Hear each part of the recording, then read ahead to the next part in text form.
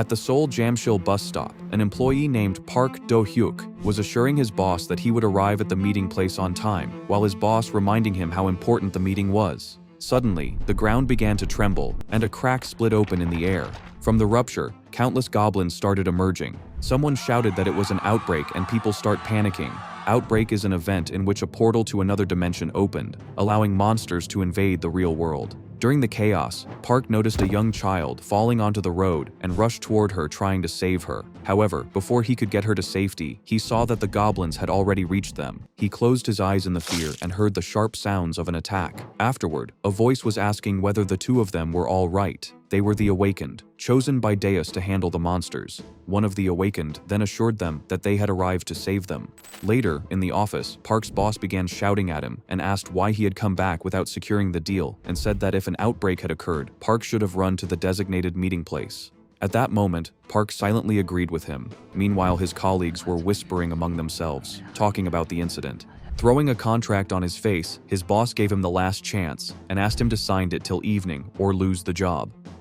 After office hours, Park and his colleague were talking about how their boss's harsh behavior and how Park couldn't possibly have predicted the outbreak. His colleague that he wanted to earn enough money to become an Awakened someday. Park wished he could become Awakened through the game he enjoyed, but his colleague kept insisting that such a thing wasn't possible. After that, Park found himself rushing to catch his bus, while his colleague wished him for the success. That evening at 6, Park was determined to get the contract signed. Suddenly, another earthquake struck, and a crack tore open in the air, and goblins began chasing him. Closing the gap, creatures grabbed his bag. Park fought back, believing the documents inside were as important as his own life. Another goblin attacked him, but a security guard eventually pulled him to safety and sealed the entrance gate. By pressing a button, the guard sent an electric shock to the goblins. Suddenly, a few cars arrived and 4 Awakened fighters appears on the scene. Charging towards the goblin, they started eliminating them by using their magic and sword. Park comes out searching his bag. Their leader, Kim Chul-jung, returned Park's bag, boasting about their strength. Meanwhile, the other Awakened were teasing their leader. Suddenly, a giant goblin appeared, roaring out loudly, freezing Park in fear. Even though the leader asked him to run away as soon as possible, the leader attacked the goblin to hold him back, but he was knocked out instantly in the blink of an eye, causing the remaining Awakened to flee. As the goblin approached, Park panicked, thinking his life would end without him accomplishing anything. Just as the goblin attacked him, he stumbled toward a nearby car, where he saw a screen informing him that he had awakened the abilities of DNF and that temporary control had been granted to help him fight. As the goblin relaunched his attack, Park used a magic missile spell, shocking people near him. Sliding beneath his leg, he attacked with another spell name, Burning Hands, from behind. After that, using a sword, he completely defeats the goblin. The other Awakened were stunned. The girl standing there claimed that it's a dual awakening, but the boy cut him by saying it's more than that. Finally, the system announced that the tutorial had ended, and full control was returned to Park. 20 years ago, in the year 2000, countless mysterious towers appeared in capital cities around the world. They were made of unknown materials, and within each tower resided a transcendent being called Deus. Although governments quickly sealed the towers, rumors about them continued to spread. Soon after, massive outbreaks began occurring across all regions, and to stop them, countless individuals chosen by Deus awakened with special powers. 20 years passed. By 2020, the world fully recognized the Awakened, marking a great turning point in human history. On March 27th at 6:12 p.m., Park Do-young awakened as well, reborn as one of them. The scene shifted to Park's apartment, where he looked at his coat and realized that defeating the goblin the previous day hadn't been a dream. Remembering the battlefield, he wondered how it ended up holding a steel sword and whether the goblin had truly died, but the weapon left behind made him believe he had really awakened. 2 Awakened soon approached him, calling him master and praising the magic he had used. Park was confused, but they insisted he was far stronger than them and that he should speak casually. When he told them to clear the area because people had died, they explained that deaths during outbreaks were common. With their leader gone, they asked if he could join and lead them. Park found it strange since these were the same people who had panicked and abandoned him earlier. He asked for time to think, but they begged him to come with them. Just then, a KBI officer arrived with her guards and stopped everyone, announcing that they would now follow KBI orders. The 2 Awakened were startled, saying KBI shouldn't have finished their work so quickly, while Park felt relieved because KBI was the organization that managed Awakened activity and ensured public safety. Officer Lee Yoon-so explained that they had come earlier than usual because the outbreak had produced a high-ranked monster. She called the two awakened over, but they were shocked to realize Park had disappeared. Park, meanwhile, was already running away. The two panicked, wondering if they should chase after their master, but Lee Yoon-so simply ordered her guards to apprehend them. They tried to flee but were easily caught. A guard asked if Park should also be arrested, but Lee Yoon-so refused, saying she saw no reason and felt they would encounter him again.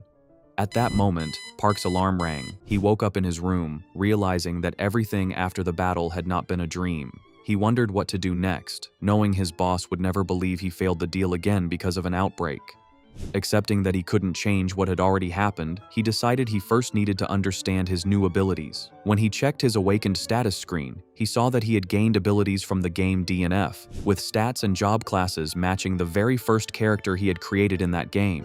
He realized that even dual awakened were extremely rare and highly valued, yet he himself seemed to have 3 jobs. Shocked and excited, he shouted in disbelief until a neighbor yelled at him to be quiet. Calming down, he thought it was too risky to enter a dungeon right away, since many newly awakened people died early on. He needed a way to grow stronger and earn money without fighting. While thinking, he noticed the max level replication mechanic skill and decided to test it on a cup. He summoned the power and attempted the replication skill on it. Park tested his replication ability and discovered that it worked perfectly, creating an identical copy of a glass in both appearance and weight. He realized the skill was even better than the one from the game. After confirming the test was successful, he thought about finding valuable items, specifically relics. After the large outbreaks in 2000, many antiques had absorbed dimensional energy and turned into relics of various ranks. Rare ranked relics alone were worth at least 10 billion won and could completely change a person's life. Although many old objects had become relics, no awakened individual had ever been able to analyze them, which made their true value and abilities a mystery. Park decided to use his analytical identify skill from DNF to search for relics, so he visited a nearby antique shop. After 3 hours of searching, he discovered an extraordinary ring among several other valuable items and prepared to head home. When the shopkeeper commented on his early activity, Park casually explained that it was his day off and that antique collecting was his hobby. As he left the shop, his boss called, demanding to know why he hadn't clocked in. Park finally snapped and told him he was quitting, angry about the unreasonable workload, lack of holidays, and constant mistreatment. After cutting the call, Park decided to return home and sell the relics he had found.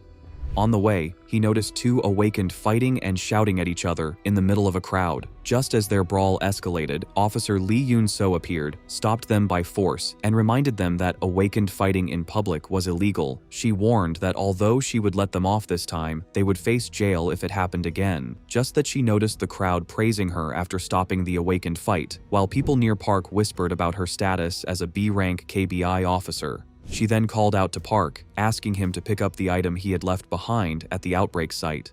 Later, at the KBI office, she apologized for only offering instant coffee, and they sat down to talk. She explained that based on witnesses and the abilities of the other awakened present, it was clear they couldn't have defeated the monster, so she believed Park was the one who subdued it. When Park asked if she wanted to recruit him, she said recruitment wasn't the goal, but he needed to register as an awakened if he was going to become stronger. She then guided him to the examination. After the test, Park collected his belongings and returned to her.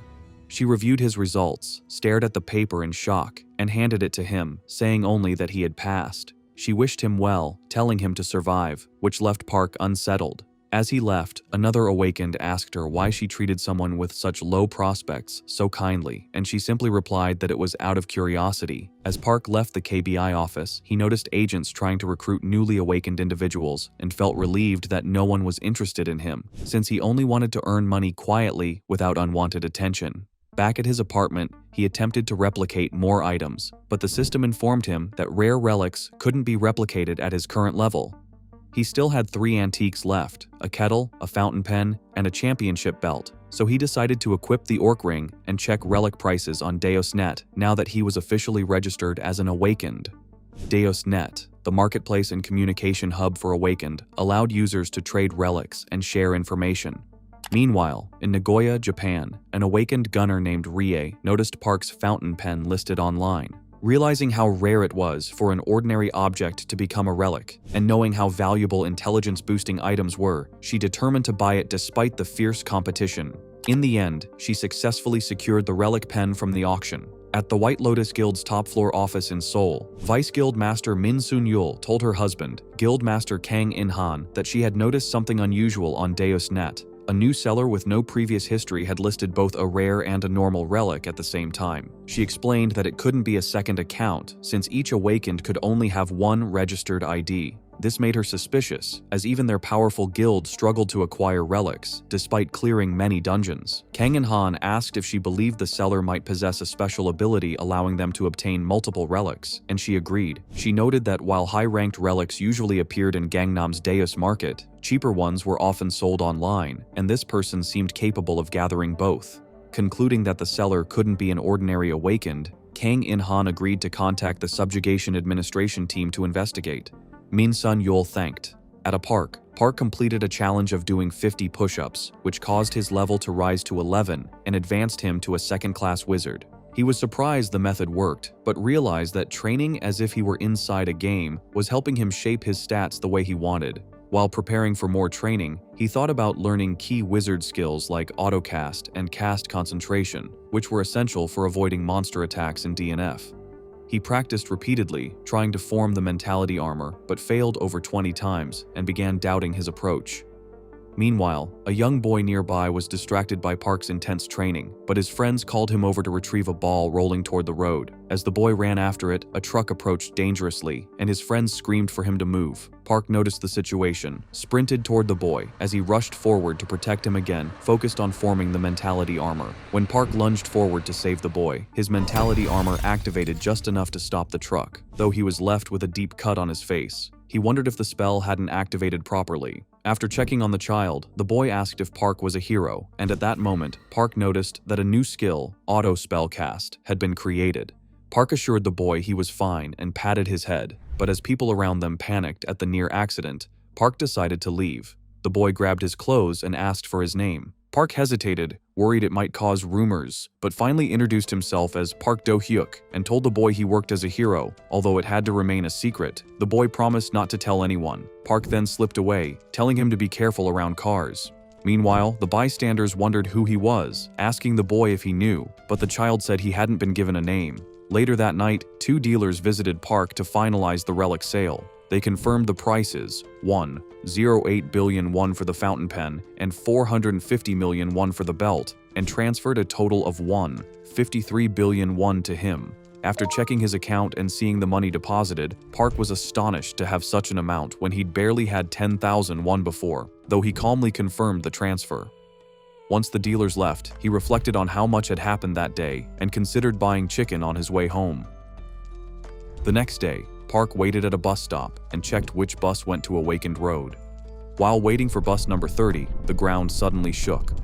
Remembering the previous outbreak and the goblin attack, he wondered where the new dimensional gate was appearing. A man collapsed nearby, shouting that the door had opened in the sky. When Park looked up, he saw a crack forming above him and a storm of arrows raining down with enormous force. Realizing these weren't ordinary monsters, he examined one of the creatures and recognized its twisted features. Confidently, he identified the same type he used to hunt easily in DNF, it as a gnome. A monster approached Park, but before he acted, an awakened girl appeared, declaring she would fight it.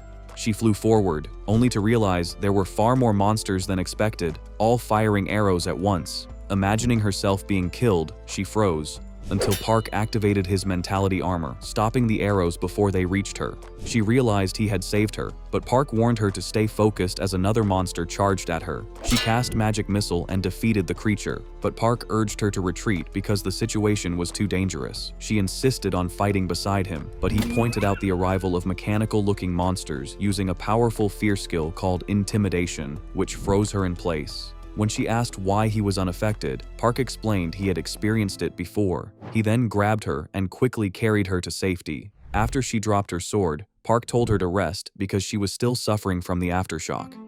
She thanked him, and when he asked to borrow her rapier, she warned him that it wasn't very good. Park identified it as a Modipus rapier and said it would work fine. Park rushed toward the monsters, climbed onto a rooftop, and observed the enemy group. 10 hammer gnomes, 9 archer gnomes, and 1 gnome leader with a strong shield. Since a single magic missile wouldn't be enough, he used magic's harmony and absolute precision to enhance his attacks and wiped out several lesser gnomes. Jumping back to the road, he noticed his spells felt stronger than in DNF. More monsters charged him, so he activated Fear, transforming into a dragon-like figure that roared and forced the gnomes into panic. When an arrow was shot at him, his transformation allowed him to deflect it back at the attacker. Park reflected that Fear became stronger with higher intelligence, and he was glad he had bought the replicated fountain pen. Knowing the effect wouldn't last long, he targeted the gnome leader. After another precise spell, Barrage failed to break the leader's shield. He switched tactics and used Enchant Weapon to empower his sword. He struck the high-ranking monster, but when its body cracked open, Park was shocked to find it hollow. Nothing inside it at all. Once Park realized the monster was hollow inside its armor, he grew more confident. As the gnome leader attacked, Park used magic's harmony and absolute precision again, launching magic missiles that heated and cracked the metal exterior. He understood that the true body was hidden beneath thick machinery, and that now, with the shield broken, his spells were finally able to hit it directly. But he also knew the fear effect would soon fade, so he had to finish the battle quickly. He unleashed more precise spells, overwhelming the monster with continuous beams of magical energy until its armor shattered. To end the fight completely, he flew upward and rained a final barrage of lasers from the sky, destroying the leader. Afterward, he swiftly eliminated the remaining gnomes. Once the battle ended, Park sat down, relieved the leader had been the only one with a magic-resistant shield. Still, the experience made him realize he needed stronger abilities for future fights. He would have to find Class 2 spells as soon as possible. Just that, Officer Lee Yun-so arrived and asked Park if he had really handled everything alone. When Park confirmed it, she asked about the other awakened, Kim Lee-eun, and he explained that she was injured early on, so she had moved her to safety. Park then asked about the outbreak reward, and Lee Yun-so estimated that the dimensional stones, weapons, and bodies of the 19 gnomes plus the leader would amount to nearly 500 million won. As Park prepared to leave, she asked if he wanted to appear on TV for an interview, but he refused, saying he disliked attention and preferred the KBI to handle it. Lee Yun-so agreed and thanked him for his work. While Park slipped away, she was immediately surrounded by reporters demanding information about the mysterious awakened who defeated the gnomes. The scene then shifted to the Plum Blossom Guild headquarters. Vice Guild Master Chang Chun-hwa reported to his guild master Lizzie that an outbreak near Shinenru Street had resulted in no deaths and only minor injuries. Although only 2 F-rank awakened were present, one rookie had quickly defeated E-rank gnomes using both sword skills and magic. Chun-hwa emphasized that the rookie even used spell-like incantations, something only theorized to exist among awakened. Lizzie, shocked by the idea of an F-rank who could wield swordsmanship, magic, multi-target spells, and incantations, concluded that such a rare talent needed to be recruited immediately, before any rival guild moved first. Lizzie scolded Chun-hwa for merely reporting the information, instead of immediately recruiting the mysterious F-rank awakened. She reminded him that someone capable of using unknown abilities like incantations was an extremely rare irregular and should be brought into their guild as quickly as possible. Realizing his mistake, Chun-hwa apologized and rushed out to find Park. Meanwhile, in another part of the city, White Lotus Vice Guild Master Min Sun-yul was in her car listening to the news. The broadcast reported that an outbreak on Shinenryu Street had become sensational, as a new F-rank awakened named Park Do-hyuk had single-handedly wiped out all the gnomes. She received a call from her boyfriend, Kang In-han, the White Lotus Guild Master, who teased her for leaving work to him. They discussed the possibility of recruiting Park and the cost of offering him a contract. She argued the amount needed to be high for such a unique awakened, so he raised the offer to 10 billion won, but insisted Park must pass the guild's test first. She agreed, determined to recruit him, while he reminded her not to get distracted and to do her job properly. At Park's apartment, numerous guild agents gathered, all hoping to recruit him after hearing about his abilities. They were astonished when the vice guild master of South Korea's top guild, White Lotus, Min Sun-yul, arrived, making the crowd even more tense. She referred to the other recruiters as fruit flies, implying they were wasting their time. Some agents wondered whether Park had already begun talks with White Lotus. Min Sun-yul declared that only a guild as powerful as White Lotus was qualified to recruit an irregular like Park. She then noticed a pamphlet on Park's door stating that any offer below 100 billion won would not be considered. Shocked, she questioned the amount. Vice Guild Master Kim Hoon from Wooden Soul Guild stepped forward and complained that offering 100 billion won for an F-rank awakened who used spellcasting was absurd. Min Soon Yul replied that Park wasn't just any spellcaster. He was an irregular, someone with abilities they had never seen before. Although Kim Hoon insisted no one would pay that much, she maintained that Park was only waiting for a guild that truly understood his value. Frustrated but determined, Min Soon Yul announced that she would return next time with a better offer and left the scene. After she left, Park checked if all the recruiters were finally gone. He found it surreal that so many guilds wanted him, but he reminded himself that joining a guild meant losing freedom and possibly risking his life for their sake. Since he no longer needed money urgently, he decided to focus on gaining strength and growth instead. Holding 2 maps, he planned out the next steps for increasing his abilities. 5 days later, Park arrived at a restricted area marked with monster warnings from the KBI. He had spent the past days gathering relics, bracelets, belts, binoculars, and even a defensive suit from Shininryu Street, and had invested 500 million won in an armored vehicle. His stats had risen significantly after all these preparations. A guard verified his registration and opened the gates for him to enter the area. As Park stepped forward, he wondered aloud whether it was finally time to put his new power and equipment to the test. Park reflected that 20 years after Awakened first appeared, countless dungeons had formed, but most of them were controlled by guilds. For an unaffiliated F-rank like him, gaining access to a dungeon required too much hassle. Fields, however, were different. These were areas where monsters had escaped from dungeons and multiplied. Surrounded by high walls and open to independent hunters, fields offered good experience and dimensional stones. So many solo awakened trained there. Inside one such field, monsters were feeding when Park, perched on a tree, used magic's harmony and absolute precision to fire magic missiles, killing them instantly. His improved stats now allowed him to hunt openly without hiding. Although the sight of gore was new to him, he found himself adapting quickly, likely because of the combat experience granted during his awakening. In the middle of the forest, Park examined groups of goblins and wolf-like monsters to gauge their strength. But suddenly, he realized he had been surrounded by a large number of dangerous creatures. Even so, he smiled confidently and prepared to wipe them out. At the Monster Corpse Market, the shopkeeper examined Park's haul and remarked that he hadn't seen goblin and other monster corpses preserved so well in a long time. He estimated the total value at around 300 million won. Nearby awakened were stunned, amazed that Park had earned such a large amount in a single sale, more than some had made in 5 years. The shopkeeper processed the transfer and mentioned that a package addressed to Park Do-hyuk had also arrived. He apologized for opening it to ensure it contained nothing dangerous, but Park assured him it was fine and thanked him for handling it. The shopkeeper praised Park's skill, but Park dismissed it as luck. Internally, Park thought he preferred to keep a low profile rather than attract jealousy from others. A group of awakened nearby noticed Park and began complaining among themselves. Their leader pointed out that Park had earned 300 million won just by selling monster corpses, while they struggled for days to make even 3 million, most of which went toward fees and cheap food. They believing the shop staff treated Park better and assuming he was arrogantly showing off just because he could use magic. Their frustration turned hostile, and the leader admitted he wanted to kill Park. The group discussed ambushing him, reasoning that since he was new to the area, he would likely return with a truck full of monsters. They noted that everything inside the field was the Awakened's responsibility, meaning no one would protect him. With that, they decided to rob him of everything: his money, armored vehicle, and dimensional stones. The next day, while Park was loading monster corpses into his armored truck, he grumbled that collecting the bodies was harder than killing the monsters themselves. Nearby, the hostile group of Awakened prepared to ambush him, with one member moving in first, while the others stayed ready to assist. As Park stood by his truck, he sensed murderous intent approaching and instinctively activated his magic, protecting himself from the sudden attack. One attacker mocked him, believing they had overpowered him, and the rest cheered, thinking Park finally got what he deserved. They moved in to beat him further, but Park caught their weapon effortlessly and mocked them for trying to defeat him with such weak abilities. He struck back, punching one in the face and stating that responding to murderous intent was merely self-defense.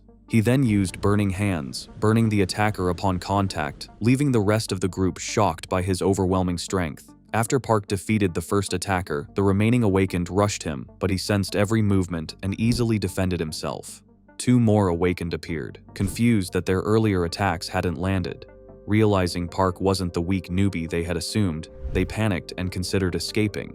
Park questioned why they picked a fight when their skills and teamwork were completely unrefined. He activated magic's harmony and absolute precision, firing magic missiles that struck them with overwhelming force. One Awakened tried to stay confident, thinking Park wouldn't be able to cast such powerful spells repeatedly and planned to endure with his shield before counterattacking. But Park then used Vividness Within Death, Vibrant Mist, a spell that disrupted vision and caused a stun effect with prolonged exposure. Enhanced by his high intelligence, the mist created a strong shockwave that not only disoriented the Awakened, but also damaged their bodies internally, leaving them completely overwhelmed. That spell left the Awakened bleeding from their eyes, confused because they hadn't felt any physical attack. As one of them realized Park was far stronger than expected, Park struck him down with his sword, telling him to pay the price for trying to kill him. The last attacker attempted to flee, begging Park to spare him, but Park refused, saying he wasn't saintly enough to forgive someone who tried to take his life.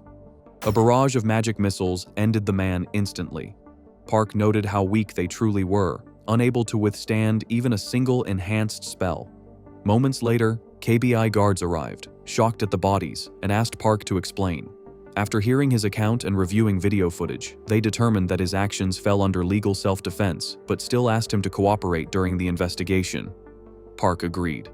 While the guards prepared to move the bodies, Park sensed something strange in the forest, an intense surge of mana. A guard dismissed it as combat fatigue and went to check, but Park urgently warned him to run. The guard, unaware of the danger, questioned what could possibly be there, right before a massive wolf monster emerged, roaring fiercely.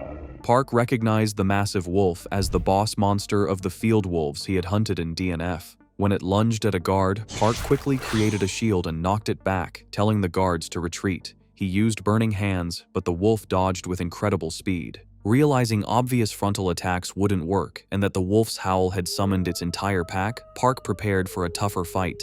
The guards panicked as numerous wolves appeared, confirming they were the field's wolf pack. Park instructed them to escape using his heavily modified armored vehicle, insisting they were safer leaving than trying to help without proper gear. One guard resisted, but another agreed they needed outside reinforcements. Meanwhile, he stalled the wolves, punching and defeating several of the black wolves even without a weapon. When one leapt at him, Park finished it off with magic missile. A guard finally got the vehicle ready, pulled another inside briefly, and then drove away, promising to return with stronger Awakened. Once they were gone, Park felt relieved that the distraction had cleared. He turned back toward the massive wolf, ready to face the boss alone. The giant wolf attacked Park with sharp claws and a tail whip, but Park dodged while noting that its movements matched the attack patterns he remembered from DNF. He knew that if he avoided the boss, its pack would immediately close in. As the wolves rushed him all at once, Park leapt high into the air. The massive white wolf roared and charged after him, but Park used a skill that temporarily froze the creature in place, just like the skill delay mechanic in the game. Pointing his finger at the immobilized wolf, Park decided to finish the fight in one strike. He combined Burning Hands and Magic Missile, unleashing both at full power. The attack engulfed the wolf, burning it completely and defeating the boss. After reinforcements arrived and confirmed that the wolf boss had been defeated, Park was questioned about the 3 Awakened who attacked him. Thanks to the black box camera installed in his vehicle, the investigation quickly concluded that the attackers were fully at fault. Realizing that ambushes against Awakened were more common than he thought, Park decided he needed better protection. Since shields and armor alone were too risky, he concluded that he needed a reliable companion, something like a mini drone suited to his current level. At the outskirts of the field, Park sat on top of his armored vehicle and began building one. With the materials he had purchased from the Deus Market, he planned to create a drone using dimensional stone-coated steel. Excited to try mechanical construction for real instead of only in the game, he also prepared 2 Abland wands for the project. Soon, his mini-drone completed its construction. Spotting monsters nearby, Park decided it was the perfect chance to test it. He sent the drones forward, ordering them to go as they launched into the air.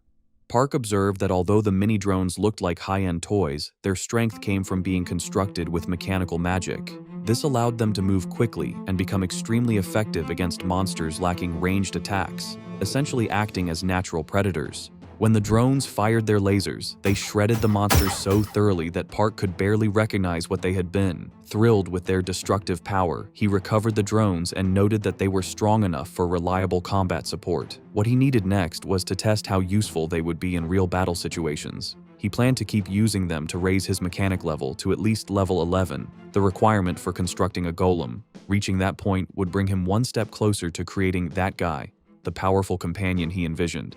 Videos of Park Do-hyuk fighting the 3 attackers and defeating the field boss were uploaded online and spread rapidly. Viewers were amazed, and a girl who had secretly recorded and posted the footage celebrated the surge in subscribers and likes, believing it was a win-win situation. She gained popularity, and Park's fame grew as well. Meanwhile, at the Plum Blossom Guild, Chun-hwa discovered the viral video and was shocked by Park's strength. When he showed it to Guildmaster Lizzie, she too was stunned that an F-rank awakened had overpowered 3 attackers and slain a boss monster alone.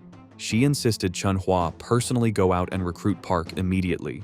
Although Chun-hwa hesitated, arguing that offering 100 billion won to an F-rank rookie seemed excessive, Lizzie reminded him that even he couldn't have defeated such monsters at that rank. She emphasized that if Park was already this powerful as an F-rank, he would become far stronger in the future, and 100 billion might soon be too little. She grabbed Chun-hwa by the collar, urging him to move quickly. Across the city, other guilds were also panicking, determined to recruit Park at any cost before their rivals did. While walking through the field, Park checked his bank balance, now increased by 700 million won, an amount that no longer surprised him. His phone rang, and he recognized the caller as someone who had recently tried to recruit him. When he answered, he was surprised to hear Guildmaster Lizzie from the White Lotus Guild calling from Chun-hwa's phone. She asked for his location, saying she wanted to meet him personally, but Park, still busy hunting, told her he would hang up if it wasn't important. Lizzie quickly made her offer. She wanted to recruit him into White Lotus with a contract worth 100 billion won, explaining that his abilities shown in the viral NeoTube video justified the investment. Chun-hwa whispered that the amount exceeded their budget, but Lizzie silenced him. Park, however, was more surprised to hear that a video of him existed online. When she mentioned the uploader's name, he realized this was his first time hearing about it and ended the call abruptly to sort things out. Lizzie shouted after him, but it was too late. In frustration, Chun-hwa suggested giving up, but Lizzie grabbed him by the neck, furious that he would say such a thing, right before he yelled at her to look ahead while driving. Park checked NeoTube and was shocked to find that the video of him fighting the 3 attackers had been uploaded without his consent. He realized the uploader did it for views, but the footage could make him look like a murderer if people ignored the context of the monster hunt. Since his spellcasting abilities were exposed, he concluded that refusing guilds was no longer an option. Guild-controlled dungeons held exclusive spellbooks and blueprints he needed. Park sent a message to every guild trying to recruit him, stating that the viral video wasn't posted by him and that his abilities were worth far more than 100 billion won. He announced that at midnight, at the Deos Market in Gangnam, he would demonstrate why and invited any interested guilds to come see for themselves. Meanwhile, at the Blue Castle Group headquarters, CEO Baek Un-ho scolded his daughter, Baek Do-hui, the Blue Castle Guild master, for her revealing battle outfit. She argued it allowed better movement in dungeons and was more functional than the protective suit their guild had designed. She then told him she planned to make a move on Park Do-hyuk, explaining that after watching his video, she sensed he was no ordinary mage. Her father questioned whether he was worth a large investment, but she insisted that her intuition, always accurate, that told her he was special. Seeing his daughter excited and smiling for the first time in a long while, Baek Un-ho agreed to support her. When he asked how much she wanted to offer Park, 10 billion, she replied confidently, 200 billion. Shocked, he still agreed to prepare the funds, and Do-hui hugged him gratefully. At midnight in Gangnam's Deos Market, all the major guildmasters gathered for Park Do-hyuk's announcement. KBI officer Lee Yoon-so opened the event, explaining that instead of a relic auction, they would be witnessing something unique. She introduced Park as the spellcasting awakened who had recently become a hot topic online. Park stepped onto the stage, introduced himself, and explained that unlike ordinary mage-type awakened, he had no skill delay. The audience reacted with disbelief. Some accused him of lying, others claimed the videos must have been edited. To prove his point, Park activated magic shield armor instantly. Guild representatives confirmed aloud that the speed was real and unlike anything they had seen. Still, the crowd remained skeptical, insisting that a simple shield wasn't enough proof and that instant attack spells should be impossible. Park said he expected that response and prepared a demonstration using a substitute scarecrow. Before he could begin, Blue Castle Guild Master Baek Do-hui raised her hand and offered to help, saying that a trained tank from her guild would be far more suitable than a scarecrow. She presented a tank for the demonstration and asked Park if he would agree. At the demonstration, Park explained to the gathered guilds how mage-type awakened normally needed casting time to use skills, leaving them unable to move and dependent on tankers for protection. He contrasted this with his own ability. His spells activated instantly the moment he recited an incantation, allowing him to cast while moving. He also explained that his spell power was not weaker than ordinary magic, but instead even stronger, making instant cast magic his unique specialty. For the demonstration, Blue Castle Guild sent their elite tanker, Ma Sung-mi, to stand in as the test target. Park recognized her name, noting she was famous and expensive to hire for dungeon runs. She assured Park that she was prepared and even eager to experience his spell power directly. She shared her defensive stats with the audience through projected screens. Guildmaster Lizzie commented that testing Park's abilities against Ma Sung-mi was ideal, since her defense was exceptionally high, something that couldn't be achieved through stat points, but only through powerful relics and skills. With her stats even higher during battle, the guildmasters agreed this would clearly reveal the true extent of Park Do-hyuk's ability. Park saw the demonstration as a rare chance to test his full power against a real tank, rather than weak attackers. When Ma Sung-mi signaled she was ready, a force field was erected around the stage for safety. Park unleashed Magic's Harmony, Absolute Precision, and Magic Missile simultaneously. The blasts struck her barrier with surprising force, and even Sung-mi was impressed at how powerful each hit was, especially since Park fired 5 at once. Park followed with Burning Hands, shocking the watching guildmasters, who whispered that he could cast destructive spells instantly without delay. Sung-mi soon found her first layer of defense broken. Even though she was known as one of the strongest D-rank tanks, Park had already surpassed her expectations. She asked him to show more, saying she was still able to continue. Baek Do-hui noted with interest how the famously picky tank was becoming excited about Park's abilities. Park agreed and demonstrated even greater power. When he pointed upward and cast a high-tier burning spell, the attack was so strong it even melted part of the protective barrier, startling the audience. Sung-mi was slightly injured but insisted the strike was an honorable scar and thanked him, saying she would like to see his magic again. With the stage damaged, the event ended and Park announced his conditions.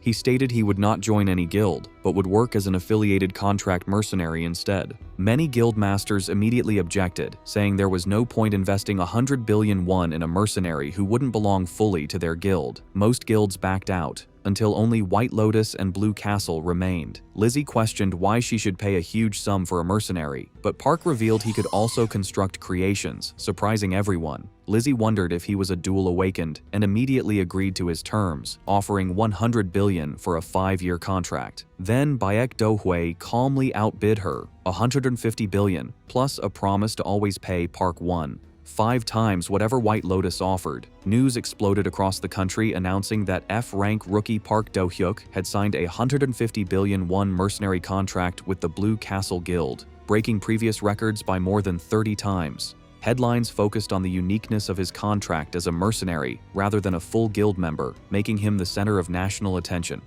Park read the reports on his phone, surprised that everything had spread so quickly, even though the contract had been signed only a day earlier. He hadn't told his parents at first, fearing they might worry, but their messages were supportive, urging him to stay safe and not act recklessly. Even his younger sibling reminded him not to make their mother cry. Park checked his stats and saw that intelligence and mana had surpassed 300, with every other stat around 100. He estimated this put him roughly at the level of a C-rank awakened. Deciding that securing more powerful spells would be more important than collecting relics for now, he prepared to head out and continue growing stronger. At the Blue Castle Guild lobby, employees whispered among themselves when Park Do-hyuk arrived, questioning why their guildmaster had brought in a mere F-rank rookie for such a huge contract. Park expected the criticism. On the surface, he still looked like an inexperienced newcomer. He approached the counter to request a meeting with the guildmaster, but before the receptionist could assist him, an awakened named Jeon Min Cheol approached.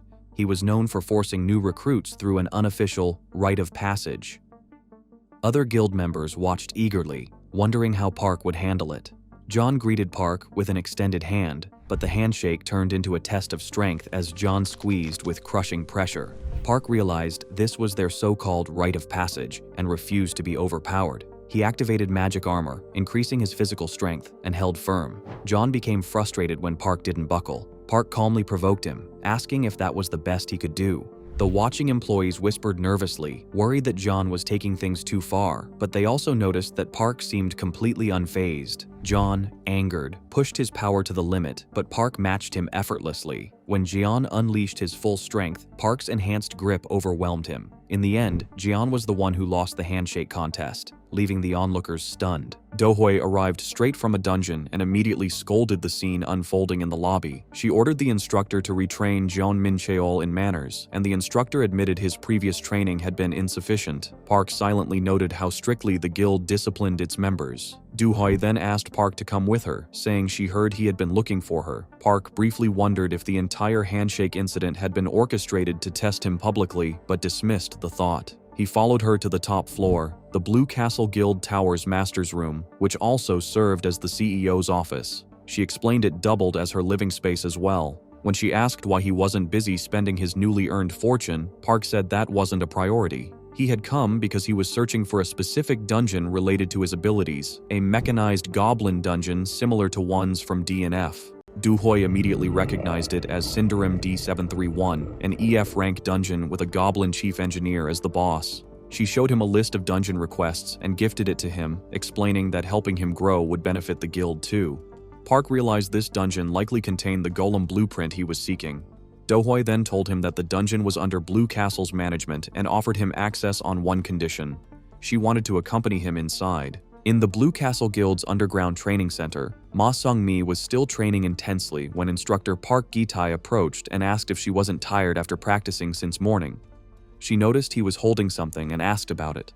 Gi-tae explained that because Guildmaster Dohoi had witnessed Jeon Min-cheol causing trouble with Park Do-hyuk in the lobby, he had been reassigned to retrain Jeon in proper manners.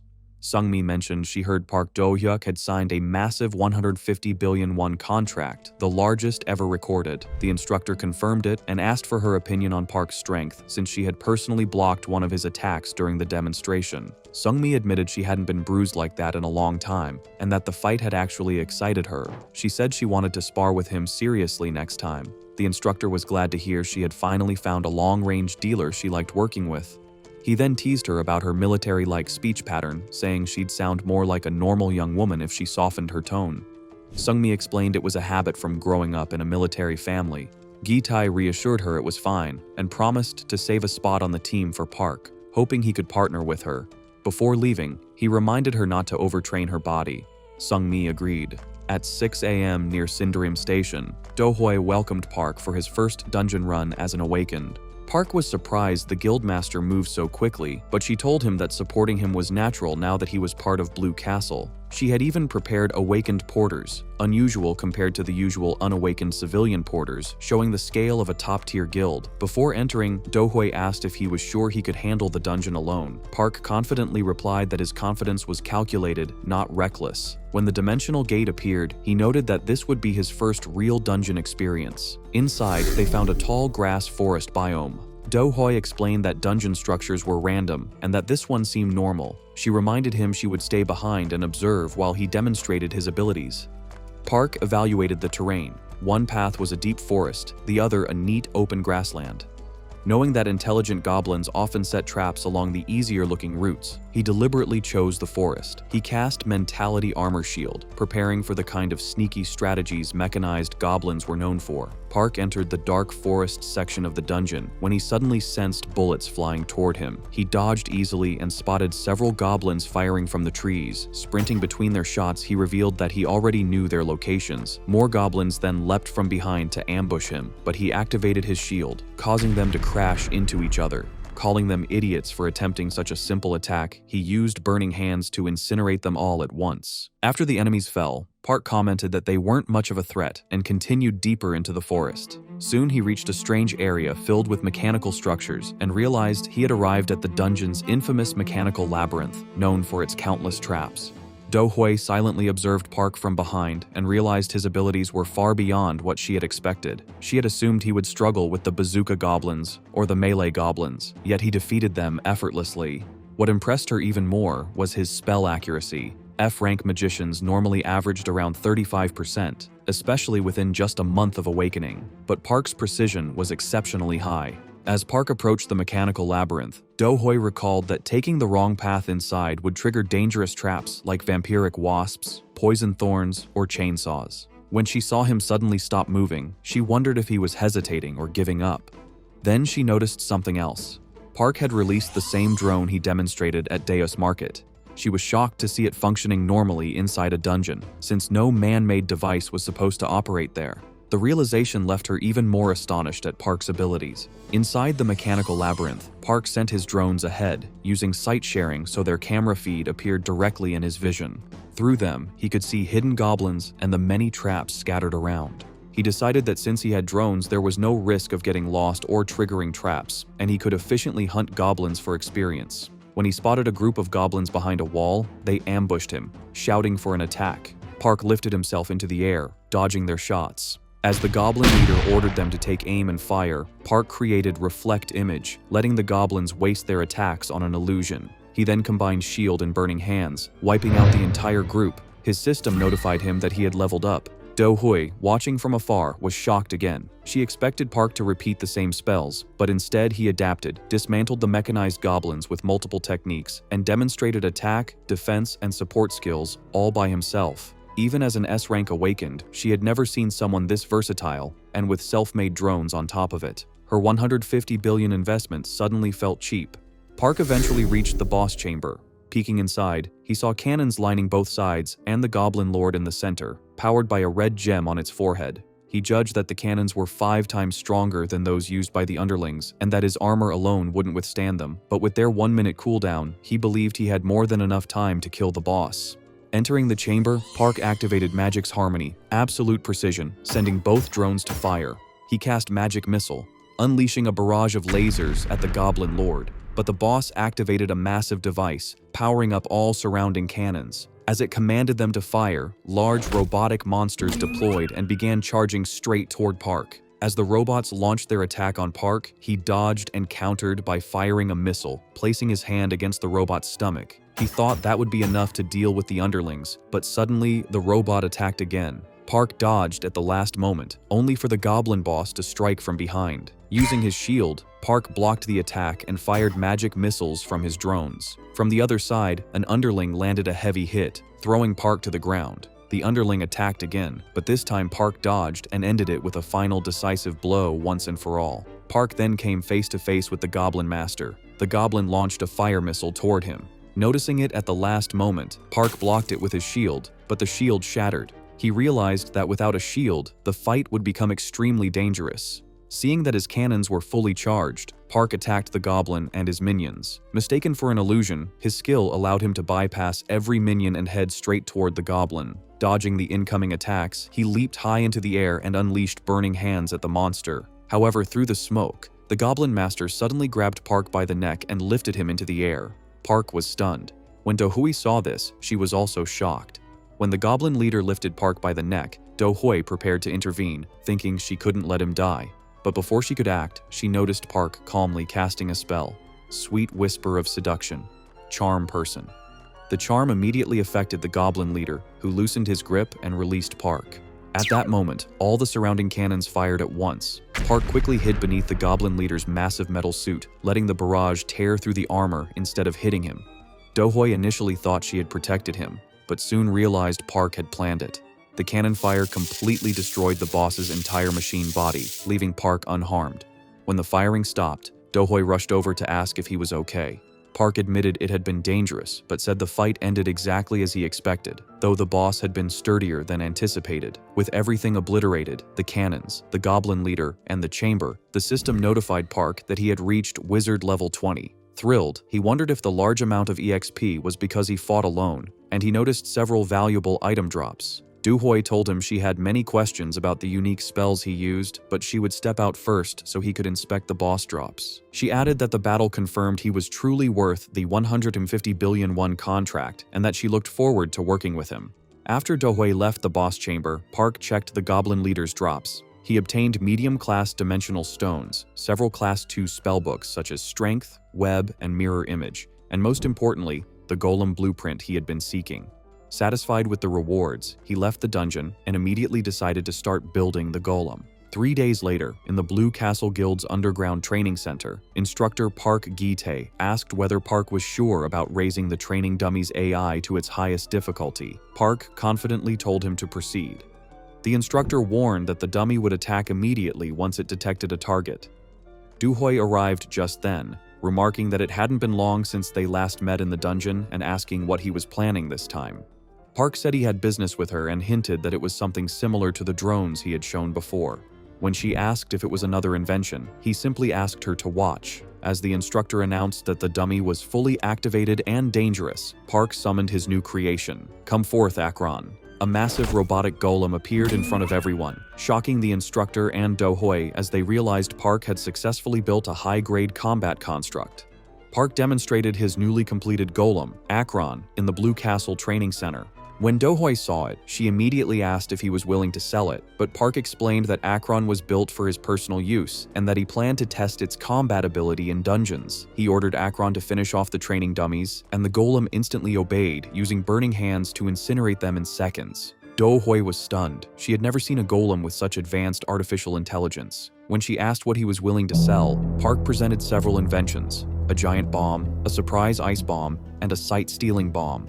Dohoi was shocked when he casually pulled them from a hidden space and realized he possessed a subdimensional storage ability, something normally limited to only a few S-Class awakened. Park simply claimed he was lucky, hinting that being an irregular explained his unusual powers. Park asked the instructor to open the training room doors and began demonstrating the bombs. The giant bomb exploded with such heat that even dimensional stone-reinforced walls began melting. He immediately countered the danger with the ice bomb, freezing the entire area in moments before it naturally shattered. Dohoi approved and asked to see the final bomb. Before continuing, Park handed her a pair of protective glasses. When she put them on, he threw the sight-stealing bomb, which released an overwhelming flash of blinding light. After watching all three bomb demonstrations, Guildmaster Dohoi said each one seemed extremely useful and asked Park about production costs. Park refused to reveal that information, saying it was a secret and that some things, like Pandora's box, were better left unopened. He explained that he planned to sell each bomb to the Blue Castle Guild for 6 million won, or 10 million if selling to others. Dohoi admitted it was unfortunate she couldn't know the real cost, but she agreed the price was fair considering the bomb's versatility in combat, escape, and dungeon operations. Park added that it was cheap compared to saving a life. Dohoi then made him a proposal. If he agreed to an exclusive supply deal with Blue Castle, she would pay 10 million won per bomb. Park accepted, forming a direct arrangement with the Guildmaster. The next day, at the White Lotus Guild, Lizzie was in her office when Chunhua burst in shouting that they had a serious problem. He handed her the Blue Castle growth report, indicating something urgent had happened concerning Park and Blue Castle's sudden rise. When Lizzie read the report, she was stunned to learn that Blue Castle had begun selling powerful dungeon explosives through an exclusive contract with Park Do-hyuk. Furious, she regretted not recruiting him earlier, especially after witnessing his construction abilities. Chunhua tried to reassure her by saying they could try again once Park's 3-year contract ended, but Lizzie angrily told him to think before speaking.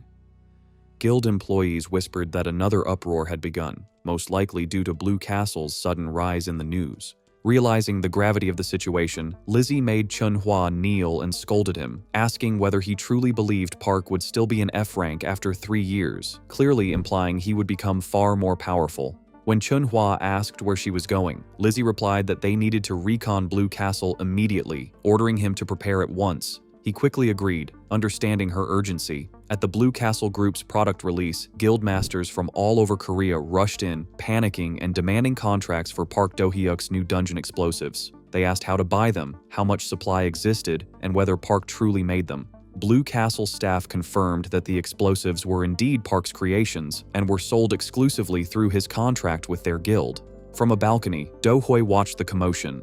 A guild member beside her asked why she came in person. Dohoi said she simply did not want to miss such an entertaining first day of sales. Then she mentioned an incident from 2 years earlier. During a conflict over dungeon rights near Namyong Station, the Plum Blossom Guild had spread malicious rumors about both Blue Castle and the then 18-year-old Dohoi, eventually winning the dungeon rights. The rivalry between the two guilds had continued ever since. Dohoi then went downstairs, where Lizzie and Chunhua from Plum Blossom had arrived. Lizzie complained about the cold, but greeted Dohoi politely. Dohoi greeted her back, asking why she had come without notice. Lizzie asked why the Blue Castle Guildmaster herself was present, and Dohoi replied that she didn't want to miss the debut of Park Do-hyuk's explosive products. Lizzie said she had been looking for her, and Dohoi offered to escort her to the drawing room so they could talk privately. While Do-hoi and Lizzie stared each other down downstairs, Park watched the scene through a security monitor from his office and remarked that he was glad he wasn't involved.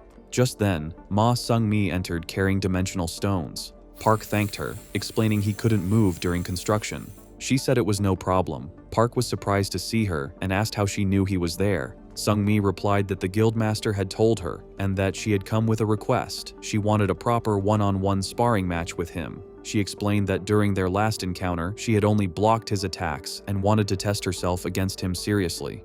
Park accepted the challenge, though he asked her to wait because he wasn't done constructing. Sung-mi calmly sat down, saying she would wait as long as needed and could help if he required anything. After he finished preparing enough items for the guild, Park said he was ready and suggested they start. Sung-mi agreed immediately, eager for the match. When Park finished preparing, he suited up in special training armor and met Ma Sung-mi on the training field. She asked whether he had equipped everything, and Park confirmed he had, though he was amazed by the gear. Sung-mi explained that the protective suits replicated a fighter's real durability by displaying health levels that changed from green to yellow to red, and the suit would shut off when health reached 0. Park was impressed to hear that each set cost 25 billion won, but Sung-mi said the guildmaster considered it cheap if it meant preventing real injuries. Park then suggested making the spar more interesting by placing a bet. He proposed that if he won, Sung-mi would become his exclusive tanker for 3 months. If she won, he would become her exclusive mage for the same period, free of charge. Sung-mi asked how long the exclusivity would last, and Park confirmed 3 months. She considered the offer. At that moment, Guildmaster Do-hoi entered and said she also found the bet entertaining. Park and Sung-mi were surprised to see her. Park mentioned he thought she was busy speaking with Lizzie, but Do-hoi replied that she had indeed met Lizzie, and thanks to Park's explosives, the conversation had been quite enjoyable. She hinted that she appreciated the advantage his inventions had given her. Sung-mi warned the Guildmaster that she was a D rank, while Park was only an F rank, asking if she ought to receive a handicap. Park immediately refused, saying he would not participate if she were given one. He didn't need it. Do-hoi admired his confidence and asked Sung-mi what she thought. Sung-mi accepted and agreed to spar without any handicap. Do-hoi then signaled the start of the match. Sung-mi, determined to crush him before he could cast anything, activated a provoking skill. Park suddenly felt his legs pulling him forward on their own. Realizing he had been hit with provoke, he countered by activating the solidity within my mentality, armor shield, followed by magic's harmony, absolute precision, and began casting magic missile while charging toward her. Sung-mi responded with iron wall defense, reinforcing her durability. Park analyzed her strategy: provoke to drag him in, iron wall to endure the incoming spells, then a counterattack. It was a classic tanker technique. He knew he could brute force through it with firepower, but that was not the outcome he wanted for this spar. A heavy smoke suddenly spread across the arena. Sung-mi recognized it as a smokescreen and immediately used mana sense, realizing Park had already cast multiple spells in the time it took for the smoke to settle. She calculated that he must have used a considerable amount of mana and assumed he would rush in to finish her soon. That was when she planned to strike. Just then, Park surged toward her at high speed. He invoked the different me within myself, mirror image. Dozens of illusionary copies of Park appeared, all moving unpredictably within the smoke. Then he layered magic's harmony, absolute precision once again, and launched another volley of magic missile, the shots weaving between the images and pressuring Sung-mi heavily. Despite being pushed back, Park reminded himself that Sung-mi was one of Blue Castle Guild's elite tankers, someone trained rigorously and renowned for resilience. She wouldn't fall easily. After that, the fight between Park and Sung-mi continued. It was said that Sung-mi swung her sword at him while using her shield to push him back, even deactivating her iron wall defense to increase her speed. She tried to overwhelm him with wind speed and drove him all the way into the wall. She then poured mana into her sword, attempting another strong strike. The guild master, watching quietly, commented that Sung-mi's skills had improved a great deal in the short time she had been away. A little later, Sung-mi suddenly found herself unable to move. She realized she was completely stuck and was shocked to see threads binding her limbs. The guild master touched the shiny strands and asked if those sticky threads were actually spider webs. Park confirmed it, explaining that when he had put up the smokescreen earlier, he had secretly laid down webs throughout the entire sparring arena. He said the protective suits ensured no one would be harmed, which was why he hadn't attacked Sung-mi directly inside her armor. Sung-mi then understood that when Park had rushed forward with multiple clones, it wasn't because he was low on mana, it was a trap to make her deactivate Iron Wall defense. Park admitted that her attack had been strong enough to damage his arm armor, but the strategy still worked. She smiled and acknowledged her defeat, promising that she would definitely win the next time. Park agreed, and when she reminded him to free her, he apologized for being too absorbed in the conversation and released her from the webs. The guildmaster praised both of them and declared Park the winner of the match. She placed Sung-mi in Park's care, and Park assured her she could rely on him. At the White Lotus Guild office, the vice guildmaster stood on her balcony when a guard approached to report that the assassins had successfully entered the country. She asked if security was being properly maintained, and the guard reassured her that everything was under control. He explained that their dealings with the spider ghost had been handled anonymously, so there was no risk of them being traced. She dismissed him, telling him he had done good work. Once she was alone, she checked her phone and saw the latest news about Park Do-hyuk. She muttered to herself that his abilities were like a golden goose, too valuable to lose. But since he had chosen to contract with the Blue Castle Guild instead of her, she declared coldly that if she could not have him, then no one else would. The next morning at a bus stop, 3 men were gathered. One of them, named Sol, was on the phone saying he had arrived and asking for the target's information. Another man admired how full of attractive people Sol was, but Sung scolded him, saying they needed to focus on the job unless he wanted to end up back on the streets. He reminded them that timing was everything, and that they would leave as soon as they eliminated their target. When Sol checked the details, he remarked that Park Do-hyuk was extremely famous, so finding him should only take a day. Sung accepted this and told the group to loosen up and prepare before they went after him. Sol wondered aloud why such a large reward was offered for killing an F-rank awakened, but Sung told him not to question it. They just had to finish the mission quickly. The scene moved to a forest where Sung-mi was battling numerous monsters using her sword and shield. Eventually, the monsters began overwhelming her, but a volley of magic lasers suddenly struck and wiped them out. Recognizing the power, she remembered how she failed to withstand it during their spar, yet she admired Park's destructive speed.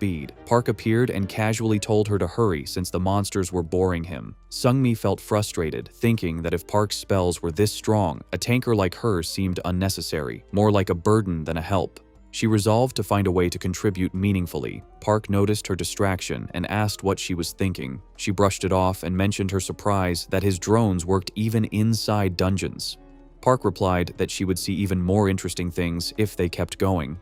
He also reminded her she didn't have to speak formally with him, but she hesitated. Park encouraged her to take her time with it. Before they continued, he told her that since it was their first day teaming up, he would keep using buffs and they should speed up, but she didn't have to force herself to match his pace. A party, he said, should move in sync. She agreed.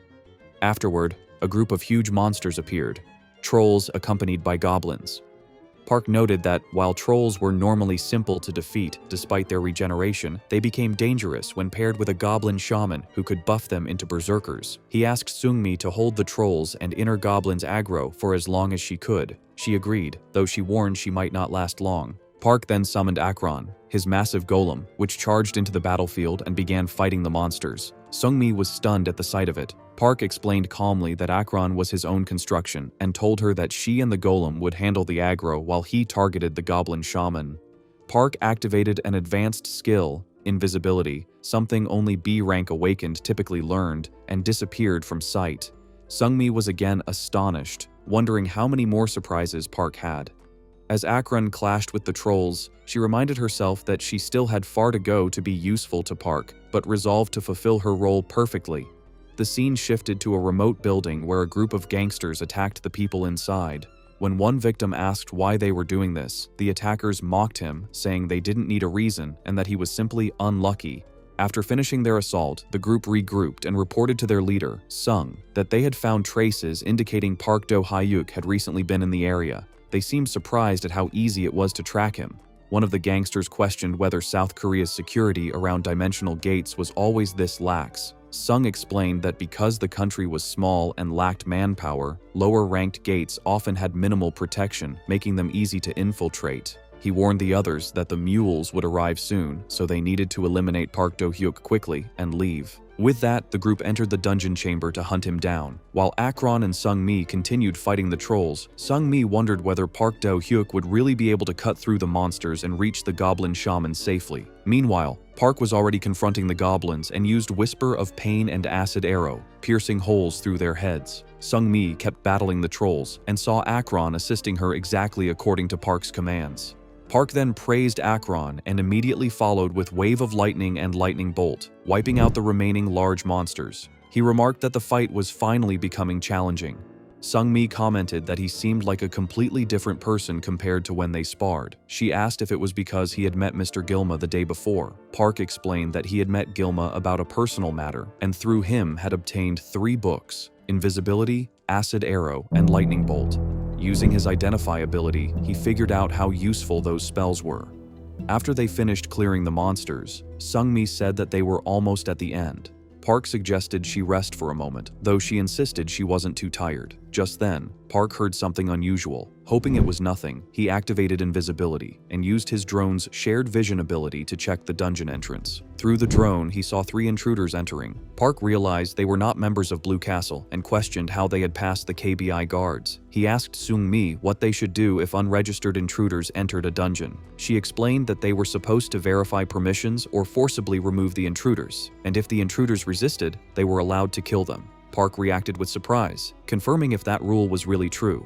While Park and Sung-mi continued fighting the trolls, the 3 intruders secretly observed them from behind a large rock. One of the intruders remarked to Seong that Park's magic didn't look nearly as powerful as the rumor suggested, and Seong agreed, saying he didn't expect Park to struggle so much in a D-ranked dungeon. Still, he reminded the others that they were being paid, so it didn't matter. The youngest member, Maknae, questioned why their target seemed so unimpressive. Seong told him to look at the group of trolls and ordered him to go first and draw their aggro. Maknae complained that Seong was trying to take the easy route again, planning to hide and ambush Park once the trolls chased in their direction, but Seong praised him for understanding without being told. Maknae reluctantly agreed and ran off to carry out the order. After that, Seong instructed the 3rd intruder to keep a close eye on Park and Sung-mi to make sure they didn't try anything unexpected, and the man said he understood. When Park and Sung-mi managed to defeat a troll, Park admitted that the fight was tougher than expected, and Sung-mi noted that the troll's regeneration was far stronger than they had anticipated, though she believed they still had enough strength left.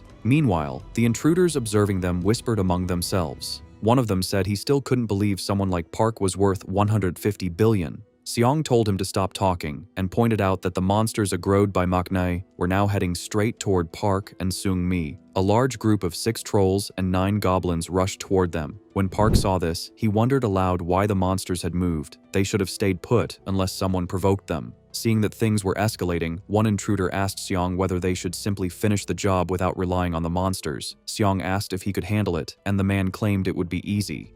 Seong then ordered him to kill Park and deal with Sung-mi afterward. The intruder immediately threw multiple knives toward Park, but Park calmly blocked everything with his shield spell. Park then gave an order to Akron, who had been positioned behind the intruders. Akron grabbed the 2 attackers with ease. When they panicked and asked Seong what was happening, Seong himself had no idea. At Park's command, Akron hurled the captured intruders toward the approaching trolls. Park stepped forward and confronted the intruders, asking them how it felt to be attacked as helplessly as they had intended to ambush him. One of the men cursed and charged at Park with knives, but Park instantly incinerated him with burning hands. Seong realized with fear that Park's power was on an entirely different level and suspected that Park had known about their plan from the beginning and had set a trap. Park then warned Seong about simply standing still, just as a troll appeared behind him. Seong panicked and begged for help. Another intruder attempted to sneak up on Park with a stealth attack, but Park vanished using invisibility and reappeared in front of him, firing multiple magic missiles. The attacker was shocked that Park had detected him and then noticed a drone overhead, realizing Park had used it to track all of their positions. Park told him he had relied too much on his own skills. As trolls gathered behind the intruder, the man understood they had walked right into Park's trap. Park simply bid him farewell. At the Blue Castle Tower, Do-hoi informed Park that the KBI had finished investigating the incident from the previous day. She explained that the 3 intruders were from Yanbian and were likely assassins sent by someone known as Ghost Ant, an awakened based in China whose real identity and face were completely unknown. She added that Ghost Ant was infamous for murdering well-known awakened and for running a group that carried out contract killings around the world. Park asked why someone like that would target him, and Do-hoi suggested that the assassination was probably the result of a commission, most likely ordered by someone who wanted to suppress Blue Castle Guild after their stock price had risen due to Park's explosives. When Park asked whether she meant rival top guilds like Plum Blossom or White Lotus, she agreed and hinted that the culprit was probably someone obsessed enough to think, "If I can't have him, no one can." However, she refused to name the suspect, saying she didn't want to accuse anyone without certainty. Park accepted her decision. She handed him a card, explaining that the assassination attempt might not have been the last, so she recommended that he hire a guild bodyguard or at least strengthen the security around his home. Park thanked her for the concern and said he had something he needed to take care of. When she asked what it was, he told her that he had received an E-rank advancement quest, implying that he needed to prepare for his next step as an awakened. At the entrance of the Deus Tower near Guanghuamen, Park arrived for his rank-up quest. Inside the bright lobby, he noticed a large monitor displaying various records. A guard approached and instructed him to wait near the dimensional gate, explaining that the monitor showed rankings from previous rank-up tests and that the results were automatically registered in the KBI database. Park asked whether it meant participants could become a target of interest, and the guard confirmed that finishing quickly indicated exceptional ability. Hearing this, Park became excited. He thought that if he set a new record and drew the KBI's attention, he might gain access to their library, giving him the chance to acquire even more advanced spells. While Park waited for his rank-up test, a young awakened named Ajushi approached him and mockingly asked if it was his first time, saying only a beginner would show up wearing such shabby armor. Park replied that, as a damage dealer, he didn't really care about appearances. The man continued to insult him, suggesting he must simply be poor and might not survive the quest. Park calmly disagreed, saying he didn't see any reason to flaunt wealth just to complete a test. The man took offense, shouting that Park was disrespecting him and boasting about being from the White Lotus Guild. He demanded Park recognize the guild's emblem, but Park just told him to stop yelling and prove his strength through his skills. As the man continued insulting him, Park simply thought that people might misjudge him based solely on his armor, but the results of the quest would make everything clear soon enough. When the dimensional gate opened, Park and the boastful White Lotus rookie entered for their rank-up tests. The White Lotus awakened completed his trial first and came out bragging that it had been easy. Confident in his guild-trained body and his reputation as a rookie worth 5 billion won, he assumed the shabby-looking Park could never compete with him. When the results were posted, the crowd rushed to the monitor in excitement. The White Lotus rookie proudly believed the cheers were for him, until he saw that Park Do-hyuk had taken rank 1, breaking the record. Realizing Park was the same 150 billion won mercenary who invented dungeon explosives, he fell to his knees in shock and disbelief. Park then approached him and casually asked how it felt to lose to someone who looked like a beggar. Park began his E-rank advancement quest, which required him to eliminate 100 monsters and reach a designated location. With Akron's burning hand and his own spells, he rapidly cleared through the enemies. At one point, he noted that a monster managed to endure Akron's strike for a moment, but he still defeated it without difficulty. Before long, the system announced that all 100 monsters had been eliminated. Park exited the chamber, and the tower broadcast his completion time, 59 minutes and 35 seconds, officially confirming his successful E-rank promotion. At home, Park cooked while reviewing his performance in the rank-up quest. He acknowledged that although the test was easy, Akron and his drones were still not strong enough against tougher monsters like trolls and ogres. He decided that increasing his alchemist level would help strengthen both himself and his constructs. When he tried to change jobs, a notification appeared stating that he had advanced to E-rank and could now select a special spell. Park was surprised. Special spells were rare, permanent passive abilities that normally could only be chosen when creating a character in DNF. He never expected to receive one now. Realizing how valuable this opportunity was, he considered what would help him the most. Since he already had powerful attack, defense, and summoning abilities, he decided that what he lacked most was healing. He chose the priest spell Healing Him, thinking it would allow him to survive without needing a dedicated healer. Feeling unexpectedly fortunate, he wondered if someone, or something, was looking out for him. At the White Lotus Guild's private residence, Vice Guild Master Min Sun-yul was relaxing in her bedroom when Park arrived unexpectedly. She acted pleasantly surprised, saying she hadn't contacted him since the Deus Market event, but was glad to see him again. Calling him the super rookie everyone is talking about, she invited him to speak. Park didn't waste time and directly asked her why she had tried to kill him. Sun-yul appeared shocked and denied everything, claiming she didn't even know who Ghost Ant was. She stepped closer, held his hand, and asked gently if something had happened to him. For a brief moment, Park felt himself wavering because she looked genuinely worried, but he pulled his hand away, reminding himself that the White Lotus Guild had long been infamous for dirty tactics, and that Min Sun-yul, in particular, was known for doing anything if it meant making money. He refused to let himself be deceived. Park sat down calmly and told Min Sun-yul that he had expected her to deny everything. He offered her two choices. First, if she compensated him properly, he would overlook the assassination attempt and would not treat her as an enemy. Second, if she refused, he would publicly expose the incident. Sun-yul insisted that nothing he said had anything to do with the White Lotus Guild, but Park stood and reminded her that she knew very well who would suffer most if the story became public. He then turned to leave, saying he would pretend the negotiation never happened. Panicking, she called out and asked how much money he wanted, offering 1, 2, or even 3 billion won. Park demanded 10 billion. Shocked, she questioned how he could ask for such an amount when he didn't even have proof she ordered the hit. Park pointed out that her reaction alone practically confirmed her involvement. Realizing she was cornered, she reluctantly agreed to pay, but warned him coldly that if anything about this leaked to the public, she would kill him for real. After leaving the White Lotus building, Park checked his phone and saw a message containing information about reinforcing the security of his home. He reflected that Min Sun-yul truly behaved exactly as the rumors claimed and suspected that she would interfere again sooner or later. He also realized that once Ghost Ant discovered his assassins had failed, another attempt was likely to follow. For that reason, Park concluded that he needed to grow even stronger. Afterward, he received another message, this time from the Information Guild, which had finally responded with details about a lead near Isu Station. Park recalled that he had already planned to pick up several books he had ordered from that area, so he reasoned that he could take care of everything in a single trip. He noted that it had been a long time since his last treasure hunt. Near Isu Station, a frustrated man sat alone at a table, staring at his financial planner ID card while wondering where his life had gone wrong. He had believed that becoming a financial planner would solve his problems, yet nothing had improved. When he checked his group chat, he saw one of his friends boasting about earning an enormous amount of money from a single dungeon run. Bitterness welled up as he reflected that while he was barely surviving, others were prospering simply because they were awakened. As he stood up to leave, he blamed his misfortune on not having been born awakened in this era. At that moment, he felt a strange vibration. Looking around, he noticed a sudden outbreak forming, unlike anything he had witnessed before. Instead of pushing civilians away, the dimensional force was pulling ordinary people into the rift.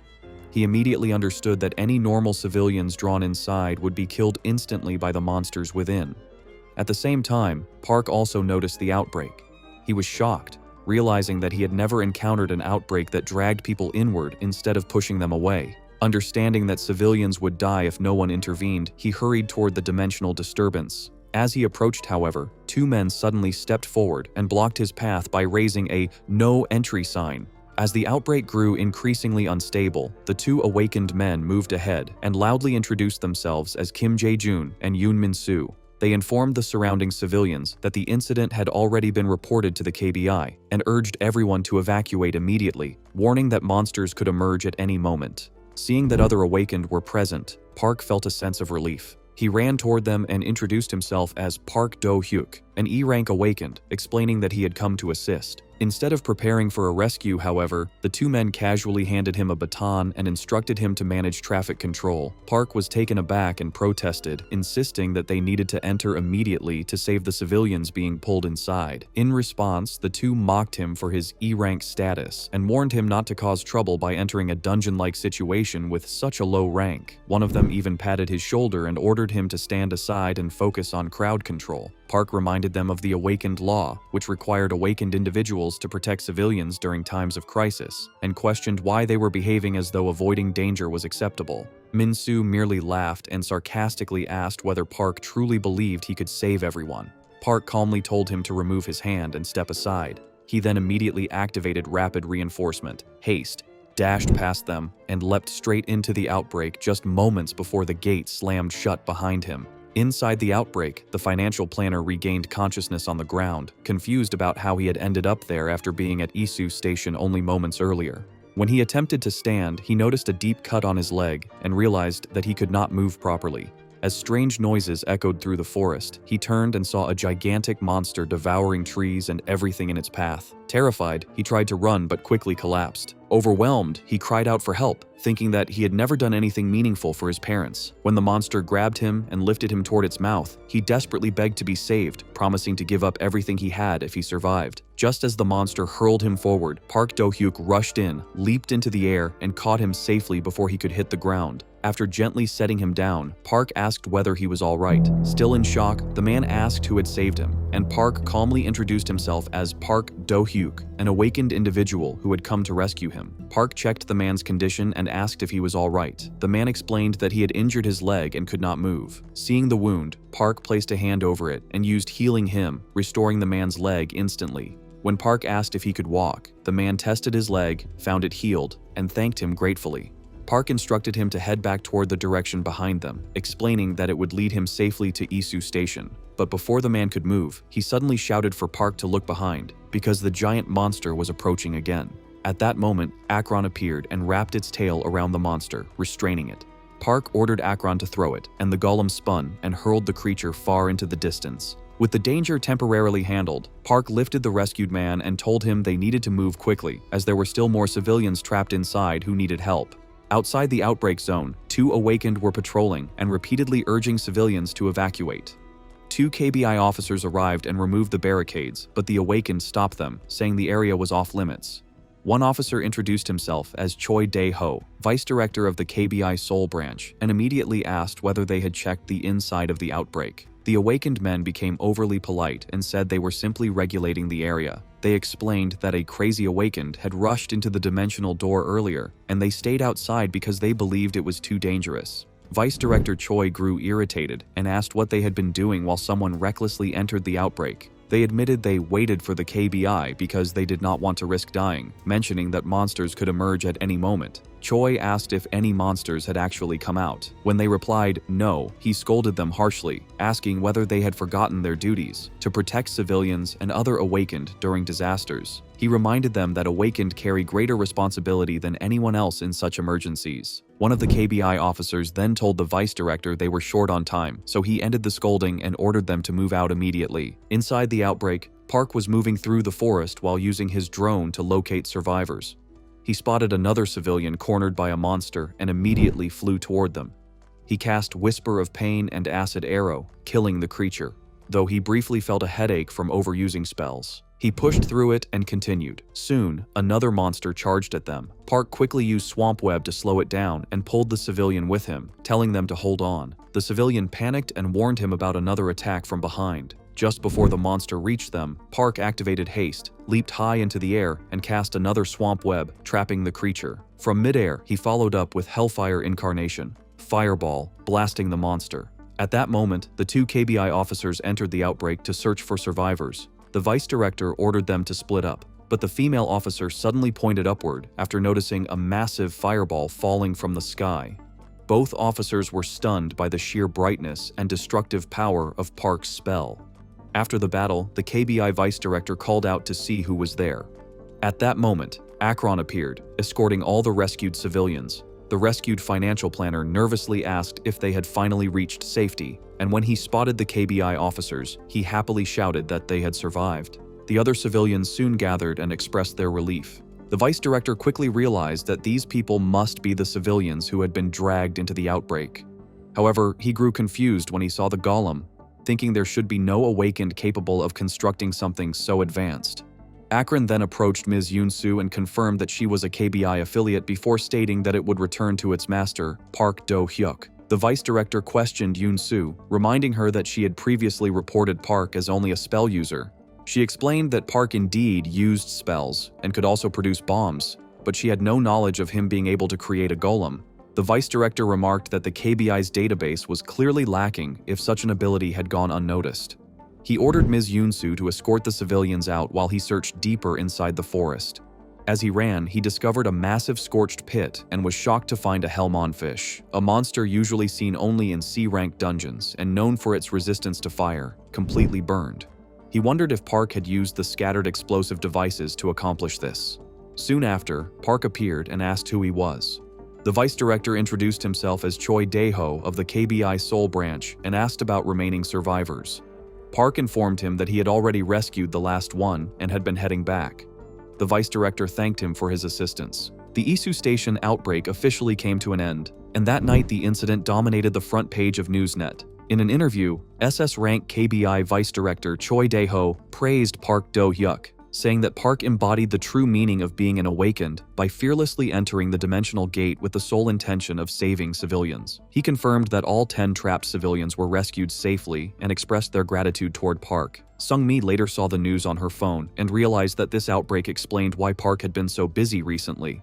Park downplayed it, saying the outbreak was coincidental and that he had been occupied with other things, including strengthening Akron after advancing his alchemist level and obtaining higher class spells and artifacts. After completing Akron's reinforcement, Park acknowledged that the golem had grown stronger and said he would rely on it going forward, while Akron pledged to protect him until its destruction. The scene then shifted to another battlefield where Park and Sung-mi fought together again. Sung-mi charged in to draw the monster's attention, while Park supported her with binding spells. Park noted that armored trolls were resistant to frontal attacks and praised Sung-mi's distraction tactics. He coordinated with her before unleashing a powerful fire spell, carefully watching to make sure she escaped safely. As the fight continued, Park warned Sung-mi of another monster approaching from behind. When Sung-mi turned around, a monster tried to strike her, but she blocked it with her shield and was knocked to the ground. Park immediately checked on her, and she assured him she was fine, warning that the monster's aggro had shifted toward him. Park quickly assessed the situation and realized that blindly firing spells might not finish the enemy in one hit. Instead, he decided to concentrate his firepower. He used Lightning Bolt to weaken the armor, then activated Haste and charged in directly. Despite Sung-mi shouting an alarm, Park trusted his abilities, closed the distance, and struck the monster's core, defeating it in a single decisive blow. After the battle, Park's drones detected a cave-like structure. While resting nearby, Sung-mi scolded Park for fighting too recklessly and said she was worried he might get hurt. Park replied that he was more concerned about her injuries and explained that he always calculated his actions carefully before taking risks. Sung-mi apologized, admitting she was afraid of losing a reliable partner, and Park promised to fight more safely. When the drones returned, Park said he needed to investigate something unusual they had found. Sung-mi wanted to come along, but Park insisted she rest, explaining that he needed to conserve strength before the boss appeared. He left a drone behind to keep watch and reassured her before heading off alone. Park followed the drones to the cave and entered it, sensing that the artificial structure must have a hidden purpose. As he moved deeper, the dark passage unexpectedly opened into a vast area with a bridge resembling part of a city. Confused by the sight, Park suddenly noticed a humanoid figure forming from the fog, a man with long gray hair, a wine-colored robe, and a staff glowing with blue light. Park called the mysterious figure by name, which surprised the man, Verhad, who asked how Park knew him. Park explained that Verhad looked exactly like a character from a game in his world. Verhad found this amusing and remarked that many foreigners who had arrived here through dimensional cracks had said similar things, often describing the experience as a dream. Verhad then explained that Park, like those before him, was a foreigner from another world, and that this place was a test field he had created to draw out the full potential of such individuals. Park asked if anyone else had ever completed the test, and Verhad replied that many had tried but all failed, usually just short of the final stage. Verhad offered Park the chance to attempt the test, saying that success would bring a powerful reward while failure would simply reveal the limits of one's abilities. Park decided that, no matter the risk, he would take the test if it meant becoming stronger, and he accepted the challenge. Verhad explained that the test's goal was simple in theory: reach the magic tower without dying. However, the path was filled with endless traps, shifting terrain, unknown monsters, and finally gigantic black lions guarding the tower. Park realized through repeated trial visions that while he could handle the traps and monsters, the black lions were far beyond his current strength. The pain and realism of repeated failure left him shaken and convinced he could not win by brute force. Seeing Park hesitate, Verhad encouraged him not to fear making new attempts, though he refused to explain further.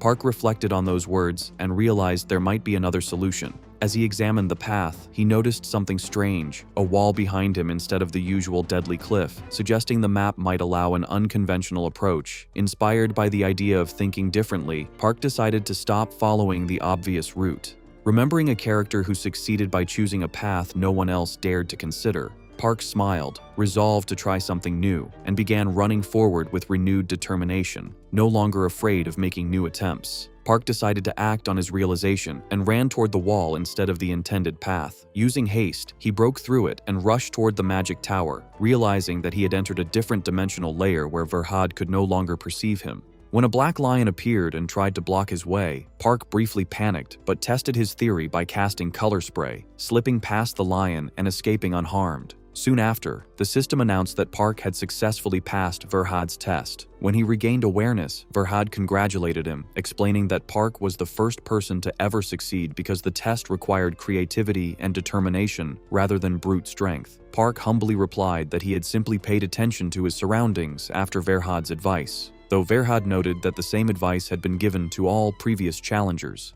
As a reward, Verhad offered Park a blessing and asked him to present his most meaningful relic. Park chose the Ring of Faith and Light, and Verhad enhanced it by one level, making it a unique relic bound solely to Park. Verhad explained that the blessing would allow Park to cast spells without chanting. Park immediately accepted, recognizing it as an extraordinary reward, and sensed Verhad's mana being transferred directly into the ring. Verhad gave Park a ring, and Park realized it was his first legendary ring. Verhad asked how he felt about it, and Park replied that he was not only satisfied, but also felt like a completely different person. Verhad said he was glad to hear that, and told Park it was time for him to return. When Park asked if this was a farewell, Verhad said that if their worlds ever became connected, they would meet again. Park agreed, but felt regret that he had not talked more because he had been too focused on the test. Verhad then asked for Park's name. Park introduced himself as Park Do-hyuk, and after Park disappeared, Verhad said he would remember that name and bid him farewell. Park returned to his world and appeared at the battlefield where Sung-mi was fighting monsters. He realized that only 30 minutes had passed since he disappeared. Sung-mi said she was relieved that he was safe. A monster tried to attack her from behind, but Akron intervened and defeated it. Park noticed that Akron seemed stronger than before. He warned Sung-mi and used Fireball, Acid Arrow, and Magic Missile together to defeat another monster in a burst of light. Sung-mi felt that although she was using the same tanking methods, Park's spells had become much stronger, and even his casting chance were gone. She wondered what had happened during the short time he was gone. Park simply said they should move on. The next day, Park sat in his office at the Changsung building and reflected on his meeting with Verhad, the legendary ring, and the flame arrow spell set he had received. The guildmaster arrived and asked how things were going with Sung-mi, noting that she had been fighting in C+ rank dungeons. Park replied that things were going well and praised her trust and teamwork. The guildmaster said she was relieved, but mentioned that Sung-mi had been training even on weekends and needed rest. She asked Park to take good care of her. Park thanked the guildmaster for allowing him to team up with Sung-mi. The guildmaster then asked why Park had called her. Park explained that he wanted to sell an item through the Changsung group. He showed her a scroll. When she asked what it was, he explained that it was an identify scroll that revealed hidden abilities of equipment. She suggested testing it on a better item and offered her own sword, the Silver Blade, saying she already knew its abilities. Park agreed and activated the scroll on the sword. After it was complete, he handed it back to her. She was shocked to discover a new hidden option and said she had never known about it. Park explained that this was the true power of the Identify scroll, which could draw out hidden abilities from equipment. Park explained that Identify was a basic spell he had known from playing DNF, where items often appeared unclear. But in this world, many relics still remained unidentified because no job existed to reveal their hidden information until he gained this ability. The guild master reflected that in her 10 years as an awakened guild master, during which she had seen countless abilities, she had never encountered anyone like Park. When Park asked for her opinion, she hesitated and said she needed time to think, noting that the scroll was an irreplaceable product only he could create. She then asked how many scrolls he could make per day, and he replied that 120 was his limit. He added that he planned to sell exclusively through the Blue Castle Guild, with a minimum price of 20 million won and possible increases depending on market response. She proposed overseeing sales and distribution in exchange for 10% of the net profit, which Park accepted. She remarked that the Identify scroll would cause a huge stir, and Park replied that he was looking forward to it. 5 days later, the release of the Identify scroll completely changed how the Awakened viewed relics. As relic ranks and abilities were revealed, market prices soared, and the scroll quickly became a major hit. Media attention soon focused on Park, the creator of the scrolls, leading to broadcast appearance requests and even the formation of fan clubs. The scene then shifted to an office where a woman asked Mr. Daeho if it had been 5 days since the Identify scrolls were distributed. He confirmed it and reported that the price had risen from 20 million won on the first day to 33 million. He remarked that he never expected a single awakened ability to cause such drastic changes in such a short time, and warned that if news leaked overseas, foreign forces would surely act, suggesting they move first. After mentioning that Ms. Yoon-so Lee was associated with Mr. Do Hyuk, the woman instructed him to contact her and arrange a meeting with Park, which Daeho agreed to do. Later, at the KBI Seoul branch lobby, Park checked his phone and reflected that his influence among the Awakened was steadily growing, though he knew faster growth would require expanding on a national scale. His goal had been to connect with a government-affiliated organization, so he was surprised that the KBI reached out first. When Lee Yoon asked if he had been waiting long, Park replied that he had just arrived. When she asked if it was his first visit to the KBI Seoul branch, he confirmed it and commented that the place seemed especially busy. Lee Yoon explained to Park that all management and reports concerning the Awakened passed through the KBI, leaving them no time to rest. She then escorted him to the director's office and informed the director of their arrival. The director invited and apologized for not greeting Park personally, explaining that there were too many eyes watching. She introduced herself as Jang Mi-jo, the KBI Seoul branch director.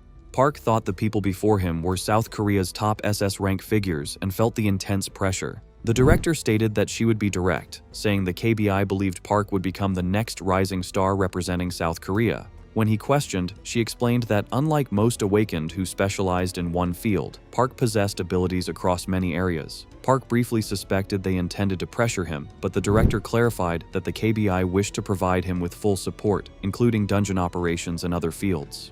Realizing it was national backing rather than coercion, Park asked for the reason behind the decision. Daeho explained that the KBI supported promising Awakened to prevent foreign nations from recruiting them and to maintain order and national safety, stressing that there were no ulterior motives. Park accepted the KBI's support. While the meeting was still ongoing, the ground suddenly began to shake. Everyone was shocked, and Park pointed out the window, where a large-scale outbreak was forming. A public safety alert was immediately issued, and Awakened fighters began moving toward the affected areas. On the way, Daeho explained that 5 years earlier, a large outbreak had occurred in Gangwon province. Lee Yoon-seo added that back then, there had only been 30 to 40 low-ranked outbreaks, so casualties were limited. However, she said this time there were 78 outbreaks, which was far more concerning. Park asked if it was acceptable for him to be deployed with SS-ranked teams. Daeho replied that depending on the situation, special transfers were allowed, so it would be fine. Soon after, they spotted the outbreak area ahead. Daeho decided to move with Park, while the others followed the branch director and stayed in contact. At the outbreak site, civilians were surrounded by a giant monster that was about to kill someone. At that moment, Akron arrived and used flames to wipe out most of the monsters. One monster avoided the fire and tried to attack Akron, but Daeho jumped down from a rooftop, confirmed the location, and destroyed it with a fire-infused punch. After eliminating all enemies, Akron reported that the area was secure and began evacuating civilians. Daeho commented that Park's golem never failed to impress him. Park then reported over the call that he had lost contact with another team and told Daeho to follow the drone. Daeho agreed. Meanwhile, the KBI director jokingly asked Daeho if he had damaged any buildings again and said she would check later using Park's footage. Daeho denied causing any damage. Shortly after, the director became surrounded by spider-type monsters. Jang Mi-jo received reports of multiple survivors trapped indoors and ordered everyone to move faster. The spiders created a barrier around her, trapping her briefly. She activated her spider abilities, broke through the restraints, burned the monsters with magic, and asked to be guided to the survivors. Throughout the city, gunfire echoed everywhere. Two members of the Taewa Guild, Seoyeon Kang and Rhea Ju, were watching from a rooftop. Seoyeon remarked that it was a rare sight, while Rhea replied that many high-ranking awakened were present and noted that Daeho had just defeated a large monster, saying he was impressive as ever. Rhea then pointed out Dohui Baek, and Seoyeon observed that although it was hard to tell, Ryunami appeared to be injured, adding coldly that it would benefit them if she died.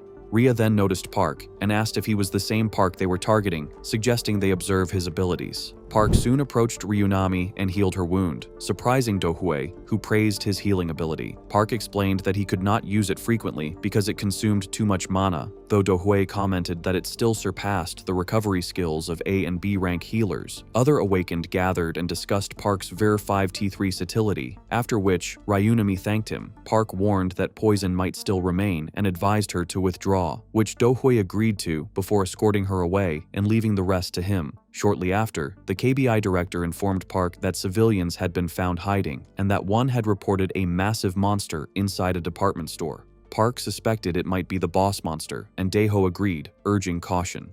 At that moment, a giant insect monster appeared behind Park.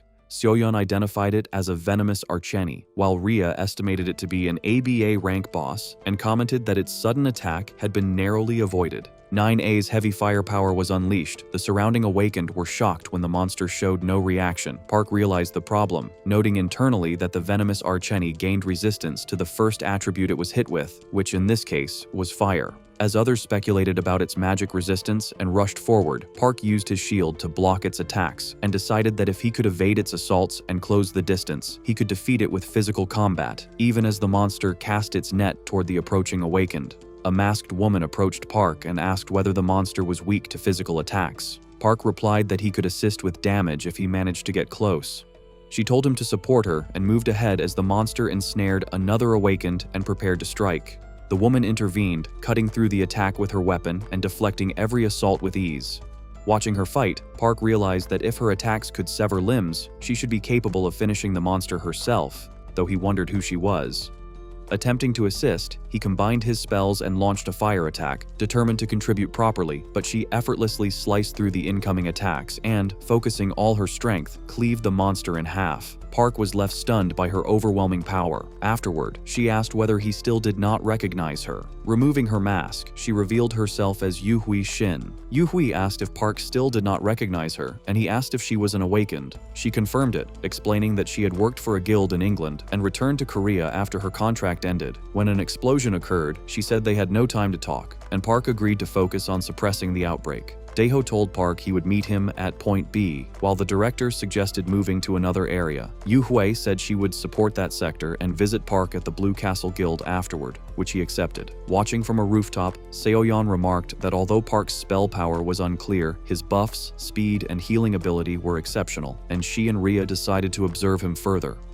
3 days later, after the outbreak was fully contained, Park reflected that the battle had raised his level significantly, allowing him to reach Class 4 with a wizard level of 31, though he believed no more spells remained on the local server.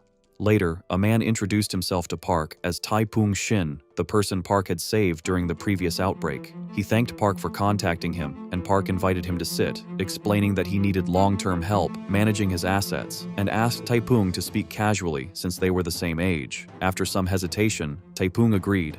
Noticing the books in the room, Taipung asked if Park was interested in materials from the other world. Park confirmed this and requested that, in addition to asset management, Taipung gather language books and related tools, offering to cover office expenses and salary. After reviewing the contract, Taipung accepted eagerly. Park gave him a card with a 1 billion won limit for purchases and asked for regular updates before leaving for another appointment. In the training room, Sungmi and Yu Hui were sparring when Park arrived and remarked that they were early. Yu Hui explained that she had decided to look around after returning to Korea and ended up matching with Sungmi. She praised Sungmi's tanking skills, saying she had never seen an awakened so dedicated to the role, even in England. Sungmi admitted that one moment of carelessness would have broken her defenses. Park said he was glad they had a good impression of each other and proposed temporarily recruiting Yu Hui until she found a new guild. Sungmi agreed, noting the team needed a physical attacker, and Yu Hui accepted, saying that with Park and Sungmi, she could fight without concern. Park told everyone to trust him and fight without holding back, promising that he would support them properly. Yu Hui jokingly complained, and the two started bickering playfully. Seungmi noticed how close they were. Park explained that he and Yu Hui had been friends since middle school. Yu Hui jokingly held his hand and said she was his girlfriend, which shocked Seungmi. Park quickly denied it, saying they had only dated briefly more than 10 years ago. Yu Hui teased him by calling herself his first love, but Park told her to stop joking. They then agreed to move on and check their dungeon connections. Later, Park's D-rank rank-up quest activated. He entered a chamber of ancient ruins and realized it was the Temple of Nightmares. He recalled the story of Valorox, a devil who cursed the temple after corrupting its holy leaders, turning it into a place of corruption. Park wondered why the DNF world was so deeply connected to his promotion quests. He realized that many of his abilities, spells, and growth had been influenced by DNF, meaning it was not just a coincidence, but deeply embedded in the awakened system. He decided to investigate it further later. As Park moved deeper into the ruins, devils appeared and attacked him. He decided to test his newly learned spells. He cast Ice Storm, followed by Stone Skin, but noticed that Ice Storm had limited range. He then used Hustle Fly, noting that while it was not very fast yet, it gave him a clear advantage. He finished the enemies with Fireball and proceeded downward. On the lower floor, torches lit up, and a warning echoed that intruders would be killed for disturbing the Lord's slumber. Park recognized the statue of Lacto and remembered that its sword carried a dangerous spell. He dodged its attacks and realized that normal attacks would not work well, but corrosive magic would. He used Acid Arrow, recalling that he had learned this weakness after many encounters in DNF. As the statue advanced and declared it would not leave its post, Park became certain that this dungeon was directly recreated from the DNF world. He thought that even though it was a simple implementation, he would take full advantage of it. After an intense fight, the enraged statue of Lacto was defeated, and Park completed the D-rank advanced quest. The system announced his success and granted him the chance to choose a special spell. Park reflected that he had previously selected a healing spell for solo situations, but since future battles would be more team-oriented, he chose an AoE strengthening buff instead. Later, while on the roadside, Park was surrounded by civilians asking for autographs, advice on leveling up, and party recruitment. A car soon arrived, and a woman introduced herself as Yeri Ko, a recruiter from the American Freedom Guild. She explained that she was not there to recruit him into the guild, but to discuss a dungeon-related proposal. When she mentioned an S-rank dungeon and suggested continuing the conversation in the car, Park agreed. During the drive, Yeri explained that the Freedom Guild was planning to challenge an S-rank dungeon in the United States and wanted Park to join as a mercenary. Park questioned why they would invite a D-rank awakened, but she clarified that his versatility as a buffer, debuffer, and magic dealer made him more efficient than multiple specialists. She added that the guildmaster was willing to let him choose a unique rank relic as a reward and promised an equal split of the loot. After laying out the offer, she asked for his decision. Park reflected that he had nothing to lose and saw the invitation as a chance to experience high-level dungeons abroad. When Yeriko said they were near their destination, Park told her he would accept the offer and contact her again after adjusting his schedule. She thanked him, said the guildmaster would be pleased, and promised to wait for his call. After dropping him off, her driver asked whether it was acceptable not to mention guild membership, and Yeri replied that Park could not be tempted by money, believing that unforgettable experiences would eventually secure him. Later, the scene shifted to Park's apartment hallway, where Rhea and Seoyeon secretly arrived and attempted to break in. Rhea noted that the security was far stronger than expected, warning that mana interference would burn anyone who forced entry and estimating the cost at over 50 billion due to the dimensional stones embedded throughout the building. Seoyeon wondered if they should back off, but Rhea dismissed the idea, suspecting KBI involvement and recalling past betrayals. Suddenly, the elevator arrived at the 31st floor and opened to reveal no one inside, shocking them. As they questioned what was happening, they sensed someone approaching from behind. Park confronted the two women, asking who they were and what business they had with him, noting that they did not seem like fans. One of them replied that they would talk another time, saying the location was unsuitable. Park said he would accept that, and the two left in the elevator without further explanation. Watching them go, Park remarked that things had just become noisy again. Over the next 2 days, Park wrapped up all his domestic affairs, including Blue Castle Guild production and delivery, briefing Seungmi and Yu Hui, and organizing the Otherworld books he had acquired. After packing the essentials, he departed for the United States. The scene then shifted to the Freedom Tower in New York, where Park met Brox, the Guild Master of Freedom. Brox welcomed him and introduced himself as the head of the top guild in the US Park, noticed the large collection of otherworld books, and Brox explained that he had been researching their language in preparation for future contact. After sitting down, Brox revealed that the guild had previously encountered someone who could use the otherworld language in a dungeon, but that the person had been assassinated soon after. When Park asked if their upcoming dungeon was the same one, Brox confirmed it and explained that due to a 6-person limit, they needed someone versatile. Park realized this was why he had been chosen. Brox added that while most Awakened focused on a single SSS rank ability, Park's wide range of skills made him ideal for forming flexible strategies, which was why he had selected him. Park suspected that although Brox acted as if he needed him, his real goal was likely to spark Park's interest in the Freedom Guild. Still, Park saw no reason to refuse, as the offer satisfied his curiosity and promised a unique rank relic and valuable rewards. After finishing his explanation, Brox said he would honor his promise and led Park to a bookshelf that concealed a secret room. Inside, he explained that the relics there were ones he did not need or could not use due to overlap. Park immediately recognized that all of them were above unique rank and realized the setup was meant for him to identify them. After inspecting the relics, he chose the Kata ring. Brox accepted the choice and said they would proceed to the dungeon briefing. Later, Park asked Yahello whether Brox would join them and was told that he had gone to France for another invitation. She then led Park to a conference room where the attack party was gathered. S-rank tanker Larson, S-rank melee fighter Sarah, S-rank bruiser Lincoln, and A-rank sub-ranger Rai. The scene shifted to the battlefield, where the attack party prepared for combat. Larson remarked that he had not expected corrosive rain, while Lincoln said that without Park's armor, they would have been in serious trouble. Sarah added that the variety of buffs was impressive, and Ree commented that it was her first time receiving so many enhancements. Park then sensed approaching enemies and warned the team, prompting everyone to take their positions. As the monsters charged, the group formed their defenses and counterattacked. Larson declared that he would not fall to something like this, while Sarah flew forward, cutting through the abominations with ease. Observing her, Park noted that her S-rank melee skills allowed her to slice through the monsters effortlessly. Park then searched for the source of the enemies using shared vision and discovered ghost-type monsters controlling them from the trees. Realizing they had not noticed his drone, he activated Dimension Door and moved in. Moments later, explosions erupted across the field as the ghost monsters fell from the sky. Yeri was stunned, realizing how rare such high-level spatial magic was, especially from a D-rank Awakened. When Park told her to stop staring and add her firepower, she wondered how someone like him could combine abilities so seamlessly and felt an even stronger curiosity about him. As the dungeon assault continued, Do-hyuk's abilities became increasingly evident through his removal of debuffs and his use of invisibility to bypass dangerous areas. Thanks to this, the team reached the boss room ahead of schedule. Park felt an uneasy sense of familiarity and feared that facing a certain enemy would be difficult under their current conditions. A loud voice announced their presence, and a massive black figure appeared. The S-rank boss, the Black Prince Arcane. Sarah remarked that it was her first time encountering such a creature, while Yeri noted the overwhelming chaotic energy surrounding it. The monster then advanced toward the Awakened and roared for them to die. During the fight, Akron was heavily damaged by the black monster. Larson shouted that the enemy had moved to the rear.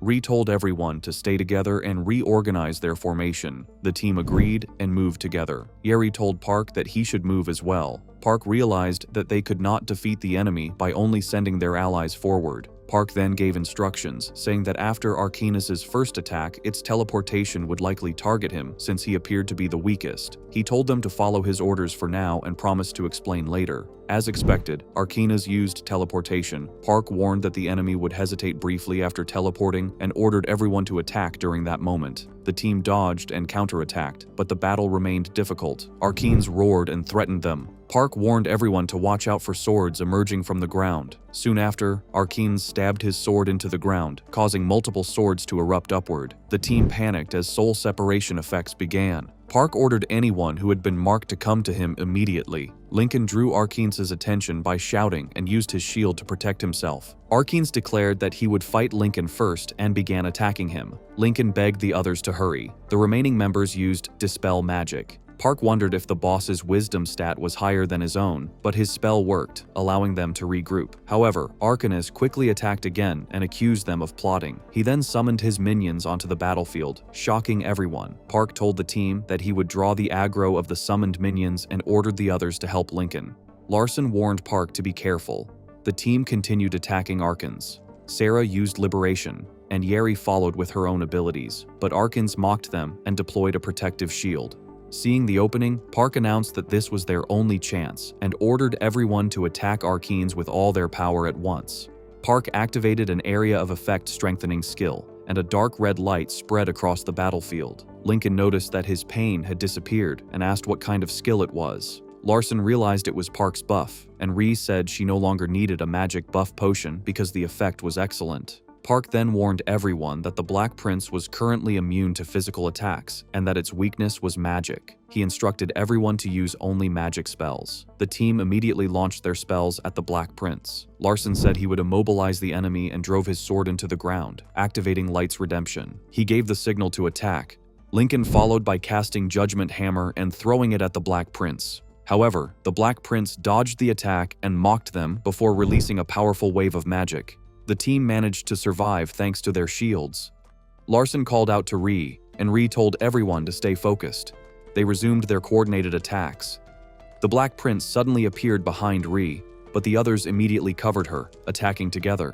Sarah warned Ree to duck and flew in to strike the Black Prince from above. Despite being pressured from all sides, the Black Prince continued dodging. Park then rose into the air and unleashed all his spells at once. The battlefield was filled with blinding light. For a moment, Park wondered if they had defeated it. However, the Black Prince was still alive. Though heavily damaged, it stood up again, coughing. Larson expressed disbelief that it had survived even with Park's buffs.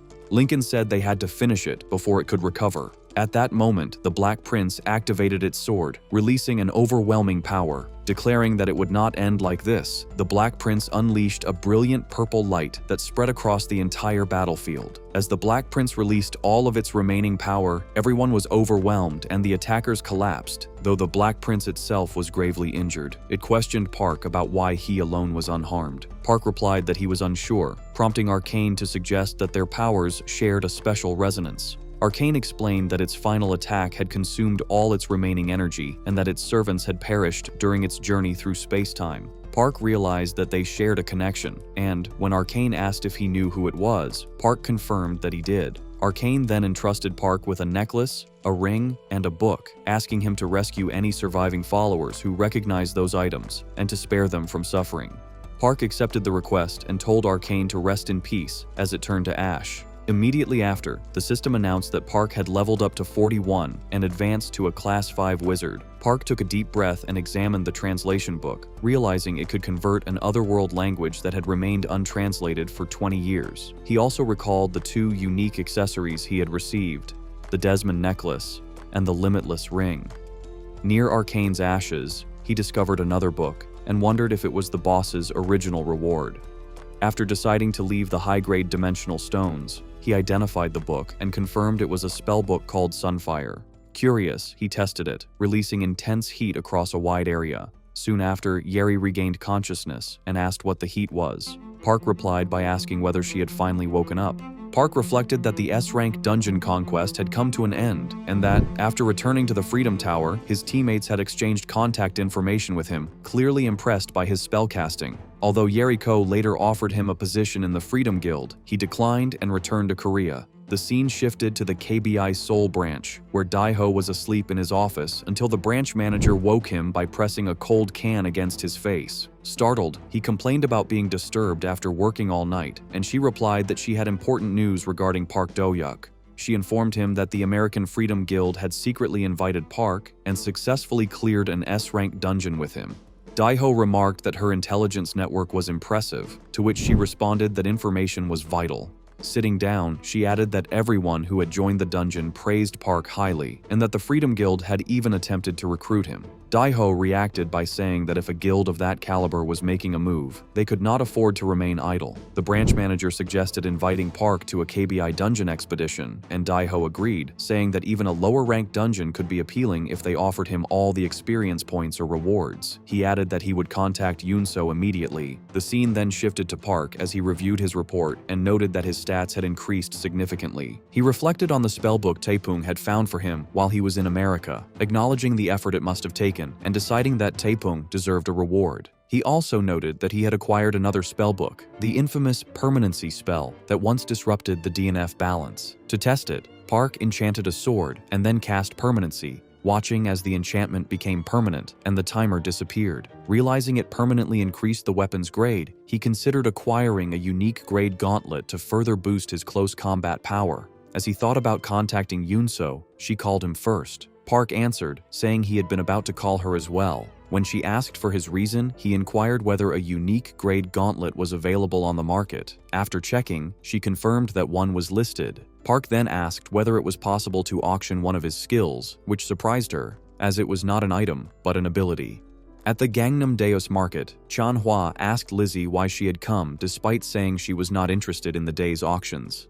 Lizzie explained that a notice about a special auction had been announced a few hours earlier and said that when even the market called it special, it was worth attending. Soon after, Yoonso announced the end of the regular auction and introduced the special auction, asking everyone to welcome Park Do-hyuk as its host. The guildmasters reacted with surprise, wondering what Park intended to sell and noting that it was unlikely to be ordinary scrolls. Park then introduced himself and stated that he was not selling an item, but a skill. Chanhua questioned whether an Awaken's power could even be sold, while Lizzie reasoned that since the market approved it, the skill must be extremely valuable. Park explained that only the first 10 buyers would be eligible, and that he would upgrade their weapons by exactly 1 grade. The announcement shocked the hall. When Min Sun-yul questioned whether Park was telling the truth, Park asked if he had ever lied before, and clarified that any weapon below legendary grade could be upgraded. He added a warning that anyone who became his enemy, or tried to harm him, would have their item downgraded. When Min Sun-yul argued that many could already enchant items, Park dismissed the claim, stating that if simple enchantment were his goal, he would not be selling his skill in such a way. Park announced that the auction would begin at 500 million won, and after stepping down from the stage, Yoonso reported that all 10 slots had sold for a total of 20 billion won. She confirmed that the payments were complete and asked Park to proceed with the upgrades. Park instructed the buyers to place their weapons on the table and immediately activated his skill, shocking everyone present. Lizzie exclaimed in disbelief when she saw her weapon had advanced to legendary grade, and similar reactions spread through the hall. After finishing, Park said he had somewhere else to be, and Yoonso thanked him for his work. As he prepared to leave, Park noticed Min Sun-yul gathered with others and identified the hostile gazes of Jang Hung-soo and Kim Hoon from the Wooden Soul Guild, deciding to remain cautious. Dae-ho then approached Park, greeted him, and suggested heading to their meeting location, which Park agreed to after confirming the auction had gone well. Elsewhere, Min Sun-yul confronted Jang Hung-soo and Kim Hoon, remarking that following someone in secret was poor manners. She confirmed that she had called them together because of Park Do-hyuk, warning that his growing influence through explosive supplies, identify scrolls, and weapon reinforcement would turn them into pawns if left unchecked. Proposing a truce, she stated that Park and the Blue Castle Guild were inseparable targets and insisted that if they could not control them, they would have to destroy them. Late at night, Park and Dae-ho headed to the meeting location, where the branch manager was waiting. She wondered aloud if this attempt had failed as well, since 2 hours had already passed. When Park arrived, he commented that it was surprising to find a dungeon in such a remote area. Dae-ho explained that although the dungeon was public knowledge, it had only been discovered recently. The branch manager added that because it had been left unattended for a long time, there was a high risk of an outbreak. Park noticed that Jang Mi-jo was also present. She greeted him and said she would explain things directly. She explained that the KBI had originally planned to invite him to a private dungeon, but a real estate report revealed the existence of this open dungeon. For the safety of nearby residents, they had tried to clear it quickly. Park asked if there had been problems during their attempts. Jang Mi-jo admitted that only one person could enter the dungeon at a time, and once someone failed, that person could not re-enter. 5 KBI members had already died, and even SS rank awakened like herself and Dae-ho had failed. Dae-ho said they were reflecting on their mistakes.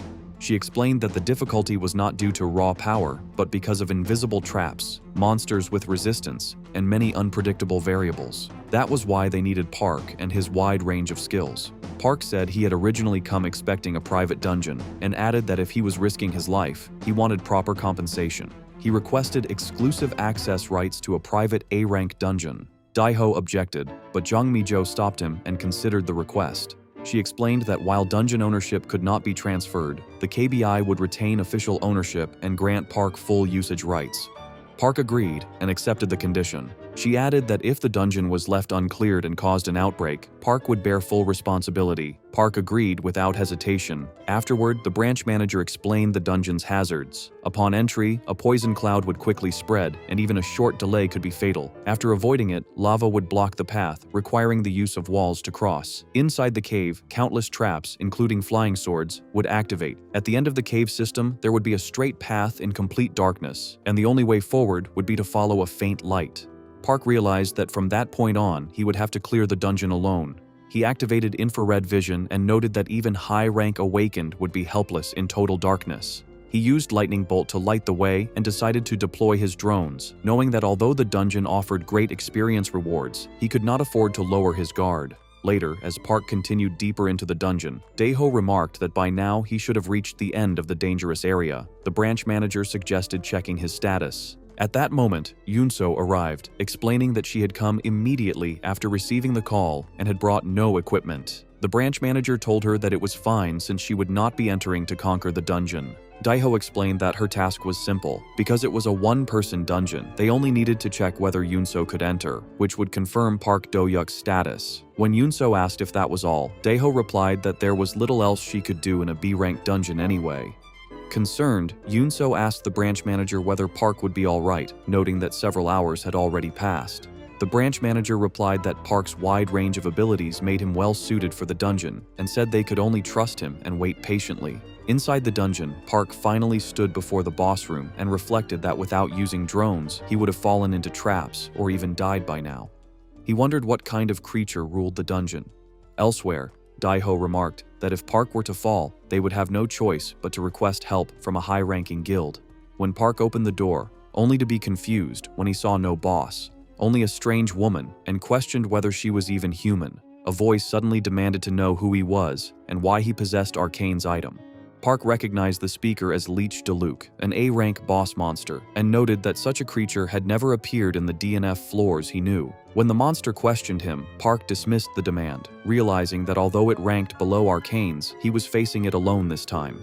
The boss mocked Park's arrogance and threatened him with eternal pain. Park noted that, unlike Arcane, this enemy was a magic-type monster, something he was familiar with from past battles. When the monster unleashed dark magic barrages, Park narrowly avoided serious damage, realizing the attack pattern was different from what he expected. As the boss followed up with dark spears that shattered his shield, Park activated invisibility and evaded, prompting the monster to scoff at his tactics. Park used mirror image to distract the boss, but the creature dismissed the spell as childish and claimed it would destroy everything at once. It then cast a gravity spell on Park, who mocked the attempt and remarked that he would not recklessly charge a wizard. Instead, Park leapt in at the right moment, struck the monster, and unleashed fireball and lightning bolt, engulfing it in flames. Park realized that the key weakness was that the creature could not cast spells without chanting incantations. Although heavily damaged, the monster survived and angrily demanded to know who Park really was. Later, as Yunso attempted to enter the chamber, something suddenly happened inside. Everyone began shouting, and Daeho wondered whether it could be an outbreak. He shouted at Lee Yunso, asking what she was doing, and urgently told her to get away. She understood and immediately started running. Everyone then prepared themselves for a fight. However, Park soon emerged from the chamber with a girl and stated that he had almost died. Everyone was shocked to see him. The scene shifted to KBI office, where the branch manager arrived and asked whether Park had calmed down a bit. He replied that he was feeling okay now. She then asked him to explain what had happened, who the girl was, and what had occurred inside the dungeon. Park responded that he had first cleared the dungeon safely. Although there had been some troublesome areas, he said he would disclose how he cleared the dungeon, as promised. The branch manager noticed the skeleton head of the boss monster and praised him for his excellent work. She remarked that while they had requested it, she had not expected him to defeat an A-rank boss all by himself, calling it impressive. Park replied that it had taken a great deal of effort. The battle itself lasted only about 5 minutes, but many spells were used during that time. Branch manager told him that they would not ask about anything he obtained inside the dungeon, as it was an unwritten rule. However, the real problem was the girl, as her situation had become complicated. Daeho explained that if they considered her part of the loot Park had gained from the dungeon, they would have no right to interfere with her. But if they treated her as someone who needed to be investigated, their approach would be different, especially since she was the first person ever to come out of the dungeon. Park then looked at the girl and asked them not to misunderstand him. He said he hoped they would listen to what he had to say, that since he had come out of the dungeon with her, he felt responsible and wanted to take care of her. He guessed that he did not know what might happen to her if she were taken by the KBI or another organization. He also believed that she was somehow connected to Arcanese. Branch manager replied that she agreed with him. If the girl's existence became public, it would be difficult to manage the interests of organizations dealing with awakened people, and they would likely request to research her.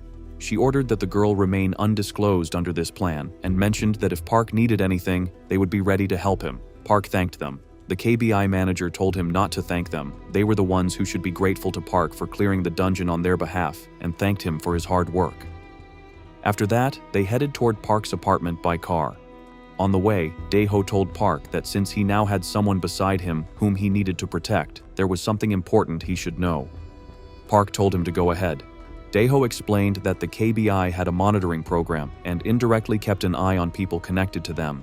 Park thought that since the KBI had said they would support him, they would not be monitoring him, but he admitted that such a system probably existed. Daeho mentioned according to their reports, someone was following Park and seemed quite skilled. They had tried to follow that person, but the individual noticed them and disappeared immediately. Park recalled a few strange incidents from the past. Just then, the traffic signal turned red. Daeho mentioned he hoped Park would always be careful and asked him to contact them if he ever sensed danger.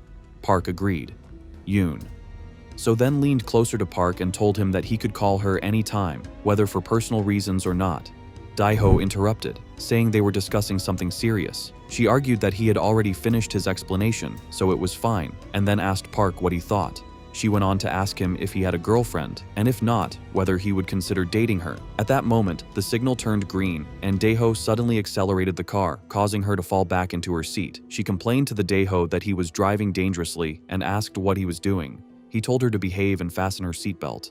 Still, she said that she found Park attractive as a man. Park replied that she was a charming person. She smiled at his response. Later, Park arrived at his apartment. Sitting on a chair in front of his screen, he thought about how his mechanic level had increased by 10 inside the dungeon. He decided to check his stats and noticed that he should first put all his available stat points into magic, and decide it was safe to say that his magic and wisdom stats were now close to rank A. He then wondered if he should check the rest of the loot. At that moment, the girl woke up and asked where she was. Park replied that was his home and asked if she was awake now. Later, the girl was sitting in Park's living room when Park came in with coffee. He said that the place must feel interesting to her. She replied that it was very different from where she used to live. Park said that she had come to a completely different world and also noted that she spoke their language very well. The girl then showed him an item and explained that it translated the language of this world for her. Park said it was an interesting item and asked if she remembered what had happened in the dungeon. She said her memory was unclear, but she remembered that her consciousness had been offered as a sacrifice. She also remembered Park arriving, defeating Lich Deluxe, and saving her, added that Park had her brother's necklace. Park showed her a necklace and a ring and asked if those were the items she meant. She agreed and said that since Park had them, she wanted him to listen to the message her brother had left with the necklace. Park then told her, in her brother's language, that if he met any of his servants or people, they would recognize the necklace and ring. Her brother had begged Park to rescue them so they would not suffer. After hearing this, the girl began to cry. In the DNF world, Park knew the Awakened and the Desmond Empire were only side stories to him, so he knew very little about them. That was why he had never known that the Awakened had a sister. She replied that day had felt like hell, and that even sitting peacefully now felt like a blessing. Park then asked what had happened. She explained that her family had once been royalty in the Desmond Empire before its fall. Everything began when a dark magician came to the empire and drove the fourth emperor, Ian, insane. The Mad Emperor became a tyrant and started killing everyone, even his own talented subjects. Soon after that, the magic empire of Artania began attacking. With all the talented people dead, the Desmond Empire collapsed almost instantly, and its downfall took less than a year. Her brother could not stand by and watch, so he killed the fourth emperor and went to the front lines. However, it was not enough to stop the Artanian forces. In the end, he used a forbidden magic hidden underground in the Desmond Empire. After receiving the power of darkness, he was able to protect the empire from Artania for a time. But soon, the dark power took over completely. The soldiers and citizens of the Desmond Empire were consumed by it and turned into monsters. She said she had sensed the coming danger and tried to escape as far as possible, but she was quickly captured by Diluc's soldiers. After that, she was locked inside the altar. Park asked if that was the reason she had been inside the dungeon. She agreed and said that before fell asleep, Diluc had told her something. She explained that because of him, he and his people had been lost in a dimensional crack, but he claimed they would return. He had said that when that time came, he would kill her and gladly use her as an offering. Because of that, she believed the dungeon was a place connected to the dimensional crack, and that was how she ended up there and met Park. She then asked for his name. Park replied that they had been so busy talking that they had not introduced themselves. He introduced himself as Park Do-hyuk and told her to call him Do-hyuk. She introduced herself as Hayes and mentioned that she knew he had rescued her and asked for another favor. She requested his help in adjusting to this world, explained that she wanted to understand why she had come there and uncover the secrets her brother had left behind. Later, on the battlefield, a large bear monster attacked Sungmi. She protected herself with a shield, but the monster continued to attack. Yu Hui then flew into the air, prepared a spell, and killed the monster with a single strike. She told Sungmi that they should go help Park. However, when turned around, she saw that Park had already defeated all the monsters. She thought while she and Sungmi were struggling with one monster, Park had defeated many by himself. After that, Park recalled a moment from earlier when he had been sitting in his apartment talking with Hayes. During their conversation, Hayes had said that she would make sure to repay him and show her gratitude. Park had accepted her words. Then she placed herself under his care. Park agreed and said that in order for her to get used to his world, the first thing they needed to do was buy her some new clothes. Yu Hui kept calling out to Do-hyuk, telling him to snap out of it. He came back to his senses and asked what was wrong. She told him that they had arrived at the boss room and asked what he had been thinking about. He replied that it was nothing and told her not to worry. Yu Hui then asked what he had experienced in the US that made him so much stronger. Sungmi agreed and said that she and Yu Hui had been working hard together for days, but Do-hyuk seemed to change every time they met. Yu Hui added that Sungmi had worked hard and reached C rank, yet every time they saw Do-hyuk, they wondered if rankings even mattered. Park asked Sungmi if she had really been promoted to C rank.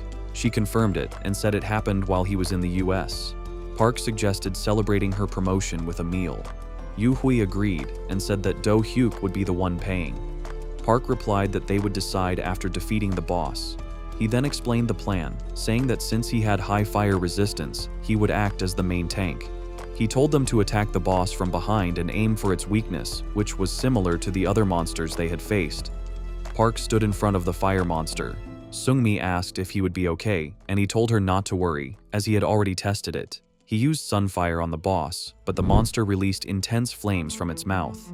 Sungmi thought that the heat was so strong she could barely breathe and wondered how Do-hyuk was enduring it. She noticed Park charging toward the monster and using fireball, but it had little effect. She warned him that even with fire resistance, his insides would not be fully protected. Park then decided to use the items he had obtained after defeating Diluc, the Dimensional Stone, Diluc's Nightmare Bracelet, and Aramir's Force Missile. He thought that Force Missile was far superior to normal magic in speed, power, and quantity, making it extremely powerful. He decided it was the perfect time to test its effectiveness.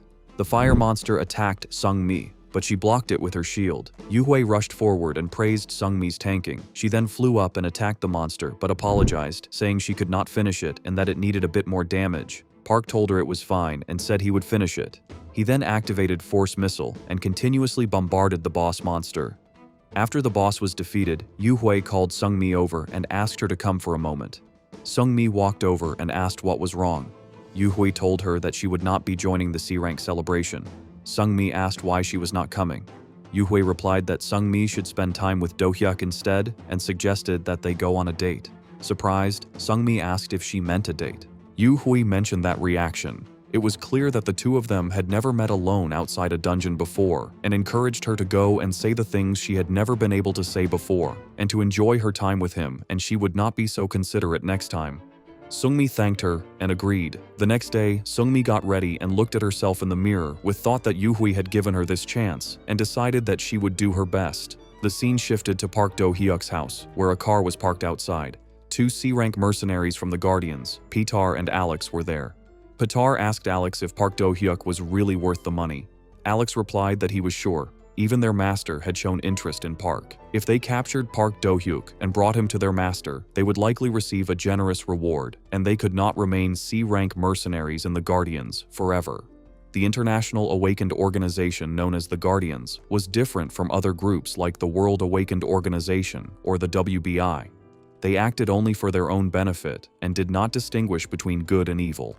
If a client asked them to do something evil, they would do it, and if the request was for good deeds, they would do that as well. Money was their highest priority. Suddenly, mercenaries noticed Park's vehicle and discussed that his house was like a fortress. They decided to attack him when they were outside, such as in a dungeon or another building. Later, at XX Mall, Park was waiting for Sung-mi. He sensed danger everywhere around and realized they had been followed by a suspicious van since leaving his house and understood that these were the people Choi Dae-ho had warned him about. He felt regret that Sung-mi had been dragged into this situation. Soon after, Sung-mi arrived and called out to Park. He greeted her and asked her to come over. She apologized for being late and said she had hurried as much as she could. Park praised her faux casual dressing. She relieved and had been nervous since it was their first personal meeting. Park asked if they should go. She agreed. They held hands and started walking. Watching them, Peitar was irritated to watch them flirt. Alex said to keep patience until they saw an opening for attack. Sung-mi told Park when she checked the message what they should do. Park planned to move to a place with fewer people so they could block the attacker's escape route and told her to follow him. At that moment, the Guardians noticed Park heading toward the emergency stairs and shouted to alert the others. Park and Sung-mi entered an elevator and briefly looked at each other. Park politely asked for a moment, and they were about to kiss. Suddenly, the attackers rushed toward the elevator, shouting and launching their attack. After striking them, the attackers were shocked to realize it was only a fake. Irritated by strange noises, they shouted for support and warned their teammates that Park was still nearby, telling everyone to stay alert and quiet. However, Park said it was already too late. He cast Lightning Bolt and killed several of the Guardians. Sung-mi warned him that one attacker was escaping, but Park said it was fine. Alex thought the plan had been perfect and confused what went wrong. Suddenly, a large robot named Irene appeared and began killing the attackers. Alex realized too late how dangerous his opponent truly was, and Irene killed Alex as well. Park then praised Irene. At the battle spot, Yunso arrived and confirmed that the attackers were awakened members of the Guardians organization. Park asked if this was the group that did anything for money, and Yunso agreed.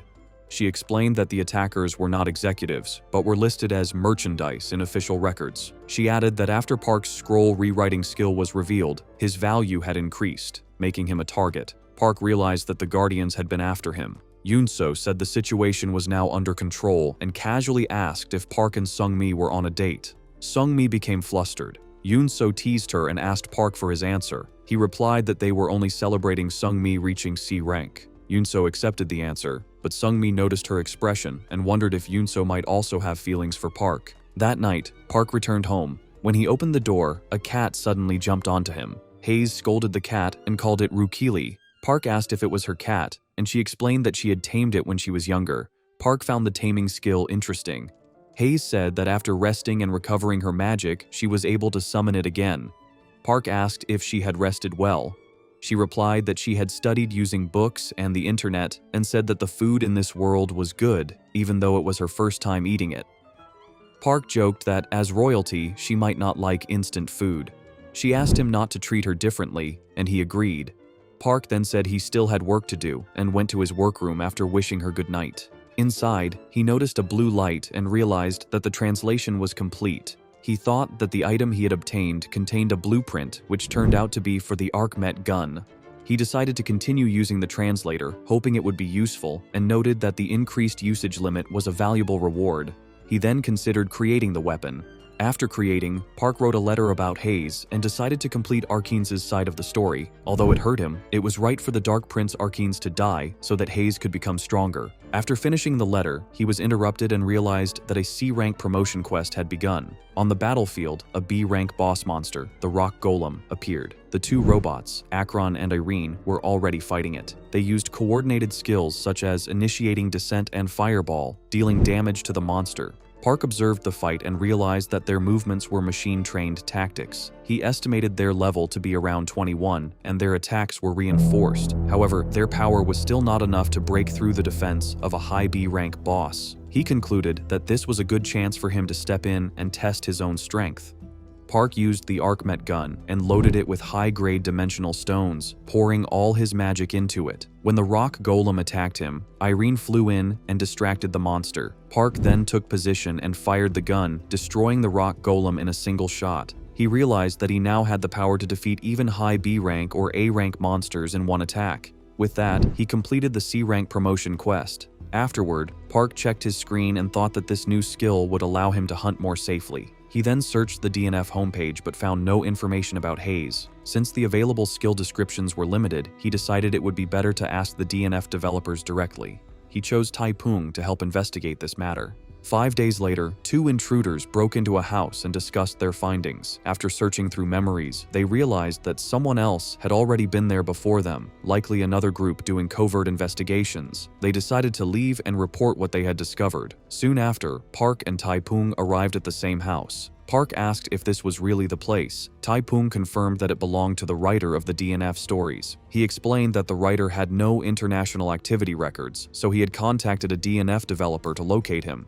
Taipung added that when he arrived earlier, the lights were off and the door was open, so he had not gone inside. Park told him it was fine and said he would go in alone to avoid danger. As Park entered the house, the intruders noticed someone coming and decided to hide. Park told Taipung to stay outside. Inside, Park activated defensive armor and used magic missiles for light. He found several pages and realized that the story about Hayes, which was not on the DNF website, matched exactly what Hayes had told him. He began to wonder if Han Garam's story had become reality and questioned who Han Garam truly was. At that moment, an intruder attacked Park, but his shield protected him. The intruder was shocked that his special blade failed to break through. Park demanded to know who he was and fired magic missiles. The intruder tried to escape, but Park ordered him to stop.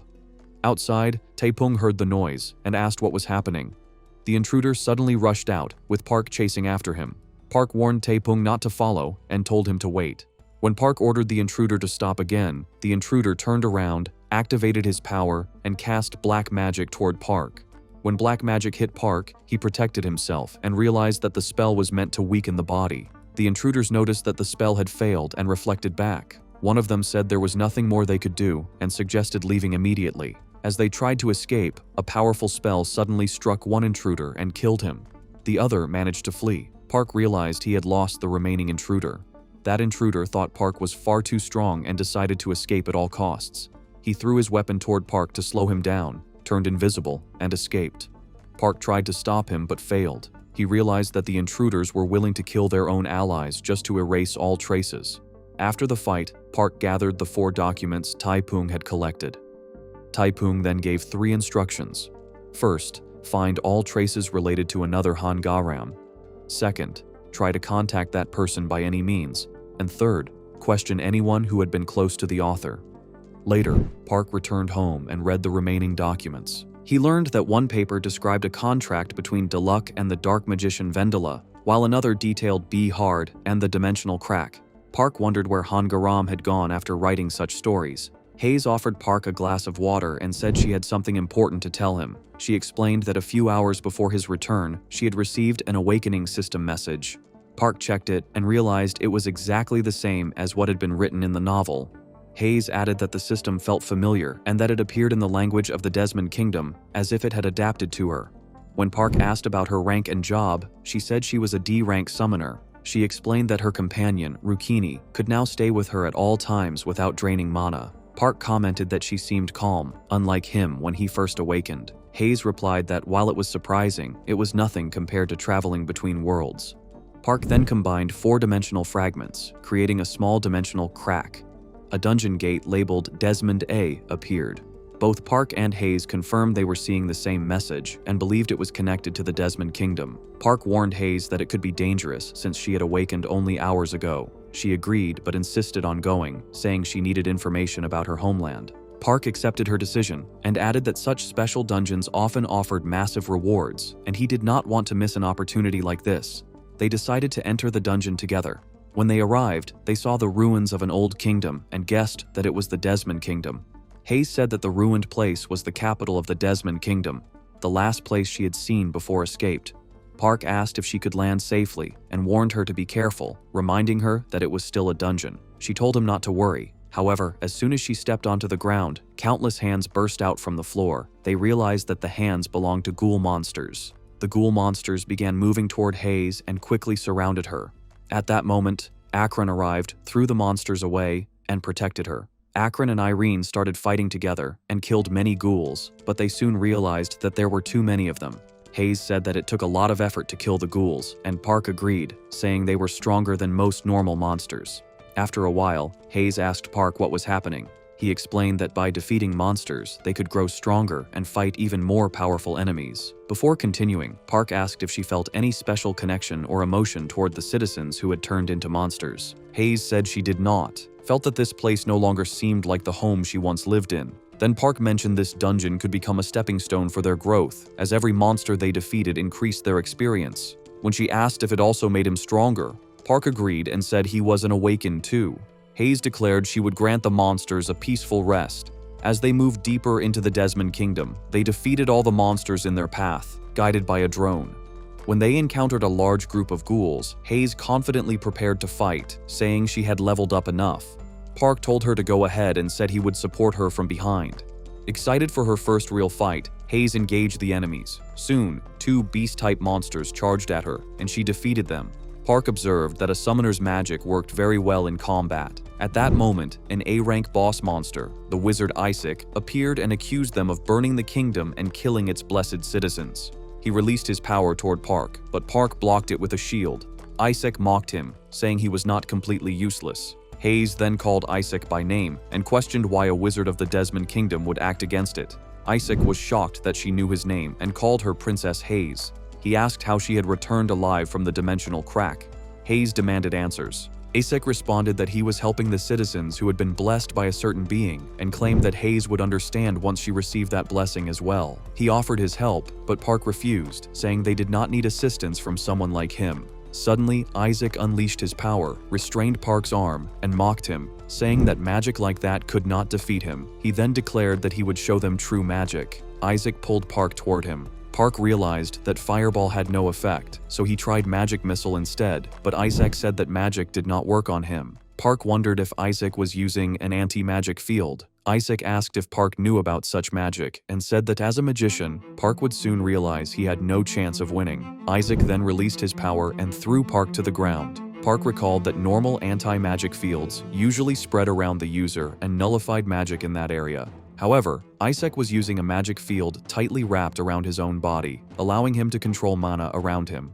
Park realized that controlling mana externally required enormous amounts of mana, which suited an A-rank boss monster. Hayes shouted and summoned a beast to attack Isaac. Isaac mocked her, saying that using a wolf to block him was meaningless. He said he would deal with Park first and told Hayes to stay where she was. Park thought about what to do next and activated Mirror Image and reflected clones around himself. Isaac said Park had wasted his last ability and mocked him for having magic but no physical strength. He also created clones of himself and told Park it was his turn. Park then used the Arcmet gun and switched it to a physical shot. He focused his aim and realized that the gun could distinguish the real body from the clones. He fired, and the shot pierced through Isaac's defenses, knocking him to the ground. Isaac was shocked and said he had never seen such power before. Park coldly told him to find out the truth in hell. Park then handed a sword to Hayes and told her it was time to take revenge. Hayes approached Isaac with the sword. Isaac begged for mercy, saying he still had orders from someone else and offered to reveal everything if she spared him. Hayes refused, called him a traitor, and killed him. Just then, Park leveling up. Hayes thanked Park for giving her the chance to take revenge. Soon after, an announcement warned that the dungeon had become unstable after the boss's death.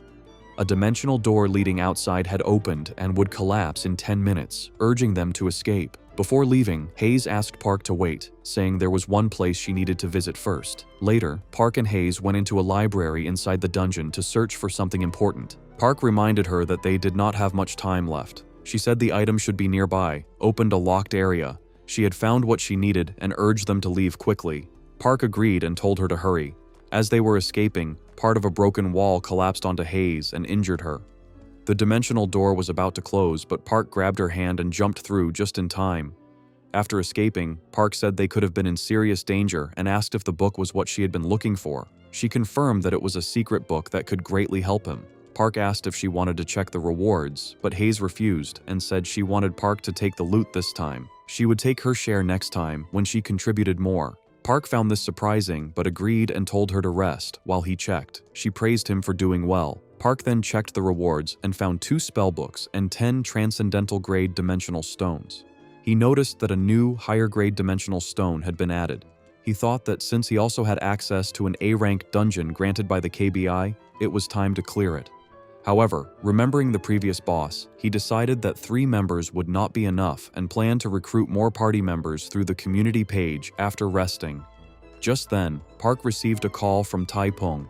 The next day, Park went to the office, where a man was surprised to see him. Taipung confirmed that he was the real Park Do-hyuk and introduced him to Rikato, an author who had been close to Han Garam. Rikato introduced himself and revealed his real name as Lee In-gyu. Park explained that he had come to ask about Han Garam, and Rikato agreed to share what he knew. Rikato explained that although the story was never updated in the game, there was a dark magician named Vandala who turned Arkans into the Dark Prince, forced Hayes to flee, and caused the fall of the Desmond Empire. Park realized this matched Hayes' story. Rikato continued that 50 years later, a great wizard named Belhard investigated the incident.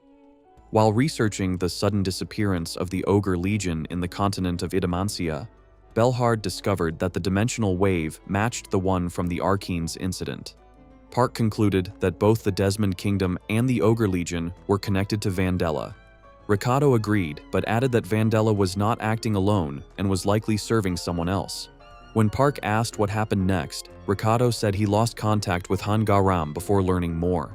Park thanked Rikato, who said it was an honor to meet him and promised to share any new information if he found it.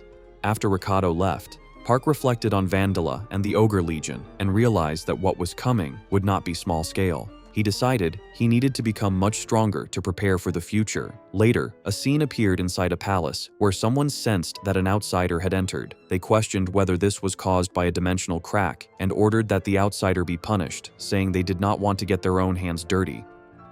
A group of investigators discussed the situation and debated reporting it, but they said they lacked evidence. They believed the incident was only a minor problem caused by a fugitive who had already escaped to another world. Since tracking him could lead to endless research and they had little time left, they decided not to pursue it further. The scene then shifted to Park, who was copying items and said that this was the last one he needed. Hayes approached him and asked what he was doing. He explained that he was copying items so he could give them to her. When she asked about the books, he told her they were new spell books. It had taken a long time to search through thousands of books, but it was worth it. Park noticed her hair had grown longer and asked about it. Hayes replied, it represented her determination. She wanted to grow stronger, master her awakened powers, and one day return to her world to take revenge on Vandala with her own hands. She was willing to endure any training or hardship to become stronger. Suddenly, darkness filled the room. Hayes asked what was happening, and Park explained that someone had recently been watching his house to capture him. Since they could not enter directly, he believed they were now acting more aggressively. An attacker suddenly flew toward Park, but he blocked the attack with a shield and used force missile to knock the enemy away. Looking outside, Park saw 2 women and asked how they dared to enter without the owner's permission. They told him briefly that his talents were being wasted in a small country and urged him to go with them, promising power, fame, and wealth. Park rejected the offer, calling it ridiculous and saying he would never go with them. They replied that this was their last resort and ordered the attack to begin. The attackers rushed Park, but he cast acid arrow on one of the women, freezing her in place. He continued fighting as more enemies attacked. Hayes grew worried as some attackers tried to strike Park from behind, but Akron and Irene arrived and joined the battle, pushing the enemies back. Park mocked other women, asking if puppet control was her only skill. She replied that he could not kill her so easily and used her subordinates to form a shield around herself before turning invisible. After covering herself with a shield, the woman said that the skill was brutal and admitted she would have frozen if she had reacted any later. She acknowledged that Park Do-hyuk's abilities were stronger than expected, but believed he could not survive the next attack.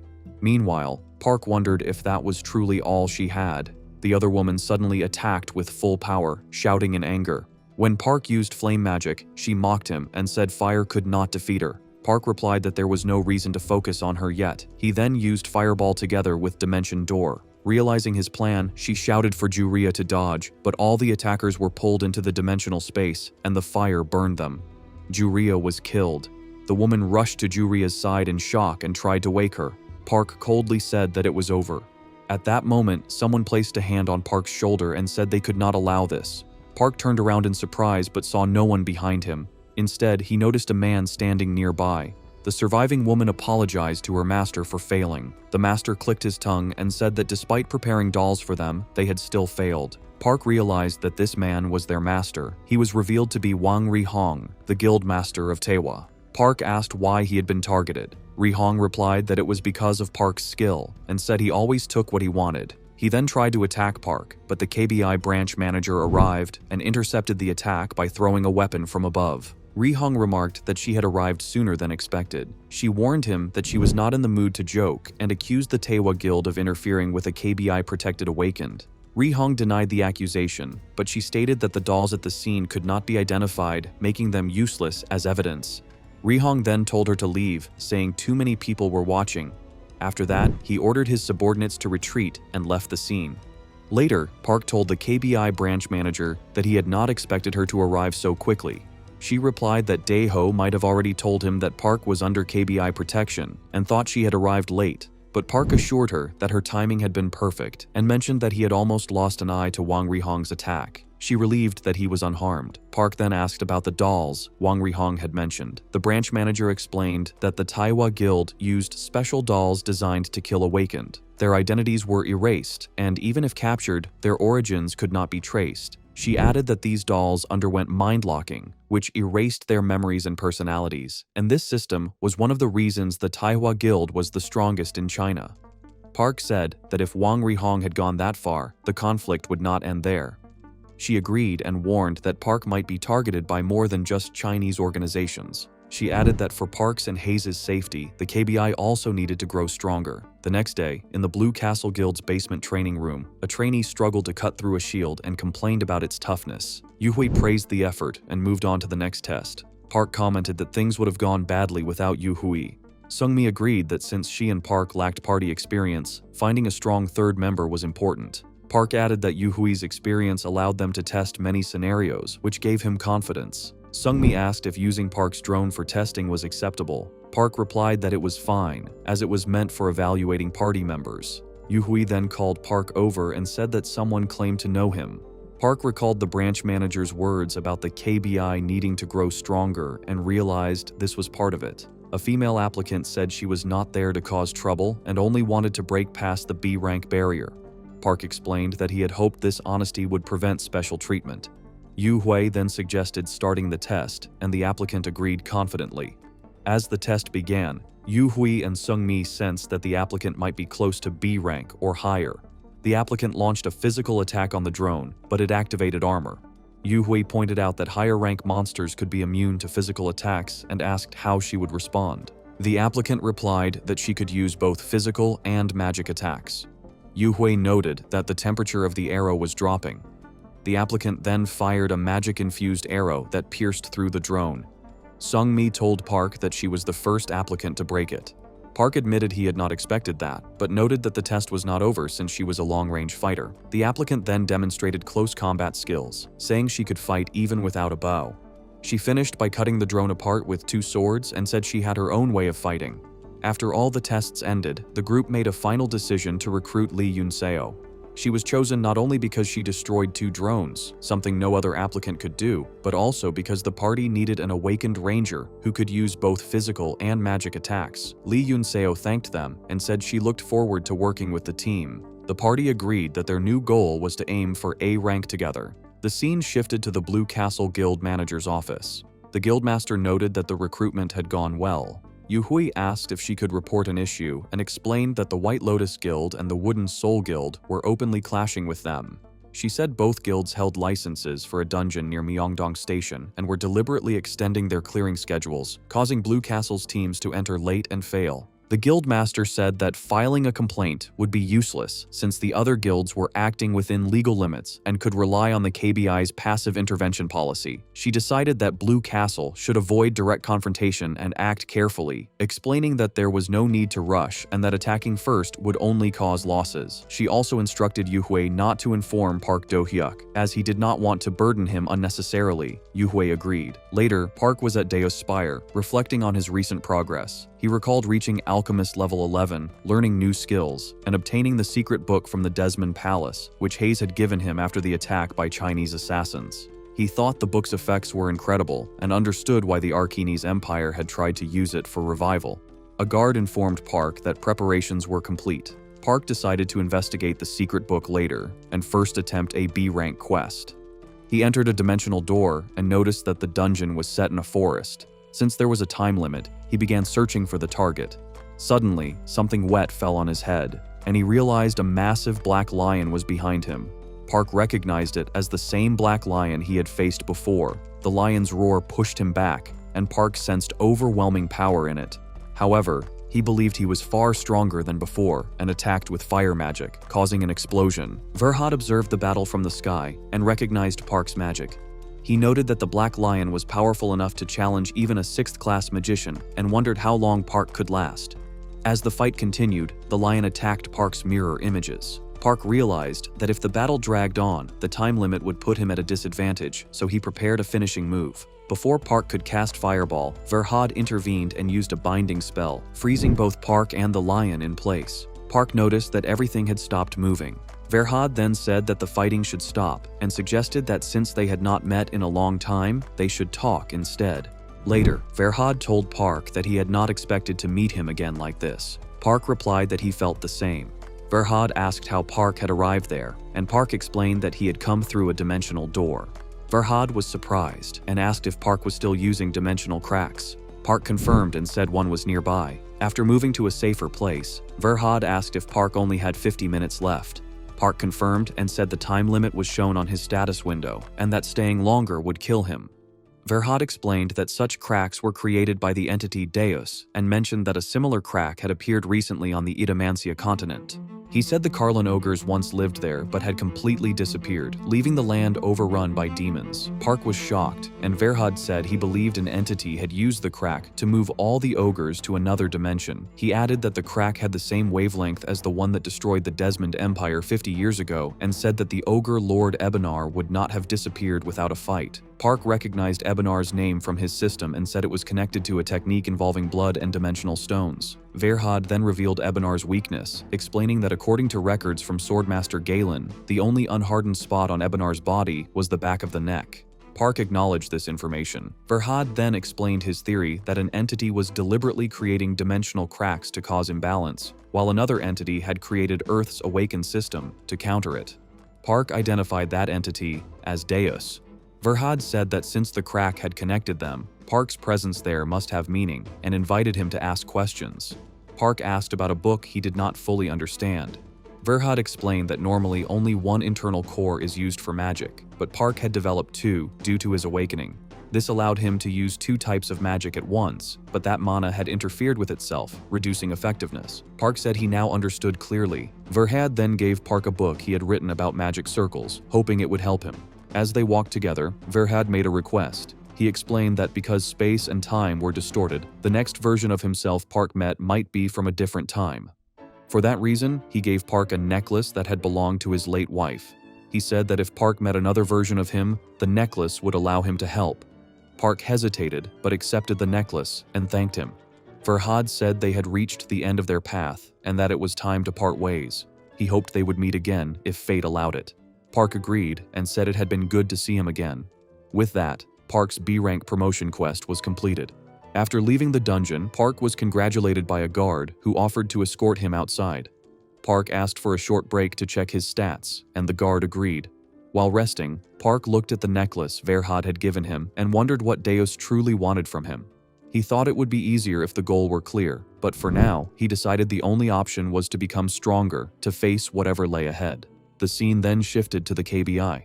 Daeho rushed to the branch manager and asked if she had seen the news about the mega outbreak. She confirmed it and reminded him to act calmly as a deputy manager. Dae-ho then asked whether they should request help from Park Do-hyuk, as they had during the Sedong Station incident, and expressed concern about KBI's prestige. The branch manager replied that rank and position were meaningless during a national crisis and emphasized efficiency over pride. She said Park was not a rival, but a valuable talent the KBI wanted to manage. Dae-ho apologized, and she accepted it. She then brought up the White Lotus Guild and the Wooden Soul Guild, saying they were likely to clash with the Blue Castle Guild. She explained that those guilds understood KBI's policies well and would see the current chaos as an opportunity. Dae-ho remarked sadly that some saw crisis as profit. The branch manager decided to keep watching them and maintain KBI's policy of passive intervention and aggressive forgiveness. The scene moved to the Blue Castle Guild, where the guildmaster was reviewing reports. Park appeared secretly and apologized for startling her. He said he had come because of the White Lotus and Wooden Soul Guilds and believed it was time to make a decisive move. When asked how much he knew, Park replied that he was aware of everything, including current negotiations. The guildmaster said she had not involved him because it was a guild matter, but she was relieved that all guilds had activated emergency systems for the mega outbreak. Park disagreed, warning that while KBI-focused Awakened dealt with the outbreak, the White Lotus and Wooden Soul Guilds would use the reduced restrictions to attack Blue Castle. The guildmaster doubted this, but Park revealed that the assassin sent after him was Min Soo-yeol from the White Lotus Guild. He added that KBI's passive response would come too late. When asked how Blue Castle could defend itself, Park said he already had a plan. At dawn, the next day, many cars gathered at an abandoned factory near Cinderim Station.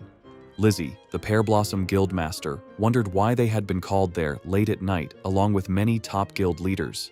Someone noted that all guilds except the White Lotus and Wooden Soul Guilds were present. Lizzie said they would soon learn the reason. Shortly after, the Blue Castle Guild Master arrived and welcomed the gathered guild masters. She thanked them for coming and said that what she was about to say was not a threat, but a request. Later, during a meeting, the Blue Castle Guild Master explained that their guild was now in direct conflict with the White Lotus Guild and the Wooden Soul Guild. She said the purpose of the meeting was to request cooperation from the other guilds. Some guild masters questioned whether getting involved would change anything and said it was not their responsibility, since they were not the KBI. Park then spoke and said there was a clear reason to get involved, that this conflict would not only affect Blue Castle, but would eventually affect all guilds. He thought that words alone would not be enough to persuade them, and felt that the guildmaster was being too gentle. Another guildmaster asked why Park was present. Park replied that he would be brief and asked if anyone truly believed their guild was stronger than Blue Castle. He warned that if the White Lotus and Wooden Soul Guilds seized Blue Castle's assets, they would not stop there. When a guildmaster argued that the fall of Blue Castle would not affect others, Park replied that unity could prevent collapse, but if everyone stayed silent while one guild fell, the rest would soon follow. Lizzie insisted that the KBI would not stand by and do nothing. Park responded that the KBI would not act until it was too late, and asked whether they truly believed the KBI would always protect their interests. Another guildmaster suggested that the remaining guilds could unite without Blue Castle. Park questioned that idea and hinted that he had another plan. Meanwhile, at the White Lotus Guild's exclusive building, the leaders of the White Lotus and Wooden Soul Guilds discussed their preparations. They confirmed that low-ranking fighters had already been positioned near Dia's Spire, and that the KBI was too busy preparing for the mega outbreak to notice. Seeing no interference, they agreed to divide Blue Castle's assets equally and decided it was time to eliminate the Blue Castle Guild. Near Isu Station, Park monitored the area from above and thought that the invasion was about to begin. He had already positioned his party members, including Hayes, and knew that identifying the boss's emergence point was crucial. Soon, dimensional cracks opened and large monsters appeared. Awakened fighters tried to steady themselves and launched attacks, but many were killed. More Awakened joined the fight, shouting orders and firing magic, but the monsters were overwhelmingly strong. From the sky, Park saw massive explosions. An Awakened contacted him and reported a powerful reaction near Dia's Spire, requesting immediate support. Park agreed and said he would head there at once. As the Awakened wondered if the monster had been defeated, the giant creature mocking humanity's magic. It then gathered a massive sphere of power and unleashed it toward the Awakened fighters. An outbreak occurred near Gwanghwamun Market, where many large monsters appeared. Dae-ho was already fighting on the scene and continuously attacking them. The KBI branch manager soon arrived and used her spider ability to trap all the monsters in a single net before burning them at once. Dae-ho warned her that there was trouble. When she asked what was wrong, he reported that an S-rank boss had appeared near Isu Station. She replied that Park Do-hyuk was already there, so it should be fine. However, when another large outbreak began nearby, she remarked that the situation there was also becoming serious. Near Isu Station, another outbreak occurred, and a monster commander ordered its soldiers to advance. Park stood alone on the battlefield and asked where Ebenar was. A monster mocked him for speaking the Ogre Lord's name and tried to attack, but it was instantly destroyed by a powerful spell. Another monster questioned why a single mage was fighting alone. Park replied that he was not alone. At that moment, Sungmi and Yuhui descended from the sky. They coordinated their positions and attacked together, crushing the monsters.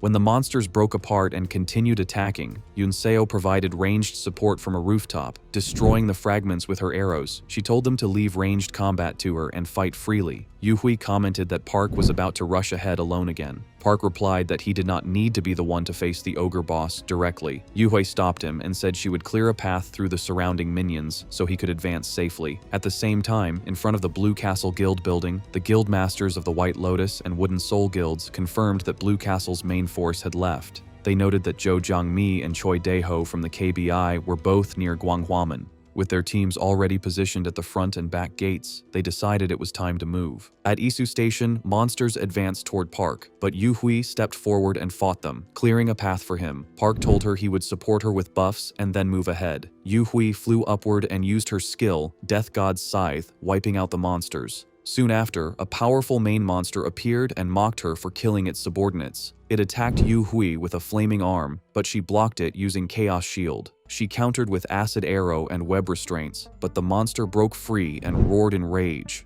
Yu Hui realized she could only delay it briefly, but decided that was enough. At that moment, Park emerged from a dimensional door and struck the monster's face using Force Missile and Fireball together, causing a massive explosion. Yunseo and Sungmi watched from a distance. Yunseo worried about Park, but Sungmi said there was no danger because Park's fire resistance had reached 100%. Moments later, they saw that Park had defeated the Ogre Mage, Crudelis. Park remarked that he had not expected the monster to drop dimensional fragments or for him to gain a title that had never appeared in the Awakened system before. Yu Hui noticed that he did not look satisfied. Park replied that the situation was not over yet and reminded them that another S-rank boss had appeared at Guanghwamun. He urged everyone to hurry. Meanwhile, inside the Blue Castle Guild's main lobby, the White Lotus and Wooden Soul guilds realized they were surrounded. They were shocked to see not only Blue Castle, but also all the top 10 guilds present. The Blue Castle Guild Master said their plans had been exposed and accused them of betraying their duty to the nations awakened. The Wooden Soul Guild Master asked if Baek Do-hui had set the trap. She replied that it was not her, but someone who had long been their greatest obstacle. They immediately guessed it was Park Do-hyuk. One of the enemy guild masters suggested joining forces, but was rejected, as no one trusted traitors during a crisis. They were warned that escape was impossible, as the back entrance team had also been captured. Lizzie and Baek Do-hui declared that the enemy guilds were already finished. The day before the mega outbreak, during the guild masters meeting, Park proposed a plan.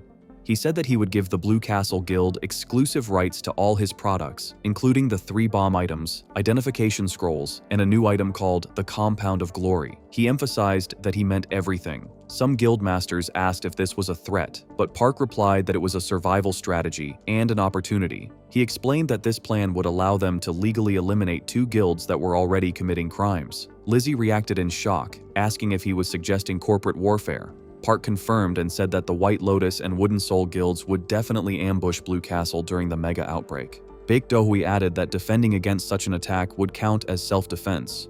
Later, Baek Do-hui prepared herself and thought that thanks to Park's persuasion, they had managed to take control without heavy losses. Lizzie reported that they had subdued the enemy guilds with minimal damage, but failed to capture Min Sun-yul and Kim Hoon, who likely escaped early using their members as bait. Another guildmaster said they would handle tracking them down.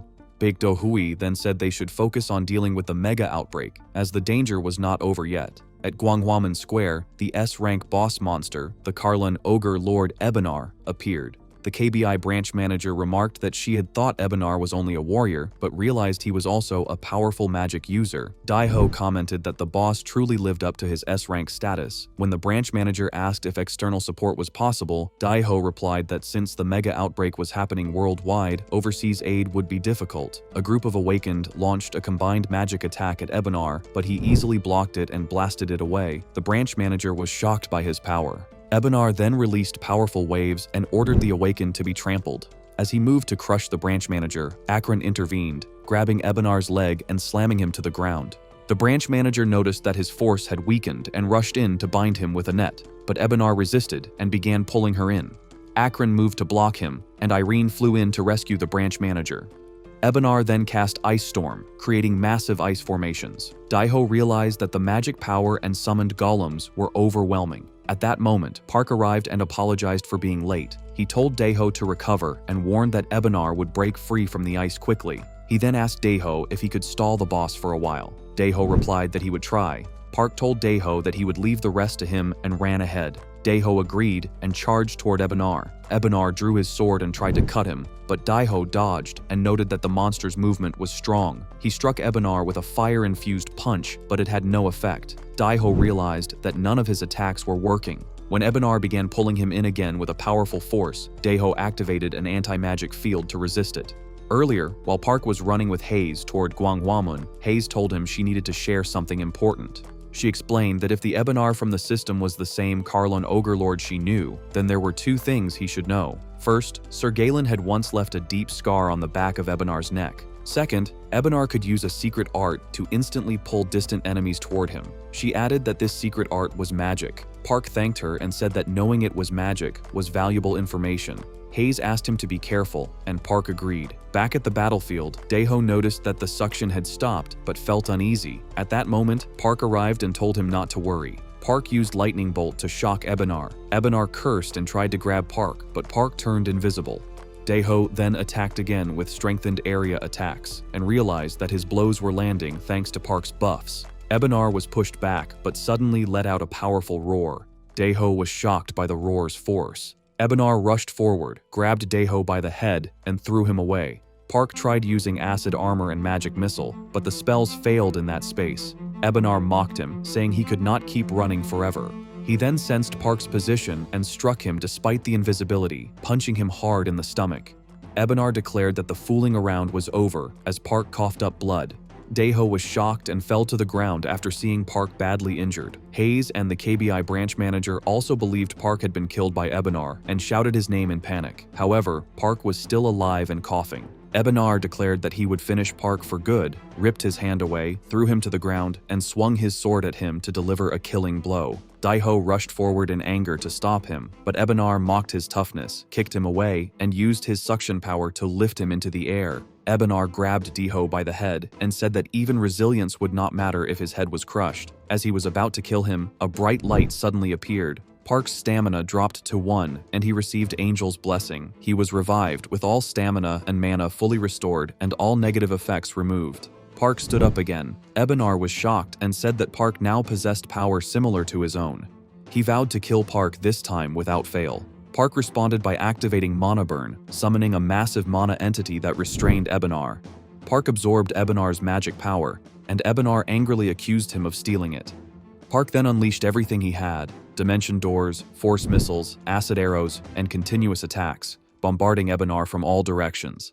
Ebenar became trapped among multiple dimensional doors and could not move. Park realized this was his chance. He flew through the sky, activating armor and stone skin. Ebenar managed to grab one Park and tried to strike him, believing Park had missed his chance. However, it turned out to be a clone. The real Park appeared behind Ebenar in the sky, holding the Archmet gun. While Ebenar mocked the use of clones, the clone Park told him it was no longer his concern and escaped through a dimensional door. From above, the real Park aimed his gun at Ebenar from behind and fired. When Park fired the gun, Ebenar was completely burned, leaving a massive crater in the ground. Hayes asked if it was finally over, and Park confirmed that Ebenar's defeat had been verified and there was no more danger. Park then supported Daiho and said that Daiho was badly injured and needed a healer immediately.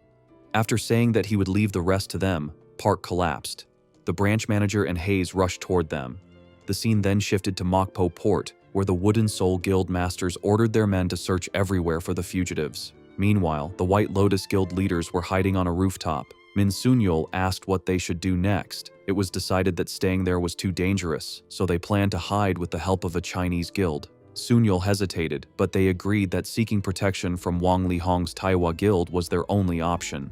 Later, Park woke up in a hospital and realized he was in the Blue Castle Medical Center. He noticed Sungmi sleeping beside him. Baek Do-hui entered and asked him to let Sungmi rest, saying she had stayed by his side the entire time. Park asked what had happened after he collapsed. She explained that Ebenar had been defeated and his body secured by the KBI. Daiho was safe and receiving treatment. She added that China and Japan were still facing severe outbreaks, with China suffering heavy damage, while Korea had no civilian casualties. She also said that the plan against the White Lotus and Wooden Soul Guilds had succeeded, forcing them to flee. This all happened over 3 days. Park was surprised to hear he had been unconscious for 3 days. Sungmi then woke up, saw him awake, and hugged him emotionally, saying she had been very worried. Park thanked her sincerely. The guildmaster teased them lightly and informed Park that KBI officials were waiting to meet him. Park said he would prepare and agreed to meet them. Finally, the scene shifted to a secret apartment in Jilin province, where the White Lotus Guild leaders were captured. They angrily demanded to know who dared treat them this way, claiming that Wang Lihong was backing them. The man confronting them revealed that Wang Lihong had been the one who chose their hiding place and ordered the investigation. He coldly told them that they had been abandoned. Later, Sun Yul shouted that it was impossible for Wang Lihong to abandon them. The man coldly replied that their actions no longer mattered and that he only needed to complete his task. He grabbed Kang In-han's head and searched through his memories. After saying that Kang knew very little about Park and was useless, he killed him instantly. Sun Yul screamed in shock, and the man then turned his attention to her. After Park woke up in the hospital, many matters were resolved. Once Ebenar's body was processed by the KBI, Park managed to obtain what he needed. He acquired Ebenar's blood and successfully created a legendary rank dimensional stone. As his body recovered, he learned the spells Taepung had found for him and absorbed the vitality from Ebenar's heart. As a result, his strength increased rapidly in a short time. Later, at the Deus Market, the host announced the final auction item, 5 unique weapons created by Park Do-hyuk. The crowd reacted with excitement as the bidding started at 80 billion won. Yoon-seo commented that it had been a while since Park last visited the market. Park replied that he needed to sell items he obtained during the outbreak. Yoon-seo joked that casually selling 5 unique weapons showed how much his scale had grown. Park agreed, noting that unique weapons usually started at very high prices. The bidding quickly rose, and a man eventually offered 650 billion won for all 5 weapons together. Park noticed that the man stood out from the others. Yoon-seo explained that he was Urian, an SS rank awakened from Germany. With no higher bids, the auction ended. Afterward, Yoon-seo asked if Park was leaving. She suggested having a proper talk and a drink next time, and Park agreed to make time after his next dungeon clear. As she left, Urian approached Park and asked to speak with him briefly over coffee. Urian then warned Park that as an executive of the WBI, he had come to Korea to caution him. Urian showed Park a photo and revealed that Kang In-han of the White Lotus Guild had been found dead, killed by an assassin known as Ant Ghost. He warned that Ant Ghost had placed Park on their list. Urian advised Park to be cautious and gave him a way to contact him if Ant Ghost appeared. Park thanked him and promised to be careful. As Park later walked toward his car in the Deus Market parking lot, someone secretly moved to attack him. When the attackers tried to ambush Park, he protected himself and flew upward. One of the attackers said that Park was now in a position where he could not dodge easily and gave a signal for a full attack. All the attackers prepared their weapons. Using infravision from above, Park realized that there were 13 enemies, including those hiding. Park then used Dimension Door and vanished. He reappeared behind one attacker, grabbed his neck, and used Disintegrate, killing him instantly. The remaining attackers were shocked but tried to stay calm. One of them said that Park could not keep using such powerful spells and was only trying to confuse them. Park recognized the voice, and the attacker revealed himself as Kim Hoon of the Wooden Soul Guild. Kim removed his disguise and angrily blamed Park for the humiliation he had suffered. Park replied that Kim would have lived if he had stayed hidden and quiet, but since he came willingly, it meant he wanted to die. Kim said that because of Park, he had become a wanted criminal and swore to kill him for ruining their plans. He ordered the other attackers to move. Park replied that it was their own fault for attempting betrayal during a global mega outbreak. He then used Fire Arrow on the attackers and cast Mirror Image, filling the area with smoke. Kim realized they could not see clearly, but Park used infravision to track them. Kim warned his allies that Park already knew all their positions and told them to protect their ranged fighters. Park thought the timing was perfect and used Hold Person, binding the attackers in place. He rushed forward and created a wall of fire around them. When Kim tried to cast magic at him, Park used Reversal, sending the spell back. Kim was burned, knocked to the ground, and defeated. Kim said that even if he died, it would not be the end. Park agreed, saying that as he gained allies, he would also gain enemies. Kim said this was only the beginning and that he would wait for Park in hell. Park calmly replied that he would see him there. After Kim Hoon was killed, Park looked at the remaining attackers and asked if they still wanted to fight. The attackers chose to surrender and threw down their weapons. Soon after, Yoon Seo arrived and called Park. Park told her that he would leave the cleanup to her. The next day at the KBI Seoul branch, Dae-ho reviewed the battle report. He confirmed that Kim Hoon had died and that 2 attackers who surrendered had been arrested. He also reported that CCTV footage showed Kim Hoon, an A-rank awakened, was completely overwhelmed by Park. The branch manager watched the footage as well and noted that Park had reversed Kim Hoon's attack. She instructed Dae-ho to keep details about Park's spells confidential, saying that knowing too much could cause problems. Dae-ho expressed concern that Park might leave the country one day with all the benefits KBI had given him. The branch manager asked if he trusted her and told him to focus on tracking the remaining criminals from the White Lotus and Wooden Soul guilds, leaving Park's matter to her. Dae-ho agreed. Later, Park waited at an amusement park and thought about how Seung-mi had surprised him by asking him out.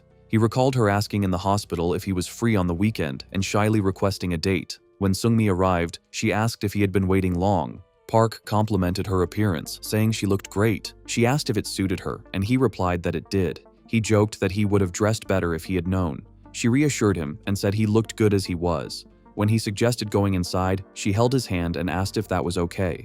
Park smiled, held her hand, and said they should enjoy the day since their schedules would soon get busier. They enjoyed several rides together, including roller coasters and swings. Park later asked if she was having fun, and she said she enjoyed spending time like this.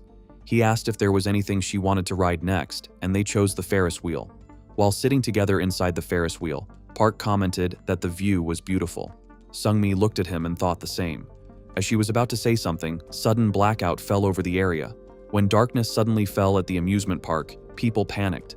Park said it seemed like the entire park had a blackout and suggested waiting calmly until the power returned. He noticed Seung-mi lowering her head and asked if she was okay. She said it was nothing but felt disappointed that a blackout had happened at such an important moment after all her effort.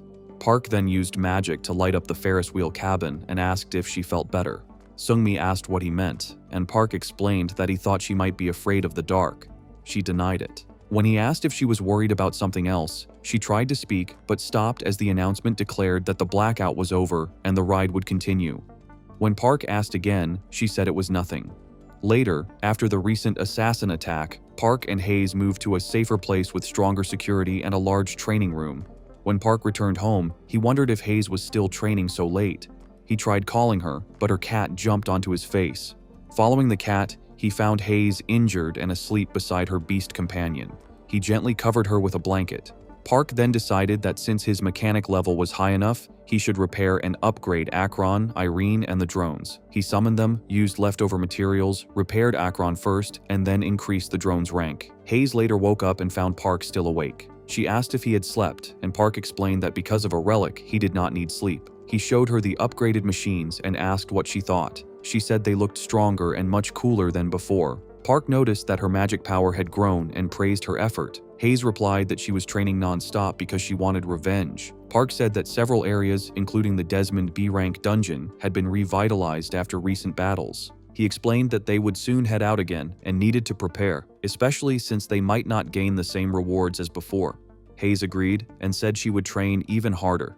Just then, Park received a late-night call from Yoon Seo. He asked why she was calling at that hour, but after hearing her words, he was shocked and asked her to repeat what she had just said. After the call ended, Park said that the arrangement was fine and that he would decide later and contact them once things were confirmed. When Hayes asked what had happened, Park explained that the KBI had offered him a dungeon commission. He asked if she wanted to join him. Hayes agreed immediately and said she would go as long as it was with him. She guessed that the dungeon must be difficult if the KBI had requested him directly. Park explained that it was an unbalanced dungeon located on Jeju Island. He said it had strict conditions and allowed only 5 participants or fewer, all of whom had to be SS rank or higher. Hayes said she understood and would prepare seriously. Park told her they had 1 week to prepare and suggested training together whenever possible. Hayes agreed to work hard. Later, at Seung-mi's house, she received a late-night call from Yu Hui. Yu Hui was surprised Seung-mi was still awake and guessed that the date had not gone well. Seung-mi admitted that was true. Yuhui comforted her, saying that atmosphere and location were not what mattered, and advised her to act naturally and not overthink things. She reminded Sungmi that she would have more chances and encouraged her to stay confident before ending the call. After the call, Sungmi reflected on Yuhui's advice and decided not to complicate things. Just then, she received a message from Park asking if she had time right now, which shocked her.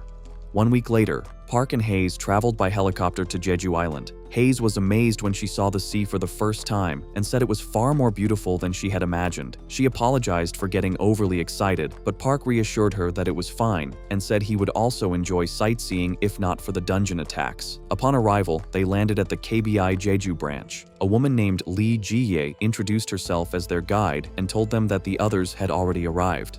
Park asked if they were late, but she said there were still 30 minutes before the meeting. She then led them to the waiting area. Inside, Yoon-seo told Sungmi that Park would arrive soon. Sungmi appeared quiet and tense. Yoon-seo checked on her condition and said that since the dungeon would be very difficult, Sungmi's physical state was important. Sungmi insisted that she was fine and ready. At that moment, Park entered the room and asked if they had waited long. Sungmi froze and stayed silent. Park noticed that she looked different from before. She explained that she had dressed up and used hair extensions during their last meeting.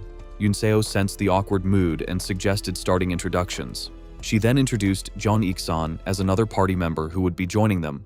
Jeon Ik-san greeted everyone and said he looked forward to working together. Later, Park introduced himself to Jeon Ik-san and casually commented that Jeon was very tall. Jeon replied that he was over 2 meters tall. Yoon-seo then explained that Jeon Ik-san was 39 years old and used 2 large battle axes. She added that, like her, he could use both physical and magic attacks. Park told Jeon that since he was older, he could speak casually. Jeon asked if that was really okay, and Park agreed. The scene then shifted to the dungeon, where the team arrived. Park observed the surroundings and confirmed that this was indeed an unbalanced dungeon. Jeon remarked that it was his first time seeing a dungeon with such a wide interior. Park explained that dungeon size and terrain changed depending on rank. He then sent out a drone to scout the area. Jeon commented that having such a drone would make dungeon raids much easier and wondered how much longer his body could keep up. Park reassured him, saying that he was still in his prime. When the drone returned, Park said that according to the scan, they would not be able to rest inside the canyon, so they should prepare well before moving forward. Jeon felt Park's buff take effect and said it felt as if his strength had increased by nearly a full rank. Park then gave instructions, asking Hayes to protect the rear and support with her summons. She acknowledged the order. Park then told the team to move out, instructing Yoon-seo to watch the upper area and Hayes to monitor the rear. Suddenly, Park told everyone to stop. Jeon said he smelled something strange. Park realized he had smelled it before and warned that enemies were approaching from the front. He identified them as corrupted A-rank renegades. Hayes shouted that enemies were also coming from behind. Park decided to clear the rear first and asked Jeon and Sungmi to hold the enemies back. Sungmi raised her shield to block them, while Jeon continuously cut down the monsters with his axes, though he noted that they kept coming. Jeon was then shocked to see a massive monster approaching from the front and wondered how he was supposed to deal with it. At that moment, Akron and Irene arrived on the battlefield. Akron unleashed fire on the giant monster, while Irene flew overhead and attacked it with magic missiles. Inside the dungeon, magic missiles filled the sky like falling stars as they struck the monsters. During the fight, Jeon thought that the monsters should have been defeated already, but realized they were still unharmed. He noticed a red object inside the monster and guessed it was the real body. However, it was regenerating very quickly. Sungmi said that the red object was likely the monster's weakness. Jeon agreed, but pointed out that it seemed resistant to magic attacks. Sungmi then said she would use the golems to hold back the renegades and open a path. She told them to attack the core when she used her provoke skill. Park ordered Akron and Irene to protect Sungmi, and they acknowledged. As Sungmi fought, a monster tried to attack her, but Akron blocked it from the side. Sungmi sensed the opening and told them to attack. Jeon rushed forward but was suddenly restrained by arms rising from the ground, leaving him unable to move. At that moment, Irene swooped down, protected him, and lifted him into the air. Jeon praised her timing and asked her to throw him. Irene complied and launched him toward the giant monster. Jeon struck the red core with his axes, shattered it, and split the monster in half. Elsewhere, an enemy watched a large container and realized that his creation had been destroyed. One of his subordinates warned him that intruders had appeared and the renegades in the canyon were being wiped out. The enemy, revealed to be Odium, an S-rank boss monster, said he already knew. When the subordinate admitted they could not stop the intruders, Odium mocked his fear killed him, and declared that he had no need for weak subordinates. He ordered the dead to be resurrected, commanded his forces to block all exits, and said he would deal with the intruders himself. Meanwhile, Park and his team rested inside a cave at night. Park thought it was strange that it was raining inside the dungeon and felt relieved that they had left the canyon quickly. However, he worried that they had not brought much food. At that moment, Seungmi sat beside him and asked if they could talk for a moment.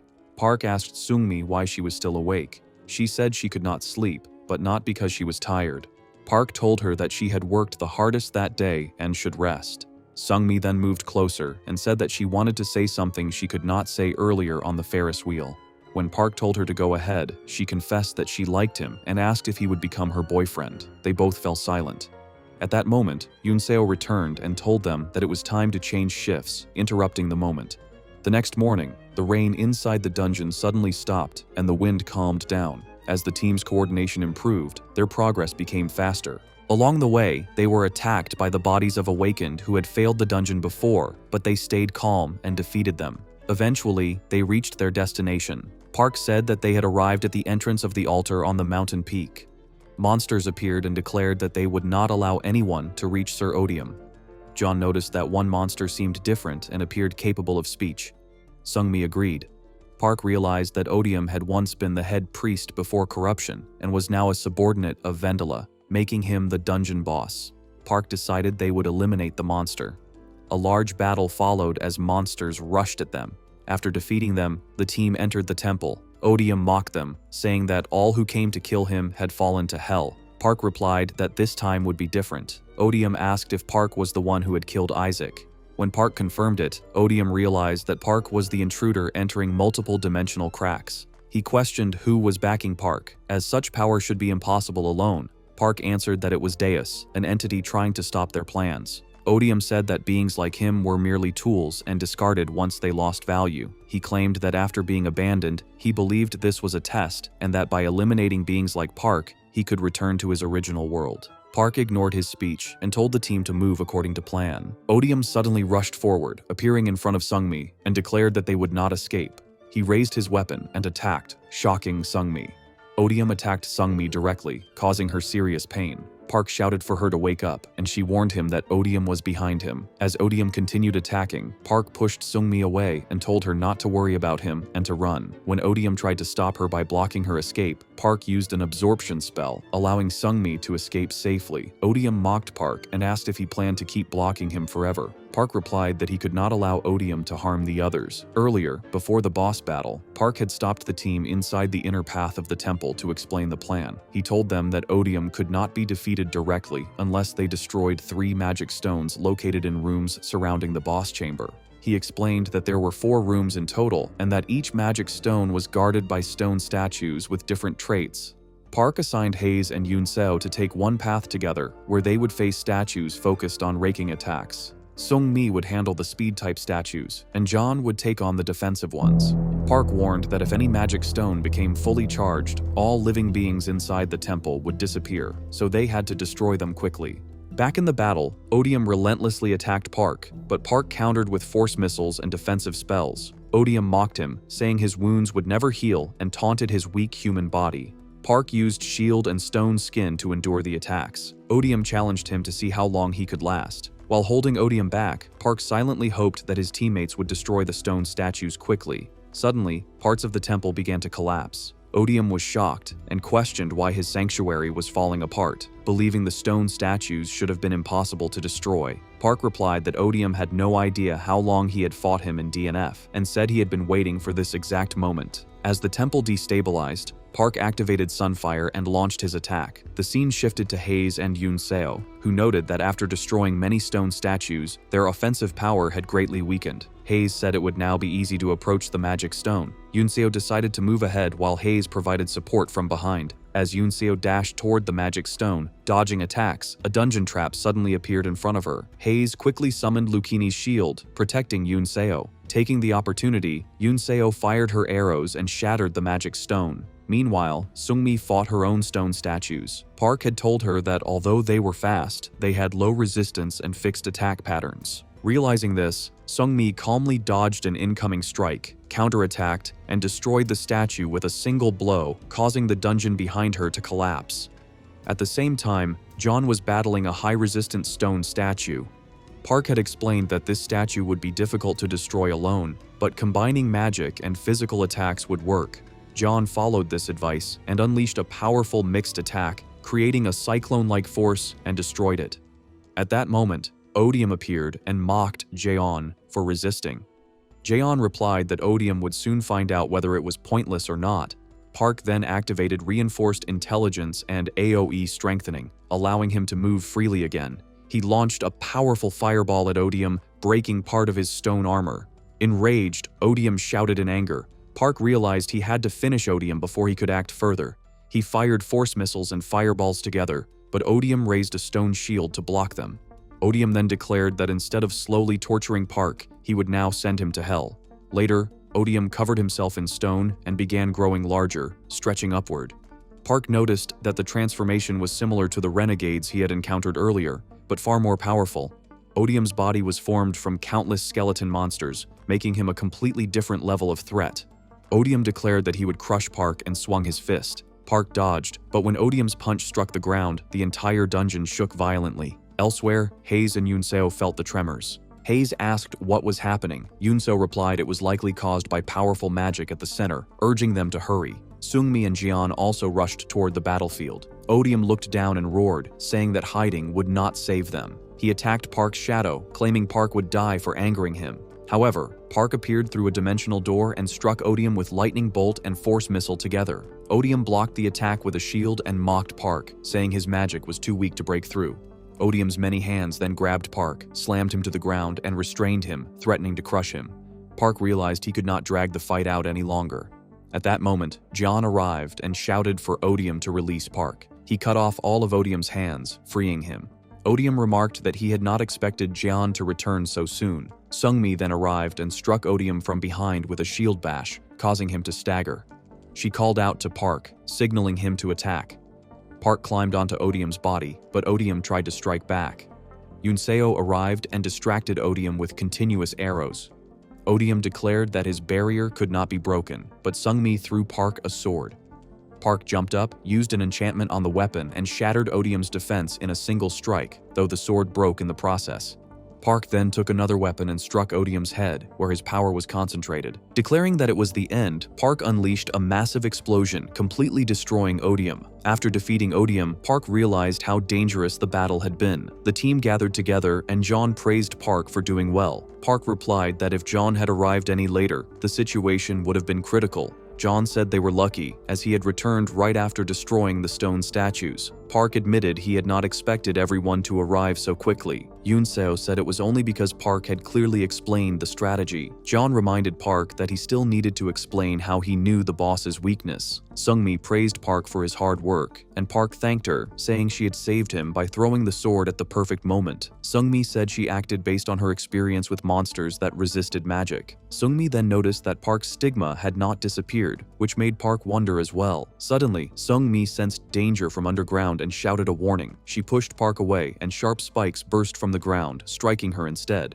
Park called her name in panic as she collapsed and lost consciousness. The scene shifted to a hospital, where Sung-mi later woke up. She realized she was hospitalized and asked how long she had been unconscious. Park told her it had been 3 days. She remembered the dungeon and asked what had happened. Park reassured her, explaining that the attack was Odium's final strike and that Odium had been destroyed immediately afterward. He said the team collected the loot and left safely, telling her to focus on recovery. Park offered her fruit, and she thanked him. Park then admitted that she had saved him multiple times, both in the dungeon and before, and said he felt like he kept causing her trouble. Sung-mi returned the fork and asked him to answer the question she had asked before. Park realized what she meant, apologized for not understanding her feelings earlier, and confessed that he liked her. He asked her to be his girlfriend. Sung-mi accepted with a smile. The scene then shifted to Mokpo Port, where a man commented that it had been a long time since he had entered Korea this way. A woman arrived, and the man remarked that if not for her being a wanted criminal, he could have entered freely. He then asked how it felt for her to return to her homeland after so long, addressing her as Min Sun-yul. After everything settled, Park checked his system and reviewed the materials he had obtained. He realized that the materials alone were worth nearly 1 trillion won. He had not expected this, but it made sense since so many rare ingredients were required to create Deus-grade relics. From clearing the Odium dungeon, he obtained a Transcendent-grade dimensional stone, a popular drone blueprint, and the legendary equipment, the Odium ring. However, he realized that these were not the most important rewards. The dimensional fragments he had collected had automatically transformed into a dimensional token. He remembered that a fragment synthesis alert had appeared right after Sungmi collapsed, but he had ignored it because they were focused on escaping. Only later did he realize that this allowed him to produce Deus-grade equipment. Park then identified the biggest remaining problem: Akazella's heart, a key ingredient. The condition to obtain it required delivering the killing blow to the boss. To do that, he would need to enter a dungeon in Alaska that was currently controlled by the American Freedom Guild. Since he had no clear plan, Park decided to contact them first and called Go Yeri. The scene then shifted to the Freedom Guild in America. A staff member reported Park Do-hyuk's request to the guild leadership, explaining that he was asking either to temporarily borrow the dungeon conquest rights or to join one of their raid teams. Guildmaster Brox reacted with surprise, saying that the Akazella dungeon had caused heavy casualties even for them and was overwhelmingly dangerous. He questioned why Park Do-hyuk would want to challenge it. When told that Park wanted Akazella's heart, Brox found it strange, since the item was known to increase stamina by 1,000 points, and Park was primarily a spellcaster. He commented that a spellcaster would normally target something like the Asura dungeon in China instead. The staff member agreed, but said Park had not explained his reasons further. Brox then decided that this could be a good opportunity to personally observe Park's abilities, as he was interested in him not only as a potential guild member, but also as an awakened. He instructed his staff to prepare an attack team to accompany Park, but set 2 conditions. First, the dungeon access fee would be 300 billion won per team member. Second, all participants would need to pass a unanimous evaluation before the raid. If Park accepted these conditions, Brox promised to guarantee Akazella's heart. However, he made it clear that the Freedom Guild would not clean up after Park if anything went wrong. The staff member confirmed she understood and said she would relay the message exactly as instructed. Later, Brox thought to himself that this situation would be interesting. Meanwhile, Park ended his call and said that since the Freedom Guild would give their answer the next day, he should rest. While preparing to do so, he noticed a faint light in the corner of the room and realized that a translation had been completed. Since the translator's recent results had been unreliable, he had stopped paying attention to it. Out of curiosity, he checked the result and found a book written in the language of the gods, which he could not read directly. After a moment, he realized that the message was warning him to prepare for a dimensional crack. Park concluded that, like Ebonar's case, another war was likely approaching. Because the message mentioned the closest spire, he determined that it must be pointing to the Deus Spire in Gwanghwamun. The scene then shifted to the KBI Seoul branch. The branch manager said she had not expected Park to request access to the top of the Deus Spire. Park replied that it was for personal reasons. She explained that although the KBI supported him, permission was required from the director of the WBI Korean branch to investigate the spire. She added that the director happened to be visiting the Seoul branch that day and that she had arranged a meeting. Park asked if it would be a face-to-face meeting. The branch manager replied that it could be seen as a polite meeting, but it might also feel like an interrogation. As they walked to the meeting room, she stopped at the door and told Park that the director was waiting inside. She advised him to cooperate, but not to reveal everything. Park agreed and said he would only share what was necessary. The branch manager then opened the door and introduced Park to the director.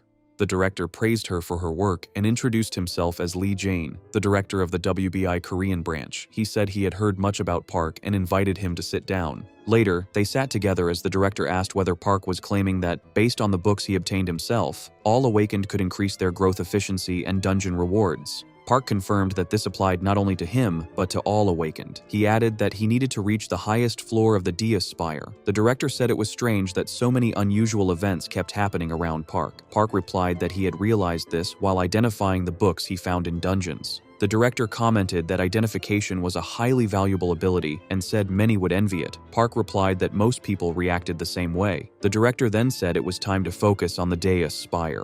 He explained that the top floor required Code S authorization and that only 5 people in Korea had access, including himself and Jo Jang-mi. He warned that the place was extremely dangerous and that provoking Deus could cost Park his life. For that reason, he said the book should be confiscated to prevent future risks, especially since Park was now a nationally important figure. Park refused politely, explaining that the book could only be used by the person who identified it. The director said this was the first time he had heard such a condition. The branch manager added that many unprecedented things were happening recently, including the appearance of transcendent-grade dimensional stones, especially with the 20th anniversary of the outbreak approaching. After thinking it over, the director agreed that there was no reason not to verify the effects of the dimensional amplifier, since it could benefit all awakened. He then decided that they would proceed to the spire together. They entered the Deus Spire together, where the director said they had arrived. He explained that this was the entrance to the top floor and told Park to go ahead alone, while he and branch manager Zhou Jiangmi would wait below. Park thanked them and stepped inside. Inside the room, everything was dark, and Park could not see anything. Soon, a ball of light appeared and illuminated the space. Park moved forward, opened his book, and saw that the first chapter of the dimensional amplifier had been unsealed. He realized that some time was needed for the amplifier's power to fully transfer. At that moment, a voice spoke and said that Park had obtained a hidden key. When Park asked who it was, the voice introduced itself as the Alpha and Omega of the Awakened System, a being called Deus.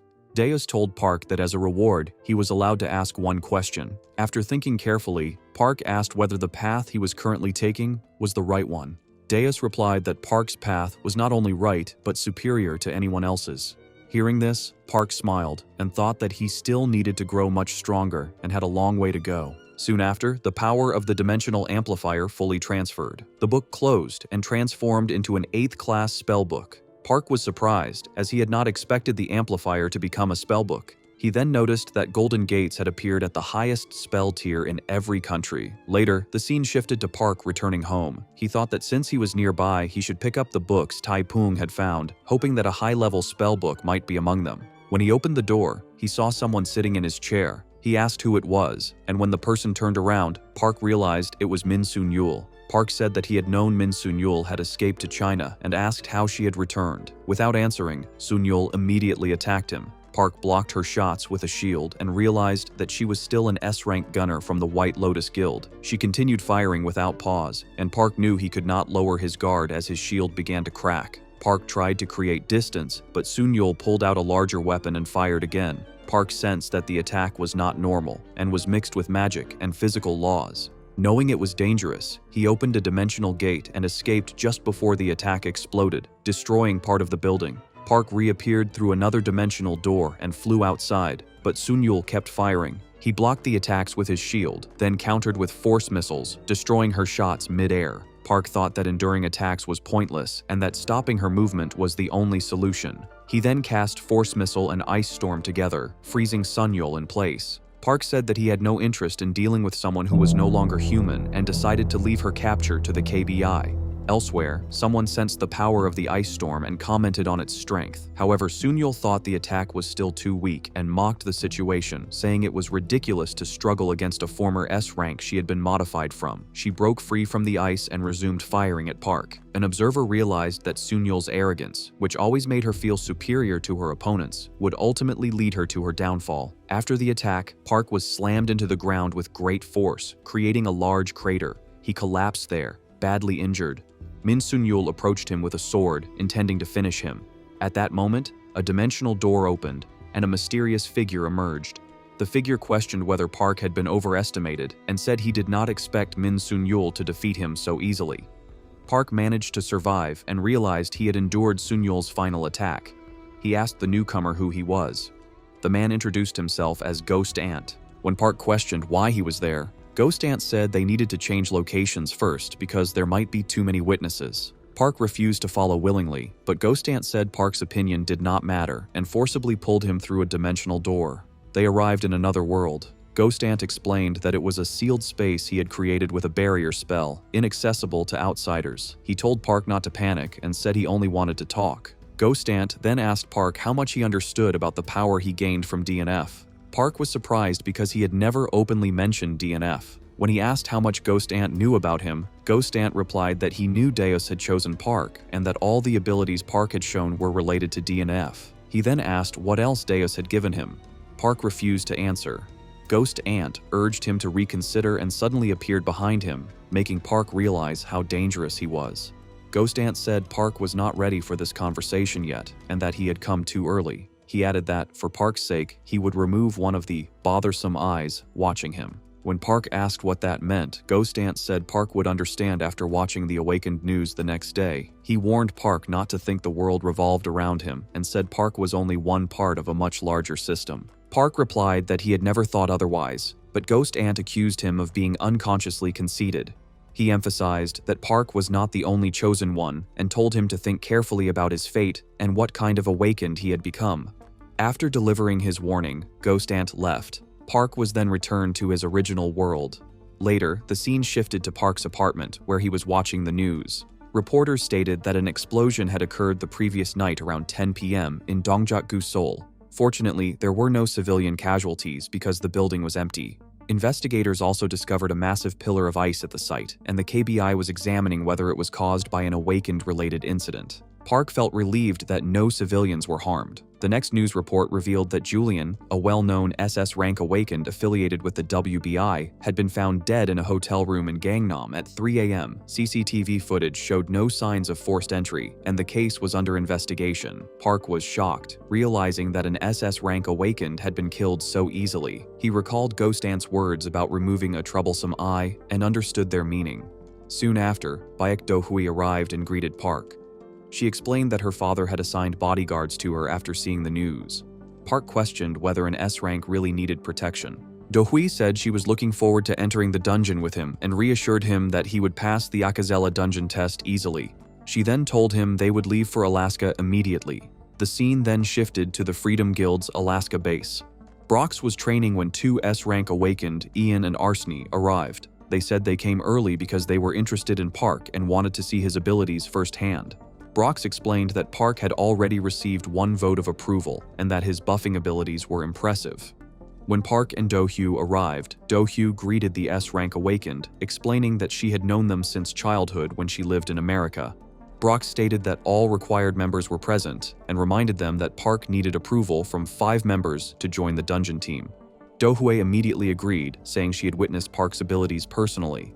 Others also agreed, stating that rank mattered less than performance. Arseny then asked to test Park directly. His attacks failed to harm Park, even after Park reinforced himself with armor.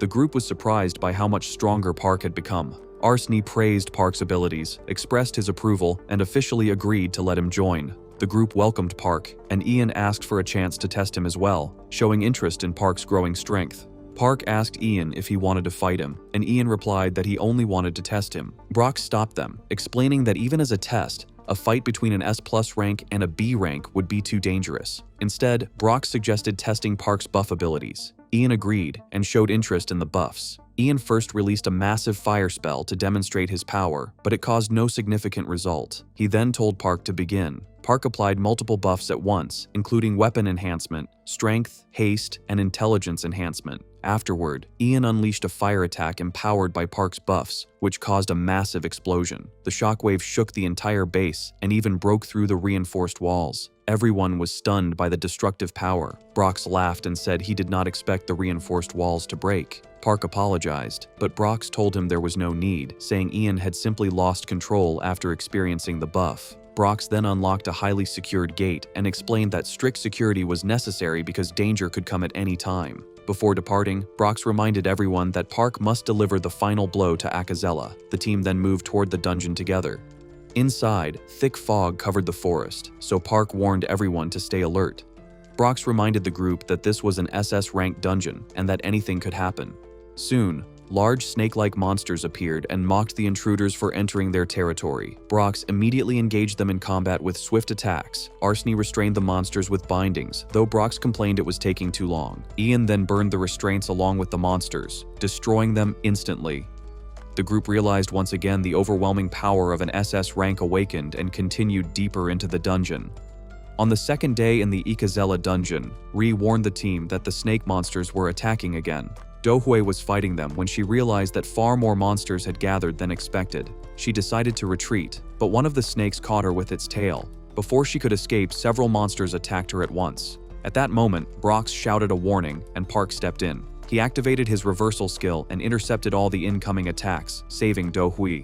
Do-hui called out to Park and said she would repay him later. Meanwhile, in a hotel in China, Ju Ria was filled with hatred and swore that she would never forgive Park Do-hyuk. Kang Seo-yeon recalled a past conversation with their master, who had said that Ju Ria could never defeat Park in her current state. The master believed her anger toward Park should be left unresolved to fuel her growth. Kang Seo-yeon then contacted Ju Ria and harshly told her that she had failed because she was weak. This only deepened Ju Ria's rage, and she vowed to kill Park with her own hands. On the third day in the Ikazella dungeon, Brox stopped the group and warned them that they had entered a dangerous zone. He explained that the area was a colony of A-rank Katina monsters and that their numbers were far greater than in the past. Arseny suggested forcing their way through, but Park questioned whether they could move without making noise. When everyone said they could, Park proposed another plan. He cast permanent invisibility on the entire group, making them completely undetectable. Do-hwee and Arseny were shocked, and Park explained that the spell would keep them safe as long as no monster with detection abilities appeared. After becoming invisible, the group passed through the Katina colony without being noticed. Not a single monster detected them. Brox remarked that intelligence was more important than brute force in dangerous areas. Arseny admitted that he had first thought Park's spells were only for show, but now realized they far exceeded his expectations. Park replied that he was glad the spell was useful. Brox said they had cleared the danger zone and suggested moving faster, but decided they should rest and resume the mission the next day since the boss area was close. They stopped to camp, and Brox quietly thought that recruiting Park would not be easy because his abilities were far too valuable to oppose. Later that night, Park remained awake due to his relic and decided to scout ahead alone. While flying, he sensed something unusual and discovered a strange temple-like structure. Inside, he found a dimensional token that began to resonate strongly with his power. Park realized he had been drawn into a resonance point and suspected it might be a trap. Suddenly, a being appeared behind him. It was Ikazella's transcendental body, different from the boss they expected to fight later. Park sensed a powerful heart within her body and analyzed her form. Ikazella revealed that she had been wandering through dimensions and was reborn by a god to guard this place. She said she had been waiting specifically for Park. Ikazella explained that although she had lost her original eyes, she now possessed abyssal eyes that allowed her to see through concealment. She told Park not to hide and invited him to fight her directly. If he won, she promised to give him everything she possessed. When Park asked why she had been waiting for him, Ikazella said his power resonated with hers and was the key to freeing her. She claimed this was the will of her god. Ending the conversation, she attacked first with her sword. Park avoided the attack and decided to observe her fighting style. He tested her with a fireball, but Ikazella dismissed it as weak and sliced it apart effortlessly, challenging him to fight seriously. Ikazella attacked Park and knocked him to the ground. When she tried to strike again, Park activated Iron Skin, and her sword failed to break through his defense. Park realized it had been reckless to challenge an SS rank boss and decided to fight seriously from the start. He cast Ice Storm, freezing Ikazella. She praised the attack and struggled before breaking free, saying she had waited a long time for a fight like this. Ikazella flew toward him, but Park used Healing Hymn, Transcendence, and Flame Arrow. She cut down all the flame arrows with her sword, but Park reversed the magic, causing the arrows to explode and injure her. Ikazella fell briefly, admitting that the combination of powerful and varied magic was impressive. However, she stood back up and reminded him that she possessed the Eyes of the Abyss.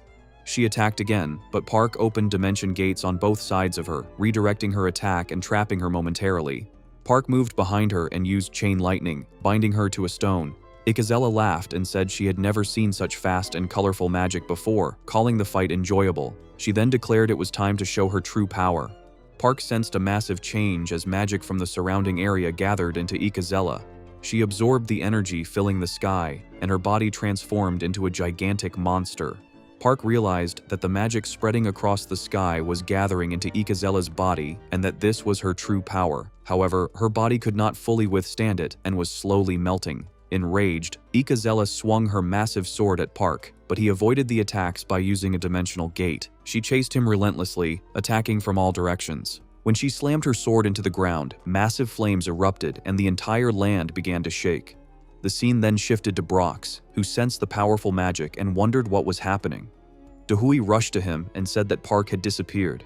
She worried that he might have gone ahead alone. Brox replied that there was no way Park would face an SS rank boss by himself.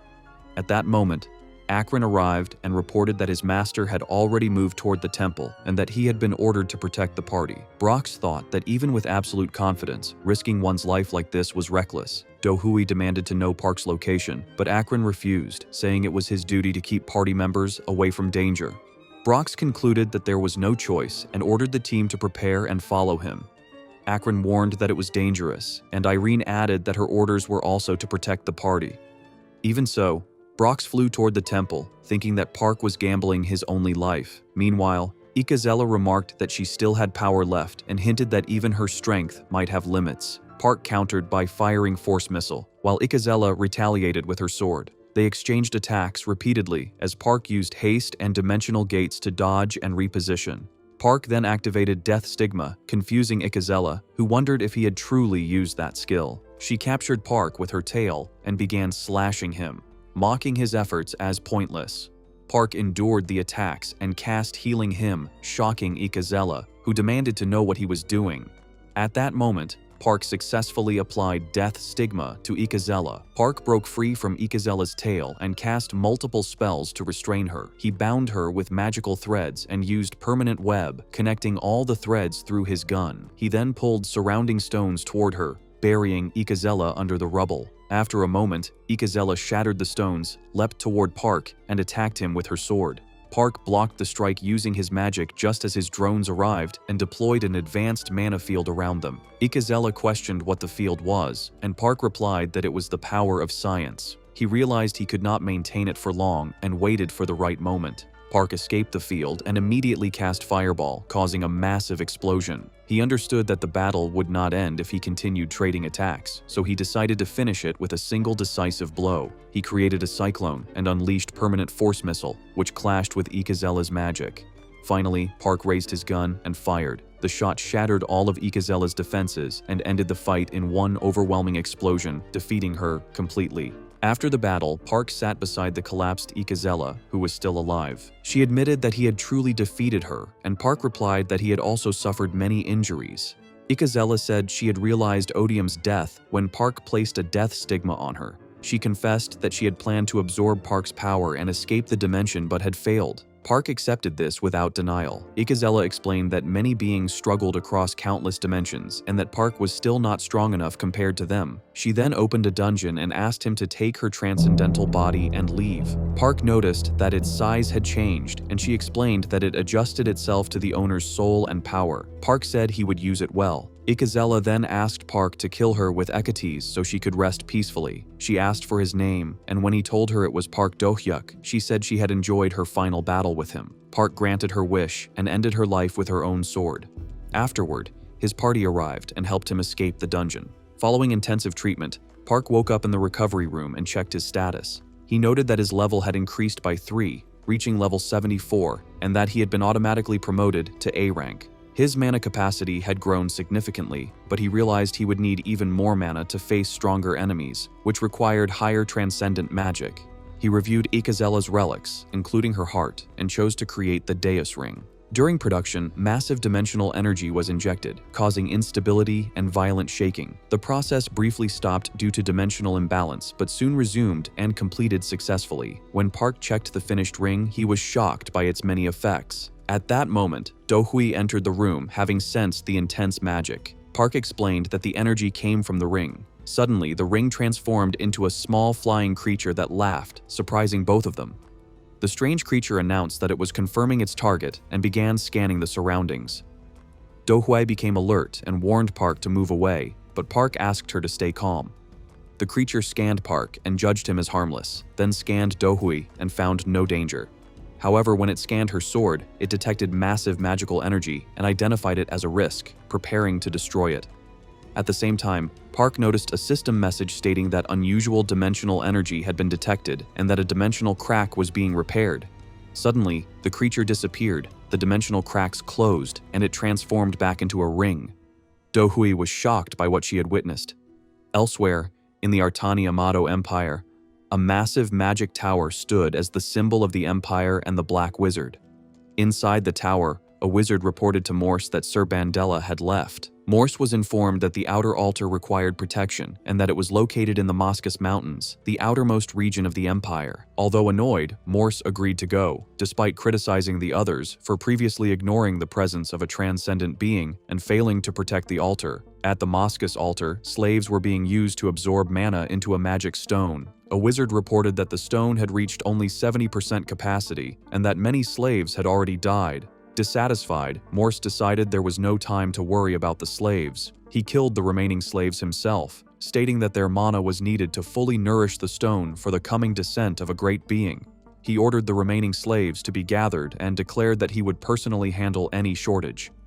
As Morse sat down, he sensed a strange disappearance of energy and realized that time was running out, fearing that the transcendent being might appear again and interfere. After resting in Alaska, Park and Hayes returned to Korea. During that time, Hayes steadily improved her abilities with help from the Cheongsong Guild. After a short period of peace, a dimensional gate suddenly opened in front of them, as if it had been waiting. Park and Hayes entered the dungeon together. Park remarked that he did not expect a dungeon to open so soon after returning. Hayes added that she also did not expect other people to be involved. Park said there were many questions, but dealing with the situation came first. Inside the dungeon, they discovered signs of the Black Cross. Suddenly, Park sensed an attack and warned Hayes. Just before the strike landed, he grabbed her and flew into the air. A massive explosion destroyed the ground beneath them. Park explained that dodging was the correct choice rather than blocking. He assumed they had entered the enemy's territory and that the attack was a wide-area strike.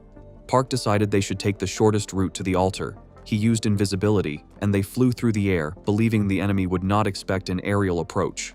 While flying, Hayes noticed slaves locked in cages below, along with undead and priests preparing sacrifices. She realized the captives were about to be used in a ritual. Park told Hayes that he would handle the Black Cross Dark Wizard, while she should rescue the captives. She agreed. As she descended, she called for her summon, Rita, an eagle which caught her mid-air. The guards noticed the intrusion and raised an alarm, but Hayes ordered her beast army to move and began the rescue. Meanwhile, the dungeon's ruler, Morse, questioned how the intruders had located the altar so quickly.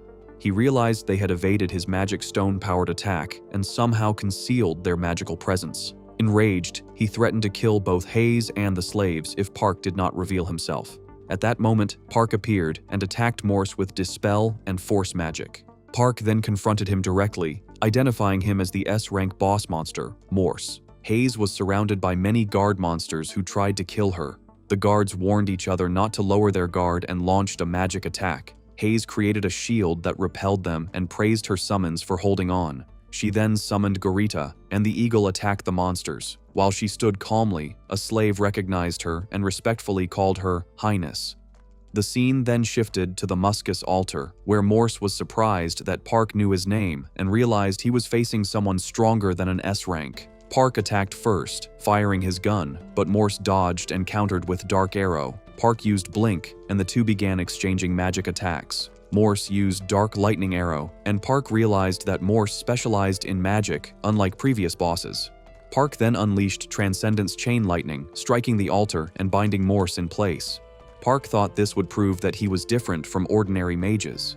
Morse activated Chaos Shield, but Park's attacks began breaking through it. Morse was shocked that his shield was destroyed so easily and realized Park's magic had greater range than expected. When Park suddenly retreated, Morse suspected he was targeting the altar's magic stone. As Morse chased him, Park suddenly turned and struck with Sunfire, surprising Morse, who had never seen such magic before. Park confirmed that, like previous altars, this one also contained a magic stone that gathered mana and was likely important to the Black Cross, making it a priority target. Morse cast Chain of Despair and bound Park, claiming even he could not escape black magic. However, Park broke the chains through sheer force, tearing them apart and freeing himself. Hayes freed all the slaves from their cages and asked Rita to contact Park. She ordered Renga to destroy the prison, and the slaves rejoiced, saying they were finally alive. One slave thanked Hayes and asked to speak with her, but Hayes noticed a powerful explosion coming from the Muscus altar. She warned that the area was dangerous and told everyone to move to a safer place. The slaves agreed and followed her. Inside the Muscus altar, Park found a hidden room and realized it contained a magic stone created by draining mana from the surroundings. He concluded that destroying it would ruin the enemy's plans. However, he was horrified to see many dead slaves nearby. Morse appeared and asked whether the magic stone was safe. Park demanded to know what he had done to the slaves. Morse coldly explained that he had extracted their lives as mana because there was not enough power, claiming their deaths were sacrifices. He mocked Park and told him to accept death, then cast Ray of Death. Park countered by using a wide brilliance and a transcendent reversal, reflecting the attack back at Morse. Morse was shocked, realizing Park had reversed an attack that destroyed everything in its path and possessed overwhelming magic power. When an eagle arrived, Park understood that Hayes and the slaves had escaped safely. Morse realized he could not defeat Park and decided to flee. He teleported into the air above the altar, thinking it was better to retreat and survive. However, he was shocked to see Park rising into the sky toward him. The slaves and Hayes looked up in disbelief as Park appeared overhead. Park then cast Meteor toward the Muscus altar. Morse stared in horror as a massive fireball descended toward the altar, signaling the destruction of everything he had built. In the Artani-Amato Empire, Vendela of the Black Cross met with his attendants. He asked about the Muscus altar. The attendants reported that Morse's spirit had not returned, so they investigated personally. They found that the altar had completely vanished, and Morse's body could not be found. After examining the remaining mana traces, Vendela ordered them to stop the search. He stated that from Isaac to Morse, someone was clearly interfering with their plans. However, he believed the enemy was not yet perfect, as they were hiding their identity and acting through servants. Vendela ordered all altars to strengthen their defenses and to track even the smallest trace left behind, saying that one chance would be enough to eliminate the intruder. The attendants agreed, and Vendela admitted that this enemy had finally caught his interest. Meanwhile, Park returned home from the dungeon with Hayes and a former slave. The man respectfully addressed Hayes as a princess and said he never expected to meet the famous princess in this world. Hayes recognized him as Rakis, the grandson of Asino, and asked about his grandfather. Rakis explained that after Hayes fled the Desmond Empire, his grandfather blamed himself for failing to protect her and lived with regret until his death. He had instructed Rakis to protect her if they ever met again. Rakis admitted he never imagined meeting her like this. Park realized why Rakis was shocked, as Hayes was the princess spoken of for 50 years. Hayes asked Park whether it was okay for Rakis to stay. Park replied that it was fine since the Dimensional Gate had accepted him. Rakis, being a knight of the Desmond Empire, questioned Park's presence beside Hayes. Hayes asked Park to give them time alone, explaining that Rakis would not believe her properly if Park stayed. Park agreed and waited upstairs. Later, Park checked the loot from Morse and felt that the rewards did not match an S-rank boss. He suspected special conditions related to black magic and decided to ask Brehand later. Soon after, Rakis approached Park, knelt, and apologized for his earlier rudeness. Park accepted the apology and spoke casually with him. Rakis pledged his life to protect Hayes and support Park, asking for help adapting to this world and growing stronger until the day he could escort Hayes back home. Park asked whether Rakis knew about this world. Rakis said he only understood that it was completely different and that people called Awakeners possessed special powers. When Rakis noticed a system message written in the Desmond language, Hayes explained the concept of ranks and the Awakened system, noting that Rakis had been evaluated highly. Park observed that Hayes looked genuinely happy to meet someone from her past and hoped Rakis would become a good companion for her. At that moment, Park received an urgent call from Taepung. Hearing loud noises on the other end, Park anxiously asked what was wrong, calling out Taepung's name. Typhoon was working late in his office and felt relaxed because the financial returns were increasing, though he still thought he needed to be careful since something was beginning. Suddenly, he heard footsteps and became cautious, as no one should have been there at that time. He saw only a shadow and felt that its presence was not a good sign. He took out his phone to contact Park, but before he could do so, he was captured by the power of the intruder, who took control of his body and forced him to lie on the ground. When the attackers checked him, they realized that he was not Park, but merely an employee, and they tortured him. During that time, Park picked up the call and asked Typhoon what was going on. The two girls recognized Park's voice, and one of them answered, threatening that Park should come there or he would lose his friend. Park recognized the girl, while she wondered why he was not speaking. Park then used teleportation to reach the place and struck her with his power. The other girl was shocked and stepped back, wondering how Park had done that. She attacked him using nearby objects. Meanwhile, Park moved Typhoon to a corner and apologized, saying that Typhoon had been caught only because of him. Park healed Typhoon's leg injury, and during that time, one of the women attacked Park again, warning him not to look down on her. Although she attacked him, Park created a barrier around himself and Typhoon to keep them safe. Typhoon was shocked to witness Park's powers. Park then opened a portal and told Typhoon to leave, assuring him that he would take care of the enemies.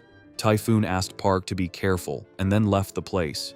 After that, Park became enraged, a blue aura surrounding him, as he asked the enemies what their final wish was before they died, making it clear that he was not joking.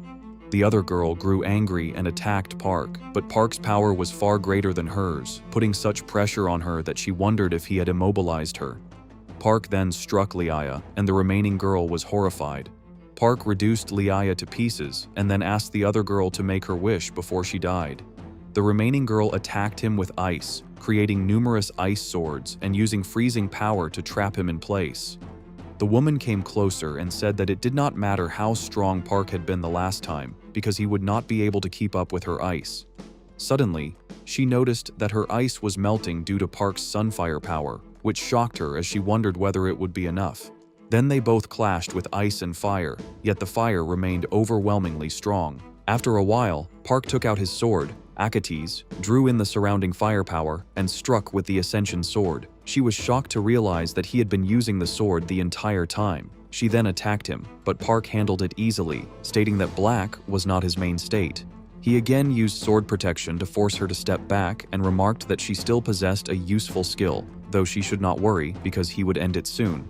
Park then activated a trance defense shield, upon which his enemy mocked him, calling him an idiot and wondering if he truly thought it would work on her. She used her power to cut through and destroy the barrier, but suddenly she found that Park had begun raging with electricity and attacked her with chain lightning. She was shocked to realize that Park's lightning ability was even stronger than her ice power. At the same time, Park also attacked her with fireballs, leaving her unable to dodge.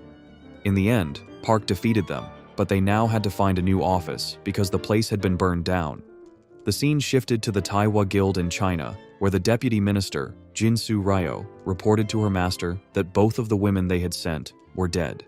Her master asked about Park, and she replied that Park's office had been completely destroyed and that according to the information they had, he had emerged without any injuries. The man, Guildmaster Wang Lihong, stated that it seemed 2 A-rank awakeners had not been enough to deal with Park, and that the plan was now to use Park to take care of them, adding that it was good they had not interfered. Jin Su stated that the KBI side believed the incident had occurred because the 2 women held a personal grudge against Park. Lihong replied that he was not interested in news from the Korean side. He explained that since the Chinese awakened media was controlled by their guild, all media outlets followed its guidelines, and the narrative would be that after Park persuaded the 2 to return to Korea, he killed them. Jin Su asked whether the awakened community would trust that explanation, and Lihong replied that it would be fine as he would handle it. He added that the 8 Korean guilds might believe that peace had come after the disappearance of the White Lotus and Silent Spirit guilds, but that it was only an illusion, as it was now time for their guild to move. At the Du's Spire before Gwangwamun, a portal bound in chains opened after the countdown, revealing a golden gate.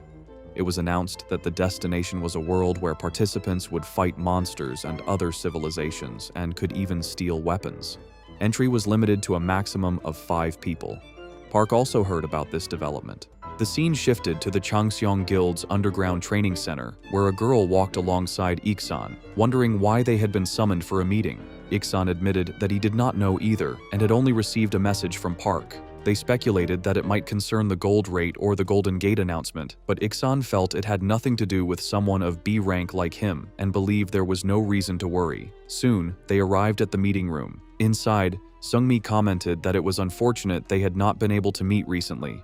Park replied that he had been overwhelmed with work and could not spare the time. Sungmi then asked him to promise to spend a full day with her. While they were talking, the other 2 arrived, mentioning their appointments and asking why they had been made to wait outside. Just then, Iksan's phone rang, which caught Sungmi's attention. She asked how long they had been there, and they replied that it had only been a few seconds, wondering if they were late. Park stood up and said it was time to begin the meeting. When asked about the topic, Park revealed several gadgets, explaining that he had identified and collected the antiques himself. The 2 became excited, and Iksan asked to examine them more closely. Park explained that others would also be receiving their preferred artifacts and advised Iksan to handle them with care. He emphasized that the artifacts were not for sale and needed to be stored safely. He concluded that since they were now capable of tackling upper-level dungeons, both their equipment and artifacts needed a complete overhaul. Sungmi and the other girl refused to accept the items for free. Park responded that he would rent the artifacts to them and allow payment in installments. After agreeing to the deal, he told them to choose whatever they wanted. As he prepared to leave for other work, Sungmi reminded him of his promise. Park said they would discuss it later and then headed to a cafe to meet someone. There, a man explained that he had gathered all critical information from D and F, who were tracking traces of Garami. As he listened, Park grew uneasy. Heisey was adapting to life in the second world and had coincidentally met Lacus in another world, experiencing something similar to what Park himself had once gone through. After reflecting on this, Park asked about the liberation of Desmond's palace. The man explained that the dark magic stone had fused with the depths of the Imperial Palace's basement, contaminating the entire Imperial capital. Hearing this, Park wondered if something lay beneath the palace. The man mentioned Durahan Formido and revealed that beneath the Sanctuary of Darkness where he resided were the stone chamber tombs of the ancient kings. He added that reaching that place would grant resurrection and a mysterious spell passed down through generations of the Desmond Empire. Park was stunned when the man further revealed that Arcanes had once been the Empire's Black Prince, and that Park could resurrect him again. That man explained everything to Park, and while Park was thinking about it, he understood that the next dimension would be very important. The man wondered whether his explanation had been helpful, and he was very happy to hear that Park found it useful, mentioning that it made him feel good to know Park had been paying attention. Park asked him to inform him if he found any other information, and the man agreed.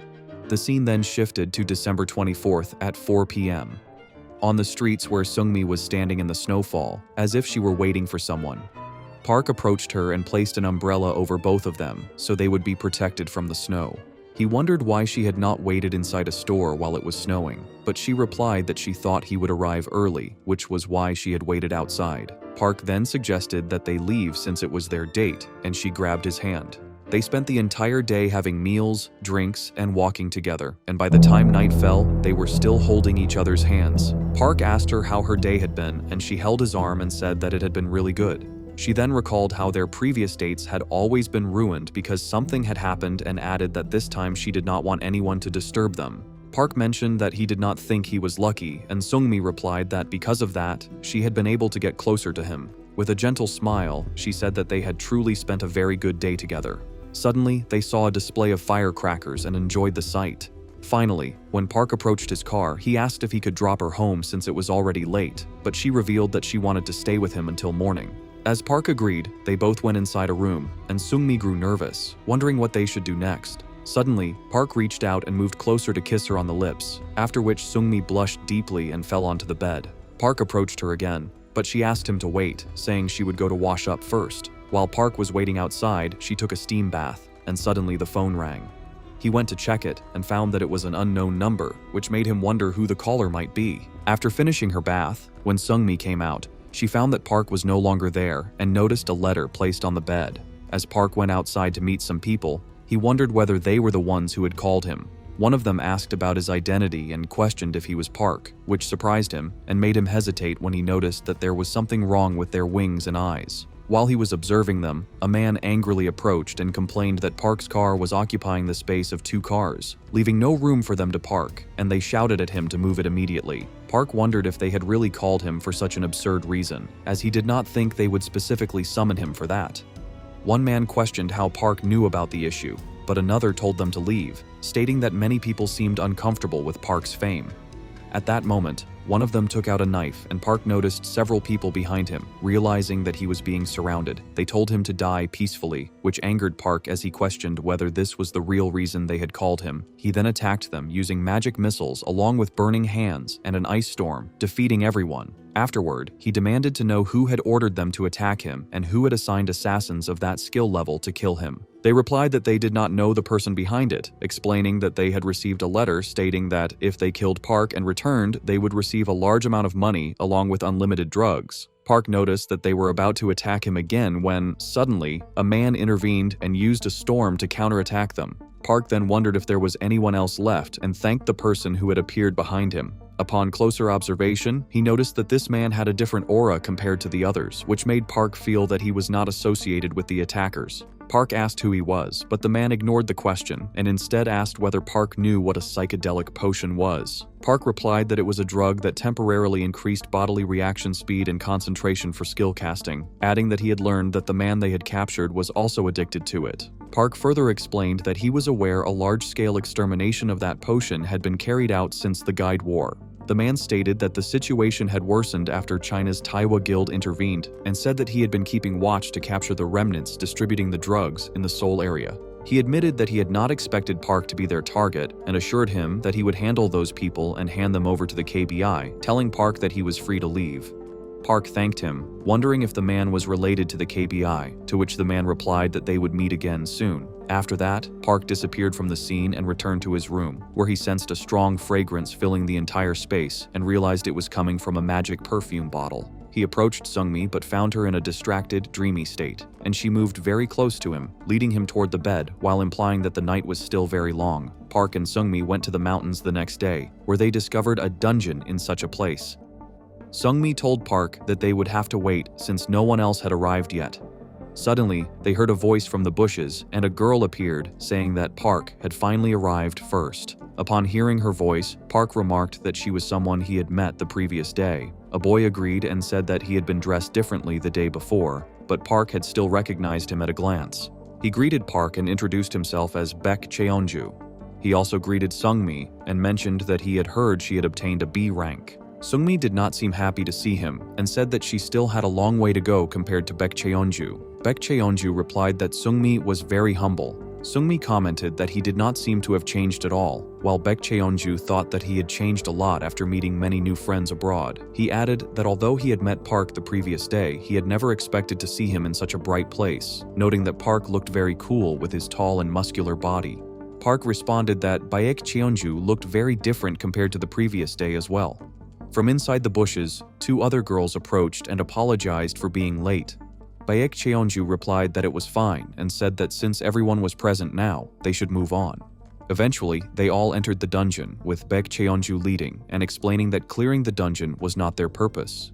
He stated that the dungeon had never been attacked by their guild before, and that because Park had attacked it at the beginning, it had been difficult to request external support. One of the girls said that it was a very difficult place for their guild, and explained that since it belonged to her, she had to attack it, even though the sacrifices increased each time. However, she added that the members were well balanced that day, and that they also had the all-rounder Park, so they needed to proceed step by step.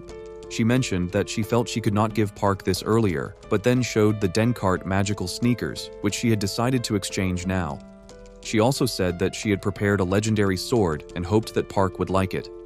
Park suddenly sensed an attack and warned Baek Cheonju to be careful, but Baek Cheonju replied that he was already on guard and said that it was merely a welcoming greeting. Numerous magical arrows were shot toward him, and he swung his hands to counter them, eventually remarking that this must be the beginning of the dungeon since they were now surrounded. Park thought about helping him, but Baek Cheonju refused, saying that Park should first grasp the topography of the place because the situation seemed very different from when they had attacked it before. He added that they would try to hold the monsters back until then.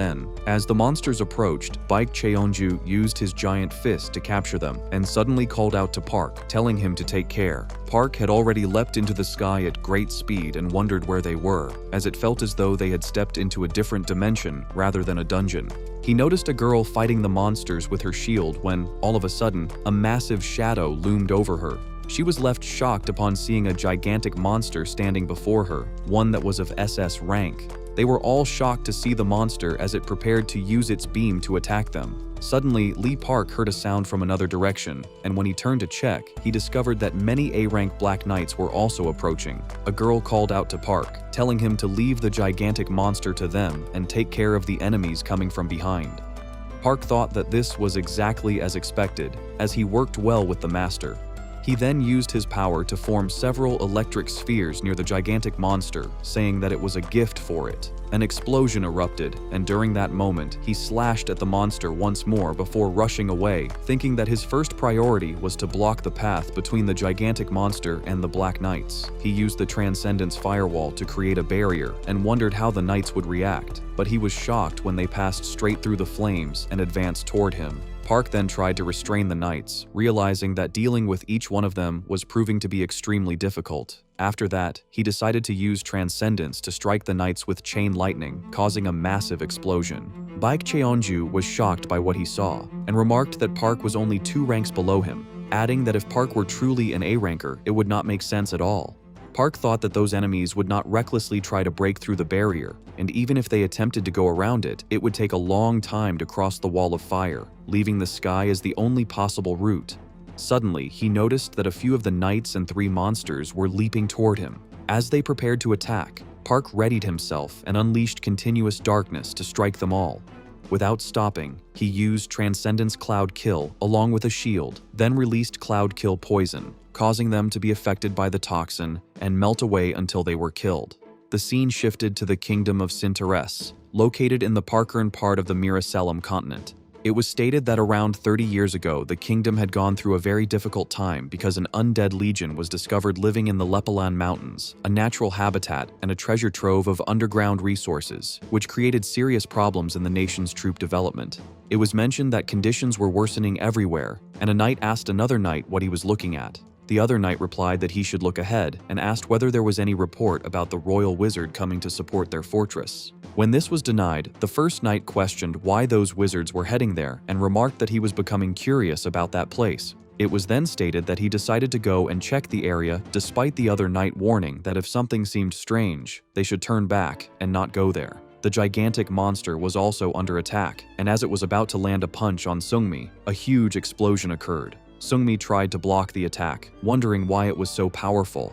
At that moment, a girl used her Devil's Whisper ability to block the strike and create a barrier so they would be safe, saving them from the monster's magic. She called out to her master, saying that her psychic magic was not working at all. Her master addressed her as Nami and explained that the monsters were immune to debuffs, instructing her to aim for the eye of the gigantic monster using an attack skill. The girl then used her speed to deliver multiple slashes to the monster's leg, but realized that it was not even budging. Realizing that ordinary attacks were ineffective, she began chanting and unleashed a brutal strike that severed one of the gigantic monster's legs, causing it to fall. Enraged, the monster focused all its fury on Seungmi and prepared to attack her with its full power, but she was somehow saved. Park then created a barrier to protect the master and urged them to move quickly. 2 robots rushed in to attack the gigantic monster, drawing its attention. While one distracted it, the other struck, and through their coordination, they managed to land a powerful blow on its head, forcing it down.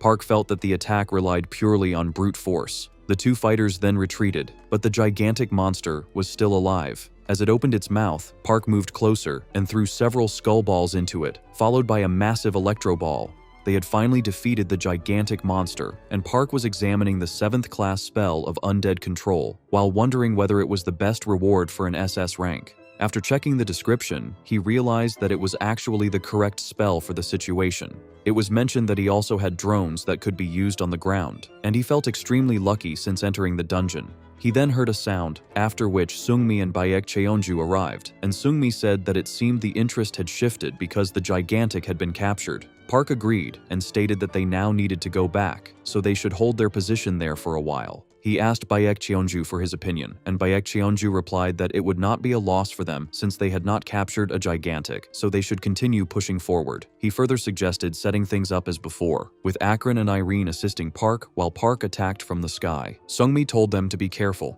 It was then described that Park flew into the sky and looked toward the forest, where he saw many red lights and understood that they were all monsters. He stated that they would witness the true power of the spell there, after which he cast Meteor Storm over the area. It was stated that during that time, the knight was also approaching and noticed the monsters, prompting him to draw his sword and slash at them instantly.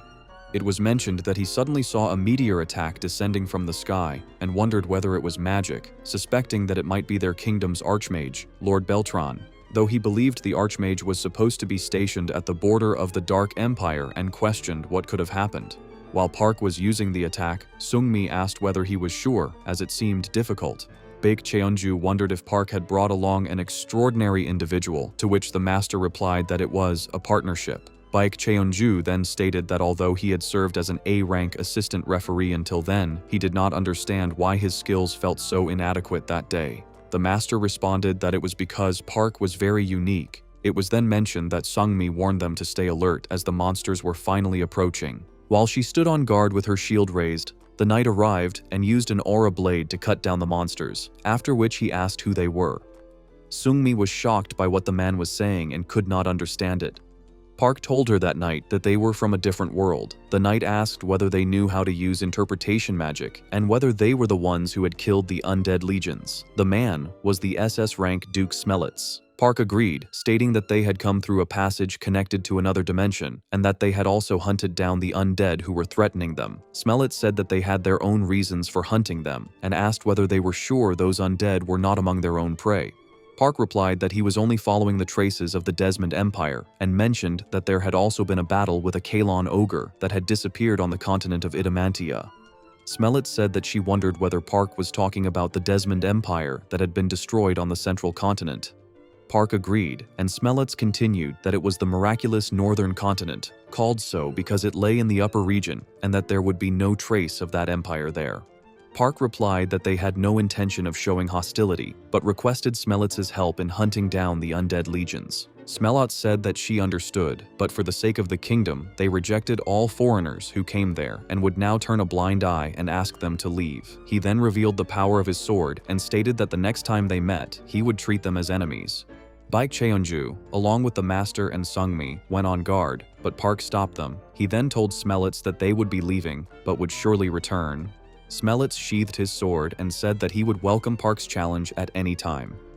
After that, he turned away to leave, calling Park the wizard from another world.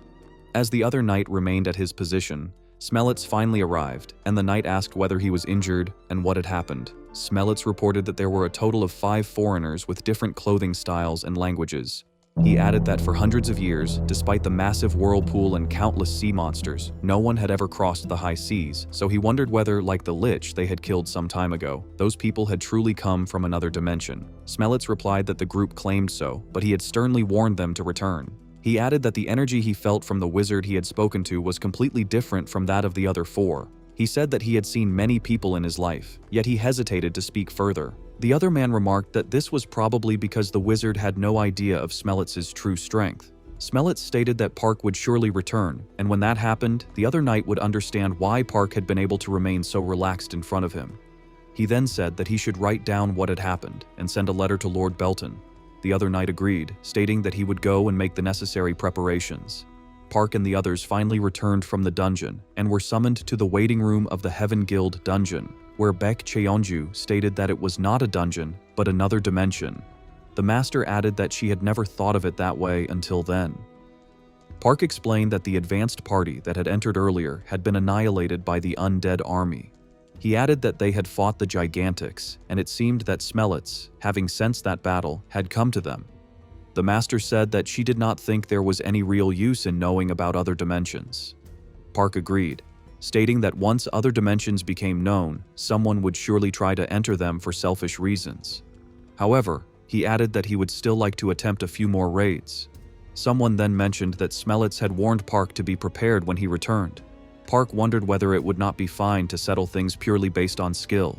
The others replied that it seemed there was a built-in respect between them, that both sides had initially viewed each other as monsters, and that they had regarded one another as foes with intentions as dangerous as those of the undead. They agreed that since Park could communicate with them, he could clear up the misunderstanding. The master said that she was trembling at the thought that it was not a dungeon, but a civilization from another dimension. Nami added that it was amazing to meet people after only encountering monsters for so long. Park thought that he had felt the same way when he first realized the existence of other dimensions. Sungmi sank into deep thought, recalling the Gigantics attack and wondering whether she might have had a chance to counterattack if she had not held back her power. She felt that she needed to train her agility to better dodge such attacks, and noticed that Park also seemed to be reflecting on the last battle, which made her feel sad. However, Park placed his hand on her head and told her that she had done a great job tanking the attacks. She said sadly that it really was nothing, and that it was just a battle with a lot of room for improvement.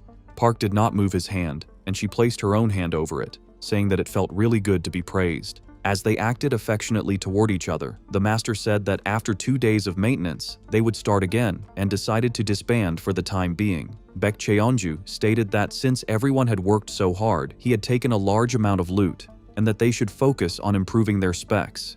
He added that he had collected 5 super-level stones. The scene then shifted to the middle of the sea, where heavy rain and storms raged as the Guardian aircraft carrier floated on the waters. A man asked his junior how many days the weather had been like that, and the junior replied that it had already been over a week.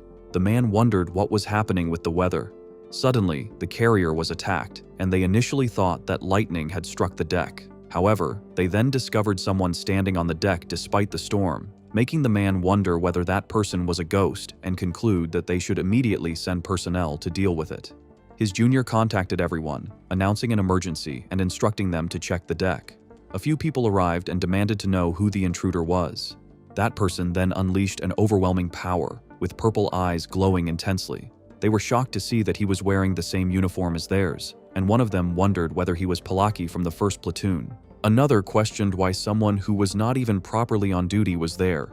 The man then attacked and defeated them all, revealed to be under the control of someone who had ordered him to kill everyone and to find those who had crossed dimensions uninvited to interfere with Bendela's plan. The scene shifted to Park's house, where he was sitting on the bed while Seungmi lay beside him. He was organizing and checking his items, including the Great Awakening compound, which he thought had strong synergy with the White-Eyed Strong God. He noted that a frequently used special spell had been strengthened and felt it was worth using continuously. However, he reflected that he had not seen a spellbook recently and that obtaining artifacts had become more common. He also thought that it had been a while since DeusNet and Identification had appeared. Suddenly, a golden screen appeared, stating the benefits he would receive to promote his growth. He felt relaxed and never expected to see such lotteries again.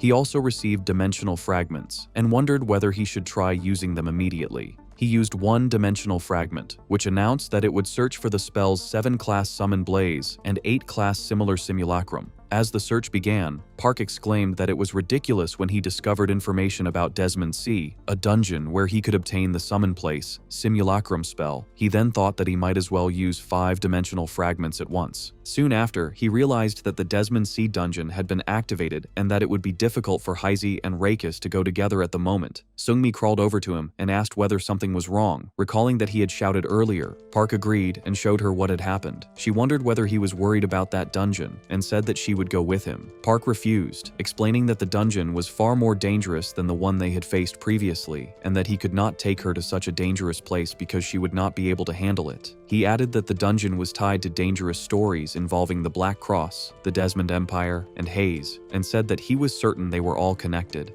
Seungmi insisted that she would be fine as long as Park was with her, and asked him to test whether she was qualified to enter the dungeon. She added that if she failed, she would give up. Park replied that if she was prepared to go that far, then they should proceed. They went to the underground training area, where Park explained that she would succeed if she managed to break through his attacks and hit him. However, she would fail if the damage she received exceeded 10% and turned yellow. He added that spider drones would be mixed into the attacks and warned her that she would only have one chance. He then asked whether they should begin. Seungmi began stretching her body and agreed, telling him to take care of her. Park launched force missiles at her from different directions, and she tried to dodge them all. After a while, a blast occurred, and smoke filled the entire training area. Suddenly, Seungmi attacked Park from above, leaving him shocked. As she delivered the strike, Park quickly deployed a barrier to block it. As the exchange continued, Seungmi increased her power, but her sword broke. The spider drones attacked her, yet she used her shield and the broken sword to evade them and gain some distance.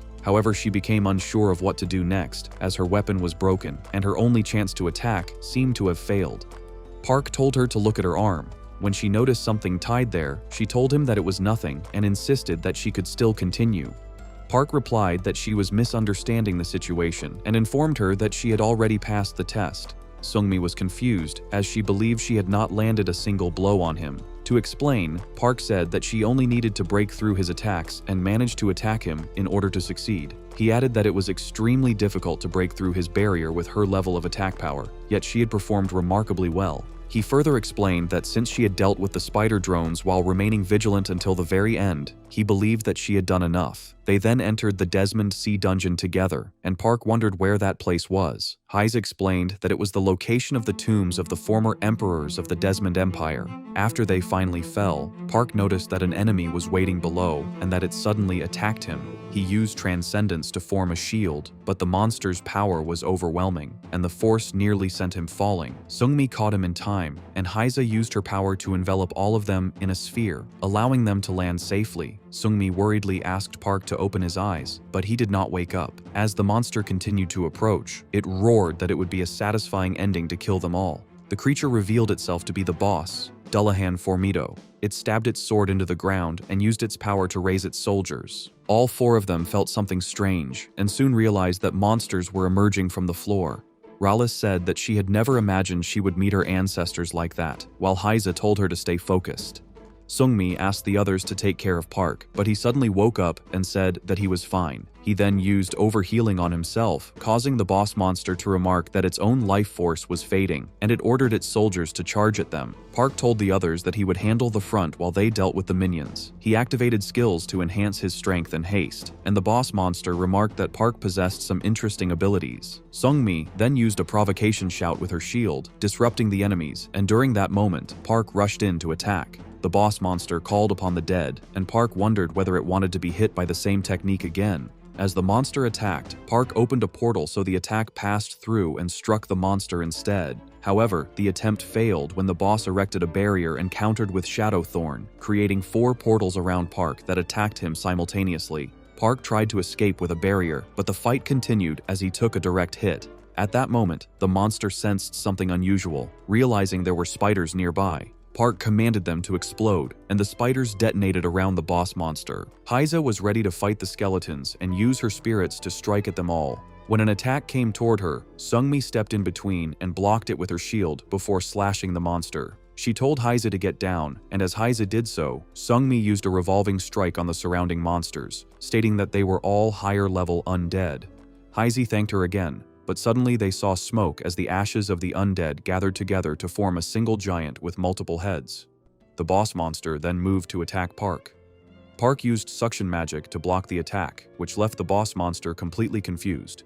He was now in the air, wielding fire in one hand and suction in the other, remarking that it was his first time being so far from his body. He then used force missiles and fireballs together, followed by chain lightning as well. The boss monster became terrified and created a barrier around itself, using its skull to protect itself while summoning more undead. Park used a portal to dodge repeatedly, and the monster remarked that Park was extremely quick at running away. The boss monster attacked Park again, and Park dodged while moving closer to it. The boss revealed that it was not going to let its guard down, and was about to use its power, but Park suddenly used Dimension Door, forcing one of its skulls halfway inside before closing it and crushing the head. As a result, the entire body began to fall, and Park wondered if that had been its final struggle. However, the boss delivered one last powerful blow, which Park countered using reversal. When the undead tried to strike Seungmi, it was intercepted and destroyed, and both of them stated that it was finally over. They defeated the boss and obtained 2 skills. Afterward, they all went to the 3rd underground floor, where Park stated that the structure was not very different from the 22nd floor and that they had to return soon. For that reason, he said they needed to use the Resurrection art book immediately. As he began using it, he mentioned that he was resurrecting a man, and when Heise looked at the person, she became extremely emotional because it was her brother. She approached her brother while calling his name, and her brother was confused, wondering how she was there and whether she had died as well. Suddenly, she rushed forward and hugged him while crying, saying that Park had really managed to revive Arcanes. Rallis also became emotional and said that she was truly happy for Heise. Arcanes looked at Park and wondered if he was the one he had fought before. Park agreed and showed the Desmond necklace that Arcanes had left with him. Arcanes then remembered everything, recalling that he had given it to Park after entrusting his people to him. He then asked how Park had managed to revive him. Park revealed that he had used secret revival magic in that place to bring him back.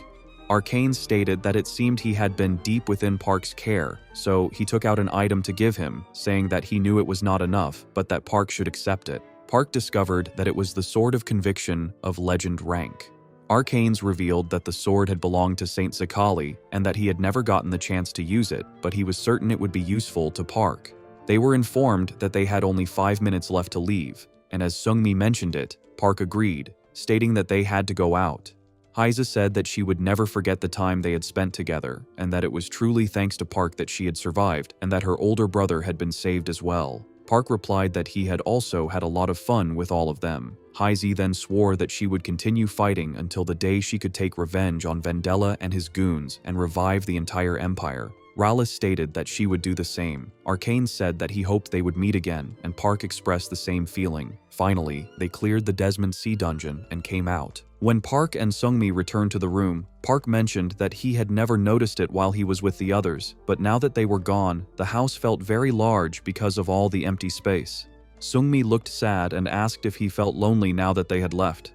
Park denied it, saying that they had gone to the place where they belonged, but he still wanted to wait and see what would happen to them and was sure they would be fine. Seungmi said that it would be fine, and that if Park felt lonely, she would stay with him. Park asked if she truly wanted to stay, and she replied that it was fine as long as he wanted her to. Park agreed. Seungmi was about to go and get her belongings from the accommodation, but Park asked her to wait since it was very late and told her to rest for the night. By the next morning, the DNF scriptwriter Garam was writing the ending of the Arcane story. Garam mentioned that, including the bear heart he had prepared beforehand, they now had the Prince of Darkness. His father then called him and asked whether he was still working. Garam replied that he had just finished everything and was planning to take a break. He then asked if his father would like to go out for dinner later. His father agreed, suggesting that they get some fresh air and mentioning that another person would be joining them as well. Garam agreed, saying that everyone had finished their work and would be coming so they could all go together. He added that he would head there now and then, hung up the call. The scene shifted to a room glowing with red lights, where Park received a notification that he had entered the Lentis A dungeon. Park was with Seungmi, and she wondered if it was different from the dungeon they had entered last time, since they seemed to be in an alley. Park agreed, saying that he did not sense any monster magic nearby. They had a special quest to activate the Bearhard meter. Seungmi was surprised that not all quests involved hunting monsters, and she also noted that there was a time limit on the linked quest, similar to the previous one. Park noticed a person ahead and wondered who he was, noting that he did not look like anything special and did not resemble Bearhard at all. He realized that Bearhard appeared to be at least 20 years younger, which made him think that this dungeon might be different from the Desmond dungeon, and that he might be looking into the past.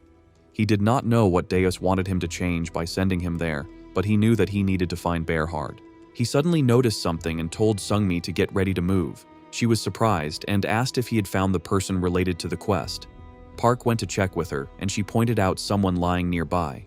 Park then discovered that 3 men were beating a boy, kicking him repeatedly, and that the boy was unable to defend himself or block any of their attacks. Park told them to leave the boy alone, saying that he had business with him. He threatened that if they did not leave, he would make sure they were injured. Bearhard was confused and wondered who they were. One of the men stepped forward and remarked that it seemed Park had a pretty girl with him. As he was about to say more and tried to call Seungmi over, she suddenly punched him brutally, sending him crashing into a nearby wall. She stated that she would not forgive anyone who insulted Park. Park then asked about the other 2 men, and they immediately ran away. He went to Bearhard and asked if he was all right. Bearhard asked who Park was. Park replied that they had attracted attention and suggested leaving first, explaining that he would explain everything once they were alone. He then used teleportation to get them all out of that place. After that, they discussed everything, and Park explained that they now needed to solve the problem Bearhard was currently facing. The 3 of them traveled together while flying, and Bearhard was still shocked that they claimed to have met him in the future. Park said that he understood why Bearhard would not believe them. Bearhard agreed, remarking that no one would normally believe something like that. But he said he was willing to believe anyone if it meant he could save his beloved Mary. Seungmi called out to Park, saying that there was a red flag on a nearby house, and they realized that the red flag marked the location of the bandit's den where the Bandit King was staying. Park asked Bearhard if he knew where Mary might be. Bearhard replied that she was probably being kept in the underground prison and that the bandits held many women there, not just Mary. He explained that they kidnapped people to demand ransom. Park responded that he would launch a frontal assault on the place and asked Bearhard to come with him. He then asked Seungmi if she could stop the bandits at the entrance once they went inside. She agreed, stating that it would not be a problem. With that, they decided to move.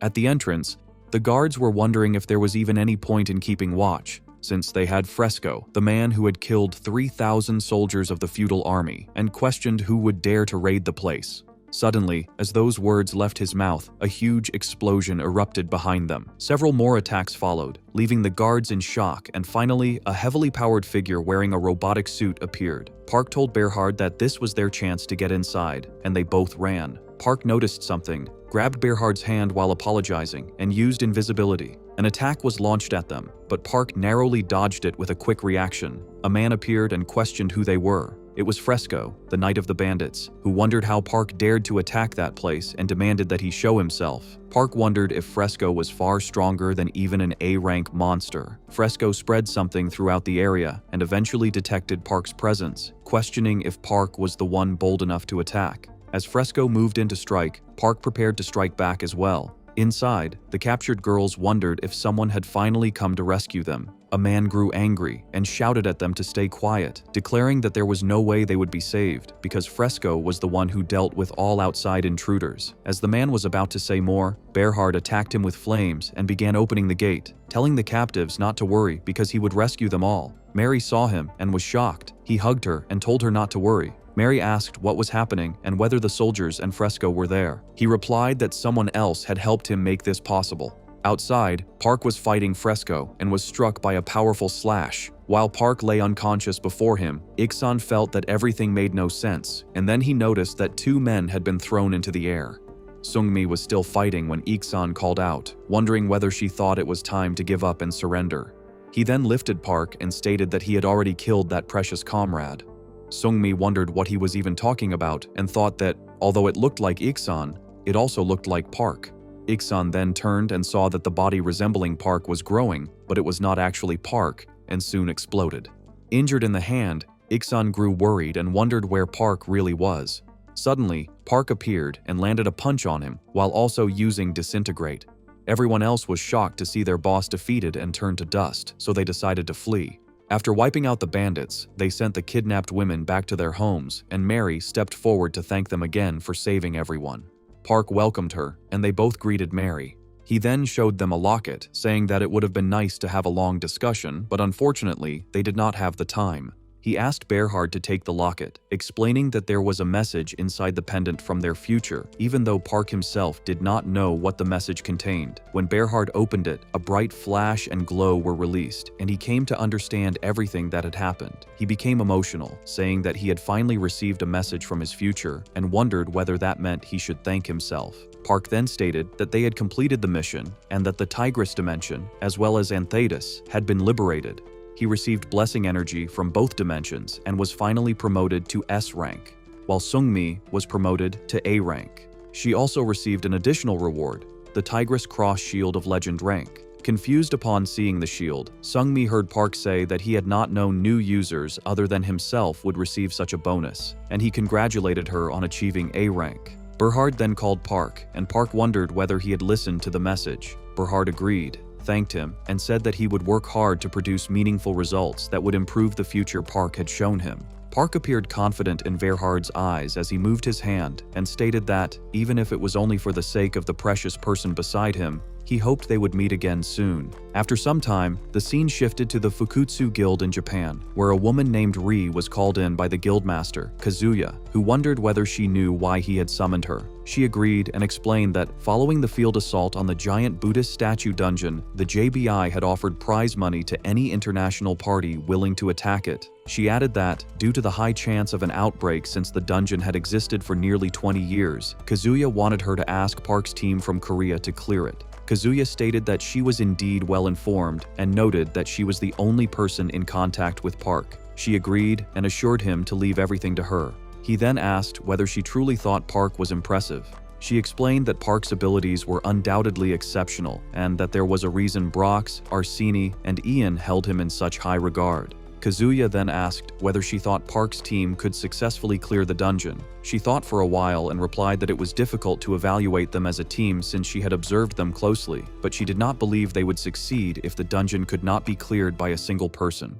She added that the only one who truly stood out in the team was Park himself, while the rest were merely a group of unknown awakened individuals. Kazuya stated that they needed to spark Park's interest and instructed her to make sure he was told that all the prize money and rewards would be his to keep, and to try to accommodate any requests beyond that. He concluded that, in this way, they could use him to gather information about the dungeon and then apply it in their next assault. The scene shifted to Park's house, where he recalled that he had obtained a new special skill for teaching the S class. Since he already possessed many offensive abilities, he felt that he truly needed a defensive one. He realized that the new skill was invincibility, and after reading its description, he understood that it essentially granted him 1 extra life, so he resolved to protect it as best as he could. He also recalled that he had already used Identify on all the artifacts he had obtained from the prison. Just then, Iksan and Leah arrived, and Park welcomed them both. Iksan wondered whether they were planning to enter a dungeon and asked why Park had called them beforehand. Park replied that he had been contacted by the Fukutsu Guild in Japan, who wanted them to clear their original dungeon, known as the Giant Buddhist Statue Dungeon. He then shared the information with Iksan, Sungmi, and Leah.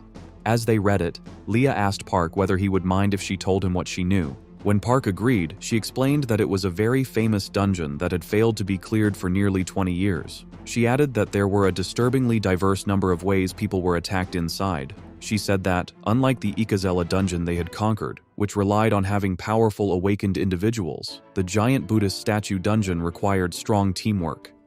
Park wondered whether, no matter how powerful they were individually, they would stand no chance if their teamwork was poor. Leah replied that many teams had already been wiped out for exactly that reason. She further explained that Fukutsu was in a precarious situation because of the dungeon and had lost the majority of its main force.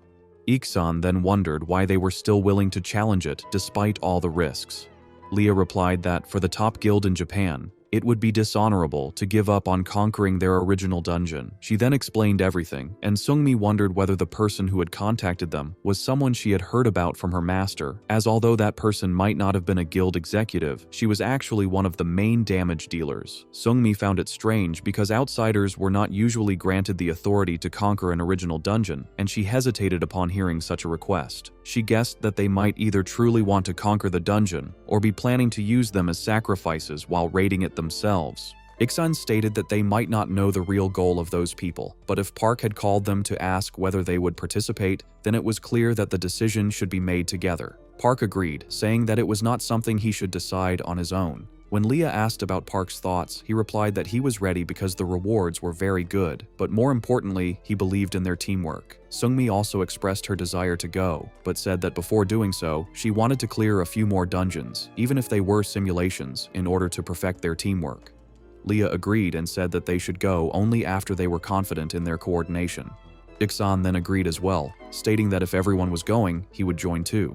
Finally, Park accepted the plan and said that they should make sure to clear that dungeon when the time came. The scene shifted to the Buddhist dungeon, where a man was creating a statue and stated that some small and insignificant pests had come there again. He reflected that he had been trapped in that dimension for nearly 20 years, but now the time was almost up. He swore that he would find those children who had taken away his peaceful life and vowed to search for the people who had separated him from his sister. He hoped that his sister would continue to endure, as the statue he was making was of her. He then returned to his place, where he put on a helmet and held a spear in his hand. The man, revealed to be the giant Buddhist, stepped forward before his army and used his power to awaken them. As he unleashed a massive surge of energy, a giant monster suddenly rose behind him. He then declared that some people had entered the dungeon and that all of them had to be killed.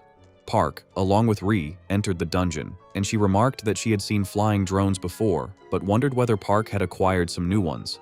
Park revealed that he had brought a few drones that he usually used for ground reconnaissance. She commented that it was already the 3rd time they had formed a party together, yet Park always seemed to bring something new each time.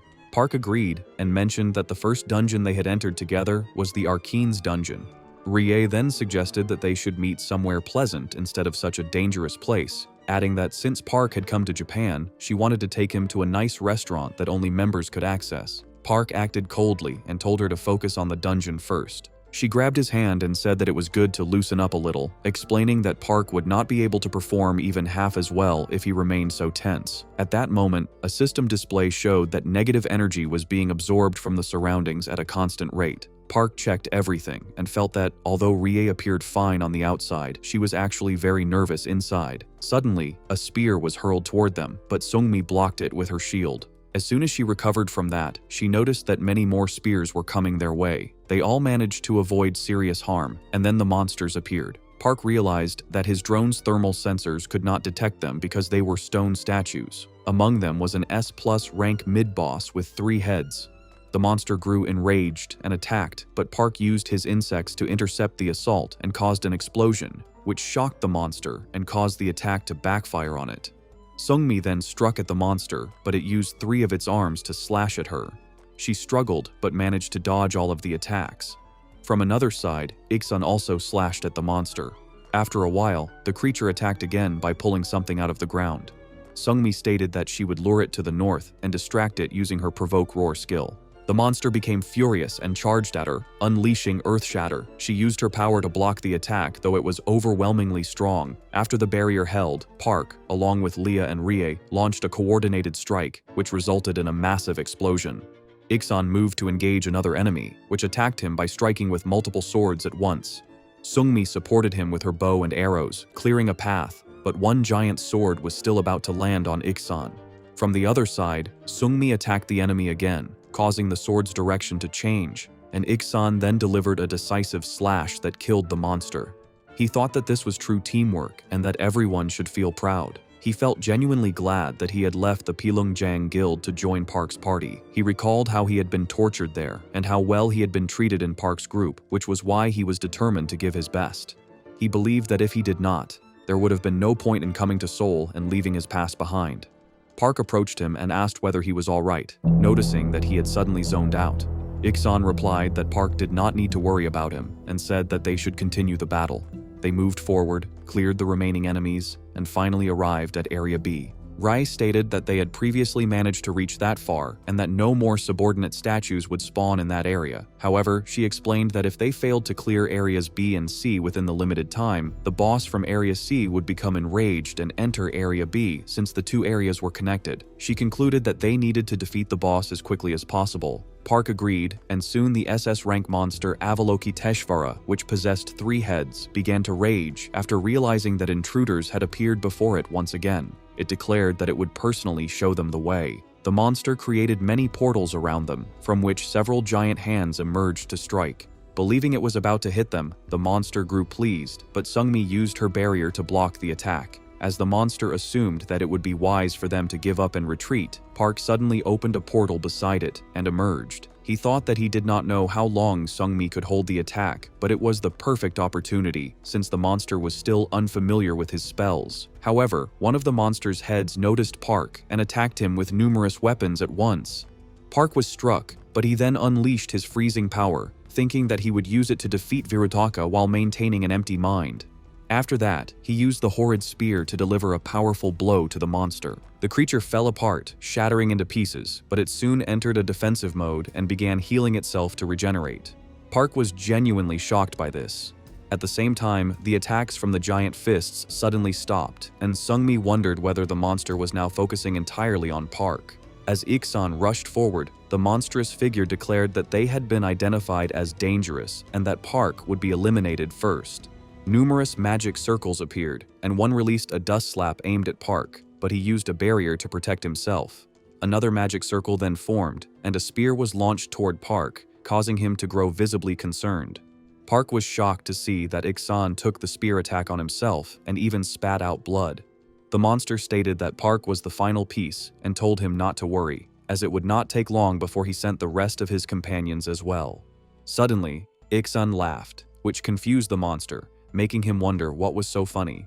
Rie used a deadly shot on the monster, but it was easily blocked. A few more attacks were launched, but the monster kept defending and regenerating his body. He dodged every attack until suddenly one part of his body was severed, which made him wonder how it had happened. He then noticed Leah and realized that they had used the first attack as a distraction to lower his guard before striking from the side. Eventually, the monster was defeated, and Park used overheal on everyone. Park felt that the monster had passed out due to excessive blood loss. The Shackleys were lucky to still have some time to spare, so they stayed there to regroup. Rie stated that they had to keep guard at the entrance. Park thought that he could now understand why the dungeon had not been cleared for 20 years and felt that he needed to be more focused. Suddenly, he noticed a change and realized that dungeon areas B and C had been blocked off by an unknown force. They were completely confused and discovered that the boss monster, the giant Buddhist statue, had left Area C. Everyone heard a rumbling from behind and saw a giant monster, along with a masked old man, approaching. The old man stated that they had completely destroyed all of his creations and that he would rebuild the place after getting rid of them. He struck the ground to clear the entire area, but he was shocked to find that Park had used his barrier to protect everyone. He tried to crush them again, but Park created portals behind the old man, and suddenly flowers covered him. Park then used Magic Burn and Transcendence, along with support magic to increase wisdom, and formed a giant magic circle to cast Meteor Storm. The old man was shocked to see the fireballs attacking the giant monster. Park thought that he had also increased his wisdom and added Transcendence as support, which was the strongest spell he currently had at his disposal. Seungmi was blocking the incoming attacks, while Iksan and Rie were shocked by Park's power. Rie thought that Meteor Shower was something they had only ever seen in films or novels. Leah asked whether they were even being helpful to Park. Seungmi replied that Park seemed to be in bad shape after using that spell, and that it had probably taken a heavy toll on him, so they should be ready in case something happened to him. Park thought that the 9 Transcendent spells were still too much for his body to handle, and hoped that this would be the end of it. The ground began to rumble again, as the giant monsters started splitting into smaller ones. The old man then asked if Park was going to take everything from him again. Park thought that, judging by the condition of the statues, the old man was already at his limit, so he had to finish things before the man recovered. As Park prepared to attack, Iksan told him not to waste his magic on the statues, and said that they would open a path for him instead. Iksan and Leah then struck the statues, creating an opening for Park to move forward and attack the old man. The old man used his power to regenerate the monster's body, forming spears along with it, and then unleashed all of them toward Park. To counter this, Park used Force Missile. After the explosion, Park noticed more spears flying toward him, but he used his speed to close the distance to the old man. Suddenly, a punch was about to land on Park, but he activated Iron Skin and moved in close, using Acid Arrow Web and Poison Web to bind the old man and target the core of the boss. He then unleashed a combined strike using Force Missile and a Horrid Spear, releasing the full attack on the boss. The old man was reminded of his childhood, recalling how he once lay under the shade of a tree while his sister, Sarah, sat beside him, wondering why he was sleeping there. He had told her that he would make her a toy, which annoyed her as she asked him to get up. He stopped reminiscing and was now lying beside Park. Park wondered if he was still awake. The man was shocked that Park could speak his language, and Park explained that it was because of his powers. The man revealed that he had hated every day of his existence, hated being trapped, and wanted to kill everyone who invaded, as the core's voice had slowly consumed him. Park stated that he understood and that he had met many people like him who had been taken against their will and forced to live in isolation. The old man then asked who Park was. Park introduced himself, saying that he was searching for the one responsible for creating that vicious cycle of evil. The man felt that the name Park sounded strange in his world and asked if he could make a request. He reached out to Park and created a small doll, asking him to give it to Sarah, his younger sister, if he ever met her. He said that he had also written a letter for her and placed it inside the doll, and since his handwriting was very poor, she would recognize it immediately. Park agreed, and soon after, the man died. The doll suddenly came to life, kissed the man, and wished him good night. She then turned to Park and said that he would not forget the old man and that she would remain in Park's care from then on. After the dungeon was cleared, the news spread, and Palungjiang of the Palungjiang Guild became furious, shouting that anyone who betrayed his guild should go and lick Park's boots. While he was yelling, a man knocked on his door and informed him that Suryo Jin, the deputy guild master of the Taewa Guild, had come to meet him. Pilung was confused as to why he had received a visitor from China and told the man to send her in, only to immediately order that she be sent away because he was not in the mood to talk. Before he could decide what to do, the gate was cut down by Jin as she entered. Pilung questioned why she had done that and wondered if awakened individuals from China always had such bad manners. Jin replied that she had not expected a warm welcome, but she questioned how they could be so cold to the deputy master of the Taewa Guild. Noticing 2 men standing nearby, she asked whether it had occurred to them that they were losing guild members. She frightened the 2 men, causing them to collapse. Pilung, confused and enraged, dared her to repeat herself. Jin stepped closer and stated that someone who could not control his emotions would never be able to defeat Park. Pilung grew even angrier, wondering how she dared to say such a thing. Jin then took out a letter and said that her guild master had ordered her to provide him with enough money and support to rule over all the guilds in South Korea, on the condition that his guild agreed to obey the Taewa Guild once they stood at the helm of South Korea. The scene shifted to the Blue Star Guild's basement training facility, where Iksan was walking. As he entered the training area to call out to Park, Park warned him to watch out, and a bag suddenly flew toward Iksan. He barely managed to catch it and noticed several fist marks on it, which left him confused. Park then approached and asked if he was all right.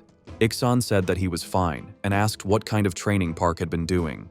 Park replied that he had been testing a spell he had obtained from the dungeon they had cleared and needed to understand its effects so he could use it properly. The small doll then said that she would heal Iksan's injury, which surprised him. The doll introduced herself as Sarah and told him to leave the healing to her. Park wondered why Iksan had come so early in the morning. Iksan took out a document and showed it to him. Park learned that before joining his party, Iksan had been part of the Pailungjang Guild and had now been invited back after the giant Buddhist dungeon incident. Iksan had done a lot of work for the guild, and although he had mainly handled administrative duties, Park had assumed that he would be assigned manual labor. Iksan clarified that he was more of an intellectual type. Park was confused and remarked that it would have been easier for the guild to recruit someone new instead of going out of their way to bring Iksan back. He also honestly felt that Pilung would come after him. Iksan asked if they were being targeted, and Park agreed, explaining that if Iksan still possessed sensitive information about the guild, they would try to silence him. He added that they would simply have to deal with anyone who came after them. Later that night, as Iksan was walking, several men watched him from the terraces of nearby buildings. One of them reported that Team A had visual contact with the target, while Team C was also keeping an eye on him. They wondered why Iksan had suddenly entered a deserted area, but considered it fortunate when he went into an empty warehouse. They discussed how to proceed, and one man said that although he did not know what Iksan was planning, they had the Taehua Guild as backup. Suchang approached Iksan and said that it had been a long time since they had last met. Iksan turned to him and replied that not even a day had passed since he had received that letter. It was then revealed that the man was Suchang Han, the deputy guild master of the Pailungjang Guild. Suchang asked Iksan not to act that way, saying that they had known each other for a long time. Iksan directly asked why they were searching for him again. Suchang replied that Iksan had already brought them there because he knew the reason. He added that their boss did not like the fact that Iksan knew so much about the guild and that he had come to silence him. Suchang then called for the others to come out. But when he stepped aside to check, he realized that everyone was gone. Iksan wondered if something was wrong and guessed that this was not what they had expected. Park then appeared and said that Suchang had walked straight into a trap.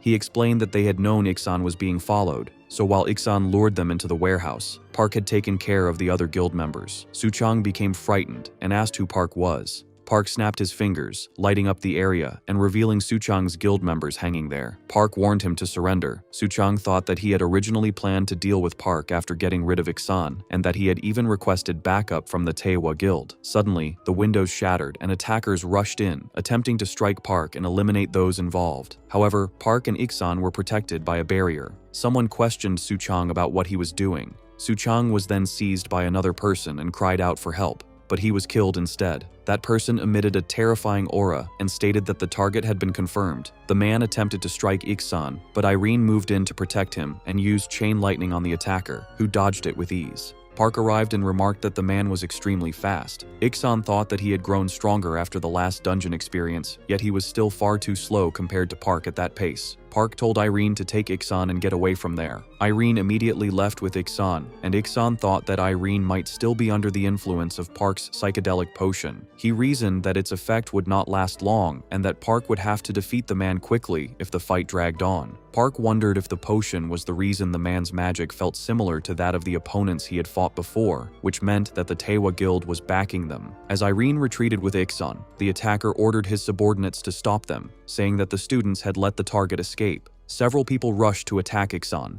but Irene used Smart Fist, creating multiple fists that struck all of them. While recalculating an escape route, she also activated her booster to flee quickly. Park then thought that he could finally focus on the fight. Park fired a force missile at the man, but it was dodged, and when the man counterattacked, Park used a barrier. The attacker pressed in close and continued his assault, making Park realize that single-target spells were too slow to defeat him. However, he could not use wide-range spells either, as the corpses needed as evidence might be destroyed. With no other option left, Park activated Wizard Sight and lowered all his defenses. The man did not realize that the potion's effect would soon wear off and believed this was his chance to kill Park. He landed a hit, but Park dodged and counterpunched. The attacker wondered how Park had managed to see through that attack, and Park replied that it was simple, as he could see everything from above. Park then restrained the man and finally captured him, leaving him unable to move and his mission a failure. With only one option remaining, the man decided to destroy all the evidence and unleashed an enormous power to wipe out everything nearby, leaving Park momentarily confused. Jin was watching everything from a distance and wondered whether the doll enhanced by the potion was truly that powerful, as it should have possessed more magical power than Seoyeon and Leah. While engulfed in flames, Out simply used an ice storm to extinguish them and freeze everything around. Jin believed that the person had blown himself up to hide the evidence, and that the police were already on their way, arriving much faster than expected. Jin was shocked when he saw Jongmi step out of the police car, which left him confused. He thought that Jongmi had turned her back on the goodwill of the guildmaster, Rihong, yet she still seemed to care deeply about Park, which he found completely unforgivable. She grew angry and unleashed her heavy power, prompting someone to warn that it would be dangerous. Jin replied that she was well aware of the risk and stated that they should return now, as they had confirmed Park's abilities. He thought that she would back off for the time being since they were not prepared, but she was determined to make Jangmi pay for what she had done. The scene then shifted to an alley somewhere inland, where a man was being attacked by another man, who confirmed that this was not the person he was looking for. The victim begged to be let go, promising to give everything he had, but the attacker stated that he had to die. He said that even if the man was not a renegade, he could not leave a witness behind. After killing him, he remarked that there were still many names left on the list of potential targets and that he needed to deal with everyone in England first. It was then revealed that the list had been updated and that Park, who was from Korea, had cleared the giant Buddhist statue dungeon. As a result, the man decided to eliminate those targets first before heading to Korea, declaring that everything he did was for the sake of Vendela.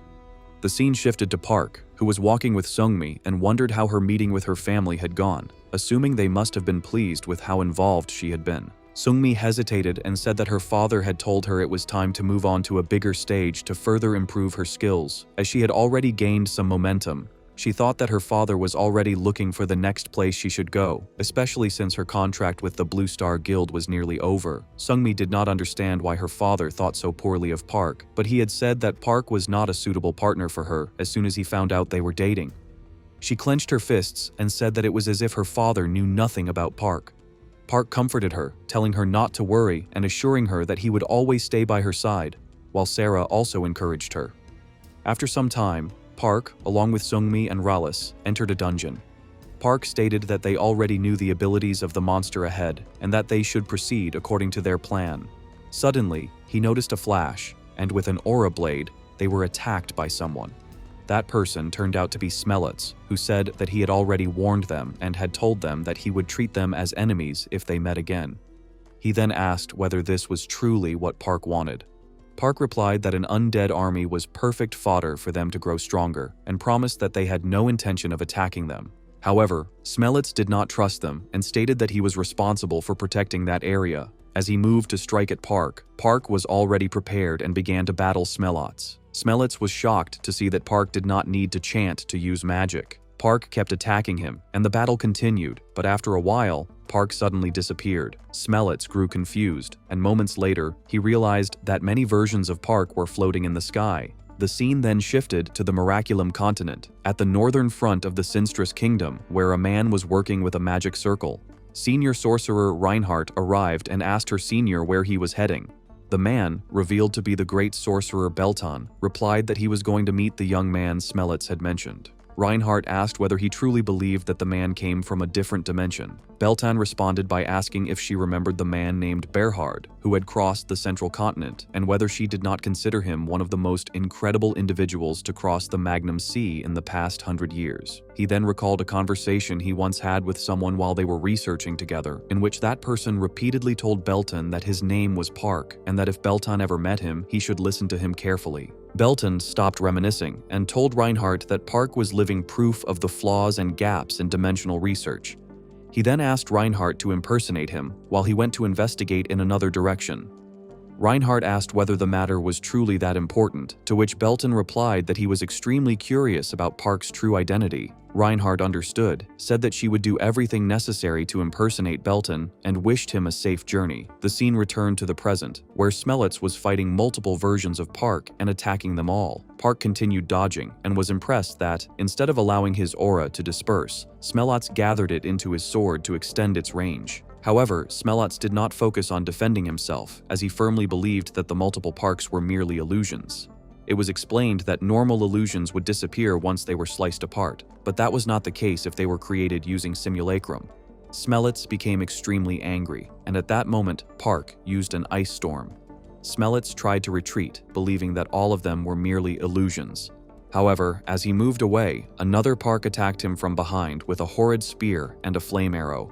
Park then used Transcendence Smite to deliver a brutal punch to Smellets. Smellets struggled fiercely and declared that it would not be enough to take him down. He then vanished and attempted to strike with an aura blade, but Park used reversal, causing the attack to turn back towards Smellets. A barrier was suddenly formed to interfere and stop Park's power, and it was stated that Park did not seem to have any intention of killing Smellets. Smellets noticed how easily that overwhelming power had been stopped and wondered who the man responsible was. He then asked Belton why he was there. Belton replied that he knew Smellets would face that young man in battle, which was why he had come to intervene.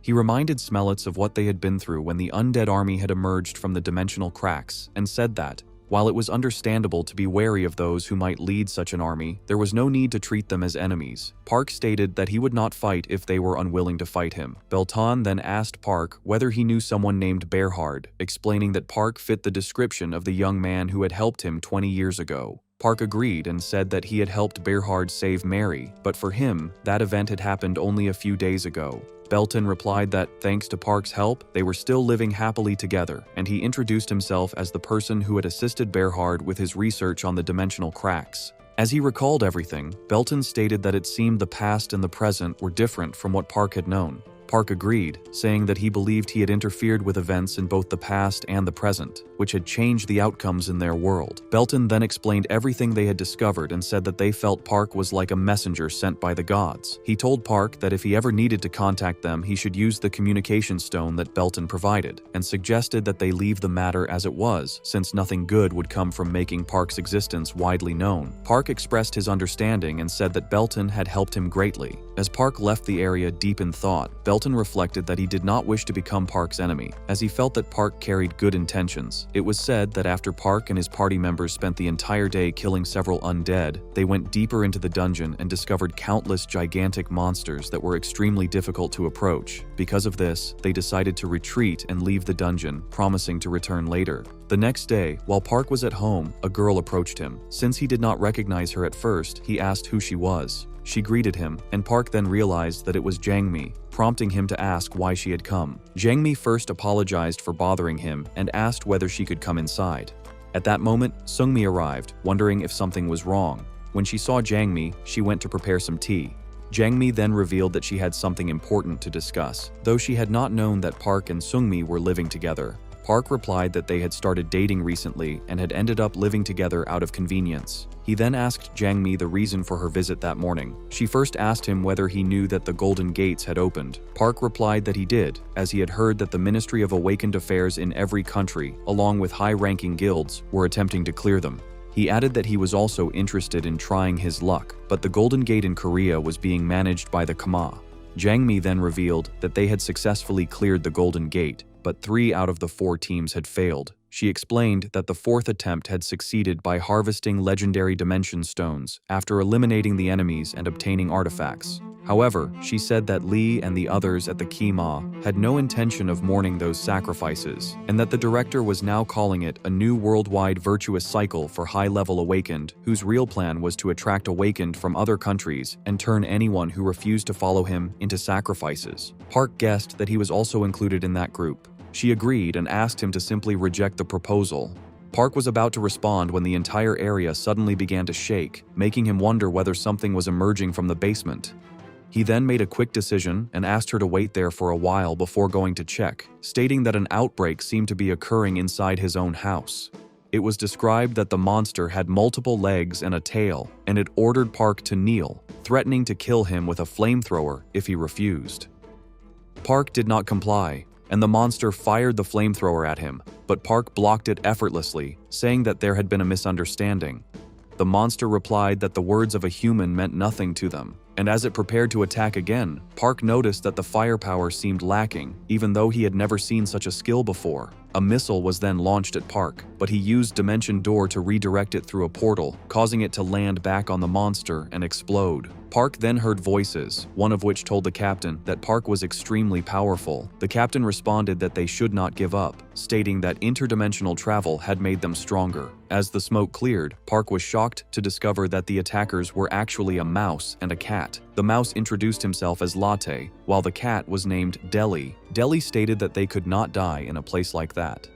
Park asked why they had attacked him, to which Deli replied that he should stop pretending, explaining that they had come to track down the person who created the rifts and that they had been trapped inside the dimensional gap for the past 30 years because of Park. He also questioned whether Park had any idea how many near-death experiences they had endured. Park believed there had been a misunderstanding and said that he had no intention of fighting them. Deli told him to surrender, declaring that they would fight to the bitter end. In response, Park created an enormous fireball and calmly asked them to lower their weapons so they could talk it out. The two of them then surrendered, agreeing that talking would indeed be a good idea. They introduced themselves by saying that they had once been nothing more than an ordinary cat and mouse before getting caught in a dimensional rift and being experimented on by a mage they had encountered. Park wondered what they planned to do next, since this was not their intended destination. Deli told him to wait, but then she felt pain spreading through her body as dimensional energy surged within her. She said there was no need to force it, and asked him to give her a different dimensional stone. Latte asked her to wait, saying he would show that they still had some left, but Park took out one of his own and handed it to Deli. Deli was shocked when she saw it, describing it as an enormous, crystal-clear blue stone. She said that despite exploring countless dimensions, she had never seen a dimensional stone like that before. She added that they could not accept it for free and asked what Park wanted in return. Park replied that he wanted nothing, but was curious about the object they had been using. Deli said that she would show him their collection of various artifacts if he agreed to protect Latte and allow both of them to stay there. She explained that they were arms dealers and engineers, so they could be useful to him. Park accepted the deal and asked them to cooperate. As they finalized the agreement, Sungmi and Jangmi arrived and asked whether everything was all right. Park assured them that everything was fine. Deli commented that they had a pleasant scent and asked who they were and whether Park lived with them. Sungmi examined Deli closely, wondering what kind of beings they were. Park said that he would explain everything later and asked Sungmi to keep them company for a while, promising to return after finishing his conversation with Jangmi. As Park walked away with Jangmi, Sungmi felt a twinge of jealousy. Jangmi remarked that being with Park meant there was never a dull moment. She said that although she had many questions about what had just happened, she wanted to hear his answer to the issue they had been discussing first. Park then said that he intended to challenge the gate. When she asked for his reason, he replied that he wanted to, that it was necessary for his team to grow stronger, and that his second reason was to lure out and expose Lee's dark secrets. She wondered whether it would be safe. Park replied that if they proceeded, the pressure on them would only increase, but he was prepared for it. She agreed and apologized that they would not be able to support him openly. Park told her that everything would be fine, even if it remained under Lee's control, and added that if they disappeared, all enterprises would fall under Lee's influence anyway. She said that they were searching and researching everything connected to Lee, and hoped that Park would take care of himself. After that, Park accepted Lee's offer and contacted his teammates, only to learn that only 5 members could enter the gate. Since Park, Sungmi, Leah, and Iksan made 4, they decided to call Juhi, who was working in Europe. At Incheon International Airport, Juhi finally arrived and looked around, thinking that someone would be there to guide her. Soon, a car approached, and it was Park himself who asked whether she had been waiting long. She was surprised to see him, as she had expected to meet him through teleportation and had not anticipated that he would come in person. Park replied that since he needed to meet her anyway, he had decided to give her a ride. She then wondered aloud whether Park was currently dating Sungmi. Park remarked that she had just landed and was already asking such questions. Suddenly realizing something, he asked how she knew about it since she was in Europe.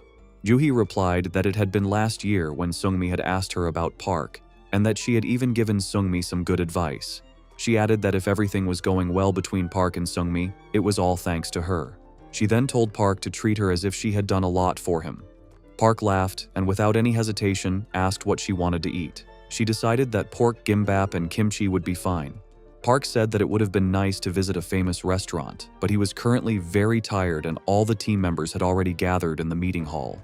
Juhi was shocked as she had just arrived in Korea and was already being dragged into a meeting, thinking that Park was being extremely cruel to her. The scene then shifted to the Empire of Mado, inside the magic tower of Artania, where several people were seated for a discussion. One man stated that a golden-colored dimensional portal had appeared in the imperial palace of the old Desmond Empire, and that an advanced team had been sent inside to investigate. He added that they had encountered intelligent beings from different dimensions. As the discussion continued, another man approached and declared that his faithful sword, Pursues, would follow him. The man stood up and wondered whether they truly needed to move forward, remarking that even if they did not interfere, there were many capable individuals who could replace them. Pursues replied that there was no place where he did not recognize his enemies and said that he would go regardless. The man then wondered who Pursues intended to take with him. Pursues answered that 4 people would be sufficient, mentioning deception, chaos, and even discovery, along with mastery over various skills, making them a total of 5. The man agreed, stating that they should proceed to eliminate the enemies and absorb their knowledge before returning, though he added that it would be even better if they could capture the place and take the enemies alive. The scene shifted to the area in front of the Golden Gate at the DU Tower in Korea, where a man told Park that during the successful conquest of Kavi, the reward given to each participant had been valued at 10 billion BOH. He expressed his hope that Park's team would succeed and return safely. They shook hands, and finally Park and his team entered the gate. Sarah was also with Park. They arrived in an area where they were instructed not to move beyond a designated boundary until 5 enemies were selected for them. Leah was amazed to see that the system itself was issuing instructions, while Jui felt that it was just like a game. Park thought that it had simply created an awakening system and could be considered something similar.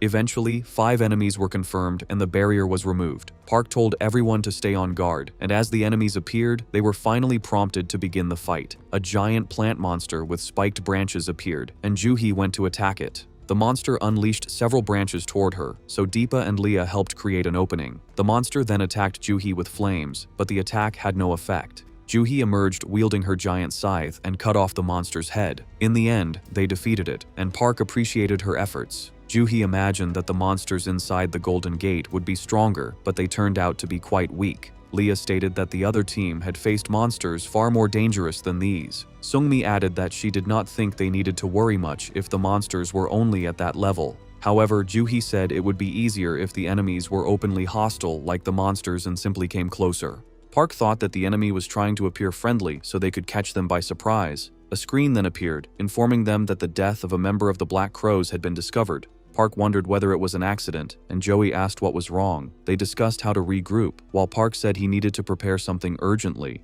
During the discussion, Juhi was shocked when Park said he wanted her to act as the team leader, and Iksan wondered why Park was making such a decision. Park replied that he possessed a relic that could recognize enemies and their effects, and that its effect had just activated. Juhi asked whether this was related to his decision to change the leader. Park replied that he would play the role of a low-level porter and that everyone should treat him as a carrier so the enemies would be distracted. He added that if they behaved normally and only attacked monsters, the enemy would relax.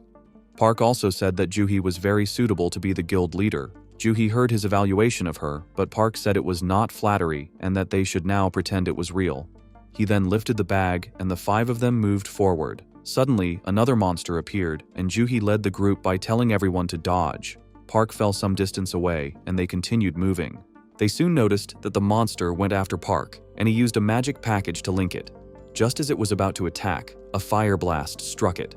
Park was confused, wondering how Perseus had appeared and used a deceptive psychological attack. A man offered Park a hand and asked if he was fine. Park agreed and thanked him for the help. Juhi and Seungmi came over and apologized, saying that the youngest member of their team had caused him trouble. The man replied that it was completely fine. Seungmi then shouted at Park, asking why he had led them there, and called out to the leader, saying they should not interfere and should keep moving.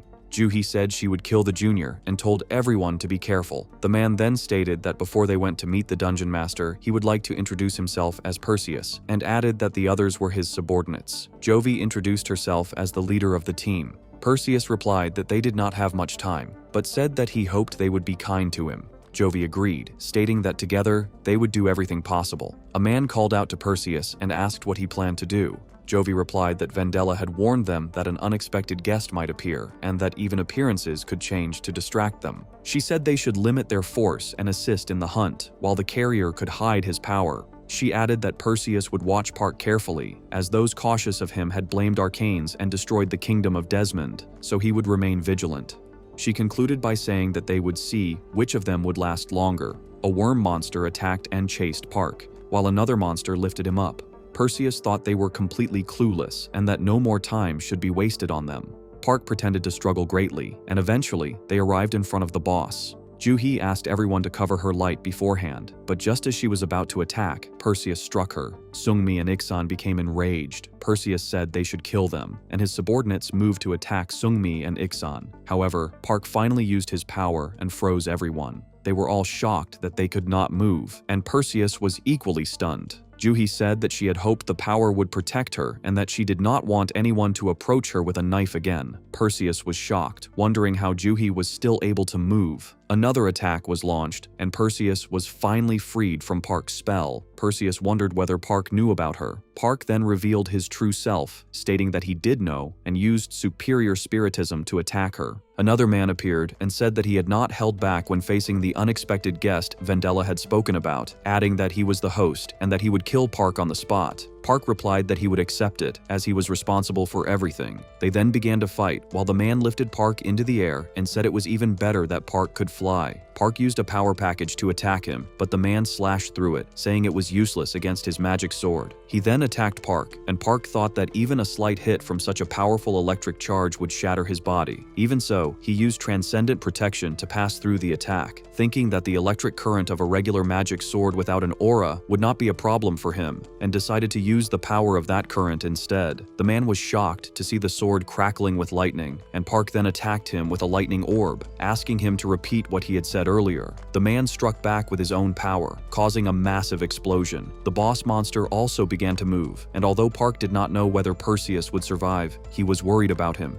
The three heads of the boss monster attacked, but the man told everyone not to worry about the monster, stating that he would take it down with a single slash. The man killed the boss monster with a single strike, and then unleashed an extremely powerful attack on Park. Park countered with a fireball, and after the explosion, the man survived and upgraded his form, gaining wings. He flew at high speed and struck Park with his sword. Park activated sword protection and continued fighting. The man was shocked, wondering how Park was able to use that technique. Suddenly, Park summoned numerous drones, saying that the man did not need to know about them, and then activated the level 4 drone shield replacement. The man was badly injured, yet he continued to fight back. Park then deployed Irene to land another strike on the enemy. The man kept attacking Park, but all of a sudden, one of the attacks turned against him. Sarah continuously healed Park, while the man said that the fight was truly useless. The drones used magic packets to attack him, but he blocked them with a barrier, and stated that such attacks would no longer work on him. Park knew this, but the assault lowered the man's guard.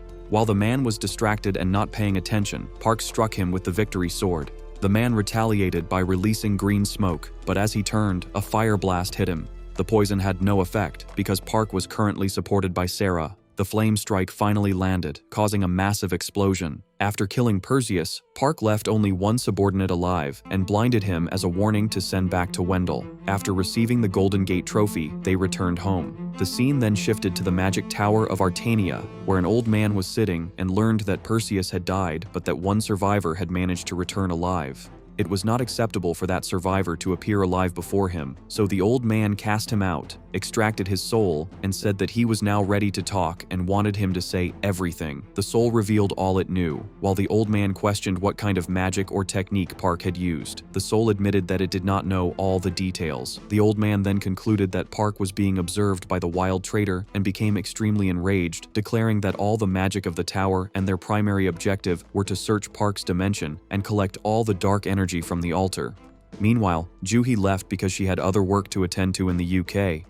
Leah received a secret promotion in the KBI case, and Iksan asked the others to take time to rest and recover after what had happened at the 30th gate. Park was in the underground training area, examining a 5th class spell and an 8th class spell, along with a sword. He thought about the 2 replacement rings and believed he had truly taken a valuable trophy from Perseus. He then called Deli, wondering what she was doing. Deli said that the result of Park's automatic production had not satisfied her, which was why she was improving it. She explained the process, and Park remarked that she truly was an excellent engineer. She agreed and added that since she owed Park for allowing her to live there, she should do such work. Park then recalled that Deli had previously created a mechanical robot. He asked her whether she could repair the robot he had made, saying that he trusted her to improve it. She became very happy upon seeing the robot and examined it, saying it felt as though she was touching an incredible creation from the highest level of civilization. She said it was truly amazing and seemed as if someone could be sitting inside it. She asked whether Park was controlling the robot, but Park replied that he could not because of the power dimension. She then asked if it was Seungmi, and Park agreed, saying that he had asked Seungmi for help and believed Deli was capable of handling it. Deli agreed and said that if Park could prepare a large number of legendary-level dimension stones, she could easily do it. Park then called Seungmi, and Deli happily linked with her, saying that she would surely create something charming for her. Later that night, the scene shifted to the WBI Korean department, where Director Lee was presiding over a meeting. Wong said that it had been a long time since their last meeting with Lee. As they discussed it, Weiss stated that they had not gathered for casual conversation and should get to the main point. He said that the preparations for sending X to the guards were complete, and the volume was significant. But if traders intervened midway, they would find themselves in a difficult position. Lee agreed and said that the cargo shipment preparations were in their final stage. Jang also agreed, adding that a separate team sent by Wang had joined them, and that preparations for the invasion of Seoul had begun. They discussed the remaining problem involving KBI, and Weiss wondered about the subordinates who were dissatisfied under the general manager. Lee mentioned their names and said he would handle the matter in his own way. He added that even if they did not need to take their lives, there were many other ways to deal with them, so there was no need to worry, and they should proceed to the next step. Weiss stated that as long as a clear supply line was established in Korea, the Guardians would continue supplying X. However, if anything went wrong, everyone who had seen their faces would be held accountable. They continued their discussion. The scene then shifted to Park as he entered the Lentis B dungeon. Suddenly, Seungmi warned him that a monster was approaching with a flame attack. Seungmi raised a shield, and Park thought that the power of the dragon's breath was insignificant and very weak. He used Dispel, and Seungmi was confused when the dragon disappeared. Park said that it must have been a hallucination or an imaginary space embodied by a higher concept, meaning everything they had seen was fake. However, Park himself was confused about who had created it. They then met Berhard, who wondered whether someone had entered the barrier to stop intruders, and said those were faces he had missed. Park and Seungmi both asked how Berhard was doing. Berhard replied that 20 years had passed and that he was now around 40 years old. He said he had married Mary and had a son named Jared, who was 17 years old and currently studying hard as the top student at Lentis Magic Academy. Berhard seemed to have much to say to the guests who had been absent for a long time and first invited them to his mansion for tea. Seungmi asked why Deus had sent them to a time period about 20 years later. Park replied that it was an important moment for Berhard, just as it had been when they rescued Mary in the past. Seungmi said she thought the meeting and the quest would be very important. Berhard then said that it had taken him quite some time to find the map and asked whether the remaining time was set the same way as before. Park replied that they did not know yet. Berhard then said that the time granted by God would be determined in conjunction with what he was about to say. Firstly, he said that he had been continuing his research on dimensions, but it had been blocked since the previous year because solving dimensional equations and conducting experiments simultaneously required high-power magicite that could withstand the experiments, which could only be obtained from a black dragon. He wondered how he could extract it from the eye of that black dragon. Park then showed him a stone and asked whether it would be enough. Berhard replied that it was impossible, explaining that the stone was already processed, whereas the high-powered magic gemstone he needed had to be in its original state and was waiting for Park to return to that world. That was why he asked Park to join him in a plan to retrieve the magic gem from the Black Dragon's eye, adding that it was also their mission. Berhard further stated that he had already discovered the boundaries of the dragons, which would be very useful information for Park, since dragons usually spared no one who entered their territory. He explained that to steal the high-powered magic stone, they would have to attack from the dragon's rear. Berhard told Park not to worry, saying that he would take care of it. Park then inferred that while Berhard was luring the dragon, they should aim for its rear. Berhard was shocked and asked whether Park knew how obsessive the dragon was, explaining that it remembered the location and names of every item it had collected in its rear and never tolerated intruders. Park wondered whether it would be fine and then went to the border zone. As he entered the dragon's territory, something happened, but Park did not feel anything strange when it appeared. In the darkness, a black dragon spoke, saying that Park had finally found him. Park approached, and everything turned completely dark. Finally, the black dragon stood before him and said that the bug that had entered his territory was Park. Park started his battle with the dragon, and at Mableros's lair, Berhard was trying to take the stone, but it was difficult for him and the defense system activated, causing him to be attacked. However, Seungmi was also there and saved him from all of that. She realized that there were 3 robots standing in front of her and knew that the guard golems of the Black Dragon would be difficult to fight. Berhard told her to hold on for a while, saying that he had figured out how the spell worked and that he only needed to destroy it. While she continued fighting, Berhard eventually succeeded in destroying the spell and finally obtained the stone. However, he suddenly fell to his knees as a golem moved to attack him. Seungmi noticed a sudden change and distracted the golem, causing the one approaching Berhard to turn toward her as well. She realized that the skill did not only capture the attention of monsters, but also dragged all nearby monsters toward the user like a magnet. She moved swiftly, positioned herself between them, and suddenly jumped high into the air, making all 3 collide with each other. She then rushed forward and struck them at once, finally defeating them. After that, she said that Park was waiting for them. The scene then shifted to Park's battle with the Black Dragon, where the entire area was burning from its breath, and the dragon wondered why the dispel was not working on Park. Park teased the dragon, saying that it would have to catch him to find out. He also learned that they had finally managed to obtain the stone, which made him feel relieved. He then came to know about the Limited Wish, an unusual spell that granted the user a wish, but, due to its complex conditions, did not always grant what the user desired. It was explained that if the caster did not choose their words carefully, the effect of the spell could cause them to lose their mind. As Park was running, he sensed something and realized that a few attacks were about to hit the dragon, leaving it with no chance to escape. He then used the Limited Wish to make all of it disappear, which shocked the dragon and made it roar loudly, declaring that it would never forgive Park for that. All 3 of them teleported to a forest near Berhard's house, and Berhard noticed that the place was close to his home. Park was sitting down and told Seungmi not to worry, explaining that he felt a bit dizzy after using all his magic at once. Berhard wondered how they had managed to escape from that place. Park revealed that he had used the Limited Wish, explaining that it had several conditions, but could grant the user's wish. Berhard said that he had never known such an absurd form of magic existed, and had neither seen nor heard of that kind of magic in his world. Park guessed that the mages in his world had a slightly broader perspective on magic. Berhard approached Park to help him stand, and said that he was glad they had all made it out safely, adding that because of Park, he was now able to get his hands on the most important piece of research material. Suddenly, a red screen appeared in front of Park, informing him that all Black Dragons had selected him as their highest priority target and that his condition had significantly deteriorated. Park laughed at it.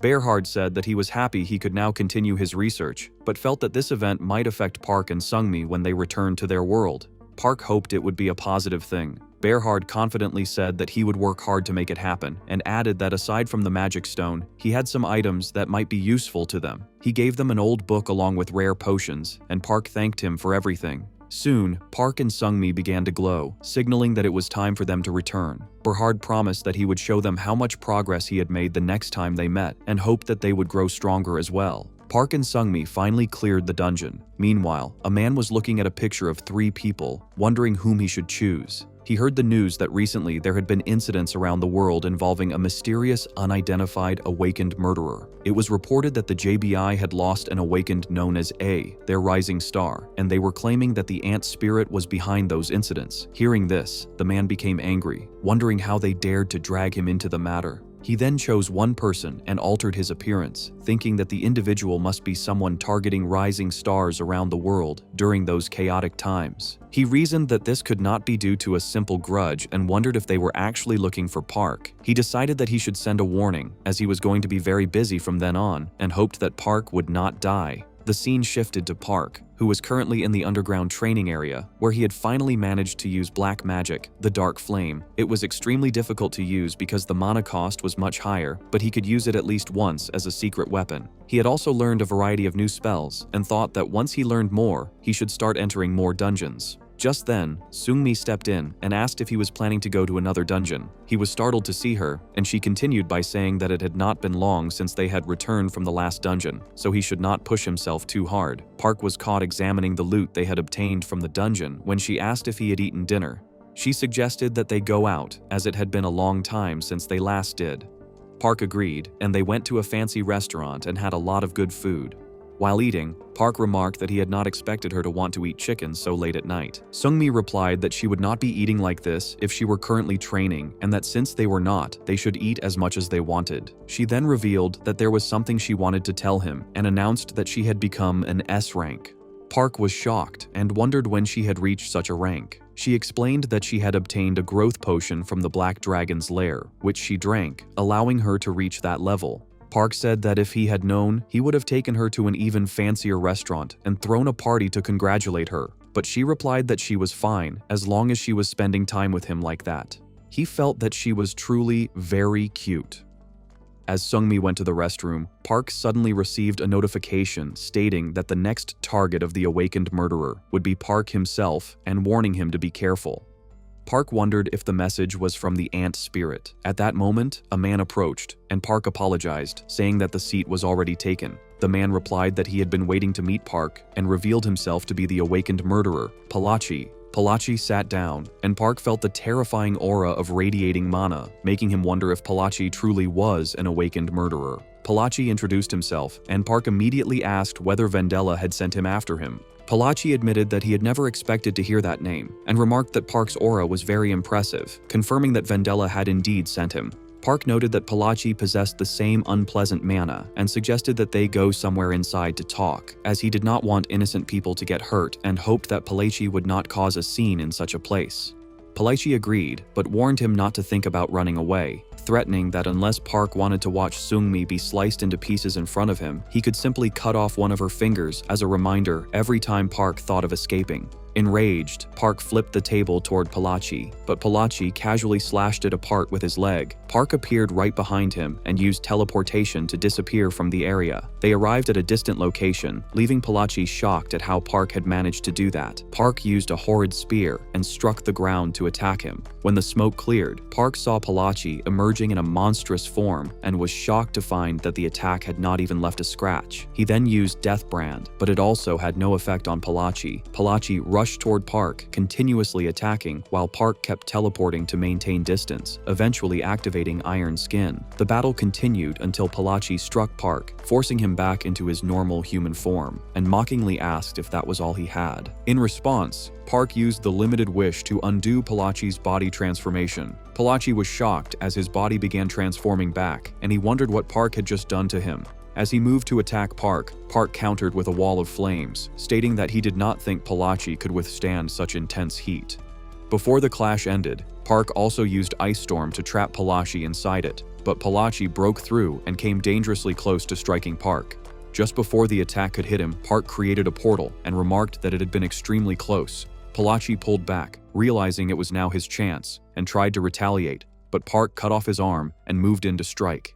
Before he could do so, Park felt something stab him from behind. He was certain he had severed that arm, and wondered if this had been part of Palachi's plan all along. Park then called Irene and ordered him to push Palachi back as far as possible. As Palachi was forced away, he continued to strike Irene and kicked him brutally. Irene said that he was doing it all for his master, and a blast erupted there. While Irene distracted Palachi, Park used Overheal on himself, after which Palachi remarked that he was impressed that Park had recovered from such a severe injury instantly. Park replied that the attack had been incredible and that he had never seen it coming. The severed arm attacked again, and Palachi stated that the moment Park let his guard down, he would die. Park agreed and said he would keep that in mind, adding that the same applied to Palachi as well. Palachi showed no intention of losing his arm, but Park created a robot replica of himself and said that since Palachi was going to die anyway, losing an arm meant nothing. Palachi attacked, and Park, along with his drones and robot, used barriers to block the assault. Palachi continued attacking, and both of them unleashed their powers, with Palachi using dark flames, while Park combined chain lightning with black lightning. Palachi expressed shock, saying that Park was supposed to be a white mage, and questioning how he could use black magic.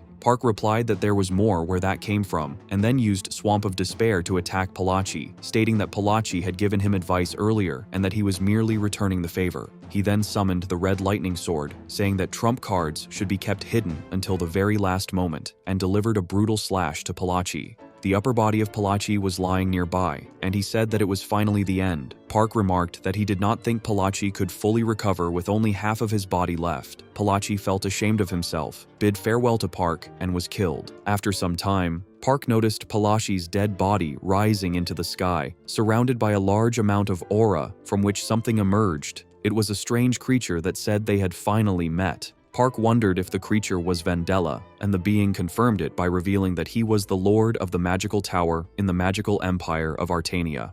Park then asked why Vendela had called him the Transcendental One.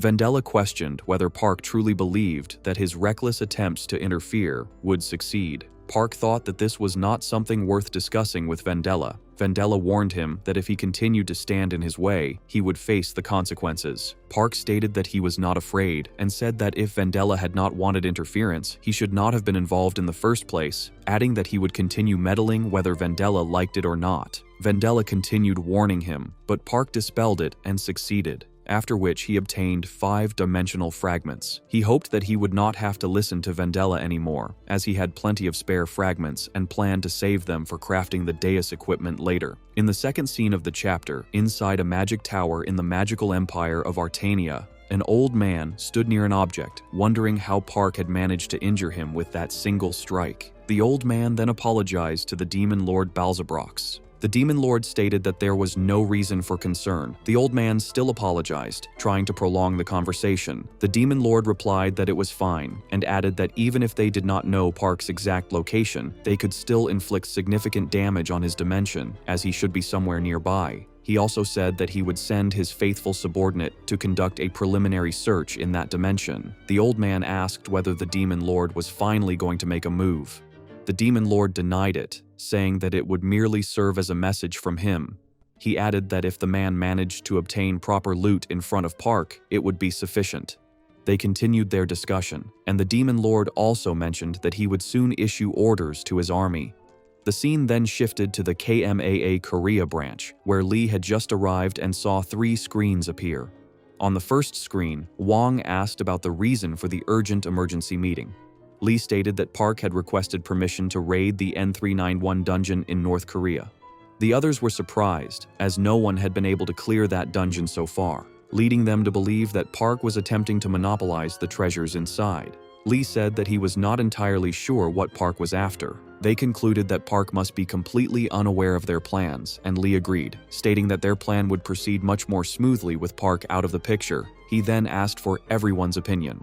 After a thorough discussion, approval was finally granted. After the meeting ended, Lee felt uncertain, but believed that luck was finally on his side. He thought that no matter how skilled Park was, there was no way he could clear that dungeon in a single day, and by the time Park emerged, they would already have full control over the entire nation of Korea. As Park was traveling in the truck with Seungmi, he said that he was pushing the limits of his budget when it came to creating equipment, and added that he was relieved to have finally obtained the required resources. Seungmi remarked that they were lucky the dungeon was nearby, but Park replied that while it was close in terms of physical distance, he had never imagined he would have to go to North Korea and felt that he had received permission to raid the dungeon much faster than usual. Park felt that Lee was hiding something from him. Suddenly, they felt the entire area begin to shake, and Park was confused by what he saw in front of them, as a shark-like creature was rushing toward him to attack. Park teleported Seungmi out of the van as it was overturned by the monster. He had not expected to encounter such intense activity while they were still far from the dungeon entrance, and realized that this was what happened when an area like that was left unattended. He thought that if they fought every monster they encountered, they would be exhausted before even entering the dungeon, so they needed to focus only on the immediate threat.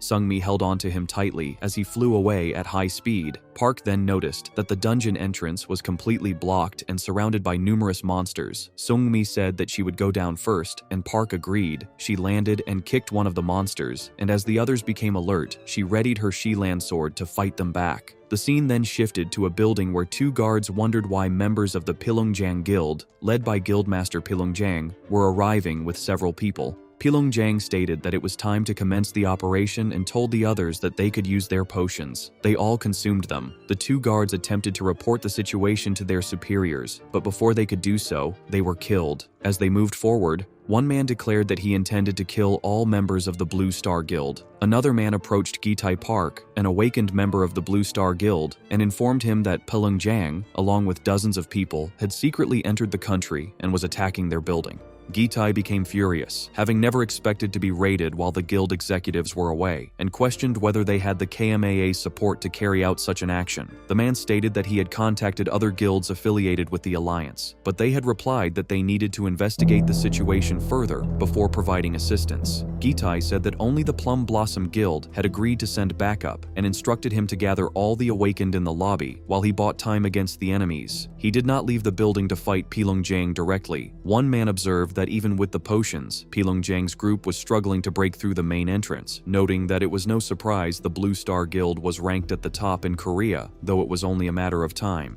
Gitai then struck at Pilongjang, calling him a filthy traitor and demanding how he dared to betray the alliance and side with another country. Pilongjang retorted that only the strong survived and that whoever emerged victorious would gain the power to decide the rulers, declaring that they were certain to win the war. He then unleashed a tremendous amount of power and attacked Gitai. 2 hours had passed since Park and Sungmi had entered the dungeon, and Park felt that they would have been in serious trouble if Sungmi had not recognized the trap earlier. She was also shocked, as she had not expected to encounter the same kind of trap they had faced in the Black Dragon's lair. Eventually, they reached the boss room, and Park wondered whether the enemy was waiting for them behind the doors, or if it was another foe they had yet to encounter. As the gate opened, Park looked through it. Park learned that Berhard's magic had been detected and that he was moving to another area. Eventually, Park entered Berhard's garden, where everything was white, causing him to wonder where they were. A boy was sitting there, welcoming them and saying that he had been waiting for them. Park and Sungmi went on guard, questioning who he was and how he knew them. The boy explained that Berhard had told his parents a great deal about them. He then introduced himself as Jared, the only son of Berhard and Mary. The scene shifted back to the battle between Pilongjang's guild and Gitai. Gitai was fighting alone when he was suddenly slashed and fell to his knees. Pilongjang praised him, saying that Gitai was truly exceptional for having lasted so long against so many opponents by himself. However, he declared that it was now over and that Gitai's precious Blue Star Guild would fall to him. Suddenly, new fighters appeared and attacked Pilongjang and his guild members. Cheonhua and Lizzie from the Plum Blossom Guild arrived to help, stating that they would wipe out Pilongjang's forces and questioning whether he truly thought they would stand by while he joined forces with China to take over Korea. The scene then returned to Park and Sungmi. Park was surprised to learn that Jared was Berhard's son and questioned what the place was. Jared replied that it was a separate space his father had connected to Park's dimension and said that he was sure Park had met his father in a similar place before. He added that his father had told him to hand over certain gifts if Park and Sungmi came. These gifts turned out to be the legendary Great Dimension Stones. Park wondered how Berhard had managed to obtain so many of them. Jared explained that he had been traveling across continents with his parents to search for the items Park needed, but said that was not all he had prepared for him. He added that it was extremely difficult to maintain that space once the items were handed over. He said that his parents had worked very hard to create equipment such as a staff, a Zakali wheel, and the Golden Stone. Park expressed his surprise, saying that he had never imagined he would receive such incredible items. Suddenly, a mark appeared on Park's hand, and he realized that it had many functions, including the ability to be worn alongside other equipment and even change his appearance. Park felt guilty about taking everything, as the items were far too valuable. Jared told him not to worry, explaining that his parents often talked about how much they owed Park. Park felt deeply grateful for everything. Soon after, the space began to collapse, and Jared said that his role there was finished. He then used his power to open a portal and asked them both to leave. Park asked Jared to convey his regards to his parents when he returned and said that he hoped they would meet again in the future. After that, Park and Sungmi appeared in the training facility beneath his house, where Deli and Latte wondered how the two of them had arrived there. Park said that he was unsure himself and asked about the weapon Deli was carrying on her back. She explained that she had been working on his request when the dimensional door opened, which was why she had been keeping an eye on it, and added that Park's device had been ringing for a while. Park realized that it was a call from Gitai and answered it, asking if something was wrong. Gitai immediately asked for Park's help. Park noticed that Gitai's voice was unusually tense, and Gitai explained that Pilungjang's guild was attempting to take over the entire tower and seize full control of it.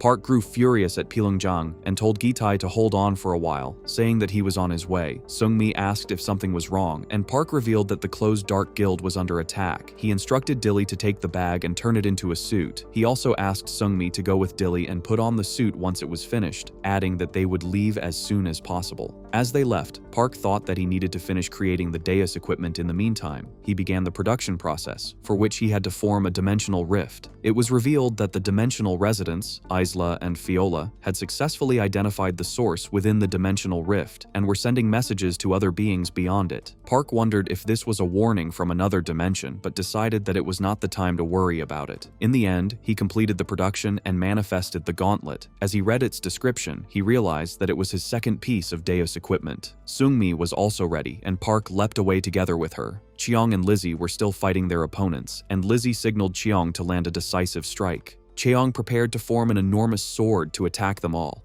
Gitai thought that Cheong's attacks grew stronger as he accumulated more magic and assumed that he had probably used up all of his mana just now, hoping it would be enough to end the battle. However, several trucks soon arrived with people pouring out of them. Gitai wondered how many awakened they had, as more kept coming no matter how many were taken down. Cheong said that they had been unable to contact the other Blue Star executives or the awakened from the KMAA.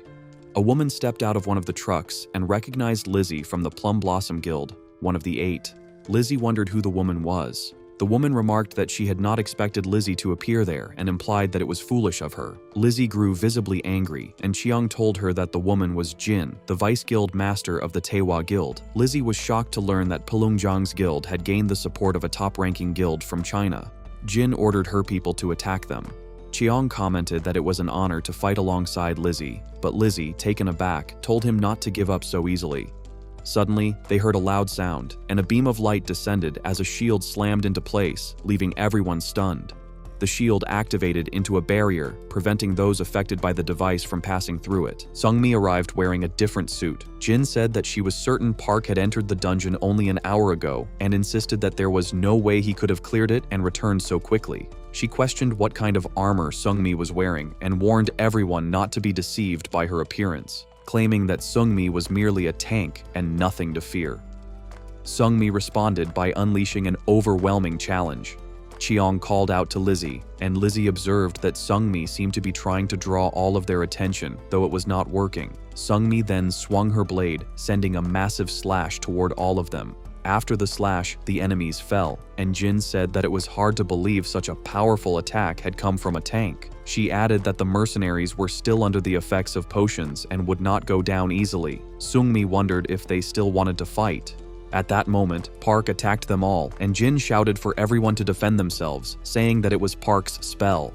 They attempted to resist, and Pilungjang remarked that Park's spells were weaker than he had expected, claiming that the rumors about him had been exaggerated. Jin, however, thought that the spells she had previously seen Park use had not been that weak. She then realized that what they were facing were merely Park's drones. Pilungjang was shocked and wondered how long Park intended to keep watching from a distance, and whether he was truly too afraid to fight directly. Suddenly, Park appeared behind him with a gun and shot him. Jin panicked, wondering how Park had managed to kill an SS rank awakened with a single shot, and assumed that he must have used a great deal of mana. She immediately ordered her people to attack Park at once. Park wondered whether she truly believed that he had used all of his mana. He then attacked them with hellfire but realized that Jin had escaped, using her subordinates as bait. He wondered whether he should chase after her. Seungmi approached him and asked if he was all right. Park told her that he was fine, said that he would leave the cleanup to her and the others, and then went after Jin. The scene then shifted to outside Dungeon 871, near the second exit of Yonghwa Station, where an injured girl emerged, supporting a wounded boy. She apologized to him, saying that everything was her fault. He calmed her down, telling her that it was not her fault and that she should not blame her choices, adding that it had been his decision. She insisted that he would not have been injured if it were not for her. Eventually, they reached an open area with no path forward. Someone appeared from behind and said that they had finally reached a dead end and that the chase was over. The woman angrily confronted Lee, asking if he had any idea what he had done, stating that there had never been internal conflict since the KMAA was first established. Lee asked whether she had investigated him separately and said that she was the one who had started it. The girl accused him of corruption and blamed him for everything that had happened. Lee shouted that he had had enough of their accusations, declaring that the country had done nothing for him despite all his efforts to build the KMAA into what it was, and that they had even tried to demote him when they thought he was no longer needed. He said that it was then he realized he would eliminate anything he did not need and take full responsibility for coordinating all awakened individuals in Korea. The man then shouted, calling Lee a fool and questioning whether he truly believed he could achieve such a goal by joining forces with others. He said that Lee was nothing more than a puppet and asked if he honestly thought he would be safe once the two of them were gone. Suddenly, the man was attacked and collapsed to the ground. Lee stated that everything was pointless and that everyone else would fall in line once he got rid of the two of them. He then ordered his subordinates to kill them both. The man thought that he had to find a way to escape. Filled with rage, he forced himself back onto his feet. The girl tried to help him, as his injuries were severe, but he said that an opening would soon appear in that place, allowing them to escape. She pushed him forward, and just as he was about to hit the ground, the floor beneath them shattered right in front of Lee's eyes. Those two still had not fallen, and the man mocked Lee, wondering if he was actually trying to take them down. After that, a few of Lee's people also fell there. Another one said that they had to get out of that place, but while everyone was talking, Lee denied everything, insisting that those two were still alive after passing through the portal, and that there was no way they would die from something like that. He ordered everyone to return to the entrance immediately and find those two, as they could not let them escape. The girl tried to wake him, and they wondered how they had survived. They then realized that it was Park who had come to help. Park said that he was glad they had noticed his portal just in time and added that, since they had recovered a little, they should take Akron with them and leave that place. He apologized, saying that they would only be a burden because they had run out of mana, and asked Akron to escort them both out. Akron agreed. As Lee and his people were moving, they suddenly found themselves trapped in Park's strings, and Park used chain lightning on them. Lee stopped it and asked Park how he had found that place, then saw him enter the dungeon. Park said it was unfortunate, but Lee was out of luck. Lee declared that it was not over and that his men were camped outside, waiting for his command, and that Park would not be able to leave that place. Park replied that Lee was very slow, explaining that he had already handled the situation, that those people had retreated, and that he had personally dealt with Pilung Jang. Lee became angry and asked if Park really thought he would believe that. Park responded that it was Lee's choice whether to believe it or not, then used Transcendence support.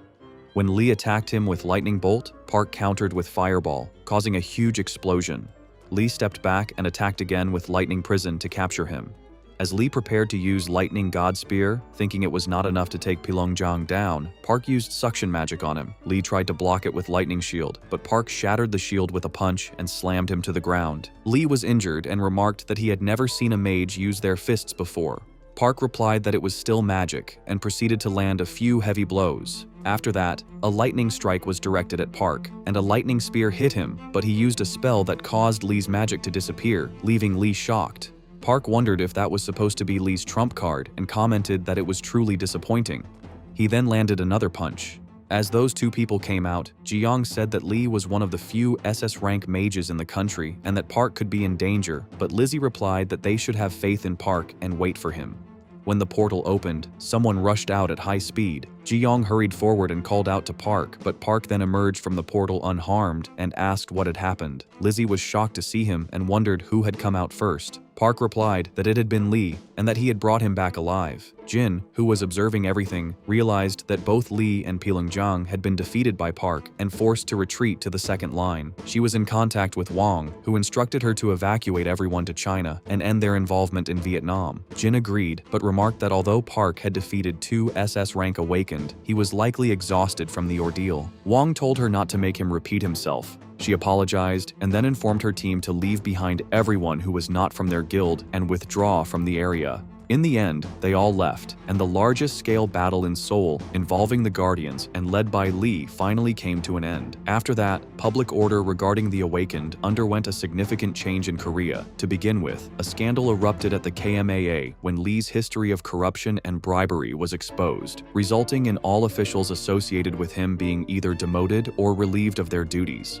Jang Mi was appointed as the new director of the KMAA, while Daiho became the head of the KMA Seoul office. Leah was offered an opportunity for promotion during this process, but she chose to leave and officially join Park's team instead. The scene then shifted to the dimension Lamina, where monsters were flying through the sky. Voila went to Isla and asked about the name of the person they had been discussing in the meeting. Isla replied that it was Park, and explained that people said he was a mage from another dimension called Earth, adding that the order had come directly from Lord Balzarox, so it had to be taken seriously.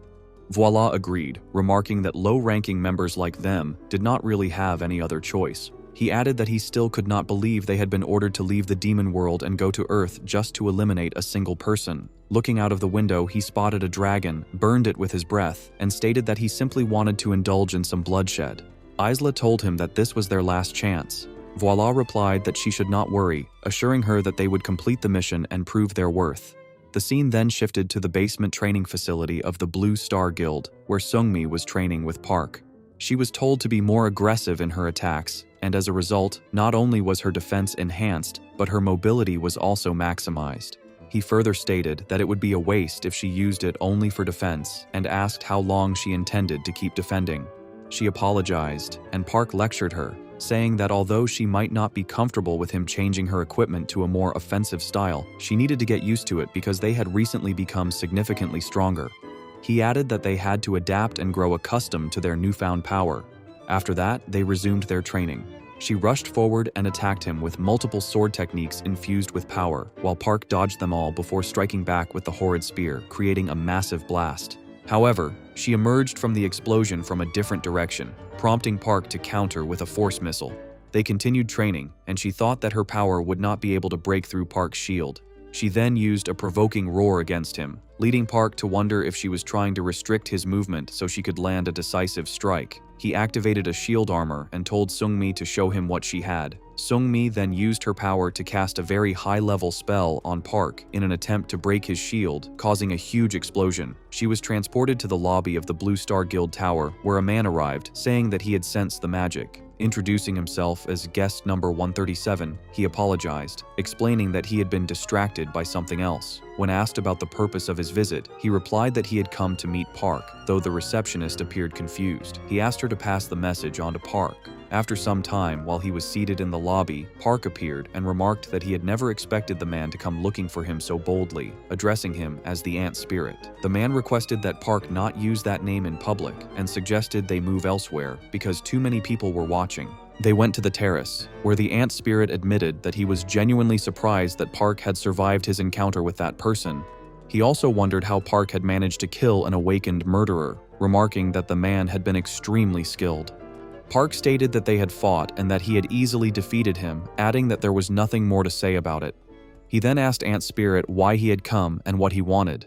Ant Spirit replied that he was interested in finding out how much Park knew about the Awakened. Park caused one of his hands to glow and said that if Ant Spirit was aware that his abilities came from B and F, then he should already know the answer to that question. Ant Spirit responded that if Park was wondering whether he could be trusted, he would reveal his deepest and most important secret. He then removed the mask from his face, revealing his true appearance, and stated that he was willing to share any other information he had with Park. Park was surprised to see his real face. Ant Spirit explained that no one had ever seen his true face and lived to tell the tale, as he had killed all of them, and that Park was the only one who had seen it and survived. Park remarked that it was truly an honor, but said that he still had nothing more to say to Ant Spirit. Ant Spirit then said that Park should show his own face, as he wanted to know why Park had been chosen. He extended his nails and remarked that he wanted to see who had witnessed his appearance and managed to survive. Park asked whether Ant Spirit truly intended to go that far. Ant Spirit attacked him, but Park activated Iron Body and remarked that he had not expected Ant Spirit to attack without warning.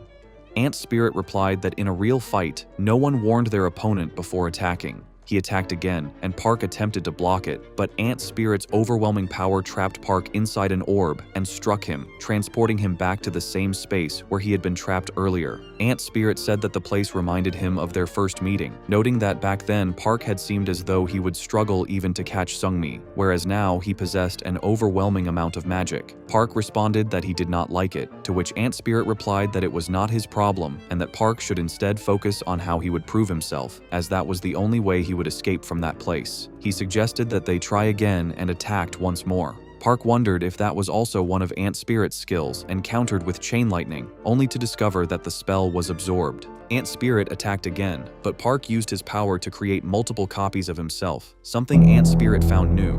All of the copies attacked with force missile, but Ant Spirit dodged them and moved toward the real body, leaving Park shocked at how Ant Spirit had identified it.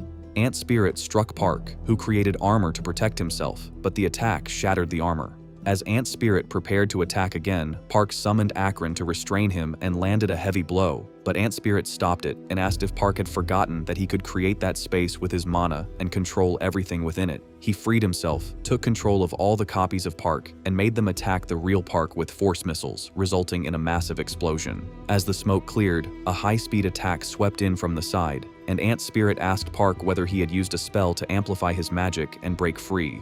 Park replied that it was not over yet, but Ant Spirit said that it was already enough for the day, as he had never expected Park's magic to become so powerful.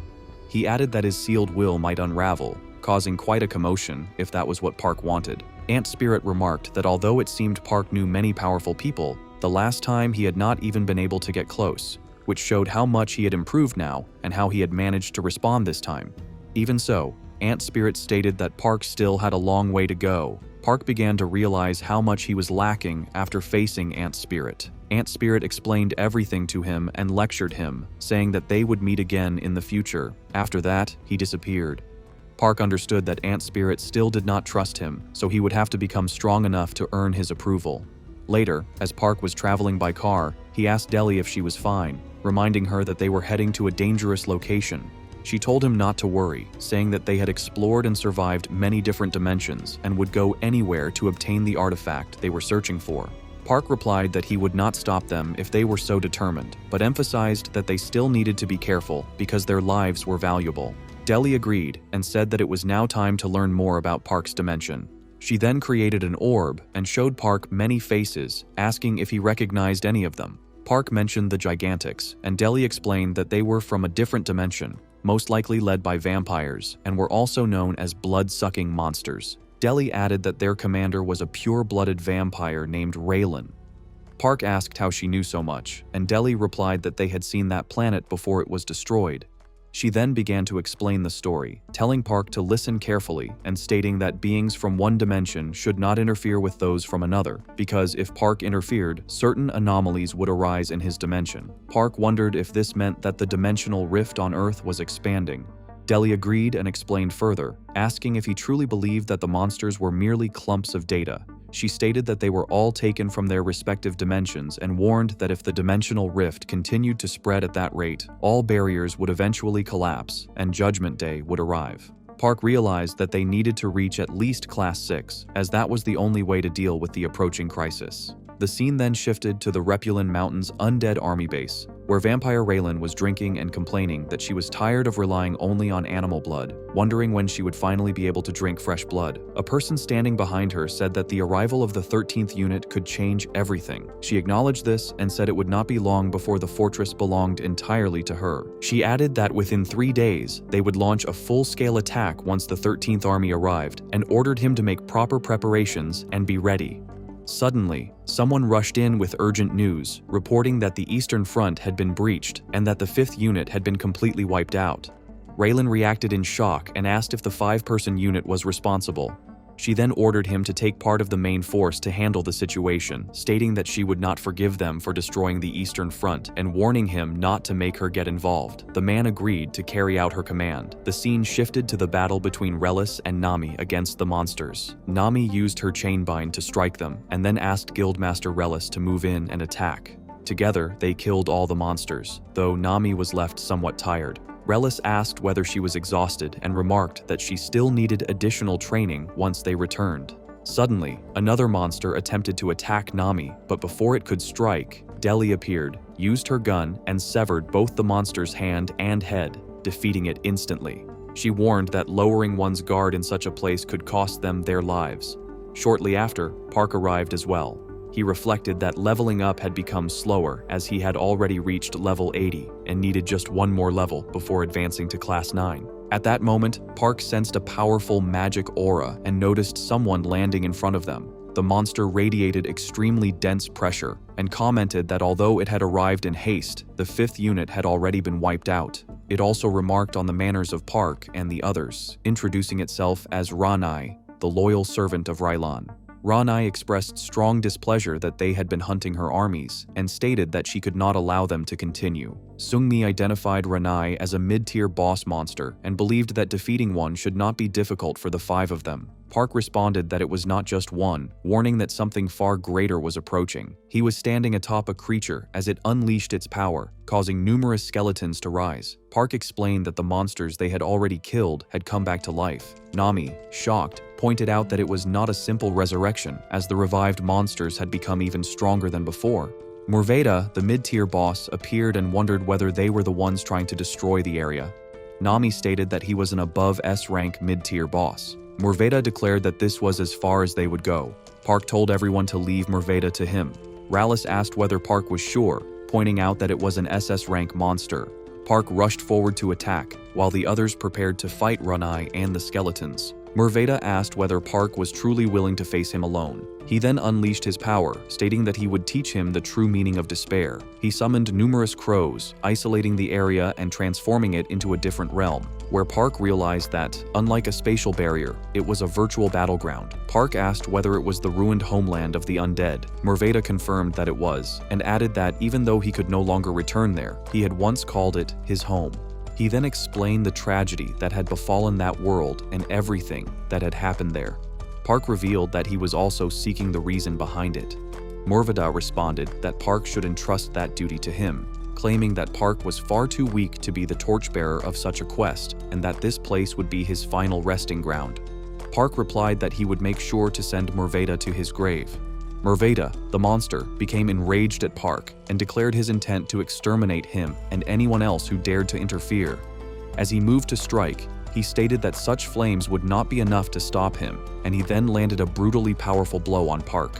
Meanwhile, the others were fighting the skeletons and Ranai, with Seungmi performing on a completely different level compared to before.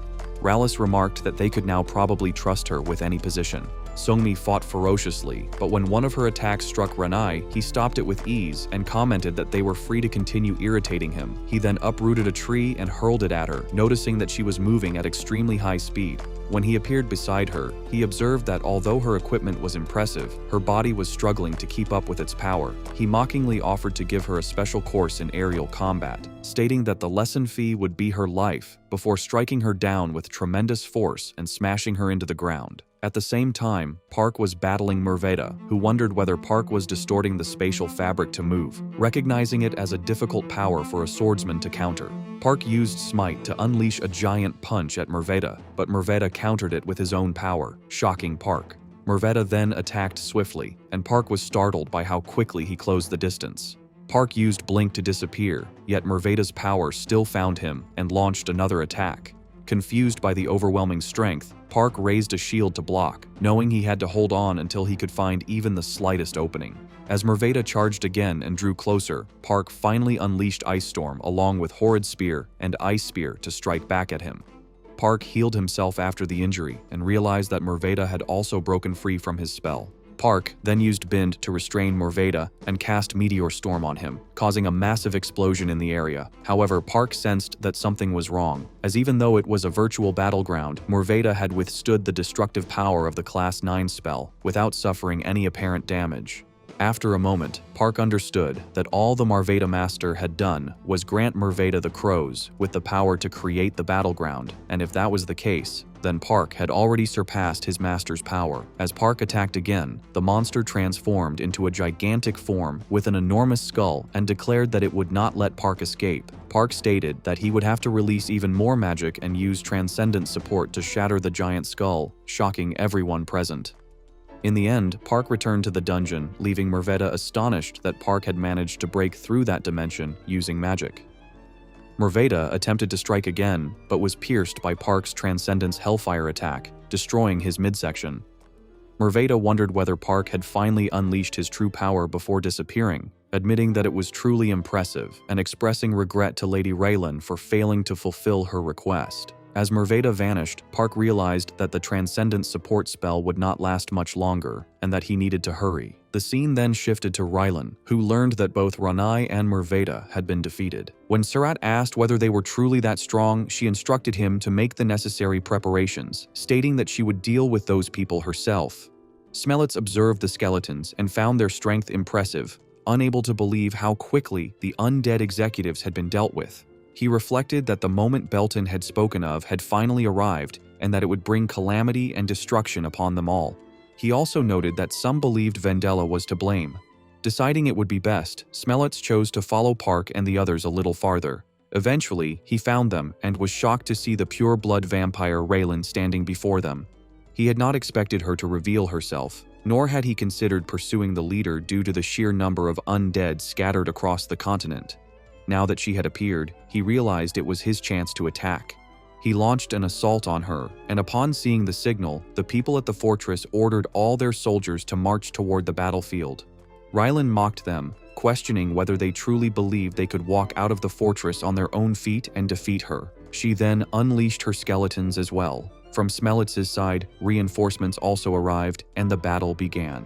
Relis remarked that the Sinstress army seemed to have moved parkward, worried about dealing with another force in addition to the boss, but now they would focus solely on defeating her. Rylon called them ignorant fools and launched a powerful attack on the army, but Sungmi raised a barrier, stating that they had barely managed to block it. Park then asked Relis to hand over command and set aside formalities. He assigned Sungmi as the main tank with Relis assisting her, instructed Nami to maintain debuffs from a distance with Bayek supporting her ranged attacks, and declared that he himself would act as the main damage dealer. As they carried out their roles, Park noted that the battleground was soaked in blood, making it far more advantageous for a vampire like Rylon. Sungmi realized that they needed to lure her away from that area. They attacked her together, and Park suddenly told Sungmi to step aside as he moved to confront Rylon directly, leaving her to wonder whether this alone was truly enough to defeat opponents like Murveda and Ranai. She appeared extremely enraged and began chanting her power, summoning a massive serpent to attack Park. She declared that everything would be finished by now. Park was saved by Smellets and wondered why he was helping him. Smellets replied that Park's power was indispensable in that battle and that he would do his best to support him. When Smellets asked whether Park knew any way to defeat the undead leader, Park explained that she was a vampire and that defeating her on a battleground soaked in blood was nearly impossible, so they needed to drive her far away from it. Smellets asked whether Park had a plan. At that moment, Rylan approached them, wondering what they were discussing, and suggesting that if they were done talking, they should continue the fight. She remarked that soaking in the blood of the fallen would only benefit her, then summoned numerous spears and prepared to attack. Park told Smellets that holding Raylan in that place, even briefly, was his responsibility. Smellets felt it would not be easy, but said he would try. The spears flew toward them as Smellets attempted to push them back and counterattack, but Raylan stopped him by triggering a bloody explosion that caused a massive blast nearby. Smellets did not understand how he was managing to keep her restrained. As the battle continued, Sungmi joined them. Smellets used Aura Blade on Rylon, but she remained unharmed and challenged them to show everything they had. Suddenly Rylon stabbed Smellets, remarking that it was truly a shame. Park thanked Smellets for his help and then used teleportation, causing all three of them to disappear. Nami asked Relis what they should do next, and Relis replied that Schwartzman must have gone with Park earlier and that they would remain there to deal with the Death Knight. Rylon, now confused about her surroundings, realized she had been moved. Park arrived with Smellets and healed him. Enraged, Rylon questioned whether they thought they could win simply by going somewhere without humans. Park replied that they would soon find out, as he combined his power with Smellets and Sungmi to fight back against her. Surat was standing against the others, and Ralis thought that he seemed weaker than the other two she had met and fought before. However, she believed she could defeat him quickly and then go to help Park. She rushed to attack and asked Nami to assist her. The battle began, but she soon realized that Surat's movements were much smoother than she had expected, making it impossible for her to predict his attacks. Suddenly, as he moved to strike, Quicksand attacked him instead. He became confused, and Nami explained that it was her magic. She said that although she could not catch him with a bind spell, predicting his movement and setting a trap in advance was not a problem. Beck appreciated this opening and stated that he would take advantage of it by using a Qigong technique, creating a massive dragon that struck Surat. The scene then shifted to Rylan, who unleashed her power. When Sungmi and Smellets tried to attack her, Rylan bound them both and slammed them into the ground. During that time, Park used a force missile, but Rylan disappeared and reappeared behind him to strike. Park responded by using Dimension Door, while the others blocked her attack with their shields. Rylan felt that the shield was extremely sturdy and realized she could not break through it, even in her blood mist form. She then formed a bloody nail and attacked Park again. Smellets used her aura blade to counter it, but Rylan easily destroyed it. Everyone began to wonder what they should do next. Park understood that Rylan had wasted her blood to destroy the attack when she could have avoided it. He realized that there was a 5-second cooldown on her transformation ability, and concluded that he needed to land a decisive blow within 5 seconds after she returned to her human form. Before that, he needed time to prepare, so he asked Sungmi and Smellets to buy him some time. They engaged Rylan, and she mocked them, wondering whether they thought the shield would stop her and how long it would last. Sungmi struggled, and after some time, the shield finally broke, leaving Rylan ready to attack her. Before Rylan could attack Sungmi, Smellets intervened and struck with his sword. Park released the enchantment, causing the sword to glow brightly as it released continuous light. Rylan was shocked and became worried because the light was extremely bright and dangerous for her, forcing her to take action. However, Smellets managed to slash her, and Park realized that the 5-second window had begun. During that time, Smellets sliced the attack into small pieces, causing blood to scatter everywhere. The Bloodstone began to react, but Smellets did not stop and continued using his aura armor. Suddenly, Rylan returned to her human form, but Park used Limited Wish to create multiple portals, restricting her movement by forming a dimensional trap for those 5 seconds.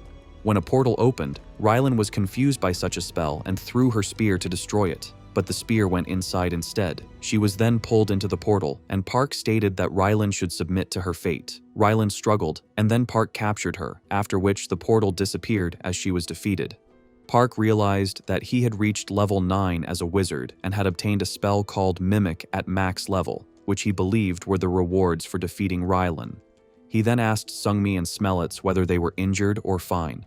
Smellets replied that he was fine and had avoided any major injuries because of his aura armor skill, adding that the attack had been nothing to him. Suddenly, they noticed a bright light in the sky, and Park remarked that it did not seem like the right time to talk. He then created a portal and teleported them away from the area. After that, they succeeded in clearing the remaining undead army in the mountains. The other members of Park's group received substantial rewards and returned through the portal, but Park stayed behind to visit the fortress at Smellets' request. As Park sat there, he wondered why he had been summoned. Beltan soon entered, remarking that it had been a long time since they last met. They shook hands, and Beltan first thanked Park for all his help, saying that they had finally defeated the vampires. Park replied that it was nothing, and that the experience had allowed him to reach greater heights. Beltan then suggested having some tea, and they both sat down. Beltan placed an object on the table, which activated soundproof magic, causing Park to wonder about its purpose. Beltan then stated that he had some news to share. He explained that not long ago, Bearheart had told him he had made significant progress in his research on dimensions, and would soon be able to create a permanent portal between 2 different dimensions. Park thought that it must be related to the dungeon where he had recently met Jared, recalling that they had only managed a brief conversation at that time. He felt glad that he and Sungmi had intervened to help Bearheart. Belton went on to say that a nearby portal would be used for the connection, and if Park visited regularly using his usual portal, Belton would share any news about Bearheart during those visits. Park felt that it would make sharing information much easier. They concluded the meeting by parting ways, and Belton expressed his hope that the path ahead for Park would be blessed with magic. Park returned to the training area through her portal and noticed that the staff members were extremely busy. He approached Sungmi and asked what was going on and whether something was wrong. She wondered if he had not received the warning message from the system. Park then learned that an army led by demons was about to arrive on Earth through a dimensional rift and that there were only 40 minutes left. He realized that he had to go to the top of the tower to begin the discussion. Park mentioned that he had received a golden system message and wondered if Sungmi had received it as well, but she denied it. He then decided to head there himself. Rallis stated that they were going to KVI because their guild master had called for an emergency meeting too. Park replied that the timing was perfect and said he would head there and show them the way. He asked Sungmi to summon the rest of the team and make sure to bring Deli and Latte as well. After that, he teleported away. The scene then shifted to the Tower of Deos in China, where Wang was standing and stated that the heavens were indifferent to mortal struggles and that he had not expected an outbreak to be triggered with China as the target. His assistant wondered whether they should wait and act only after gaining a better understanding of the situation. But Wang refused, saying that they had to seize the opportunity to increase their guild's reputation. With only 9 seconds remaining before the demons arrived, everyone was fully prepared. When the time ran out, a portal opened, but no one could see through it. Something emerged from within, and the awakened fighters struck at it, yet nothing happened. The beings were extremely powerful, but Wang stepped forward and declared that it was time to show the world how strong he was. He ordered all units to commence the attack, and everyone prepared to fight the demons. Finally, various kinds of demons arrived, and the battle began. Humans struggled to fight them back, except for Wang, who was effortlessly slashing through the demons and remarked that it was disappointing because such insignificant monsters did not allow him to display his true power. Suddenly, an overwhelming pressure filled the area, and Wang was surprised to see a portal appear in front of him. Two demons named Isla and Voila emerged, wondering why a transcendental being was present there and stating that they had come to defeat him as ordered. Wang declared that he would exterminate both of them to show the entire world how powerful he was. The two demons wondered who he even was. Isla commented that he seemed to be the strongest among the humans, while Voila decided to have some fun. However, Isla reminded him not to forget their objective. Voila then stepped closer to Wang, as if they were about to begin their fight. The scene shifted to the dais tower in Korea, where Zhao was sitting and watching Wang's battle while all his guild members had already been deployed. As Park watched the fight, he noticed Voila suddenly grab Wang by the head and smash him into the ground, mocking him by asking whether he was truly considered the strongest human and whether that was all he had. However, Park then saw that Wang had not moved at all, even after enduring Voila's power. Voila struck him again and declared that this would be their future. Flames spread toward the helicopters flying in the sky, and the live broadcast ended as a result. Park thought that he could not believe Wang was already dead. Jiang Mi approached Park and asked if he had seen the broadcast of the battle in China. Park agreed, and Jiang Mi revealed that they had been contacted by the CBI, requesting reinforcements. She explained that if the brutes decided to travel by land, they would likely pass through North Korea to reach them. Park agreed, and Jiang Mi asked whether, after finishing his business at the tower, he could assemble a team and head straight to the KBI headquarters. She said they would discuss the details once they met again, as she needed to continue monitoring the situation in China. After that, Park went to speak with Deus, who informed him that the demons had arrived by creating a black gate, which would rapidly accelerate the dimensional rift. Deus explained that if the Black Gate were completed, the dimensional rift would become permanent, leading to an unstoppable disaster. Park asked what he needed to do, and he was then informed of the consequences and what actions were required. Park learned that if he succeeded in preventing the Black Gate, Deus would seal the rifts occurring across all dimensions for the next 100 days. He was surprised and wondered whether such a thing was even possible. Deus replied that this was the greatest chance Park could manage in his current state. However, he added that dimensional rifts would begin to appear again once the 100 days ended, and after that, the demon lords would start carrying out their schemes. Park felt that they did not have much time, and Deus stated that the demons had to be stopped from attacking. Park thought that Deus was a transcendental being, and wondered whether all of this was beneath his power. He questioned why Deus could not simply interfere and stop everything himself. Deus denied this, explaining that his existence was incomplete. He stated that Earth would receive his blessing once more, causing its creatures to become stronger than ever, and that overcoming these trials would accelerate Park's growth. Deus added that Park would need to use the next 100 days wisely once the gate was closed. Park acknowledged and understood everything. The scene then shifted to the vicinity of the Deus Tower in China, where Isla and Voila were moving. They held a magical stone and mentioned that there was indeed a transcendent being in that dimension. Voila stated that it was time for them to make their move. As they discussed their surroundings, they mentioned that there were around 200,000 humans available as sacrificial offerings. Isla decided to open the gate, and as he used the magical stone over the dead human bodies, a beam of light appeared, and the entire area was engulfed in darkness. Isla stated that the preparations were complete, and that once enough sacrifices were fed, the dimensions would connect in no time. Voila remarked that they might as well behead the transcendent being before the gate finished connecting, and Isla agreed, adding that the demon lord would surely commend them for their efforts. Voila left the gate's work to Isla and set out to find the transcendent being, as he was also seeking a worthy opponent. Isla proceeded to open the gate, allowing numerous monsters to emerge and accept the offering. The scene then shifted to an abandoned factory ground near the Chinese CBI, where humans were fighting monsters. A mid-tier boss monster easily defeated them and searched for the transcendent being. Park arrived and attacked it with a horrid spear, stating that he was the transcendent the monster was looking for. He followed up with a fire spear and defeated the monster with ease. The survivor thanked him and wondered who he was. Park told him to just leave everything to him. Then a girl arrived, introducing herself as a vacant fighter of China and apologizing for being late. She introduced herself as Yunso from the KBI. After returning from the Tower of Deus, the support team of a vacant selected by KBI headed towards China, but they could not get past the barrier that had been created near CBI, so they had to make a detour before landing. For a few days, they eliminated monsters near the barrier and used the dimensional fragments they earned as rewards to acquire a pair of Deus shoes. Finally, they reached the underground base of CBI, which was closest to the barrier.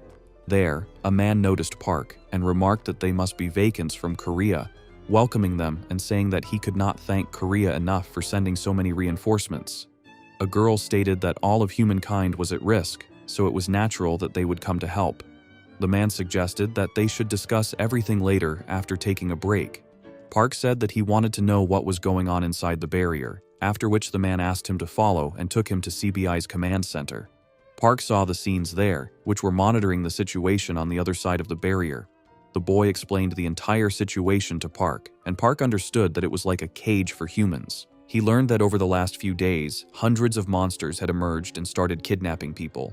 Park asked how they had managed to place cameras inside the barrier. The boy explained that CBI agents who had been captured by monsters had risked their lives to install those security cameras within the barrier. He added that electrical signals could pass through the barrier, which allowed them to gain extensive coverage and gather information that would not have been possible otherwise. He also told him about Isla and Voila. Park wondered if there was any way to find weaknesses or patterns in their movements, even the smallest details. He felt as if he had made eye contact with Isla. Isla sensed Park and then created a giant spear to move away. Voila also sensed this and wondered if Isla had found the transcendental one. Park asked to use the microphone to inform everyone to take cover, as the brutes were already aware of the security cameras and could detect them with magic. A red alert was issued to everyone, and Park called his team, asking them to protect the people because he could not allow that place to be attacked and would protect it at any cost. He realized that the spear was coming, so he created a shield to block it, but it passed straight through.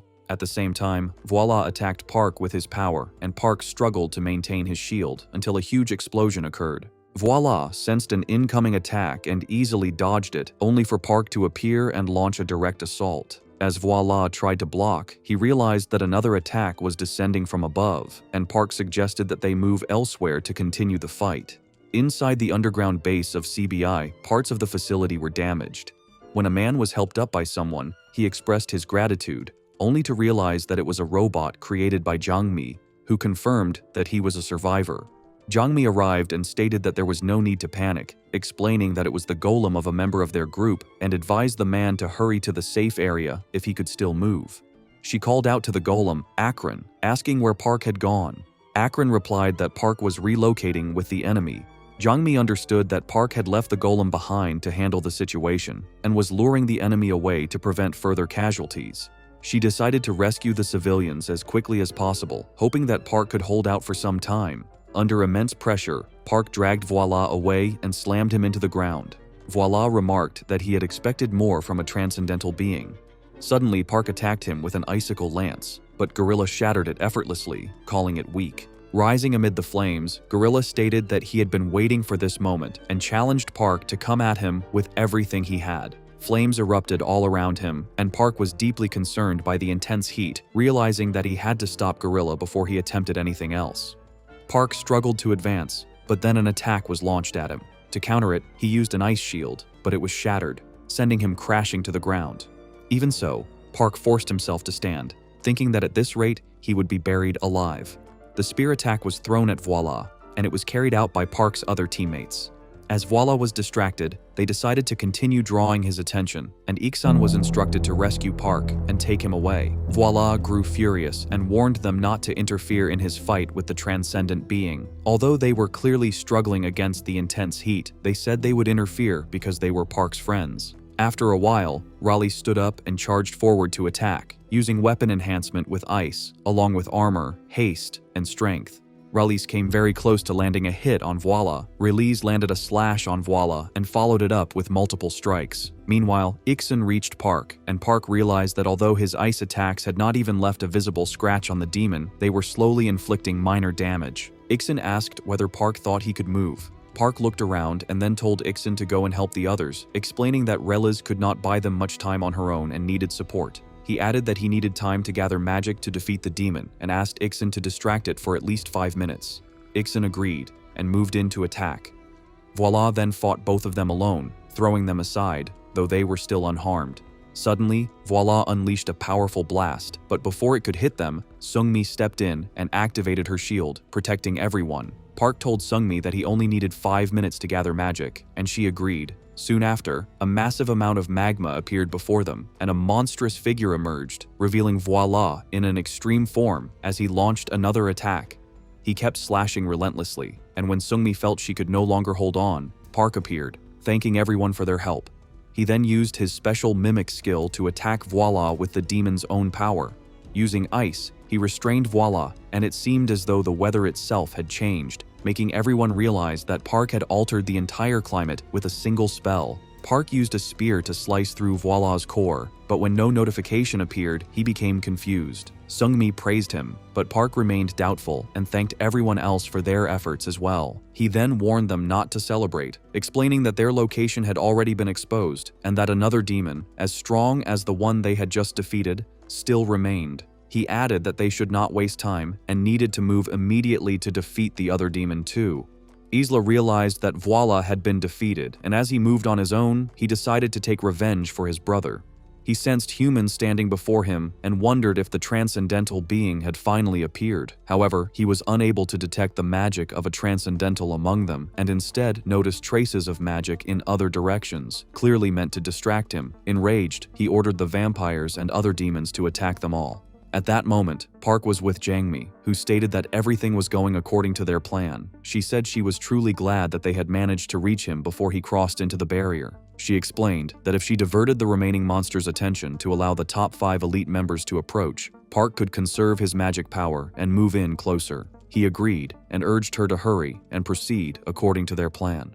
She told him to take her hand, and they rushed away at high speed as she lifted him in her arms. On the other side of the barrier, the battle between monsters and humans continued, and just as a monster was about to attack the humans, it was cut down by Juhi.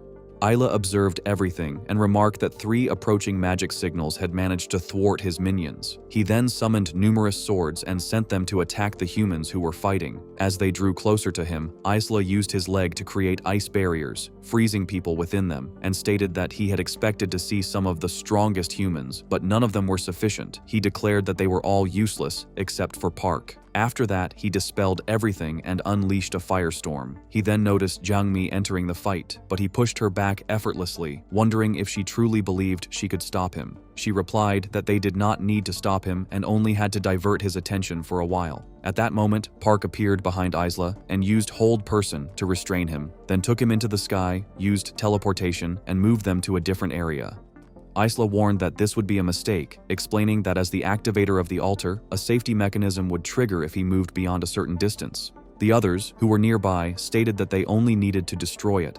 However, the altar opened a portal from which an S-rank altar guardian of enormous size emerged. Isla called it shameful that Park had chosen to retreat to save his friends, declaring that he would end up losing them all. The altar struck at Jangmi while Park continued battling Isla, showing no concern for the others, confident that they would not fall so easily. As the altar moved to attack Jangmi, Daiho stepped in to block it, stating that he was much better after being healed by the fairy and that the others would return soon. They all launched their attacks on the altar with their full strength, and Juhi felt that if it could be damaged, then it was possible to defeat it. She touched the altar's surface and quickly retreated, warning everyone that it was not a normal golem and that they would need another way to deal with it. She then suggested that they attack the altar together all at once. Meanwhile, Park prepared a firestorm to strike Isla, but soon realized that the spell was not strong enough to pierce Isla's ice.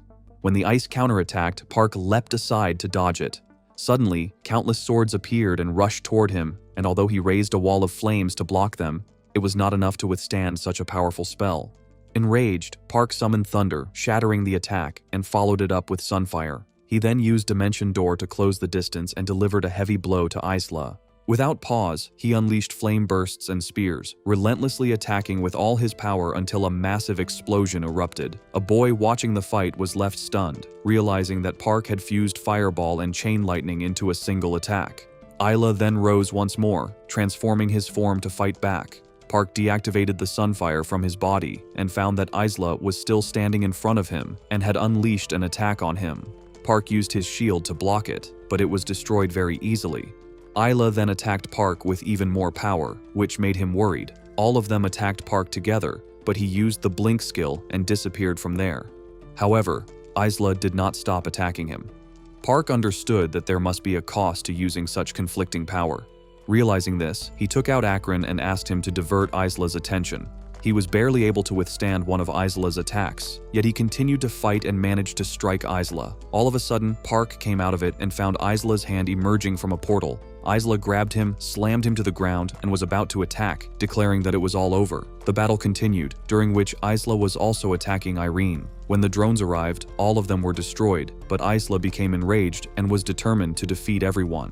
During that time, Park used Meteor Storm to attack him, while Isla was also using his power, which was blocked by Alter. As Isla was about to strike Park, he realized that Park's meteor attack had come extremely close and noticed that Park had created many portals. Then the skill hit, causing a massive explosion. The system finally appeared and announced that Park had defeated the two demons and stopped everything. Inside the Black Gates zone, humans were still fighting monsters, and once they found a good opportunity to attack, they defeated those monsters as well. Jiang Mi also struck the remaining spider monster, and all of them were defeated.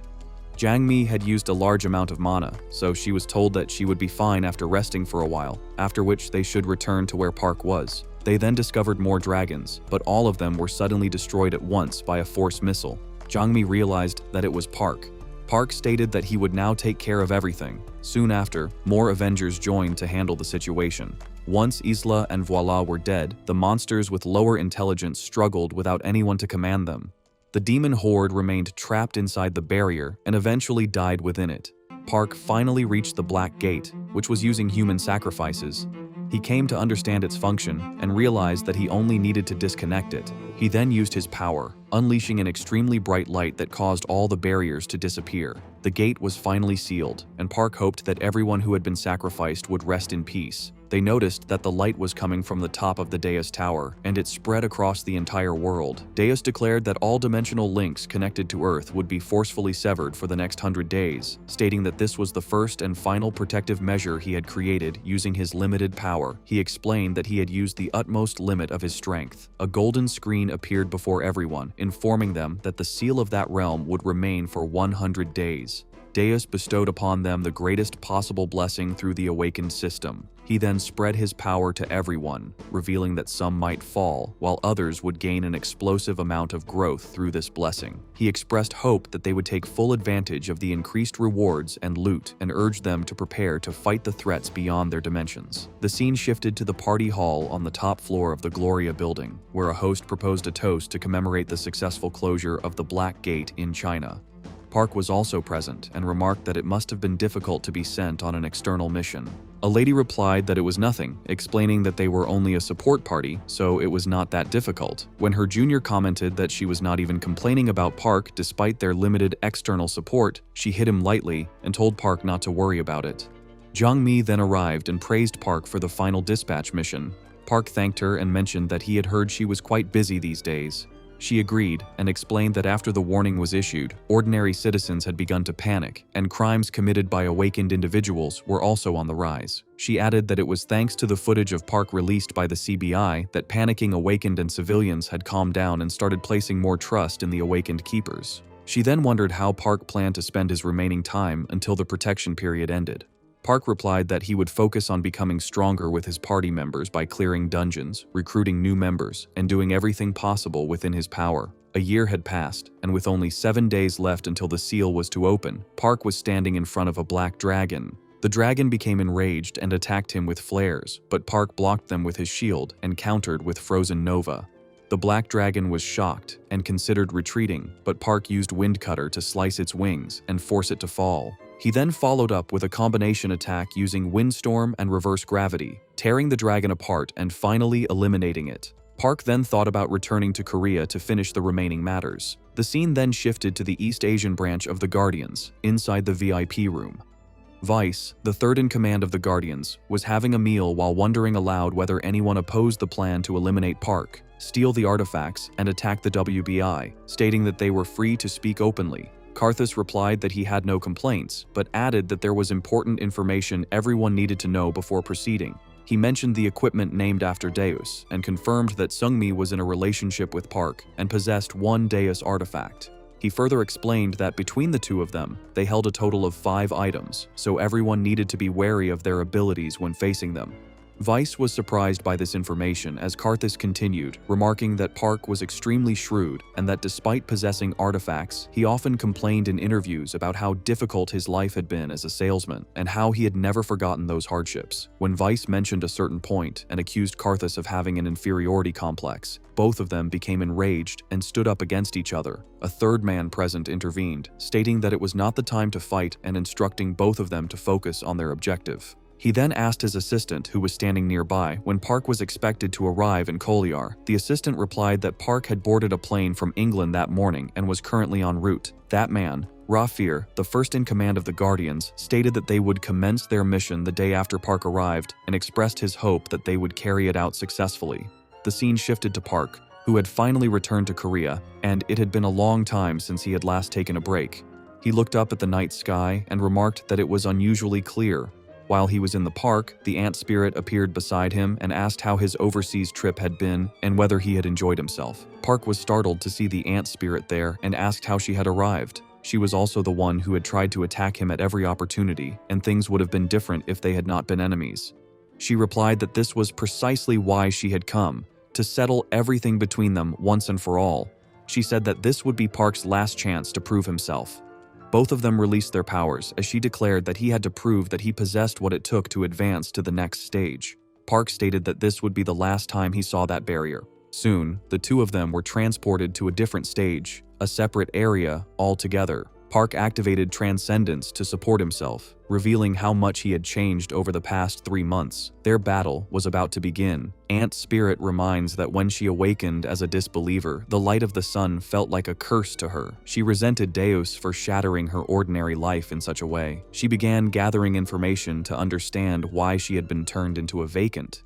She believed that Deus was searching for a vacant capable of fulfilling his purpose and assumed that she would also be entrusted with something, but she received no guidance at all.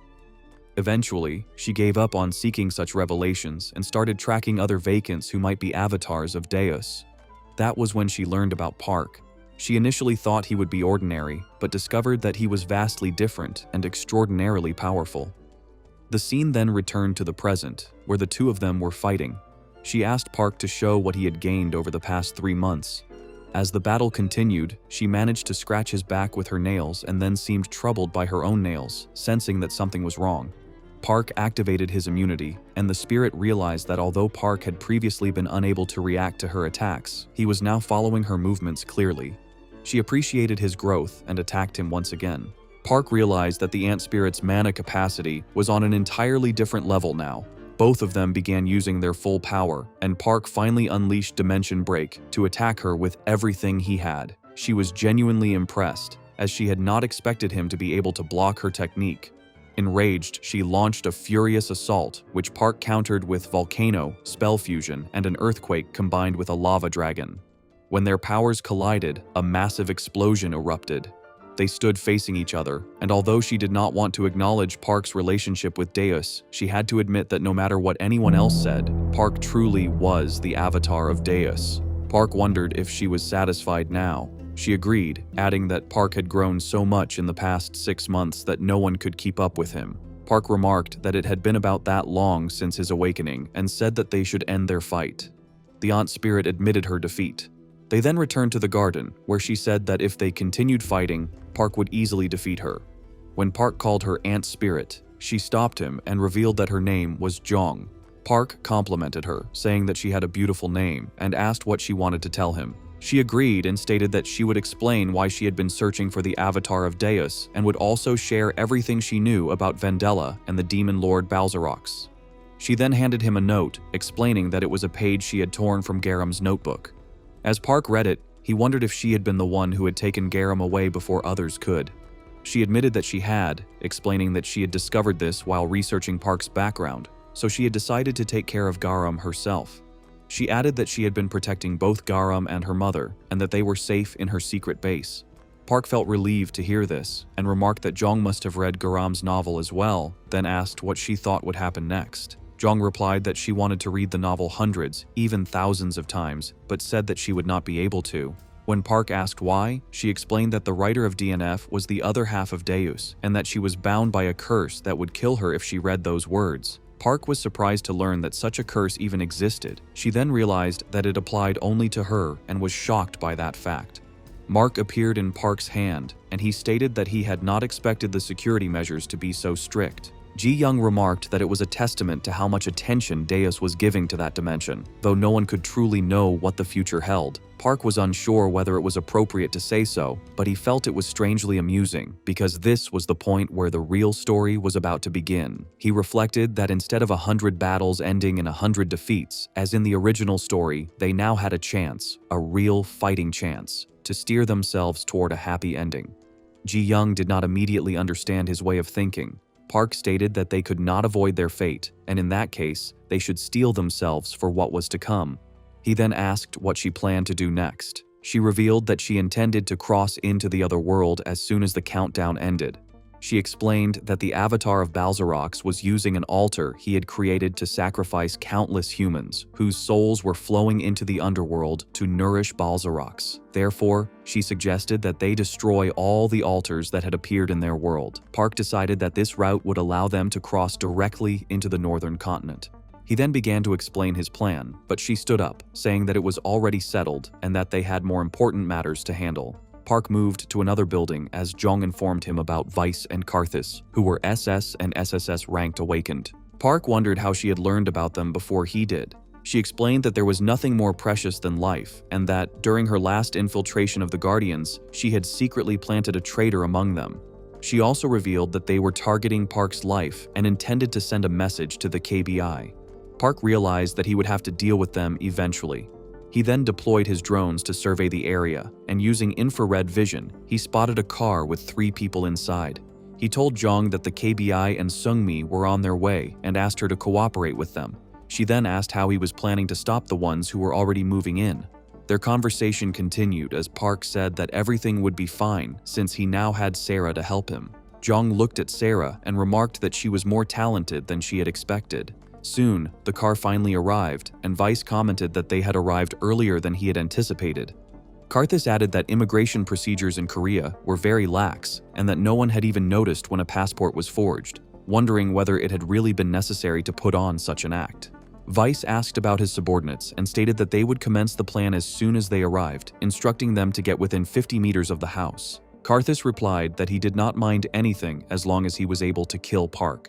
At that moment, Sarah placed Karthus into the Chamber of Truth, leaving him confused as he wondered where he was. Park then appeared in front of Karthus. Meanwhile, inside the car, Vice was confused about where Karthus had disappeared to. The driver called out, stating that there was someone standing in front of the car and that he would not run them over without Vice's order. Seungmi then struck the car and declared that they would now be eliminated. As Vice came out, he found Seungmi standing there and was shocked, as he had been told that she was currently in the dungeon. Jong came from behind and wondered whether Vice had considered the possibility that he had been misled. Vice turned and questioned whether they expected him to believe such nonsense. Jong then incapacitated Vice's 2 bodyguards, remarking that he should not expect all guardians to have unwavering loyalty toward him, as there were many who would betray him in exchange for money. Vice was shocked to hear this and questioned who Jeong even was. Before he could say anything further, Seungmi moved in to strike him. Although he was sent crashing into a building wall, he somehow managed to protect himself. Seungmi then challenged him to fight, and he slashed at her in return, stating that he would surely kill her. The scene then shifted to Park and Karthus, where Park formed magic circles to attack Karthus. Karthus continued dodging while fighting back, stating that he did not care how Park had managed to find him, but now he would show what he was capable of. He launched a powerful attack at Park, but before it could land, Park protected himself with a barrier. Suddenly, Karthus appeared behind him and delivered another slash, followed by continuous blows, claiming that there was no way a low defense class like a spellcaster could remain standing. However, Park had already activated Iron Body and questioned whether Karthus had expected such strength from an SSS rank opponent. He even mocked Karthus, saying that he was not even a match for him. Park then used a flame strike to push Karthus back some distance and followed it up with a gravity field that slammed him into the ground. Karthus struggled but claimed that the power was not enough to stop him. Park acknowledged this, then struck to clash their powers and used the death blade to sever one of Karthus's arms. Karthus became frightened, and Park warned him to wait, stating that he was only just getting started. Park then used Firestorm on Karthus. Karthus did not want to use his own power at that moment, so he resorted to using a potion instead. Even after the blast, Karthus was still standing, behaving strangely, and attacked Park with extreme brutality. Park somehow managed to hold his ground and realized that he was sensing the magic of vendetta coming from Karthus, which made him wonder if it was the effect of the potion. Karthus continued attacking Park with all his power, prompting Park to use a dimensional gate to redirect the attack. However, the attack suddenly came at him from multiple directions at once, so Park opened multiple dimensional gates, which ended up stabbing Karthus. Park sensed everything and stated that he was truly surprised to feel Vendetta's magic coming from Karthus. Seeing no benefit in dragging the fight out any longer, he struck decisively with Meteor Storm to defeat Karthus. He hoped it would be enough to prevent Karthus from being revived, and then asked Sarah if she could deactivate the Chamber of Truth. She agreed and suggested that they head back. The scene then shifted to Seungmi, where Park finally arrived through a portal and stated that it was not the location where the Chamber of Truth had been activated. Seungmi hugged Park and said that she was truly glad he had returned after fighting an SSS rank opponent. Park asked whether they had dealt with the other one. Jong said that she would explain what had happened and revealed that they had fought Vice as planned, but he had used some kind of potion and began pushing them back brutally. With no other choice, Jong had stepped in to extract some information. She explained that she had figured out the base of operations and the nature of the potion. She then released pressure, stating that this was why she had made the request. She explained that she had requested a ride to the aircraft she summoned, as it would take them to the base of those people. The perspective then shifted to Rafir, who had established a company called Silence in Igla End and was living a double life as an ordinary CEO. Rafir was shocked to learn that the two had been defeated. He told his people not to worry and instructed the guards to remain on standby, saying that there was no need for concern at the moment. He then looked at several chambers containing human bodies and stated that people would soon come to rescue them all. He made an announcement to all departments, warning that they would soon be under attack and ordering them to raise security to red level and prepare for the invasion. Rafir reflected on how, during the last demonic invasion, he had used the rift to meet Vendella and how the encounter had felt almost like a reunion between old friends. He recalled receiving Vendella's black magic, which allowed him to surpass the limits of human ability, but losing that connection when Park destroyed the Black Gate. He regarded Park as another irregular, one who had caused significant damage to the Guardians and had therefore become their highest priority for elimination. Rafir remembered sending 2 of his people after him, only for them to be defeated, noting that even Park should not have survived a surprise attack by 2 SSS rankers. This led him to conclude that there was surely a traitor on the inside who had leaked the assassination plans. He acknowledged that he could not abandon the place, as it contained too many valuable subjects and crucial data, leaving him with no choice but to confront them there. The scene then shifted to the CEO office of Silence Company on the top floor, where 2 guards were discussing whether the enemies would really attack them. One of them stated that they only needed to follow orders, adding that since it was the top floor, it would not be easy for the enemies to reach them no matter how powerful they were. Suddenly, they noticed a flash outside and wondered if it was a surprise attack, prompting them to prepare their guns. At that moment, Ji Yong broke through the window and defeated both guards effortlessly, stating that one part of their plan had been completed. Seungmi then arrived and suggested moving on to the second stage. She unleashed her power across the entire building, creating absolute chaos and drawing everyone toward her, remarking that all evacuees would gather there. She instructed Ji Yong to hurry and search for the secret letters and experimental records. At the ground floor lobby of the company, panic spread as people began running in all directions. Some waited for the elevators, while others shouted warnings, telling them to use the stairs or climb the walls instead. Park used his power to disappear from their sight, having already completed the 3rd stage on the 9th underground floor of the Silence Company. Rafir stood alone as Park appeared before him. Rafir welcomed him and questioned whether he had come to kill him.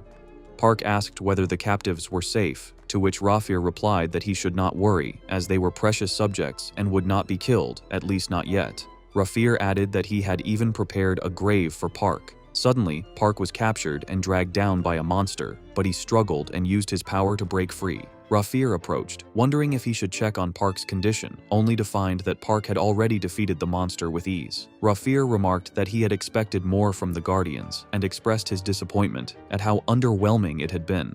The evacuated people began attacking Sungmi, but she used a barrier to block their assaults and counterattacked, forcing them all to fall back. A man remarked that the Guardians could not break through even a single shield and then ordered his army to launch a full attack. Sungmi realized that every attack they used was extremely powerful and would inevitably be countered. She was momentarily confused about what those people were trying to achieve, but then she understood, just as a massive explosion tore through that floor.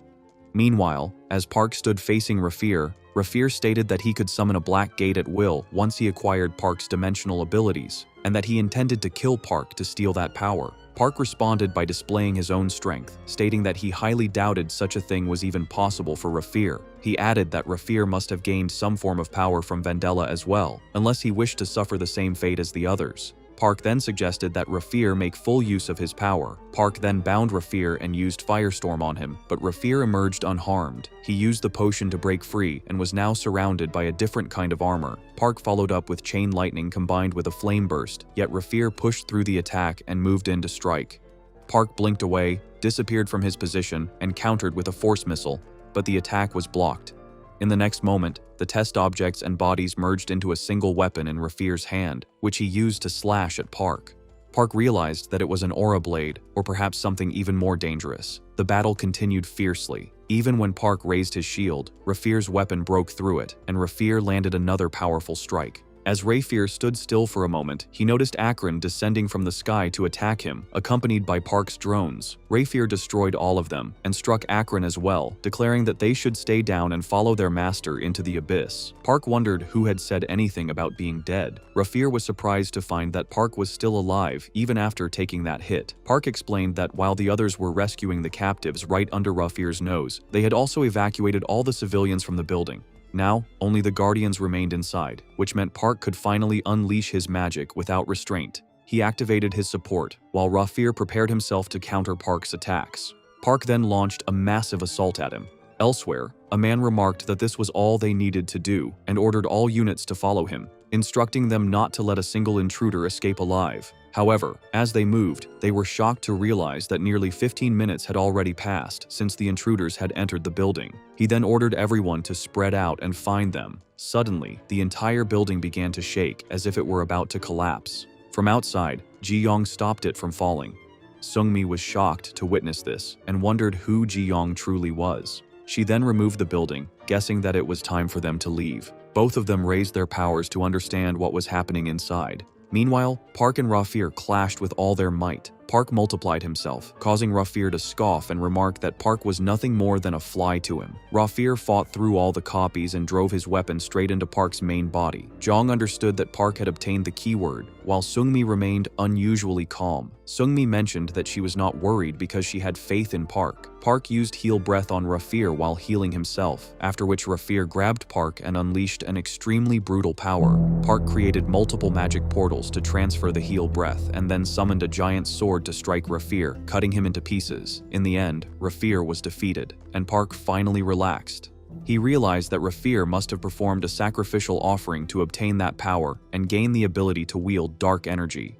Park understood this and believed that the option of using dark energy would surely come in handy someday.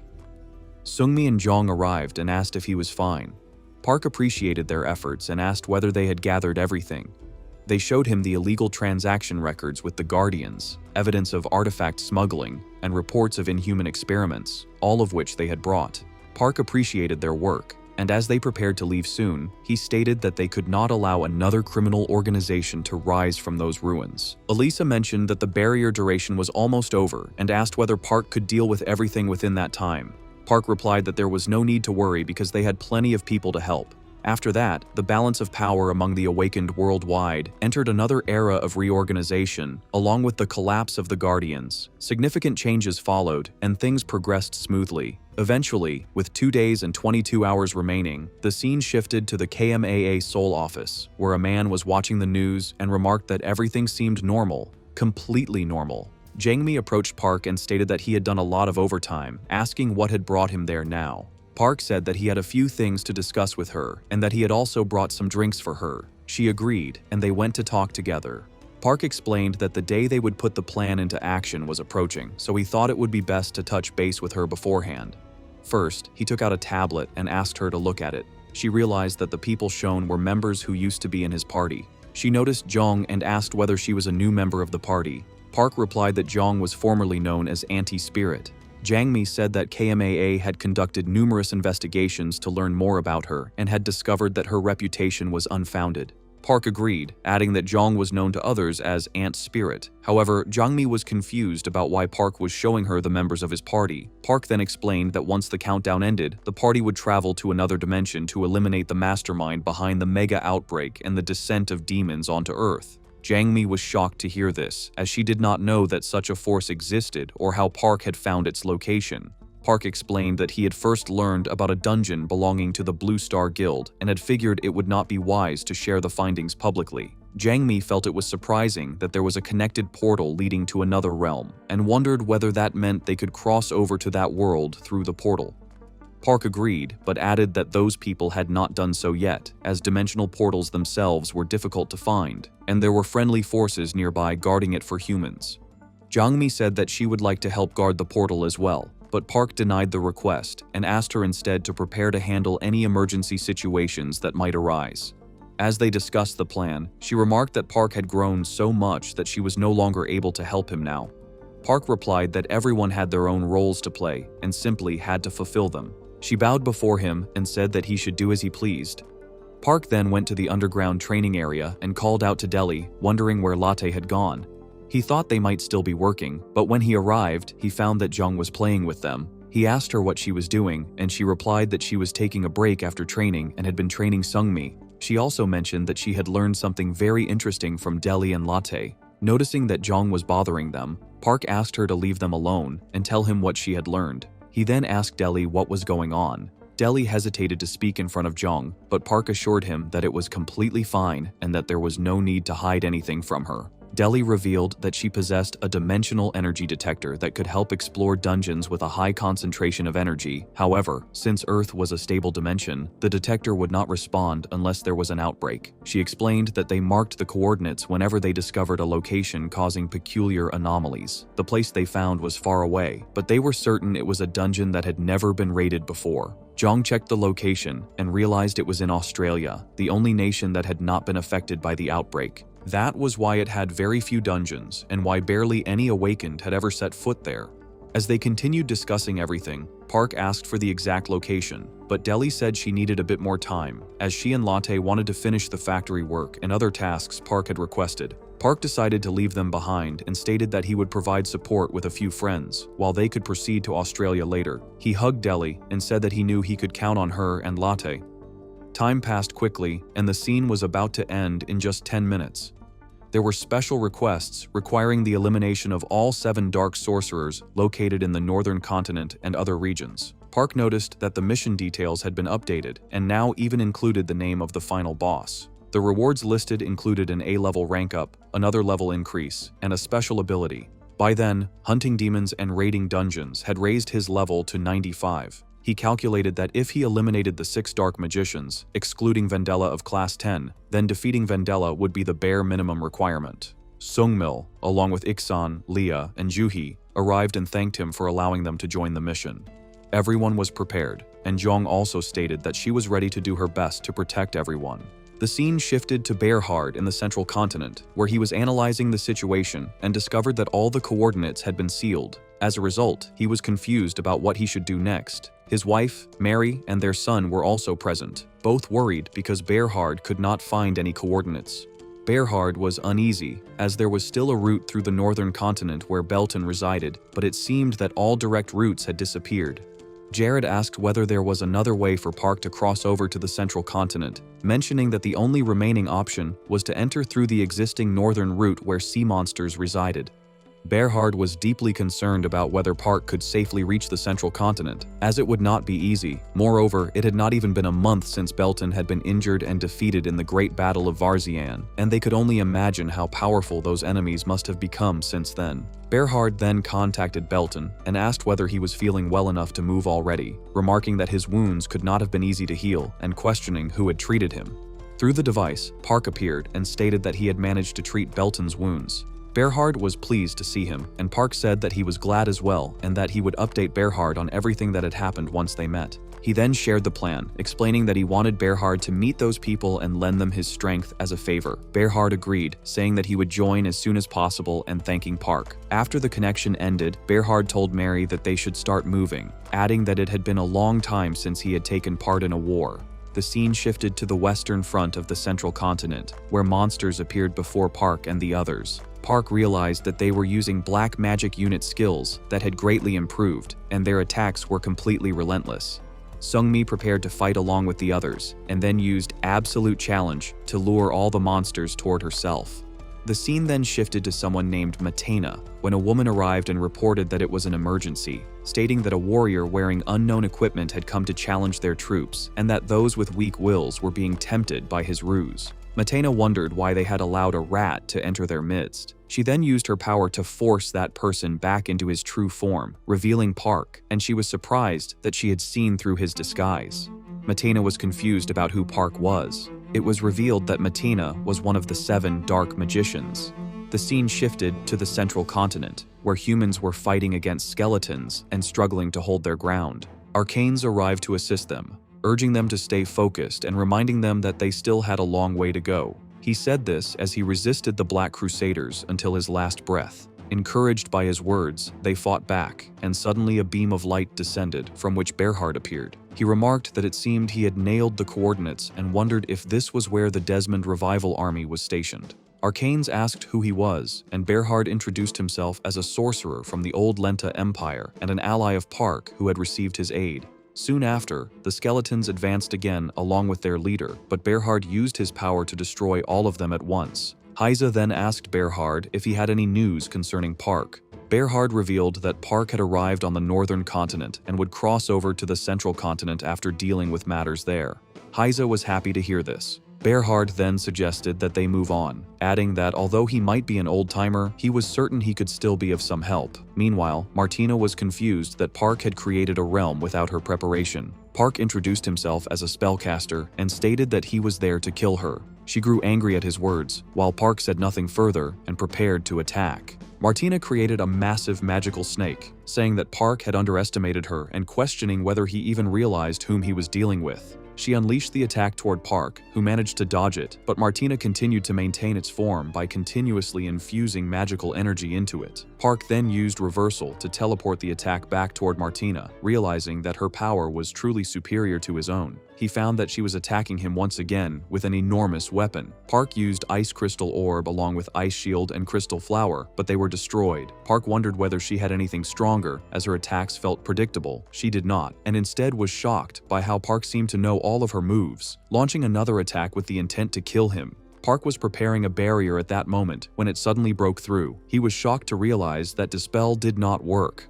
Park grew worried and used Blink to disappear from the battlefield, reasoning that if it had been a magic-type skill, it would have vanished with Dispel. He then realized that it was a demon and wondered if it was some kind of demonic beast summoned through dark energy.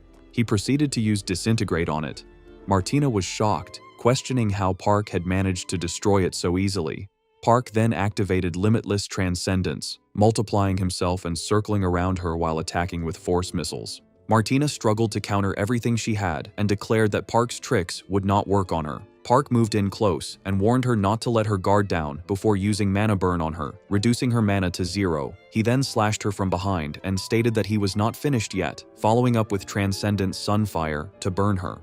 As she cried out to the Demon Lord for help, a massive magic circle filled with dark aura appeared, accompanied by a giant eye. Soon after, an enormous monster emerged in front of Park and struck him. Park easily dodged the attack and countered with a lightning spear. As the battle continued, he realized that he did not have enough magic to disintegrate all of the dark energy. He also realized that he had completed the quest to eliminate Matilda and understood that she had been enduring his continuous attacks until just moments ago. This made him conclude that there was a way to destroy the monster. His level increased and he obtained a special skill. He then unleashed an extremely powerful beam of energy, forming a gun-like construct, stating that he would pour all of his mana into that single attack. Using Disintegrate, he fired at the monster as it charged toward him, commanding it to disappear. The scene reminded of 3 days earlier, when their dimension had been on the verge of collapse, and Park had received a weapon from Deli. Deli had explained that she had upgraded the gun because it could not keep up with Park's stats, and that it should now be able to withstand his mana. She had also mentioned that there were some hidden features that Park would have to check later. Park wondered if that was what Deli had been referring to.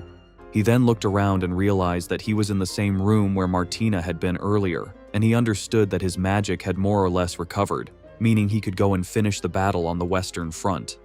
On the western side, Zuri was slashing through the enemies and wondered whether they were all dark sorcerer zombies, as they kept coming no matter how many were killed. Rita stated that they had received the signal and needed to retreat. Suddenly, a body was thrown near them, and they were shocked to see that it was Martina. Park then arrived and stated that Martina was dead, so whether they continued to resist or quietly surrendered was up to them. A Class 7 Dark Sorcerer stated that Park must be exhausted from fighting Martina and declared that they would attack him together. Park understood that there was no point in negotiating when Irene appeared and unleashed a meteor storm on the enemies. Belton stated that he was truly surprised by what he had witnessed, but that Park's magic was at least 10 times stronger than the meteoroids he himself could conjure. Smelotz agreed and apologized for saying it so bluntly, but stated that Park's magic was incomparably stronger than Belton's. Park then approached them and stated that they had arrived at the right time.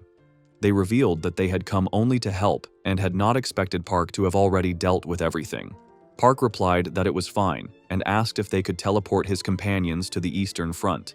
Beltan wondered whether Park was not going to take a break, but Park replied that they were racing against time and had to move without stopping. Finally, they were all teleported away. Smelotz stated that they should proceed with the next stage of the plan, and Belton agreed, saying that since they had already received so much help, they should at least do their part. He asked them to mobilize all the troops immediately, and stated that they must find a Spirit King. Smelotz agreed and wondered whether Belton had planned to go himself, now that the path to the central continent was clear. The scene then shifted to another castle where a person was trying to contact Vendela and stated that it seemed a transcendent being had appeared on the northern continent. Vendela wondered whether that transcendent being was truly so powerful. The person was Karkis, one of the 7 dark sorcerers, and he mentioned that he was not sure and was not completely convinced, but that Park had already reached the 9th class. He understood that Park was using a different kind of magic. Vendela then stated that Karkis would be the next target and warned him to make sure he was prepared, as there was nothing more frightening than a mage trying to surpass human limits. Karkis agreed with her, thinking that Vendela rarely issued such warnings, and decided that he should fortify their defenses a bit more. Suddenly, he felt a powerful aura, and when he came outside, he found that his castle was already covered by Park's giant magic circle.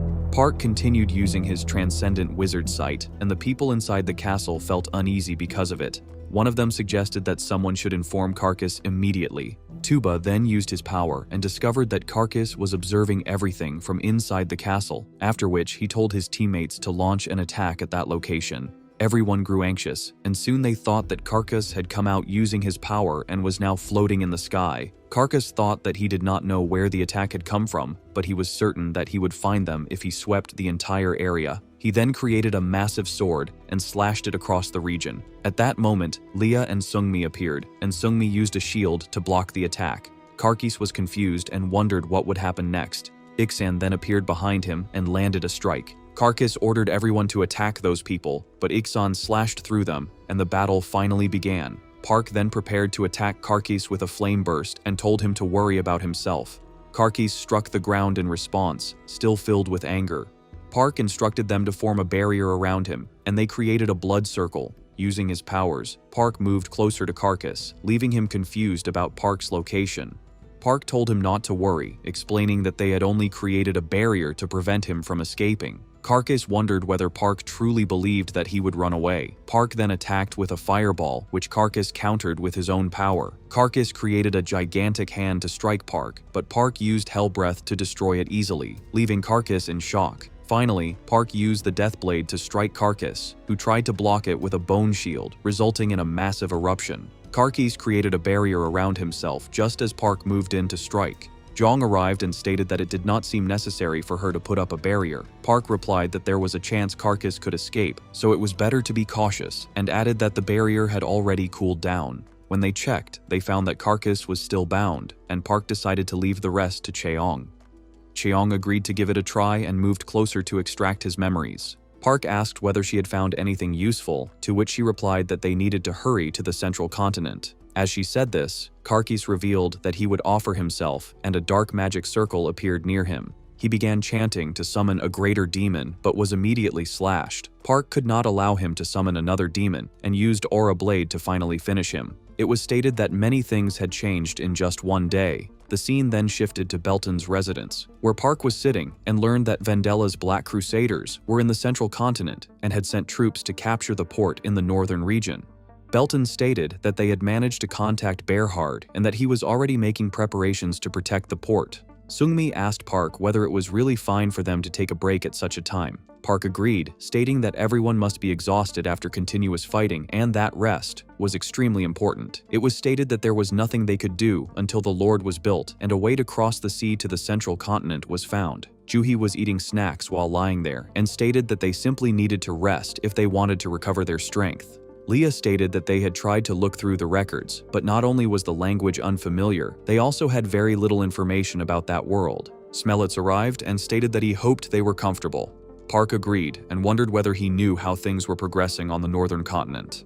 Smellitz then explained everything. After a while, Belton arrived and stated that he had not expected them to deal with 2 level 9 dark sorcerers in a single day, but that he was truly glad he had found a way to cross overseas. Park was pleased, and Belton then explained his idea of borrowing the power of a water spirit that controlled a region near the Magnum Sea. However, it was unclear whether the spirit would be willing to lend them its power. Belton then stated that he had considered the possibility of spirit cooperation and believed that he could convince the spirit to work with them. Park, along with Belton, went down near the ocean, and Park wondered whether Belton truly knew anything about the Water Spirit King. Belton stated that it had been a long time since they had lost contact, so he could not be certain. However, he knew that there had been a severe drought in the land of the water spirits, and that the Sinstress Kingdom had sent them significant aid, which they had rejected because they placed utmost importance on adhering to their principles. Even so, they now had no other choice but to ask for their help. Park replied that it was fine, as he possessed a commune spell. He thought that the king would not be able to reject the absolute authority bestowed upon him by the ancient Spirit King. Eventually, they arrived in front of a barrier, and Park stated that he would return as soon as possible, leaving Belton waiting there. Park flew through the barrier to enter, and when the water creatures saw him, one of them asked Talia what they should do. Talia was unsure, as she sensed a familiar spirit energy from him, but she still ordered them to activate the traps and launch the commune attack. They all attacked him, but Park dodged swiftly, leaving them wondering whether he was even human. Park then used a spell to break through and finally reached the castle, wondering if it was the place where the water spirits lived. The guards raised their weapons at him and demanded to know why he had come.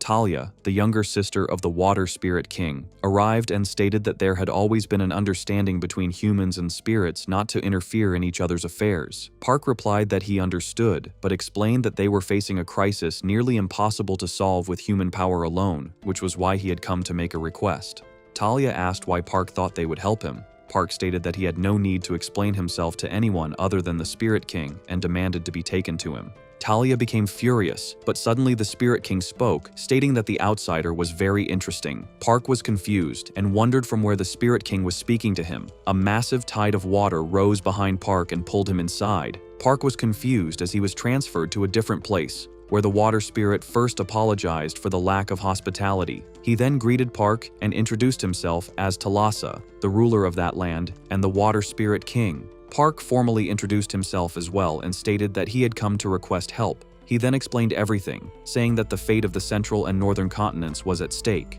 Park stated that the fall of Magendal would not affect the spirits directly, but questioned what would happen if the opponent was not human and instead the demon lord from the demonic realm. He then released his power and stated that Talasa should obey his command as the bearer of the pact with the ancient spirit king Antiquum. The light reached Talasa, who stated that he did not understand why a human bore a pact with the ancient spirit king, but that he would accept it. He added that the water spirits would certainly help Park, but on one condition. Talasa stated that Park must prove how powerful he truly was by showing his strength, which would give Talasa a reason to assist him with his full power. Otherwise, Talasa said he would still be generous enough to share part of his power with Park. Park understood that if he was asking for help, he could not afford to care about how he was treated. He then asked where the trial would be held. Talasa replied that he would create the arena himself and proceeded to alter the entire area. Park looked around and wondered whether everything he was seeing had been created by Talasa's power. Talasa explained that the walls and floor that remained after he withdrew his magic were formed from high-density magical stone over the course of millennia, and that the walls could not be destroyed even by 9th-class magic. Park stated that he would begin at once. Talasa then rose from his throne to face him. Park noticed that Talasa was holding a sword, which soon transformed into armor around his body, and Talasa stated that they would fight until one of them surrendered. The battle finally began, and Talasa was surprised to see that Park knew how to wield a sword. Park even used fire magic against him, but Talasa changed his weapon into a spear and rushed forward to strike. Park used a dimensional gate to redirect the attack from different angles, yet the spear still came at him from multiple directions. During that exchange, Park used teleportation to move behind Talasa and struck him with a lightning spear. Talasa then summoned a gigantic creature to attack Park. Park raised a shield, but he struggled greatly against it. He then used Sunfire to make the creature disappear and followed up with a heavy strike against Talasa. Talasa tried to block the attack but was struck regardless, after which Park unleashed another lightning bolt at him. After the thunder strike, Park found that Talasa was still standing and was about to attack him, but Park stopped him. As he stepped closer, Talasa said that Park had bested him and then praised Park's spells, stating that they had surpassed the level of magic humans were normally capable of using. Park believed that the outcome would have been in Talasa's favor if he had used all the power at his disposal. Talasa also said that if Park had done so, it would have meant Park's victory. He added that they could continue their conversation later and that they should first discuss the issue at hand. They began to talk, and Talasa stated that he would first explain Tenax. Park agreed, acknowledging that since all the water spirits would participate in the battle, any complacency or lapse in judgment would result in heavy losses, and that they needed to be thoroughly prepared before facing the enemy. After 3 days, Park returned after arranging a meeting with the elite force of water spirits at the harbor of Landrek, and Belton was pleased to hear that they would receive the help of the water spirits. The elite soldiers of the Sinstress Kingdom had also agreed to gather at the harbor of Landrek after 3 days of preparation. Since they had no further business on the northern continent, they returned to Earth. The scene shifted to the KMAA Seoul headquarters, where Park was walking with Jangmi. She said that she had not expected Park to come there directly and mentioned that a warning message had appeared worldwide shortly after Park left. The message stated that 304 black gates from the demon realm to Earth had been activated and that it would take 33 days for the full connection to be established. As she spoke about it, Park wondered whether Brox and Ian were also present. She replied that the original plan had been to discuss and share information with the association head, but it was eventually decided to allow other interested parties to attend as well. As they entered the room, 3 people were already seated, and one of them greeted Park, saying that it was their first meeting since they had gone to the Ikazela dungeon together. Park greeted them back, and they all sat down to continue the discussion. Jangmi then took the lead and explained everything, stating that organizations similar to the IMEA had been established in every country to respond to the situation. She added that despite the recent large-scale outbreaks, they had managed to overcome every disaster thrown at them and had emerged stronger than ever. However, according to exhaustive research on dimensional energy conducted by the research teams, it had been discovered that each gate had the potential to cause an outbreak. Everyone was shocked, and she further stated that they had only around 33 days left to act. One man questioned whether Jangmi had called them merely to share such bad news. She agreed, and before moving on, asked for permission to talk about another world that had not yet been disclosed. She then called Park forward. Jong told Park that if it was acceptable, she would speak, as the explanation needed to start further back in time. Park, along with Jong, went up to the stage, and Park stated that he wanted everyone to first listen to Jong's story. One man became angry and questioned why she was even allowed to speak, pointing out that she was not on the awakened ranking. Jong said that she understood their position and believed that they all already knew her by the name Ant Spirit. There was silence among them, and she stated that she had many questions from the very first day she awakened, questioning why she had been forced to become the chosen one. She said that it had taken 20 years to find the answer, as they eventually realized that they were at the center of a wheel of fate. She explained that the Awakened were meant to fight the monsters and the Demon Lord, and that they had been engaged in a proxy war for the past 2 decades. Now, she added, the outcome would be decided in just 33 days. When some of them said they could not believe her and asked for evidence, Park showed them the special quest, stating that they had already crossed into another world to take part in the war and had dealt with 2 dark sorcerers on the northern continent. Jong stated that all they needed was the support of as many awakened individuals as possible for the coming battle, as it was a race to reach the finish line. Either the Black Gates would open on Earth after 33 days, or they would topple the magic tower in the other world before that happened. After explaining everything, she left the stage and returned to her seat. The meeting then concluded, with Jong Mi asking everyone to contact her once they were ready to join the war in the other world. After that, they headed straight to Australia after Park received a call from Taipong. Park, along with Yong, was looking around when Deli suddenly rushed forward and hugged Sungmi, saying that she had been waiting for her. Park greeted her, greeted Deli as well, and learned that she had many things to share about the dungeon. She first explained that the dungeon had never been cleared, that it was a primordial dungeon, and that the level of dimensional energy detected inside was extremely high. Taepong had organized the information that Deli provided and was pleased that it had been helpful. Suddenly, a different kind of dimensional energy appeared, and Juhi said that it gave her goosebumps. They found it strange because if the dungeon had remained uncleared for a long time, it should have naturally revealed its position by causing an outbreak. Park told everyone that, as they now knew, it was an SS-ranked dungeon and that a quest would appear as soon as they entered. Park noted that there would be a total of 8 people, including Deli and Latte. The others had no objections to them joining, and they finally entered the dungeon. Park felt that everything was completely normal, but suddenly the gate disappeared and he told everyone to move forward. A large number of monsters began approaching, so they all prepared to fight back. Park took the lead, and together with the others, they struck down the monsters and gained a large amount of experience points. Seeing that there were still many monsters left, Park used Hell Breath on all of them. Exen was frightened by the spell, stating that he would have melted if he had even touched it. Leah said that he was worrying for nothing. Deli asked them to look ahead, pointing out that those were the legendary Great Dimension Stones. Park decided to divide them among everyone, but Jong replied that Park did not need to give her any, as she was not interested in money or such things and believed that they needed them more than she did. They continued forward, and Sungmi also stated that she did not need any stones. When Leah arrived, Park told her that she should at least take her share, but she replied that they would be of better use to him. Since no one was willing to take them, they let Park keep everything. Park thanked everyone, saying that he would put them to good use. Park then entered another gate and came face to face with the boss monster, Hatred. Ixen and Exen attacked it with their weapons, causing a massive blast, but Hatred moved in close to strike, attempting to stab Exen. A shield formed to protect him. Park recognized the stone spear, recalling a previous battle involving a monster and a sorcerer. The fight finally began, and although everyone struggled against the boss, Park continued to land powerful slashes and attacked with horrid fear and lightning strikes. He asked Sarah whether it was the same goat he had encountered before. She denied it, saying that although it looked similar, she could not sense any purity within it, and that only hatred for the one who had killed it remained. The boss monster Hatred declared that if Park were killed, it would destroy everything with its own hands. Deus then connected to Park, stating that the hatred was not directed at him. Park realized that everyone around him was frozen and understood that Deus was the only one capable of doing such a thing. Deus explained everything to Park, describing what the place was and how things had come to be. He said that it was a realm where the souls of victims remained, those who had not been fully liberated from hatred. Park was told to use his power to help them accept their fate, let go of their resentment, and attain liberation.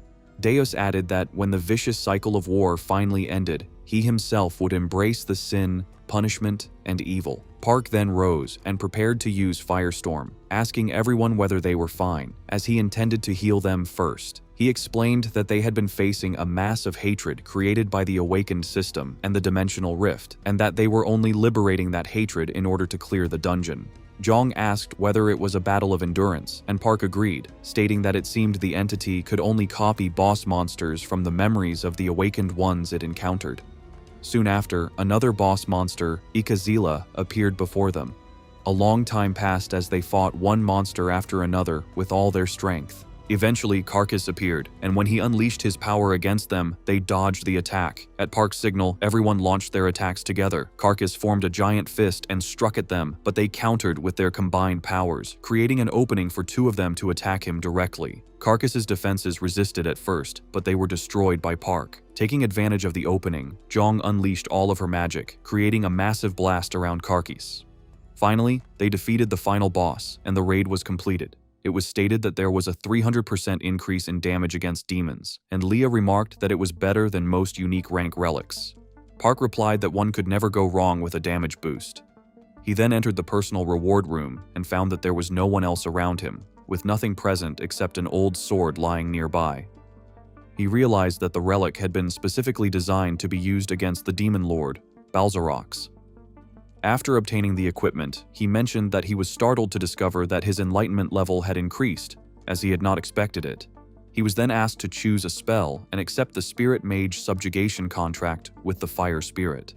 As he read the description, he understood that everyone else must have also received rewards suited to their own powers and wondered what the others had obtained. He hoped that something unexpected had happened for them as well. When Sungmi checked her reward, she realized that it was perfect for protecting Park.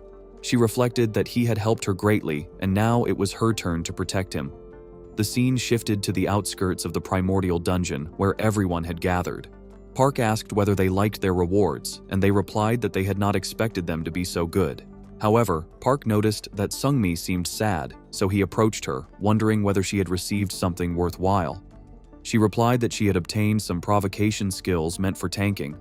Park could only smile at her in gratitude, and he was satisfied as long as she was happy with her skills.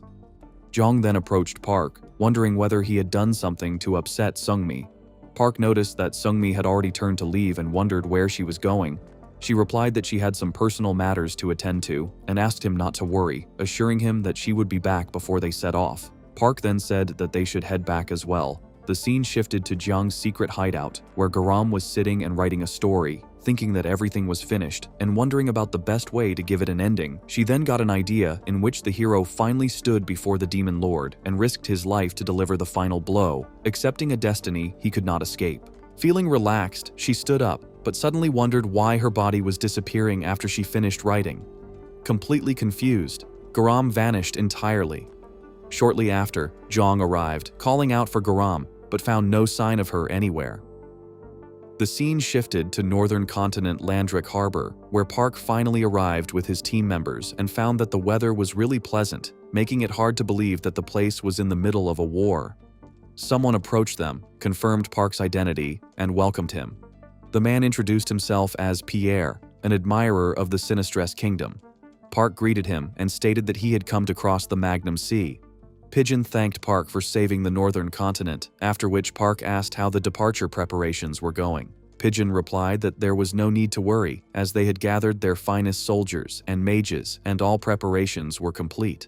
Belton was waiting on the deck along with Smellets. Park assumed that they were late because it had taken them some time to resolve issues in their own dimensions. He then wondered whether Pigeon had run into some problem. Suddenly, a giant spear rose from the water and Thalassa appeared, apologizing for being late. Everyone looked on as Park spoke with him. Somehow, Pigeon seemed strange, and soon they set sail from there. It was the 5th day of sailing in the Magnum Sea, and Park was flying while thinking that this was exactly what was expected of the waters known as the Demon Sea, where monsters appeared endlessly every day. Thalassa came over and warned Park not to let his guard down, as they were about to enter the territory of Tenax. Suddenly, the ships were caught in a storm, which made them unstable. Park noticed it and stated that Tenax was approaching.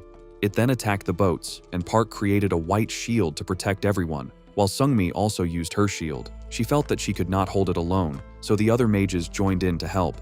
As Park was about to attack, Thalassa stopped him and asked him to conserve his strength and leave the task to him. He then moved forward to fight Tenax, telling it to come out. When Tenax finally attacked them, Park felt that the raid had truly begun. Park began attacking with force missiles, landing several hits along with a flame burst, but it did not even suffer a scratch. Suddenly, some of Tenax's legs struck at Park from behind. Thalassa commanded the water spirits to restrain Tenax, and they moved in to capture it, but it continued fighting Park as they used shields to block its attacks. Eventually, Tenax broke through Park's shield and struck him, causing him to fall into the water. Park lost consciousness, and Sungmi rushed to him, calling out his name. When he regained awareness, he was surprised and wondered what she was doing there. She stated that she had come to help him. Park asked about the ship and the others, and she replied that everything was protected within the barrier. Sungmi admitted that she had abandoned her post because she was worried about him. Park tapped her on the head and then rose again to fight Tenax. Park then noticed that Jong was fighting Tenax along with the other members, holding it off until he returned. A blast struck one of the ships, causing a few people to fall. Park used limited wish to analyze Tenex's weaknesses and discovered several weak points, all located at its gills. He asked Seungmi if she could distract it for as long as possible. She wondered whether he had a plan, and Park replied that he had used a spell to determine its weakness and would attack once it was distracted. She questioned whether he was confident, and Park reassured her not to worry, stating that he would not let his guard down. He then rushed forward as Seungmi attacked Tenex with the Rod of Rover of Hatred. Using Dimension Door, Park moved closer to Tenex and struck at its weak point. Park went inside Tenex, believing it was the best chance to enter. He used Continual Light to see inside and discovered powerful stomach acid, but he believed he would be fine due to the protection of his transcendent armor. He hurried and used Smite to attack Tenex from within. Outside, everyone grew worried as Tenex began escaping back into the water, attempting to drown Park, so they realized they had to lure it back. Inside, Park noticed spikes lining the stomach and found that physical attacks were ineffective because the spikes were coated with acid. A huge amount of water suddenly rushed over him. Outside, Ji-young and Seungmi chased after Tenex, and Seungmi used her shield to force it to rise again. They continued slashing at it, but felt that it was extremely strong. Talasa used his power to strike Tenex, while Ji-young struggled to hold on and hoped that Park would finish it quickly. Park was nearly drowned again and wondered how he could pierce the stomach, realizing that its true weakness must lie beyond the stomach lining. He noticed pieces of armor and relics inside its body and understood that they contained a large amount of magic. Using his power, he enchanted and melted them, forming a fire spear, which he threw to pierce the stomach. When an opening was created, Park gathered his power and struck through it.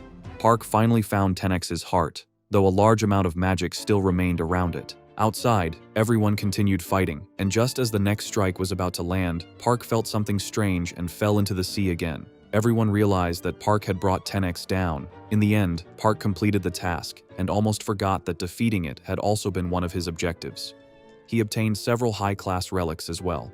The others gathered around Park, all of them overjoyed. Belton stated that he had never expected Park to defeat Tenex. Smelitz and Belton remarked that it was something truly impossible that Park had accomplished, and that it was now their duty to put everything on the line for the upcoming fight. After the ship's finished inspection, Pigeon asked everyone to move on. The scene then shifted to the central continent, Port Morales, where several guards were on duty. Heisey, along with a few others, rushed in, reporting that civilians had been massacred and everything had been taken. Heisey acknowledged their anger but stated that they had to stay focused, as rescuing the imprisoned civilians was the top priority. After checking the situation, she stated that she was once a princess of an empire that had fallen to ruin long ago, but status did not matter when it came to saving people. They entered an area Heisey referred to as Lasis and discovered many imprisoned civilians. As she began freeing them, she removed the mouth covering of one person, who urgently told her to run away because a spell placed in his mouth would cause a massive explosion. After the blast, the guards rushed to check the area, and Black Cross Sanan was also present there, smiling as he wondered who had come to save the people. Suddenly, a blue lion attacked him, but Sanan blocked it effortlessly and stated that it must be the princess of the empire that had fallen long ago. She was furious and demanded to know how he dared to do such things to those people. Laxes said that there was no point in reasoning with them at the moment and insisted that they should retreat before the soldiers and dark sorcerers arrived. However, before they could escape, the enemies attacked, and a shield formed to protect them. Laxes initially thought that Heisa had cast it and expressed her appreciation, but Heisa replied that it was not her doing. Jared then appeared, stating that it seemed he had arrived at the right time.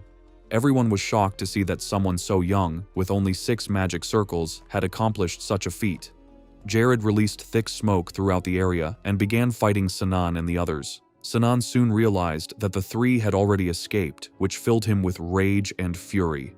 A short while earlier, Jared had been in an underground tunnel where he created an opening to escape. From there, he led Heisey and Laxus away. Heisey recognized him as Birhard's son and asked whether there was a reason they had to leave so urgently.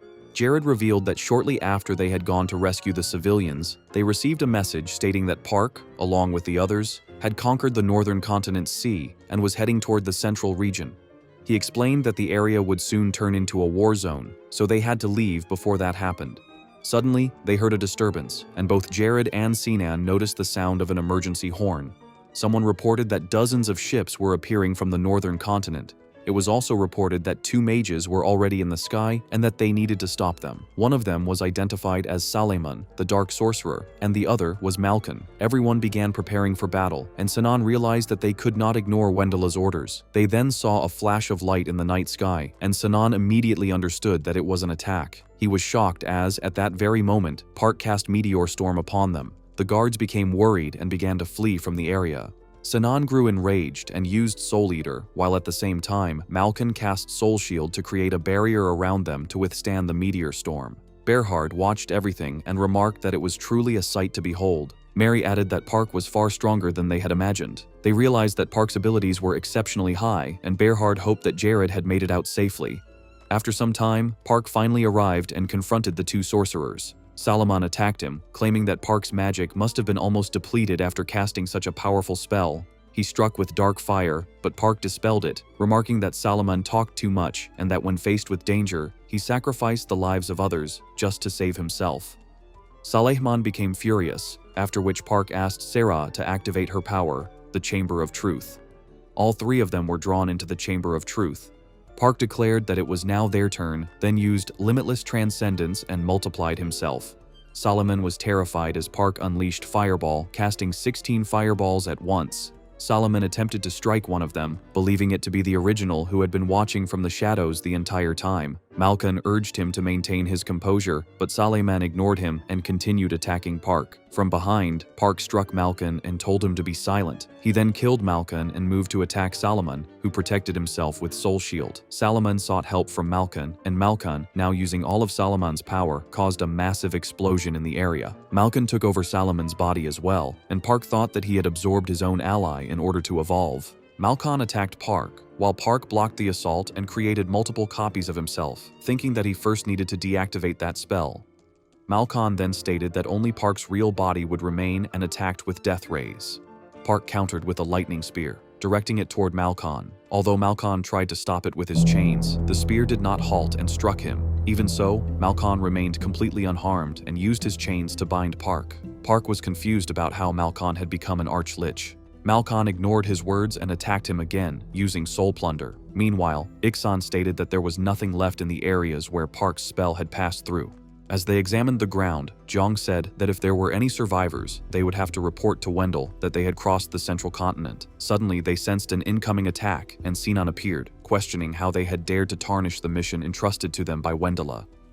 The battle began, and Sinan looked extremely confident that he would defeat them all. They too prepared themselves to fight him. Park, still bound by Malkan's power, then unleashed Transcendent Support, thinking that he would strike Malkan with something he would never expect. Malkan was confused to see a spellcaster wielding a sword. He then used the Blade of Death to attack Park, wondering what Park could possibly do with a sword. Malkan felt delighted as he struck at Park and then formed a giant sword to attack him again. However, Park used Aura Blade to cut through that power and even counterattacked, leaving Malkan shocked, as only a swordsman was supposed to be able to use Aura Blade. He wondered how a magician could possibly do such a thing. Park attacked him once more, stating that if Malkan was truly curious, he would have plenty of time in hell to think about it. Park observed everything and was confused as Malkan used his power, wondering why the dark magician always ended up doing the same thing. Malkan created a giant monster by himself and declared that Park would die. Many heads struck toward Park, but he slashed through all of them and remarked that Malkan himself had taught him that. He then cast a spell using transcendent power, captured the entire body, moved closer, grabbed the mana core, and destroyed it, finally defeating Malkan. The scene then shifted to the ground, where Sinan lay, unable to believe how powerful the Transcendents were, though he still hoped Salehman and Malkan would handle everything. As soon as the portal opened, Park was the only one who came out, and he wondered whether everything was under control. Zhang agreed and said they needed to go to the coast, where the others were already waiting. Park agreed, and stated that they should listen to what the others were saying and take some time to organize themselves. A barrier covered the entire area, but it shattered easily, leaving Park confused as he wondered how Berahard's shield had been broken so easily. Park noticed that Berahard and Jared had been thrown in that direction, so he and Sungmi went to lift them. A beam of light came down to strike them, but Ji Yong stopped it and told them to take Jared and Berahard to a safe place. Asto, the Black Crusader, appeared and wondered whether Ji Yong would be his opponent, hoping to fight against a Transcendent. When she provoked him, he became enraged and moved to attack her. Park set Berahard down and wondered what had happened. Berahard explained that he had been maintaining the barrier when soldiers from the magic tower appeared in the distance. He said he had held them off to maintain the front line, but suddenly an explosion occurred and he told Park to dodge the attacks. Outside, Jung noticed that someone else had joined the battle, so Park went to check as well. Usher wondered whether one of them was a transcendent. Asto told him to stop interfering in the battle, but Asher replied that it was not a game but an order from Vendela, so they had to take it seriously. Suddenly, Asher realized that Asto had been killed by Park's power, and Park declared that they had time to talk and that, within that time, he would wipe out each and every one of them. Asher attacked Park with his sword, but Jong used her Bloodthorn power to slash at him. Sinan asked Asher to calm down, saying that he knew Asher had been very close to Asto, but attacking a transcendent in a fit of rage would only throw his life away, so they needed to be cautious. He then added that it was a pleasure to meet Park, introduced himself, and mentioned that they had lost a great deal of their forces to him. He stated that to settle that grudge, the Black Crusaders would do everything in their power to take Park down. Suddenly, a huge blast erupted among them, and someone rushed to Sinan, informing him that there was a problem as Desmond's resurrected army had appeared from the forest and was attacking. Sinan was shocked and said that he had thought they were still occupied with other battles. He then instructed Asher to handle the situation behind them and reminded him to remember what Vendela had told them all. Another massive explosion followed, and Belton appeared, declaring that he would now show his true power. The battle continued as he used the lava blaster to attack his enemies, but he found that their shield was too strong for him to deal with easily. Belton continued fighting with all his strength, while his opponent wondered how long he could keep going. Eventually, Belton succeeded in striking the shield, and Park remarked that it was more like physical magic at that point. At the same time, an attack came toward Park, which he blocked. He realized that he still had to complete his own objectives after defeating the Dark Sorcerer, from whom he had gained special abilities. After learning about them, he read the description of the skill and concluded that it would be a waste to use it all on just one person when he had not yet dealt with all the Black Crusaders. He decided that he had to finish it himself rather than using a clone. Finally, he began the battle in earnest, and as Sinan created a tornado, Park wondered whether he was trying to stall. He then struck with a thunder strike, and Sinan finally located Park's real body and moved to attack him. Park was deeply confused and wondered whether Sinan had somehow avoided his magic detection, as no living being should have gone undetected. He then suspected that Sinan might already be dead, sensing a dark magic radiating from him that was disrupting Park's own magic circulation. Park realized that it was a suicide attack and hoped that his immortality skill would activate. Sinan refused to leave Park, and Seungmi stepped in to pull Sinan away. Park became worried for her, but suddenly an explosion occurred, leaving everyone in shock. Park discovered that Seungmi had disappeared, with all her armor lying nearby. He stood there in disbelief, thinking that he had assumed he could easily handle everyone except Vendela, and that this carelessness had led to Seungmi's death, which was now irreversible. He felt remorse for Seungmi, realizing it was far too late to ask for her forgiveness, but he vowed to avenge her. He then instructed everyone on their tasks, stating that he could not fight properly while worrying about his allies. Jung created a massive barrier, shocking everyone as they wondered whether all the rebels had vanished. Park stood alone, consumed by rage, preparing to unleash all his magic, force missiles, ice power, thunder strikes, and everything he possessed against his enemies. When someone attacked him, Park, enraged, summoned a spirit and used a fire spear before finally finishing the enemy with a lava dragon attack. Jung was struggling greatly to maintain the barrier. She knew that she could not fully understand how Park felt after losing Seungmi, but she believed that he could not afford to fall apart like that, and that he should pour all of his anger into the barrier instead.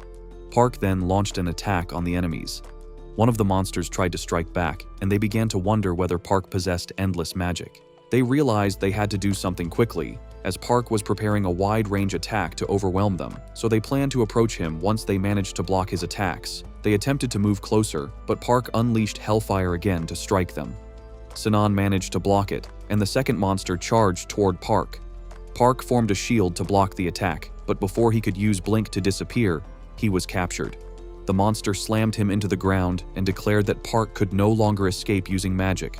Park merely smiled, suddenly bound the monster with chains, and used a lightning spear, stating that he did not care even if he suffered damage himself. A massive explosion followed, killing the monster, and the barrier that Jong was maintaining also broke apart. Sinan was bound by the chains, while the monster reverted to its normal wolf form and lay nearby. Sinan admitted that he had not expected Park to use the same idea as him. Park replied that he had simply set traps while casting the meteor spell, and that the beast had caught him off guard. Sanan stated that it was already too late for him. Park shouted that he did not want to hear their voices anymore. Sanan then used his power, and suddenly something happened to Park, causing him to collapse. Jong rushed over to check on him. Park lay on a bed, feeling as though someone was calling him. He got up in pain, his head aching, and wondered whether he had been dreaming. Sungmi was sitting beside him and handed him a cloth, asking him to wipe his face. Park thanked her, then suddenly realized it was Sungmi. Confused, she asked why he looked so surprised to see her. Park reached out to touch her and was truly shocked to find that she was alive. After a moment, he woke up from the dream. Jong came to him and said that he was finally awake. Worried, Park immediately asked what had happened to Sungmi. Jong told him to calm down, explaining that he must have had a nightmare. Park then understood that it had only been a dream and sat quietly for a while. Jong gathered everyone and said that Park had been unconscious for 5 days, so he needed time to eat and readjust. The others stepped away and Park began to cry for Sungmi. After some time, Jong returned and asked whether he had calmed down a little. Park replied that after Sungmi's death, many people had come to see him and had placed their faith in him, and that he could not keep moping around like that. He added that he did not want to disgrace her, as she had risked her life to be there, and that doing so would also disrespect Sungmi, who had sacrificed herself for him. Finally, Park asked Jong to tell him what had happened during the last 5 days. Jong first revealed that they had won the battle, after which she explained how everything had unfolded and added that they were still not strong enough to fight Vendela. Park was pleased to learn about the special quest, and the two of them continued discussing what needed to be done in the future and what was happening across the world. The scene then shifted to Vendela, who went to a location and placed the orb at the center of the area, releasing an overwhelming amount of dark magic and summoning the Demon Lord. Vendela explained everything to him, and the Demon Lord was shocked, stating that he had never considered them his followers. He added that if they were not truly Vendela's servants, as Vendela claimed, then they would die despite having been granted the Demon Lord's power, and that humanity had deeply disappointed him. Vendela knelt down and begged him to grant a single request, asking to be allowed to draw upon the power of the altar, vowing that he would use all his strength to destroy every enemy in that world. The Demon Lord stated that the situation was not as bad as it seemed. Vendela admitted that it had been his mistake to underestimate the transcendent, and he expressed gratitude for being granted the authority. He finally received the Demon Lord's power, after which the Demon Lord revealed that they would never meet again and that the dimensional connection would be sealed from that day onward, warning Vendela not to make unnecessary visits. With that, the Demon Lord disappeared, leaving Vendela filled with anger. The scene then shifted to the magic tower of the Artenia Empire, where a man was summoned by Vandalha. Vandalha ordered him to begin the final preparations so that he could fight in his best condition, instructing that no one was to be allowed near the room during the preparation period. The man agreed and left. Vandalha thought that he would prepare everything perfectly and deal with Park with his own hands. The scene moved to the temporary lodging at the port, where Park was examining the Sword of Judgment, checking his stats and the special ability he had obtained. He discovered that he was close to reaching Class 10 and that his level had reached 99. He then stated that it was time to begin preparations, deciding to use mass production and initiate the creation of arcane androids. He understood that they would not lose to the Maggot Critical Union as long as they had enough time. Jiang arrived and told Park to come for dinner. They went to the supply base, where everyone was eating. Park sat down, but found himself unable to eat. Leah noticed and asked whether he was not hungry. Park apologized, saying that he had been lost in thought and did not feel hungry. As they sat together, Leah mentioned that the teleportation magic repaired by Berhard and Belton had been a success. At that moment, Park saw Sungmi appear beside him and ask about him. Park was overjoyed, while the others were confused about how this was possible. Sungmi explained that among the spoils she had chosen from the primordial chamber, there was a special resurrection item, which allowed her to survive and return to a designated place, and that she had come as soon as she woke up. Overcome with emotion, Park hugged her, saying that it was not a dream and that she had truly come back. The others were also relieved and happy that Sungmi had returned safely. Park understood everything, including why it had taken Sungmi some time to return. She explained that she had met Awaken, who agreed to support her across the dimensions, and they had headed there together. She mentioned that the teleport gate connected just as they arrived at the northern continent port, which they used to cross over. She said she had something to give Park and revealed that it was the ancient dragon tome. Park thanked her, and then they both went to meet the others from every dimension, where the awakened ones were also present. Park stated that it was their meeting to discuss the future that awaited them. After a few days, the scene shifted to the Artania Empire, where Vendela was meditating while using all his powers, trying to maintain the flow of dark energy, though it could not be helped. He was attempting to obtain a report about Alter, but the magic crystal was not working. Suddenly, he heard Berhard's voice asking if he could hear him. Vendela became enraged, and Berhard wondered whether Vendela even knew who he was. Berhard then struck the stone first and attacked Vendela afterward, leaving Vendela completely confused about what was happening. Afterward, he checked and discovered that there were more forces beyond the one stationed there. The Demon Lord disconnected from Vendela even though Vendela wanted to discuss something. Berhard grew increasingly angry and unleashed his power throughout the entire tower.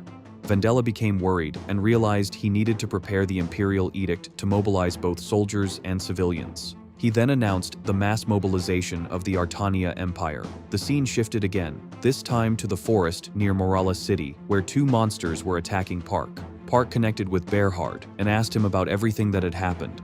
Berhard told him not to worry, stating that everything was going according to plan. While Park led Desmond's resurrected army to face the two dark sorcerers, they succeeded in destroying Alter and provoking Brendela. When Berhard explained everything to Park, he told him to gather everyone and head to the Artania Empire. At that moment, one of Park's enemies used a gravity field to attack him, and Park struck the monster from behind. However, the monster used a shield to save himself and counterattacked Park.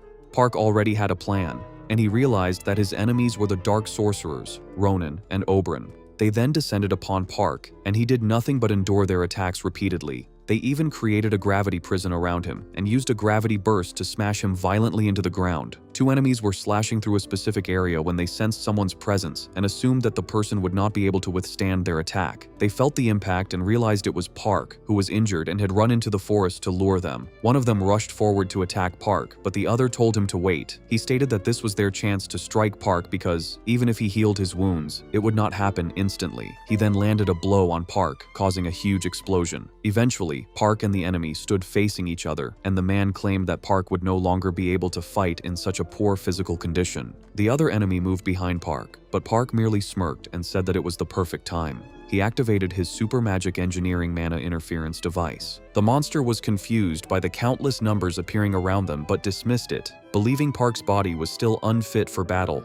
Park then used Overheal on himself and recovered instantly, remarking that it was unfortunate for them. He unleashed his power and summoned all of his loyal minions. As the robots appeared, the enemy wondered how such absurdly advanced technology could even exist. He tried to use his magic, only to find that it would not activate.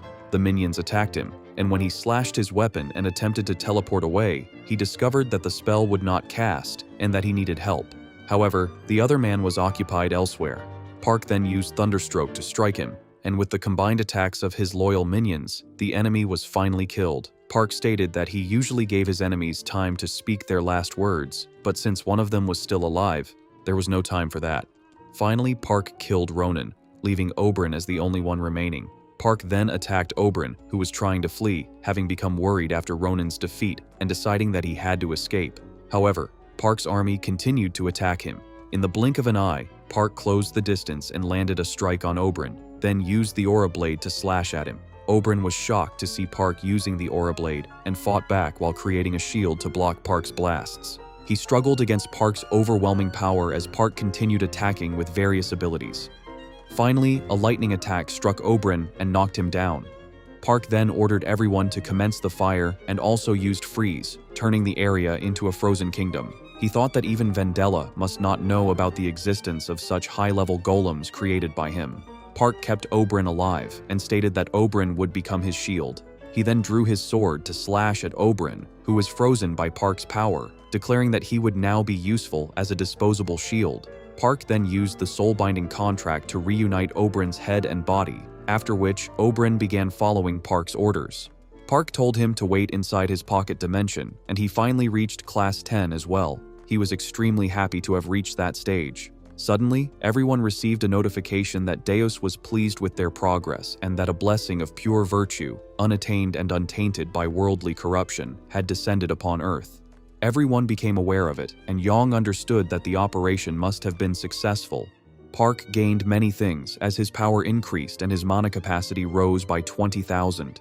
He felt an overwhelming sensation at that moment and wondered if this had all been part of Deus's plan. He also thought that if they merely wanted to strengthen him, he had no reason to refuse it. It was finally time, as he now possessed a divine spell that consumed a massive amount of magic. At that moment, Park had a temporary assistant to help him wield the divine spells and enable rapid adaptation. The assistant detected the range and asked Park to choose the direction and select the target for annihilation. Park was surprised that he could do so merely through his thoughts. He then launched the strike, which caused a tremendous explosion of light that left everyone shocked. They all remained on guard. Juhi wondered if it was all over. After the bright light faded, everyone was stunned to see that every single enemy had vanished, and they realized it was Park's skill. Seungmi wondered if something had happened to him, but Park suddenly appeared behind her and told her not to worry. She hugged him, and everyone praised his great work. Park explained that it was simply another level up for him. Ji-young stated that it was now the perfect time for the final showdown with Vendela, and that Deus's plan was truly flawless. Park did not know whether the outcome had been calculated from the beginning, but he was glad they had reached the best possible scenario. A gate then opened in front of them, and Park told everyone that Vendela was waiting for them in the magic empire of Artenia, so they should go and meet him now. The scene shifted to the magic tower of the Aratania Empire, where Vendela was seated on his throne, laughing as he recalled everything he had done and the preparations he had made. He reflected that he no longer had any choice and had to abandon his plan of receiving dark energy from the altars. Suddenly, someone interrupted him by reporting that enemies had appeared near the castle. Vendela asked about Oberyn and Ronan, and the person reported that not a single soldier had survived alongside them, which was all the information their group had received. Enraged, Vendela killed the messenger and declared that it was now a battle between himself and Park, and they would see who emerged victorious. The others present grew uneasy, and all of a sudden, Vendela's head exploded, leaving everyone in shock. However, it soon regenerated, and Vendela ordered all the soldiers to remain strong, declaring that this was their final battle. He instructed them to gather at the fortress, their homeland. The scene then shifted to the guards on the other side, who wondered why there had been no word from Vendela. They were deeply worried when they realized that the rebel forces were approaching. Terrified, the guards saw Arcanes arriving with his warriors. Arcanes drew his sword and urged everyone to move forward, stating that they had important tasks to accomplish. He encouraged them to save their people from the enemies and ensure that those foes would never set foot on their land again. Meanwhile, at the fortress, a commander instructed his subordinate to activate the barrier around the stronghold. The mages began deploying magical fire to attack Arcanes' army, but Berhard created a shield to block the assault, which angered the enemies. Berhard responded that he had never planned to fight alone, and he summoned numerous robots that launched a combined attack on the enemy barrier, finally breaking it. Taking advantage of the opening, Ji-young leapt inside with the others and began attacking the enemies. However, they suddenly sensed something strange and realized they had been teleported to the center of the fortress, yet all they could see were ruins. They understood that they were under Vendela's control, made to experience an illusion created by him. Jongmi wondered whether it was the dark magician Park had mentioned earlier, realizing that she stood no chance against him and could not break the binding. Vendela remarked that he did not believe it was such a difficult question for them and asked where Park was at that moment. Ji-young replied that they were not going to reveal anything about Park. Suddenly, angered, Vendela attacked them, saying that such tactics might have worked against him before, but not anymore. Ji-young remained confident and said that it was not what Vendela thought, as she was merely signaling his arrival. Vendela was confused when Park suddenly struck him with a crushing fist. Park finally appeared, apologizing for being late and telling them to leave everything to him. Vendela used reverse gravity on Park, but Park blocked it with a transcendent shield. Ji-young then took Jongmi away from the battlefield. Dark lightning was launched at Park, but he evaded it and used all 4 spear skills to strike Vendela with an elemental spear attack. Park suddenly realized that Vendela had come very close to hitting him, but he countered by punching him again with a sunfire attack, and their battle continued. After some time, Vendela stated that when he had first heard about Park, he had never imagined that fate would turn them into mortal enemies, and Park admitted that he felt the same way. Vendela then launched another sudden attack, and Park retaliated with a lightning spear. As they continued exchanging blows, Park declared that he would never show mercy to someone like Vendela, who sought to use his power to conquer the world. Vendela laughed upon hearing this. Park said that he had not come to talk and questioned whether they were going to fight or not. He added that Vendela had better pray he did not die like a dog, as it would be a disgrace to face his fallen stepborn in the afterlife. Enraged, Vendela opened the third eye on his forehead and shouted that Park would regret it. The power of the Demon King surged into him, completely transforming his form, as he declared that every choice Park had made would now fill him with regret. The monsters began fighting back against the humans, and the ordinary soldiers struggled greatly. They discovered that the monsters' cores were located in their chests, so Arcanes instructed everyone to sever their legs to prevent them from advancing. He then encountered a gigantic monster, which was being attacked by numerous undead. Arcanes charged forward and slashed at it with all his strength, realizing that the Empire clearly regarded this battle as the final one. He understood that retreat would mean total defeat, and that they had to win the war no matter the cost. Meanwhile, Park and Vendela continued their battle, unleashing all of their power. Vendela attempted to stab Park from behind, but it turned out to be an illusion. Park explained that he had deployed an advanced magical engineering mana interference device around the area and said that he needed some time to cast his spell. He then completed the Great Awakening. From a distance, Nisa also noticed the light and realized that Park had drawn upon some of the power of Eos, which only enraged Vendela further and drove him to attack more fiercely. Park began destroying Vendela's attacks and struck at him with the Death Blade. Vendela responded by creating shadow clones of himself. Park recognized the tactic and prepared to fight them alone, unaware that Vendela was actually aiming for his back. However, Park did not give Vendela the opportunity. He slashed behind him, only to realize that it was not Vendela's real body. At that moment, the real Vendela emerged behind Park, ready to strike. The battle continued as Park made a wish to swap one of Vendela's clones with his own clone and immediately cast a location exchange spell. The wish was granted, and one of Vendela's clones transformed into Park. Vendela attacked the wrong target, while the real Park calmly realized that the wish had enabled back-to-back spell linkage. Not wasting the opportunity, Park used mana to briefly stop time. Within those few seconds, he slashed Vendela and severed his arms. When time resumed, Vendela was confused to find that his body was not regenerating. With no time to dwell on it, he focused on keeping Park from getting too close and launched another attack, only to find Oberyn standing before him. Vendela felt momentarily relieved upon seeing Oberyn. Taking advantage of the distraction, Park used a holding spell and struck Vendela. Oberyn, who was under Park's control, was used to restrain Vendela, and Park unleashed immense power that Vendela could not escape without suffering heavy damage. Park then used the Phantasm variation, causing everyone to stop as a massive orb formed. Afterward, Oberyn collapsed, and Vendela stood facing Park, realizing that he needed to retreat into the forest to replenish his dark energy. As Vendela attempted to flee, Park pursued him with full force. Vendela prepared to unleash all the remaining dark energy in his body to counterattack. At that moment, memories of the Demon Lord speaking to Vendela surfaced before Park, allowing him to understand that Vendela had rejected subjugation and allowed fragments of his memories to leak through. Park declared that it was the end and stabbed his sword into Vendela's body. A system message then appeared, announcing that Park had successfully defeated Vendela. Park reflected that, since being chosen as a vagrant, he had continued pushing forward, met many friends along the way, fought countless battles, and finally reached Deus. He arrived in a garden and wondered if it was the place where Deus resided.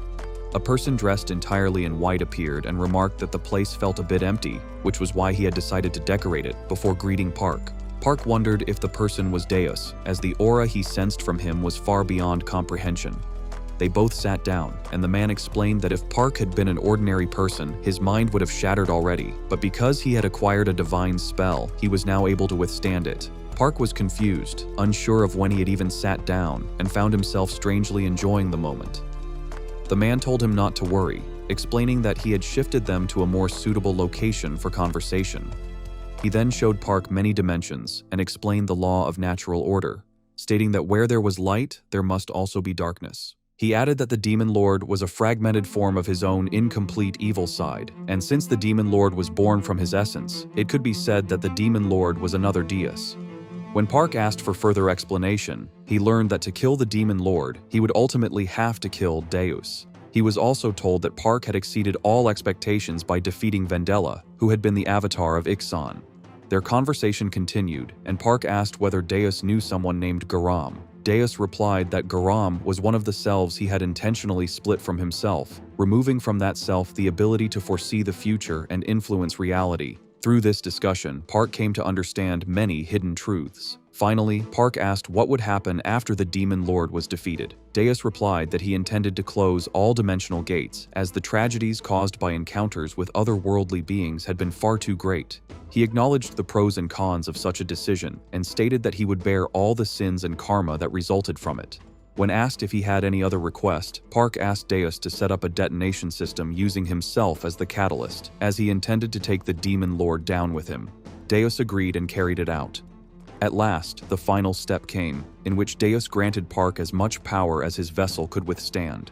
Park obtained 6 intermediate divine spells and prepared to fulfill his duty as an avatar. Having transcended the limits of mortal power, he returned to the human world, declaring that he would put an end to all wars among the humans of the continent. When he released his power, everyone was shocked as a brilliant light spread across the land, turning night into day. There were many giant holes, and when humans came to investigate, they were shocked and wondered where Vendella's dead body was. They could not find it and soon ran away from the place. Arcanes, along with his party, arrived and began clearing the remaining enemies. Berhard, who was with Park, said that he had never expected Vendella to be hiding beneath the magic tower. Park explained that he had only learned about it after peering into Vendella's memories. They then went down together, and Berhard remarked that it looked like an ordinary cave. Park used the key to open a door, and they both entered an open area that turned out to be a laboratory, which surprised them greatly. Berhard moved forward to inspect it, but Park asked him to wait, saying that he had a spell that would be helpful. Berhard wondered if it was the same intermediate divine spell Park had used on the battlefield. Park agreed and cast the spell. Suddenly, Berhard felt something different and said that he had discovered the equation for a seamless, rift-free dimensional connection that did not affect any dimension. Both of them were extremely happy about this discovery. They continued their investigation, during which Park obtained a relic capable of pinpointing the Demon Lord's location within its realm, allowing him to reach the Demon Lord without being harmed. Berhard also picked up a book containing a question, but threw it aside, stating that the starting point had to be the magic tower. As they continued talking, Berhard used his power on the magic tower and confirmed that the ancient draconic tome Park had mentioned earlier was indeed there. Using their powers together, they found that the tabulization process was in progress at a rate of 5%. Elsewhere, a vampire girl was walking and asked Mableras whether they could guess the source of the signals. She added that it did not matter who obtained the tome. The Black Dragon, who was also present, grew angry and said that they had to head to the source of the signal first. The vampire girl hoped that something interesting was waiting for them. Park and the others were near the sea, and they were all willing to follow him to the demon realm. Sungmi could not allow Park to carry all the burden alone, but he assured her that there was no need for her, or anyone else, to sacrifice themselves. Even so, they insisted that Park should take them with him to the demon realm. Belton also arrived and said that the Battle Mage Division was determined to see the fight through to the end as well. Filled with rage and resolve, they all decided to go with Park. Zhang then asked if there was anyone willing to volunteer to speak on behalf of the group. Everyone remained silent until Ixan remarked that someone should do it. Suddenly, everyone turned toward him and encouraged him, saying that he should be the one. Ixan was shocked by their reaction. Later, Park went beneath the magic tower and found that the stabilization rate had increased to 25%. When he turned around, he saw that everyone was there, explaining that they had not come just to watch him, but to help him fight the Demon Lord in the demon realm. Park asked them not to come just to be sacrificed and told them to leave that task to him alone. However, Ixan stepped forward and said that Park had always handled everything by himself and that he did not have to do so anymore. Park still refused, saying that the damage in that place could be catastrophic and that it was not something they should involve themselves in. They argued for a while over Park's refusal to let them accompany him. Exon then stated that Park would not be able to finish things without them. Jagmi also stepped forward, agreeing that Exon was right and urging Park to let them go with him. Park admitted that he could not guarantee their safety or even ensure that they would return alive from that place. Even so, Sungmi was ready, and in the end, they all decided to join Park in the demon realm. Berhard also asked Park to let them go with him. Park became happy, but suddenly felt a different aura. Berhard told Park to leave that place to him, saying that it seemed someone had come to see him. Park then teleported to the top of the tower and found that it was the Black Dragon Mableros. Mableros remarked that Park seemed to have adopted a much more polite tone and pointed out that just the previous day, Park had been calling him an overgrown lizard. He was clearly angry and demanded that Park apologize by kneeling. Park did not remain calm and instead warned him to stay away. The black dragon attacked Park, but discovered that Park had cast a spell, blocking the entire area with a shield. Park then descended from above and struck the black dragon, breaking the shield and forcing him to crash to the ground. Park wondered if he had overreacted. Suddenly, a vampire lady appeared, called Park very interesting, and asked him for a duel. Park was suddenly startled and stepped back, wondering who the woman was. She introduced herself as Glorious, stating that she was the younger sister of Marvelous. Park was confused, as he did not know that Marvelous even had a sibling, and he initially thought it might be a lie. However, he sensed a similar mana flowing from both vampires, which made him reconsider. At the same time, the dragon rose again, demanding to know how Park dared to attack him. Both of them launched an assault on Park, who fought them alone. Suddenly, all three of them felt a strange aura. A mysterious person appeared, addressing Leonard and asking whether he intended to disgrace him further. He then told Glorious to stop interfering. The woman apologized to Park and said that she would release him from the dragon's peak. Park replied that they must have underestimated him, and he used Grand Awakening to free himself. Glorious was shocked by what she witnessed and became curious about what had happened to Park. Park said that he would first explain what had happened to the world, and he proceeded to recount everything from the beginning to the end. Glorious was stunned and wondered whether the Demon King and his army had begun to move. Park replied that the Demon King had already gone through his subordinates multiple times. The mysterious person then asked for Park's name and stated that the book Park had taken was his legacy, belonging to the dragons. He explained that it was a dragon who had once challenged the Demon King to protect the middle world from the demon race, and that the glory of that act was contained within the book. He further revealed how the dragons had been declining over time. Glorious then asked Park directly what he wanted them to do. Park asked them to accompany him to the demon realm and fight back. Time passed quickly, and by using the Rapid Growth Divine spell, Park strengthened all of his comrades as well as the dragons. During this period, Park also worked on creation using dimensional stones, which he used to create arcane androids. At the same time, they continued holding strategic meetings. Soon, the stabilization process was completed, and the dimensional gate to the demon realm began to open. Park took the orb with him, thanked everyone for standing with him, and said that he would devote everything to the fight, hoping that they would all return alive. He suggested that they wait until enough time had passed before he entered, and that once he went in, they should then follow him into the demon realm. Park finally entered the demon realm and found himself in a forest, with a terrifying bird flying overhead. He did not think that demons or monsters would notice him in that area. He then used his ability to leap into the air, flying through the sky to observe his surroundings. Soon, he noticed something and hid, realizing that they were demon soldiers. He understood that he could make good use of them. The soldiers had been sent to investigate the area, unaware of what was about to happen to them. Suddenly, Park made one of them disappear, leaving the other in shock as he wondered where his companion had gone. Moments later, Park reappeared before the remaining demon soldier, kneeling before him. Enraged, the demon demanded that Park reveal his identity. Park immediately defeated him, and the second soldier was left terrified. That soldier later appeared in a small village and reported to Lord Ictus, stating that he had returned from the reconnaissance mission. Ictus asked whether he had discovered anything.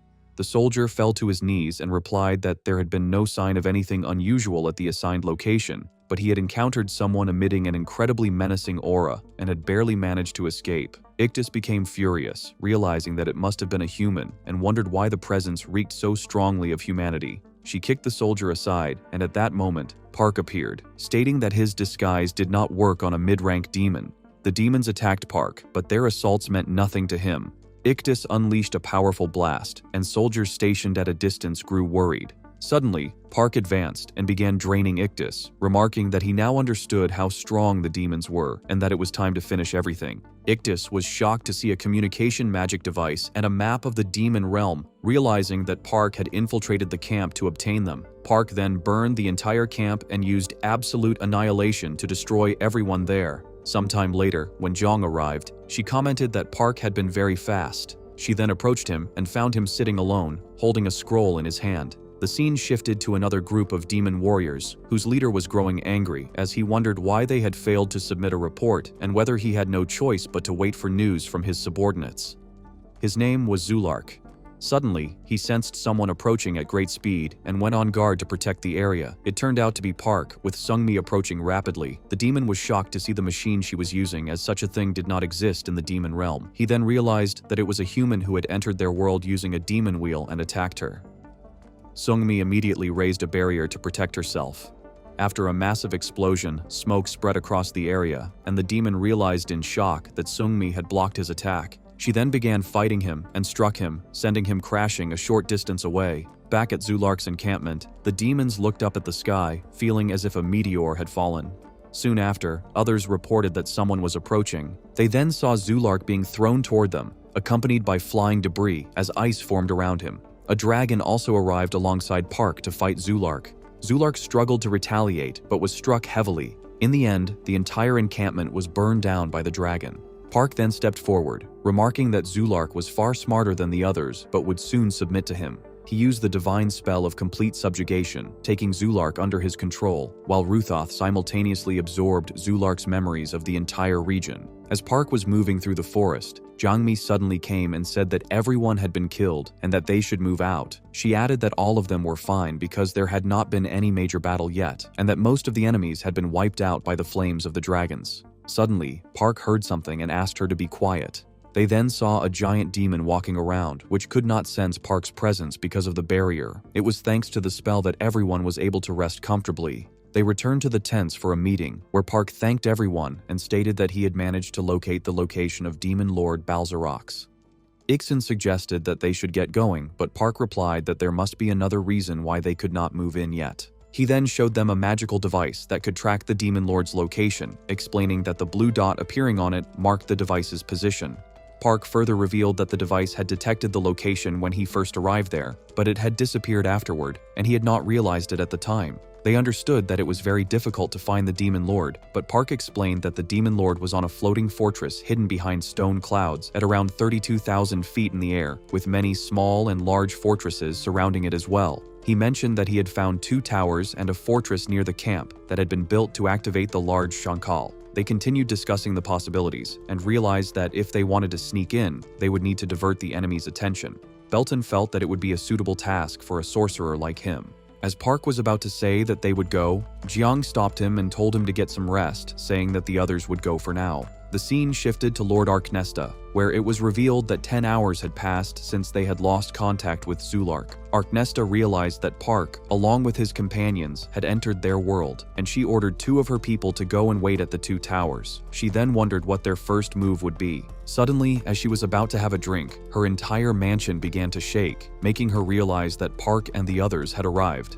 Outside, the soldiers discovered that a huge fireball had been launched at them, and 2 of those people moved to counter it, striking back and shattering the fireball into small pieces with their swords. Belton attacked them and used the blazing sword again to strike at both of them. As the battle continued, he stated that he was not the one who had started it and then struck with the judgment of fire. The 2 opponents struggled to fight back. On the other hand, Jangmi and Daiho were running while remaining invisible, thinking that if the dimension connected to Earth opened before time, there would be massive casualties. They stated that if they wanted Park to have a place to return to, they would need to destroy the core of the massive magic circle and stop the gate from connecting. Jangmi said that they needed to move as quietly as possible. There were many soldiers stationed ahead, confused about why the door was open and suspecting that someone must have entered. Jangmi and Daiho, still invisible, moved closer and noted that no one was able to see them. As they continued forward, they found the core, and Jangmi thought that the enemy must be planning to open the gate using the magical stone in the tree as a conduit. She suggested getting closer, but the magical stone began absorbing the mana from its surroundings, causing them to lose their invisibility. A demon arrived for a routine inspection, remarking that it was a waste of time because no one would be in such a deep place, and then left. However, a high-class demon noticed Jangmi and Daiho, telling them not to be shy, to come down, and asking how long they planned to stay hidden. They then became visible and began battling the demon, who was enraged, overflowing with power, and confident that he would defeat them both. Meanwhile, Park was moving with the Black Dragon toward another location, realizing that to honor the trust of others, he had to ensure their victory. Eventually, they reached the fortress of the Demon Lord, where Park saw someone standing ahead, clearly indicating that he was not allowed to pass beyond that point. The demon struck at Park, and they formed a barrier around the area. Park did not think the demon would be easy to defeat and decided to assist the dragon in fighting it. The demon used his power and moved closer to slash at them, and although the dragon was unable to block the attack and took the hit, he remained unharmed, stating that it was nothing. He then struck back at the demon with all his power, and the battle continued for some time. The demon realized that his attacks were barely leaving any marks on the dragon, and that the dragon's scales were extremely hard. The dragon remarked that the demon was letting his mind wander while fighting him. Suddenly, the demon noticed the dragon's tail and attempted to strike it, while the dragon continued using fire attacks. As the battle raged on, Park rushed ahead and noticed that lightning was concentrating into a single strike. He was confident that the dragon could handle the fight and realized that he could not focus on anything other than the demon lord. With only 1 minute left before the magic circle disappeared, Park knew he could not afford to waste a single moment. The battle between the demon and the dragon continued, and suddenly the demon managed to strike at the dragon's mouth, but the dragon narrowly dodged the attack. The demon realized that the dragon's scales would not be able to protect him forever and told him to accept defeat. He then noticed that Park was missing and soon realized that Park was charging straight into the magic circle. The demon declared that Park would be burned by the magic circle, but Park broke through it and moved forward, determined to enter. The demon tried to stop Park, but he was intercepted by the dragon. The demon struggled fiercely and warned the dragon not to get in his way, but he was seized by the dragon and slammed into the ground. Meanwhile, the two guards from the towers were battling Jiang Mi and Dai Ho. Dai Ho realized the situation and delivered what he believed to be a fatal blow, but the wounds turned out to be shallow.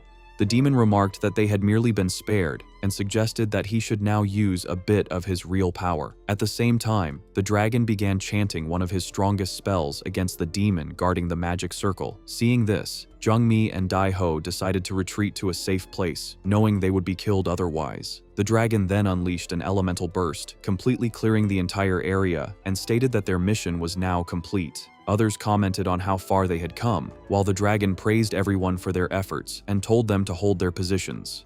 Finally, Park reached the Demon Lord's castle, realizing that above all else, he needed to stab the Demon Lord with the primordial dagger. As he touched the gate, he wondered how he would trick the Demon Lord. A voice echoed, saying that Deus had finally sent someone for the battle, and questioning whether Park could withstand the Demon Lord's power. Park was then pulled inside, where he used his power to form flesh within the castle and discovered 3 enemies that looked exactly alike. Filled with confidence, Park declared that they would see who would die and who would survive. One of the enemies used a cloning ability, creating multiple copies of himself to attack Park. In response, Park struck back with chain lightning to bind them all, but they soon broke free and attempted to surround him and strike together. Park leapt high, thinking that he could not waste his mana on opponents like them, and that he needed to find the real body. At that moment, the magic orb in his hand shattered, leaving Park confused about how he was supposed to locate the main body now. The clones then attacked him simultaneously, and Park began battling them. He was unable to sense even a faint trace of the demon among them, and realized that the tentacles were merely the structure surrounding him.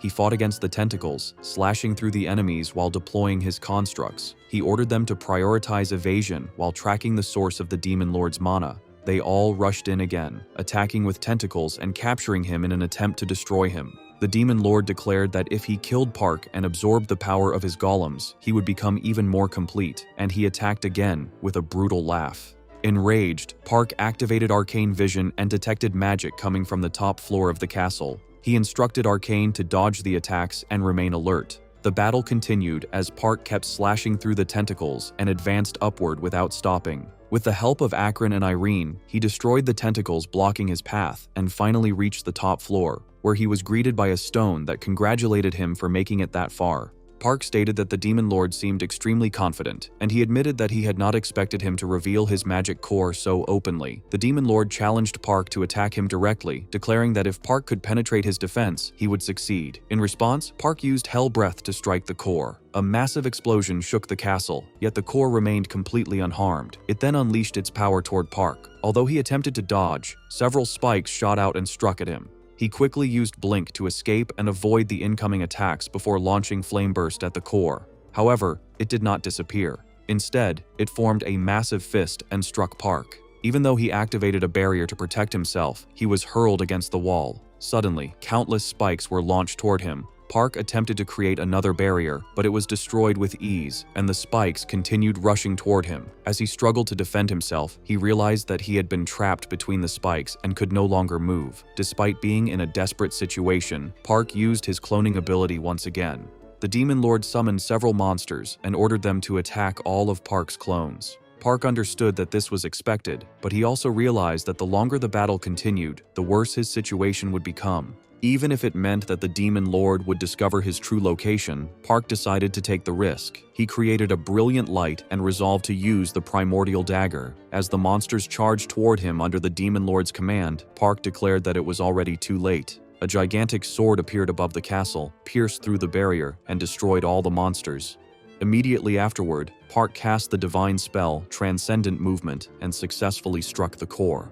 However, within that brief moment, a jelly-like monster managed to capture him. The monster declared that it would make good use of Park's power. Although Park was already trapped inside, a sudden flash of light surrounded him. When the light faded, he saw that Seungmi and Jong had arrived to rescue him. They asked what had happened, while Park, equally confused, questioned what they were doing there.